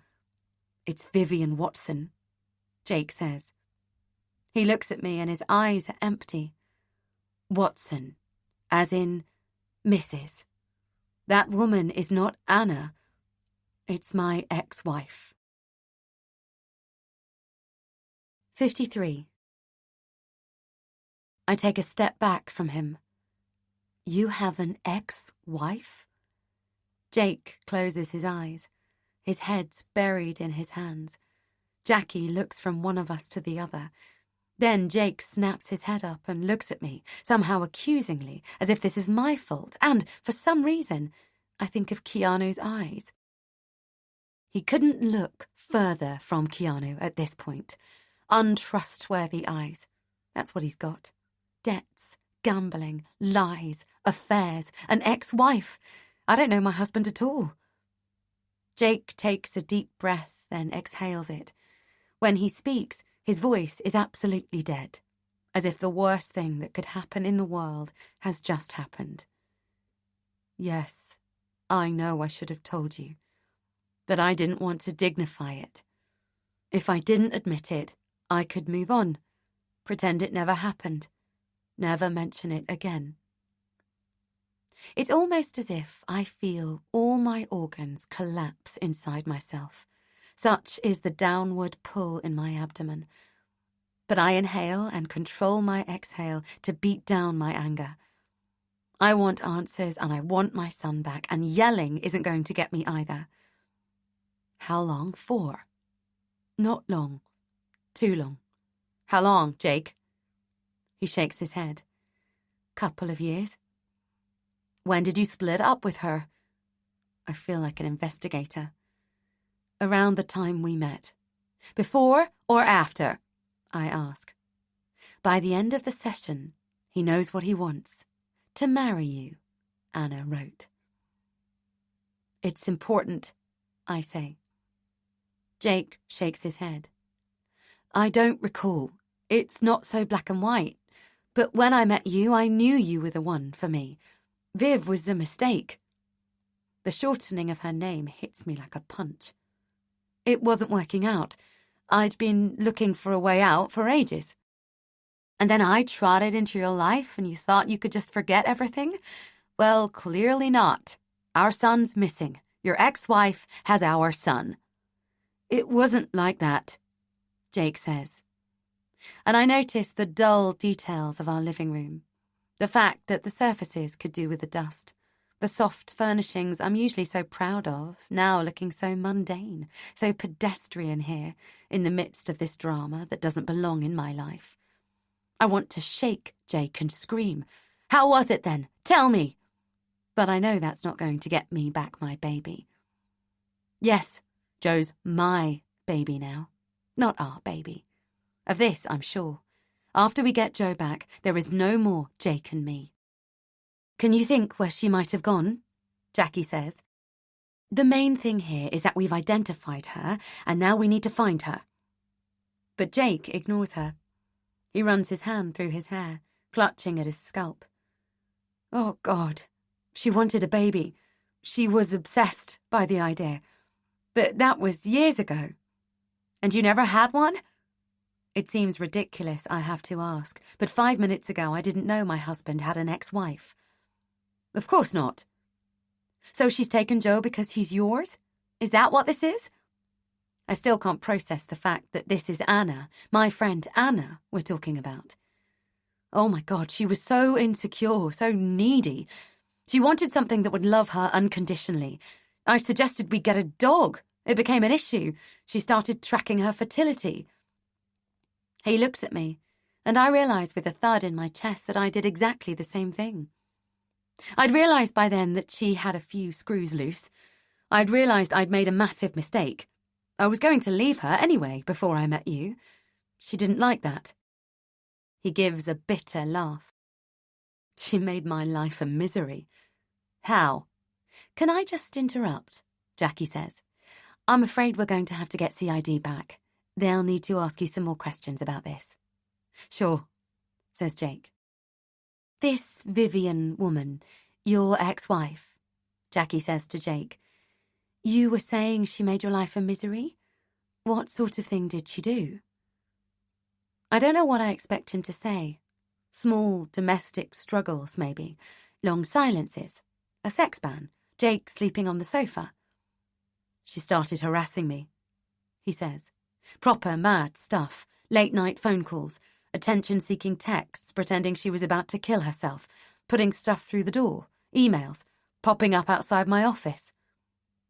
I close my eyes. How is this suddenly my life? Jake barks a laugh. God, she was clever. I wanted to get a restraining order, but she never broke the law. Never did anything the police would be interested in. Just small things, psycho things that let me know she was watching me. I could handle it, but... Jake closes his eyes and shakes his head. All this was happening while we were seeing each other? Why didn't you say anything? You were in the States and I was here. You were my fresh, new future. So pure. I didn't want to ruin it. God, Taylor, you have to know how I felt about you. You gave me hope for the future. You were everything I wanted moving forward. That's why I didn't tell you about her. I didn't want to sully what we had, tinge it. I wanted a clean break from all that craziness. Do you get that? I just stare at him. I. It's all about him. And I thought we were us. This is why I was so glad to move to the States to be with you, Jake says. I heard nothing after that. It all stopped. I thought that was the end of it. I assumed she'd got over it and we could get on with our lives. I put it to the back of my mind and, God, forgot, I suppose. You're unbelievable.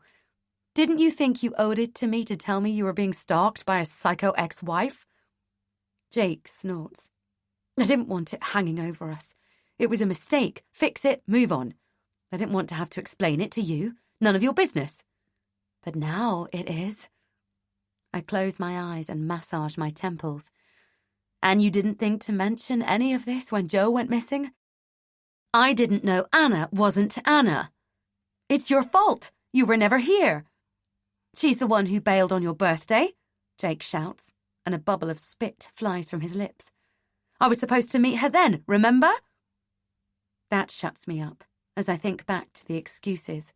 She was sick. Rob was flying in. Rob was flying out. Did she really plan this so Jake never got to meet her? I'm still furious at Jake, but Joe is my priority. I need to focus on getting Joe back. Where would she go? I ask. Jake jumps up and goes to the window, lifts the lace curtain as if she'll be outside, watching, then lets it drop and turns to me. I don't know. Come on, I say. You must know. Think about the places you used to go with her. Is there anywhere she could have made a base? Anywhere she might have taken him? Where were your favorite places? She could be anywhere. But what if she's not?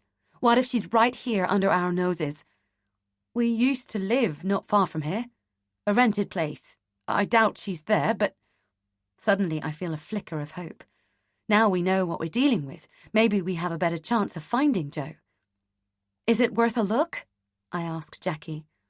I'm agitated now, standing up, adrenaline pumping through me. We should go and look. Can you come with us, or do we have to wait for CID? We've got to do something. Already I'm moving towards the door. Jackie raises a hand. Slow down. They're already on their way over. We should wait. We need to do this properly. I stare at her. She's supposed to be a support, not a hindrance. I need to see this house. I need to see if my son's there. I also need to see it for murkier reasons. I want to know where Jake lived with his ex-wife. It's not far, he'd said. Is that why he rented our house in this location? Has my entire time in England been based on this subconscious pull he felt to be back where he was when he was married to Vivian? He says he wanted to get away from her, but what if she was right all along? They'll be here very soon, or I can send them straight to the house if you have the address.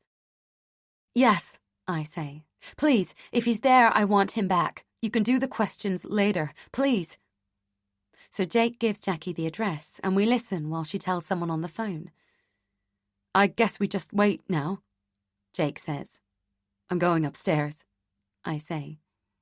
I stomp up the stairs, anger apparent in every thudding footstep, throw myself onto the bed and picture how Joe would be found, the police banging on the door, storming in, Anna cowering, the cries of my son in another room, safe and well, of course.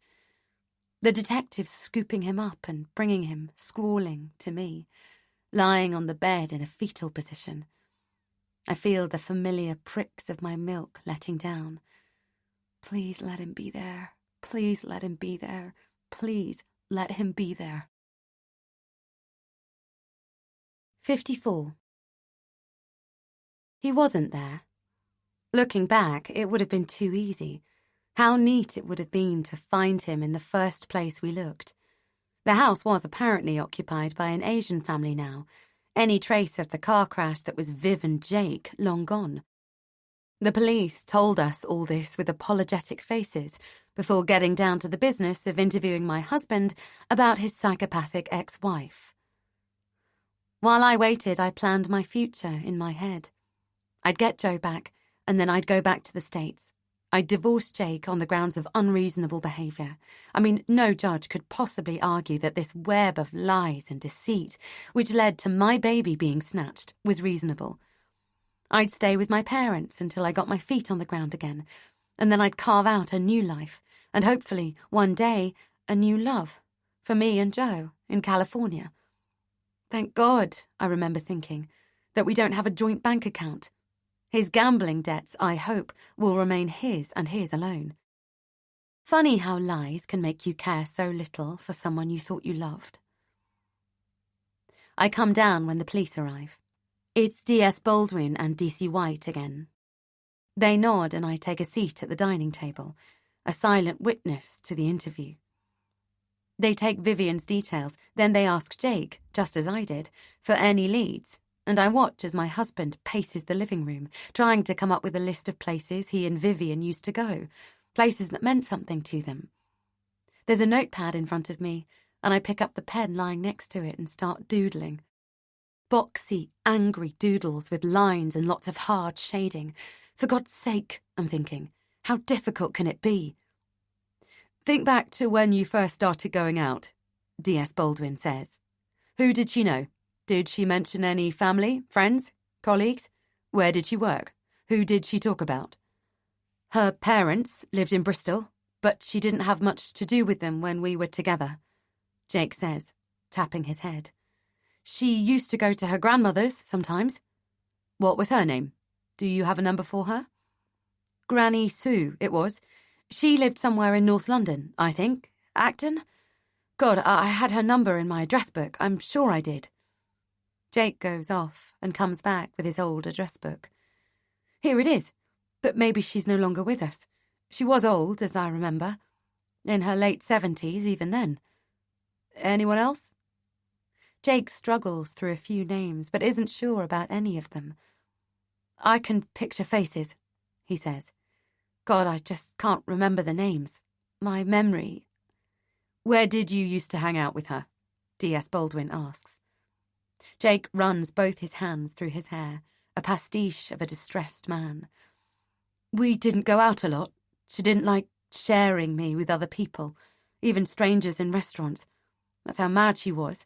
If we went to a restaurant, she'd be paranoid I was talking too much to the waitress, and we'd end up fighting.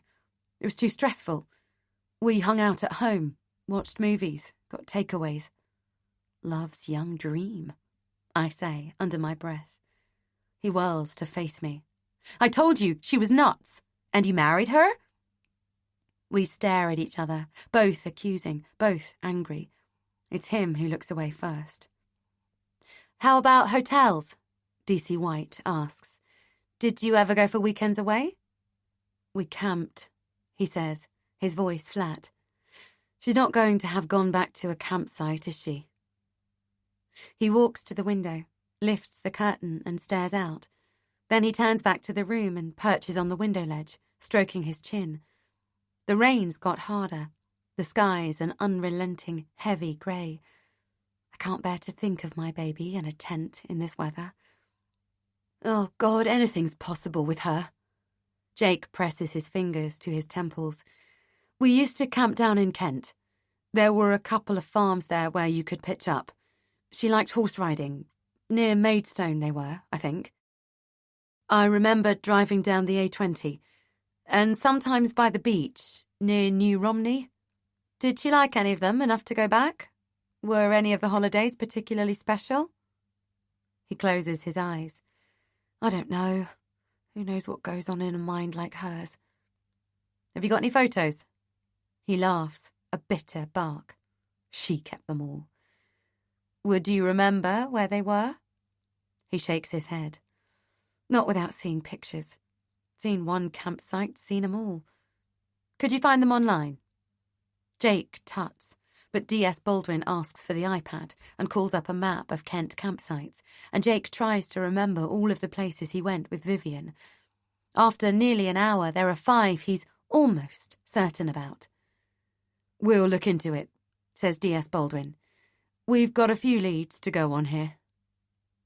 Jake closes the front door after everyone when they leave and walks back into the living room. It feels odd to be just the two of us. I feel like I've been abandoned with a stranger.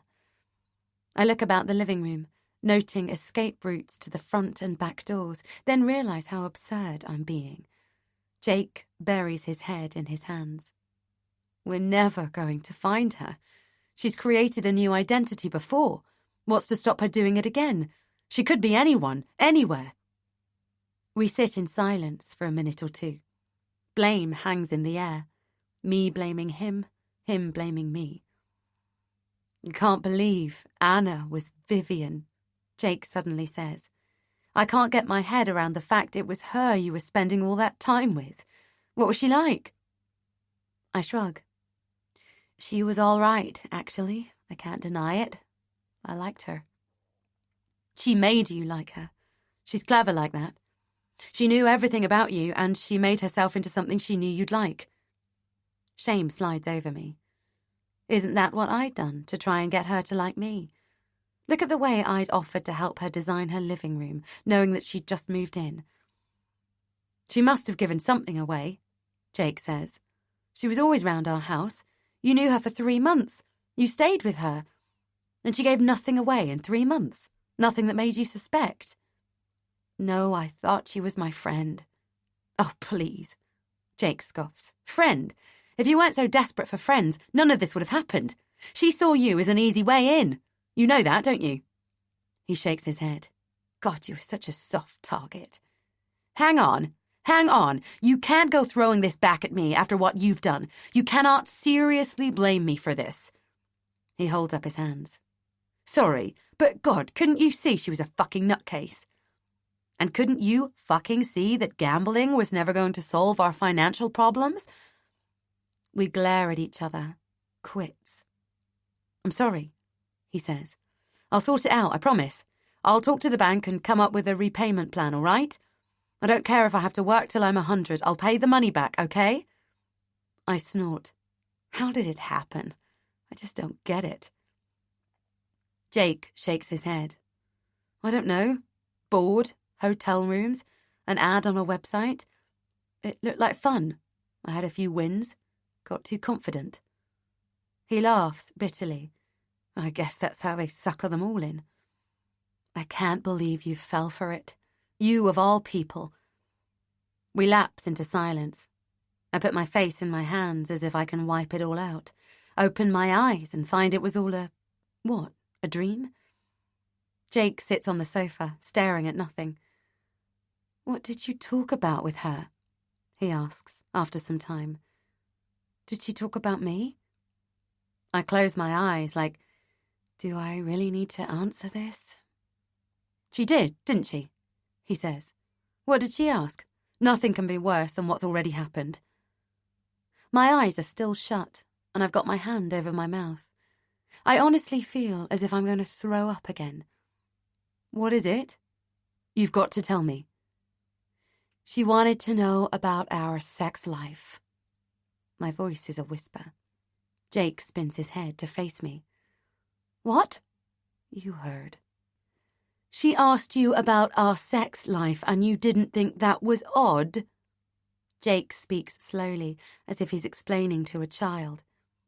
It was in context, to do with being pregnant. Women always talk about these things. It wasn't odd. But then I remember her questions about how Jake and I kept our love life alive. I remember that I told her about the kinky photos, about the role play, and I sink backwards on the sofa. What must she have thought? Did she do that with Jake too? Well, it's not going to change anything now, I say.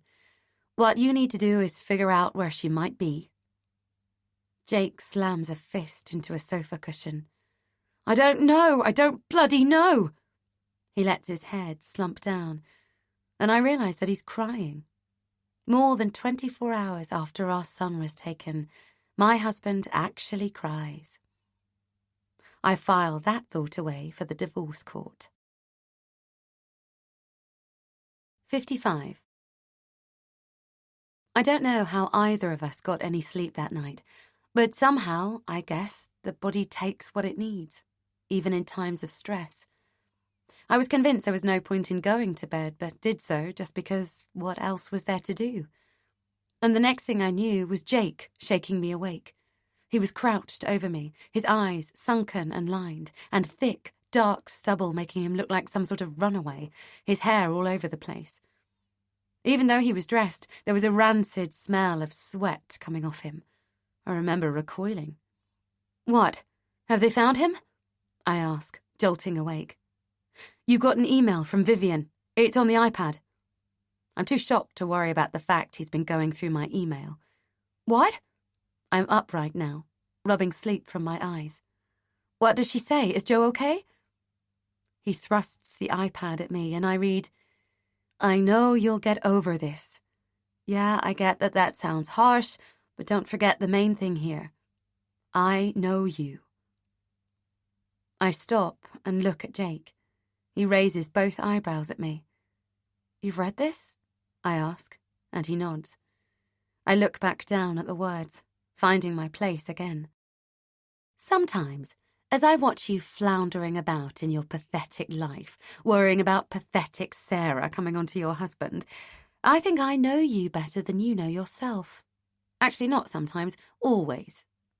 I'm watching you pack for our States trip now, and I have to stop myself laughing. You're such an innocent, so easy to manipulate. You make my job too easy." "Yes, Tay, course I'll carry a bag of essentials for Joe. Course I will, hon. It's no trouble. You do realise you're packing me a bag so I can take his baby, don't you?" Oh, God, I have to look away lest I laugh. And I watch you planning for the flight and I want to laugh again. You're not going anywhere, sunshine.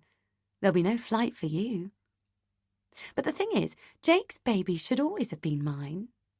Did you know we were trying for a baby when he met you? Has he told you that yet? So this is all your fault. That day you sat on that fucking plane with him, that was the day you set the ball in motion. You could have ignored him. You could have put your fucking headphones on, watched a movie, gone to sleep, done anything except ruin my marriage. But you know what? Karma's a bitch, and she's been chasing you. Did you feel her snapping at your heels as you met your new best friend, as you interior designed her living room and invited her to join your book club? You take something from me and I'll take something from you. It's how life works, honey. Tit for tat, an eye for an eye. Isn't that what they say? Oh, I had fun playing with you. I had fun winding you up about Sarah and making you think Simon was stalking me. Poor Simon. The police won't find anything on him. He was just a pawn. Collateral damage, if you like. And you? Yeah, you'll get over this. You barely knew Joe. It was me who took care of him, and me who loved him, not you. You never looked like you enjoyed being his mum. So let's say I'm giving you a second chance. Jake's son belongs with me. It's the baby he promised me. He's mine now. And when he finds us, Jake will be mine too.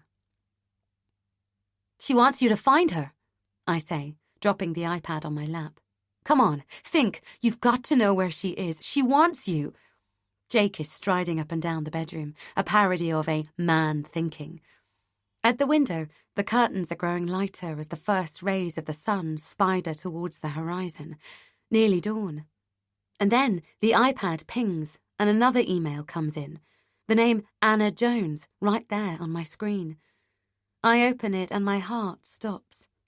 It's a photo, which opens in the body of the email. Joe? Tears erupt from my eyes and I wipe them away as I stare at the photo, devouring it, desperate for clues. She's taken it since the airport. He's there in the same outfit, with the same blanket, lying flat on some sort of makeshift bed. He looks okay, smaller than I pictured in my mind. Oh, God, so small, but okay. The lighting is dim. It doesn't look like she's inside a house of any sort. I enlarge the picture as much as I can, raise the phone to my lips and kiss the screen. Show me, Jake says, and grabs the iPad from me. I watch as his eyes move over it, presumably taking in the same details as I did. He expands the picture, examines it, and then he looks upwards, as if he's reading some invisible text written on the ceiling, and pumps the air with his fist. I've got it. Got what? Got it, I think I know where they are. Where? I can't explain. Let's go. Now? Shouldn't we wait for the police? Sod the police. I know where she is. I jump out of bed and pull on yesterday's clothes while Jake runs downstairs. As I wash my face and drag a comb through my hair, I can hear him jangling the keys in the hall downstairs. Come on, it's not a bloody fashion show, he shouts. I've got that slightly panicky feeling, slightly giddy, like my mind hasn't yet connected with my body. I look around the familiar room, not knowing what I'm looking for. Do I need to take anything? I clatter down the stairs, grab my coat from the hallway, and follow Jake out of the front door, closing it behind me with a decisive bang. I feel underprepared without the pram, the car seat, the nappy bag. Underprepared, too, in thinking about what's going to happen if we find her. She's convinced he'll want to stay with her. What will I do when I get Joe back? Jake starts the car, then blows on his hands and rubs them together. The heater will come on soon. Where are we going? It's a warehouse, not far. A warehouse? What? But Jake just shakes his head. The rush hour's starting, and the traffic isn't as thin as I'd have hoped. Jake drives badly, in a silence marred only by the metronomic swish of the wipers and the curses Jake throws at cars that pull out in front of him or traffic lights he misses. He under and overtakes where he can, cutting into the front of queues, hooting and being hooted at. We start to leave the main part of town and head in a direction I don't know, into a more industrial area. The road widens and the houses give way to warehouses, set back from the road. Jake slows down, checking what we're passing on the left, until he sees a turn and swerves into some sort of industrial estate. He takes a right and a left, then pulls up outside a warehouse and stops the engine. Right, he says. It's a long shot, but it looked like she was here. I look at the warehouses all around. Do you actually know where we are? Jake nods forward. Just a bit further. There was a disused warehouse here. We used to climb up the fire escape to the roof and look at the stars. You had a pretty good view of London, too. She liked to go up there and look at the skyline. Jealousy rises in me, and I try to scribble out images as fast as they form in my head. Anna and Jake climbing the fire escape, her running ahead, maybe, young and pretty, leading him to her special place. I know Anna. She'll have thought of everything. She'll have gone ahead and put a blanket up there, taken a bottle of wine. I see the two of them lying back to look at the stars, maybe even making love. Oh my God, it hasn't hit me till now. But the thought that Anna was married to Jake, had sex, went to bed together, woke up together, that my best friend knew my husband so intimately. But she's not my best friend, I tell myself, with yet another sinking realization that the whole friendship was fake. All this passes through my head in a fraction of a second. I don't know if it's still disused. Maybe someone's bought it, or if you can even still get up there. This was a good few years ago, Jake says. I exhale. You really think she might have come here? I can't keep the doubt out of my voice. I can't think where else, Jake snaps. If she wanted me to find her, this is where she'd come. It's where we... His voice trails off, and I complete the sentence in my head. First kissed, first slept together, got engaged. Tiredness makes my eyes pop. Right, says Jake. He unbuckles his car seat and I do the same. We get out and pull our hoods up. The rain is steady and cold. Jake indicates that we should walk in single file, sticking to the shadow of the warehouses. The sun's barely up. It's a little way, he says, turning to me. I didn't want her to see the car. If she's here, I don't want to scare her off. Who knows what state of mind she'll be in? She's not exactly stable. He turns another corner and then stops, holding his arm out to stop me too. The building we're facing is derelict, the majority of its windows broken. There's graffiti daubed on its grey walls, weeds flourishing, and rubbish littered all around. The rain's already plastered my fringe to my head, and rain trickles down my face.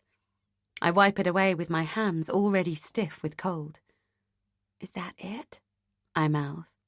Jake nods. The fire escape's round the back. He starts to skirt around the perimeter of the building, picking his way through industrial rubbish, planks of wood, empty paint canisters, piles of bricks, lumps of broken concrete, decaying black bags, a snarl of barbed wire, a broken toilet, and piles of jagged boarding. I follow gingerly, trying not to catch my clothes or twist my ankle. Up ahead, Jake stops and holds up his hand. I freeze, then shrug as he remains motionless. He puts his finger to his lips to shush me, then mimes listening towards a door to the ground floor of the warehouse. I strain but can't hear anything, so I tiptoe closer until I'm standing slightly behind Jake. He's tilting his head towards the door. Then he holds up his index finger, pointing towards the door, and turns to me questioningly. I shrug. I didn't hear anything. We both lean closer to the door, and then, just as Jake raises his finger again, I hear it too. The murmur of a voice coming from inside. Jake and I look at each other, his face mirroring the panic that I feel. Is she inside? Suddenly, I realize we have no plan. If it's Anna in there, and if she has Joe, will she simply hand him over? Jake and I stare at each other, our eyes hooked to each other. Then he mouths, "Okay?" And I nod. "Get Joe," he mouths. I nod again. Then he turns to the door, pushes it open, and steps inside in one fast move. I'm right behind him, just in time to see Anna bend over Joe's car seat and scoop up Joe, my baby. Then there's a moment when everything freezes. Anna standing holding Joe to her shoulder, and Jake staring at her. She looks different without the pregnancy bump. The clothes she wore to the airport yesterday, the jeans and the Converse and the blue sweatshirt, are all loose on her frame, giving her the look of a child. Her eyes are wide, panicky, mad. "Vivian!" Jake yells, and he launches himself across the room, oblivious to any danger there might be. Anna whirls around and runs towards a door on the other side of the space, Jake hot on her heels. I follow, noting Anna's backpack as I pass, the one she'd had filled with nappies, wipes and toys, ready to take to the States. And even while I'm pleased she had supplies, it hits me how precisely she'd planned this. Anna pushes open a door on the far side of the warehouse space and flies through it, shoving it closed behind her, so Jake has to open it again. By the time I catch up, they're both clattering up a rickety metal staircase that zigzags up the side of the warehouse. Anna's already past the first floor, and Jake's running up the stairs 2 at a time behind her. Joe's crying now, and the sound makes my breasts tingle. Holding tight to the rail, I follow as fast as I can. When I get to the top of the stairs, Jake and Anna are already on the roof. Anna's clutching Joe to her chest. "Don't come any closer!" she screams. Jake stops where he is, his hands held up in a surrender. "Vivian, please, just give me the baby." They stare at each other, and I realise that Anna's dangerously near the edge, that whatever railing used to be there is long gone. My legs go weak at the thought of my baby so close to the edge, and I sway, grabbing onto the stair railing for support. Joe's wails build so he's barely sucking in enough breath to sustain the rhythmic cries that wrench right through to my uterus. "Anna, please!" I yell, then try to calm myself, to speak evenly. "It's okay. Whatever you want, it's okay. Just give us Joe. We'll do whatever you want. Please, just give me back my son." My voice breaks. "He's hungry." I look at the lightweight blanket she's got him in. "He's cold." "He should be mine," Anna shouts above the sound of his screams. "He was meant to be mine. You don't want him." "You have to give him back," Jake shouts. "There's no other way out of this." "He's mine," yells Anna. "We were going to have a baby, you and me, remember? You promised, and then you left. You left me for her," she sobs. "This is only fair. It's fair that I get him. He was always mine.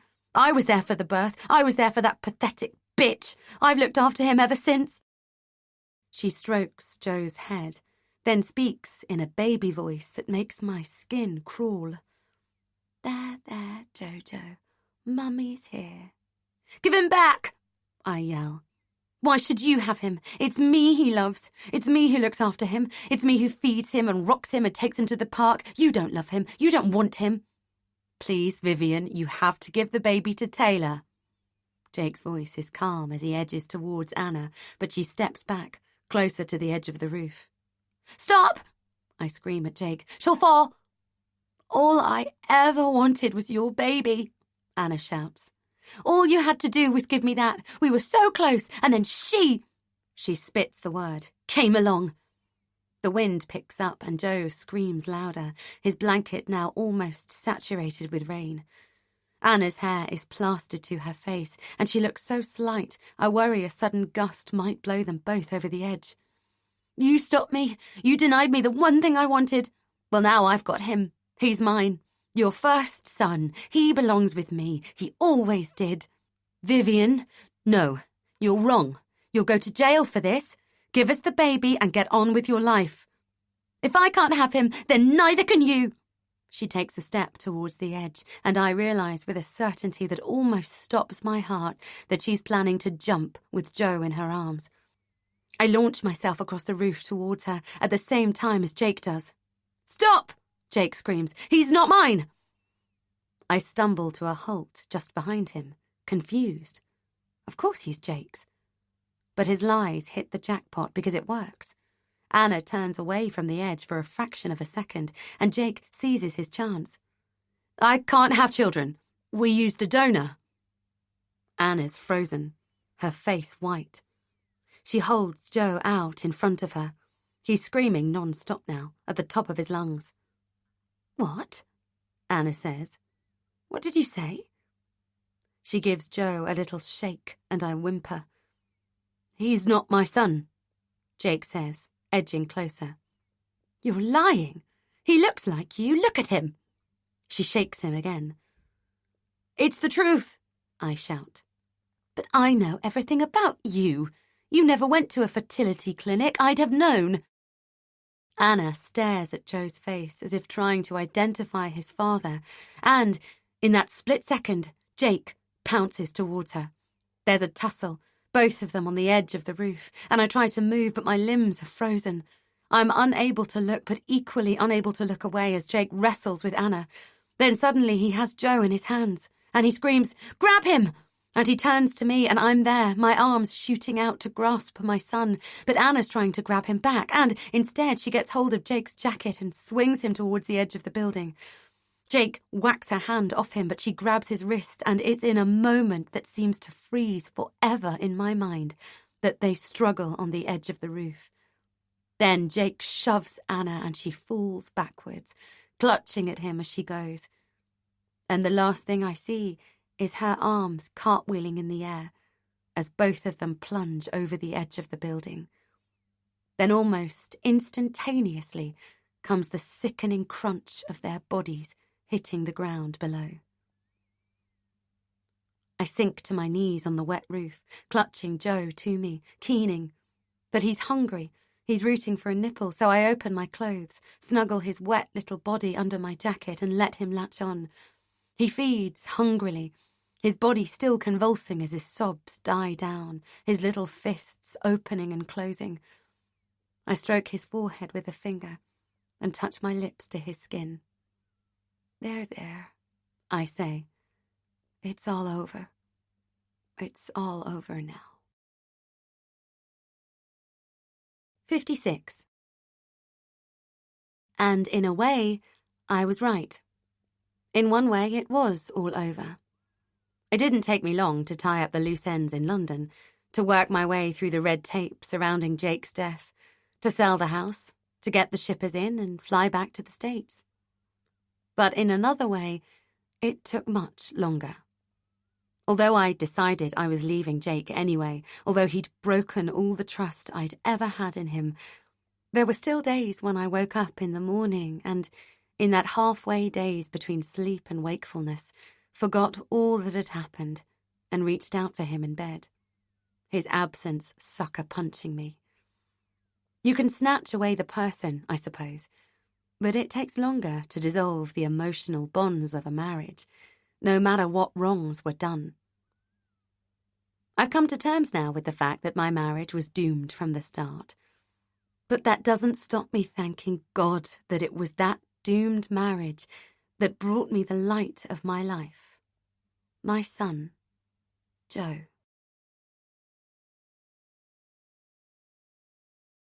That was I Know You by Annabel Kantaria, read by Jessica Ball.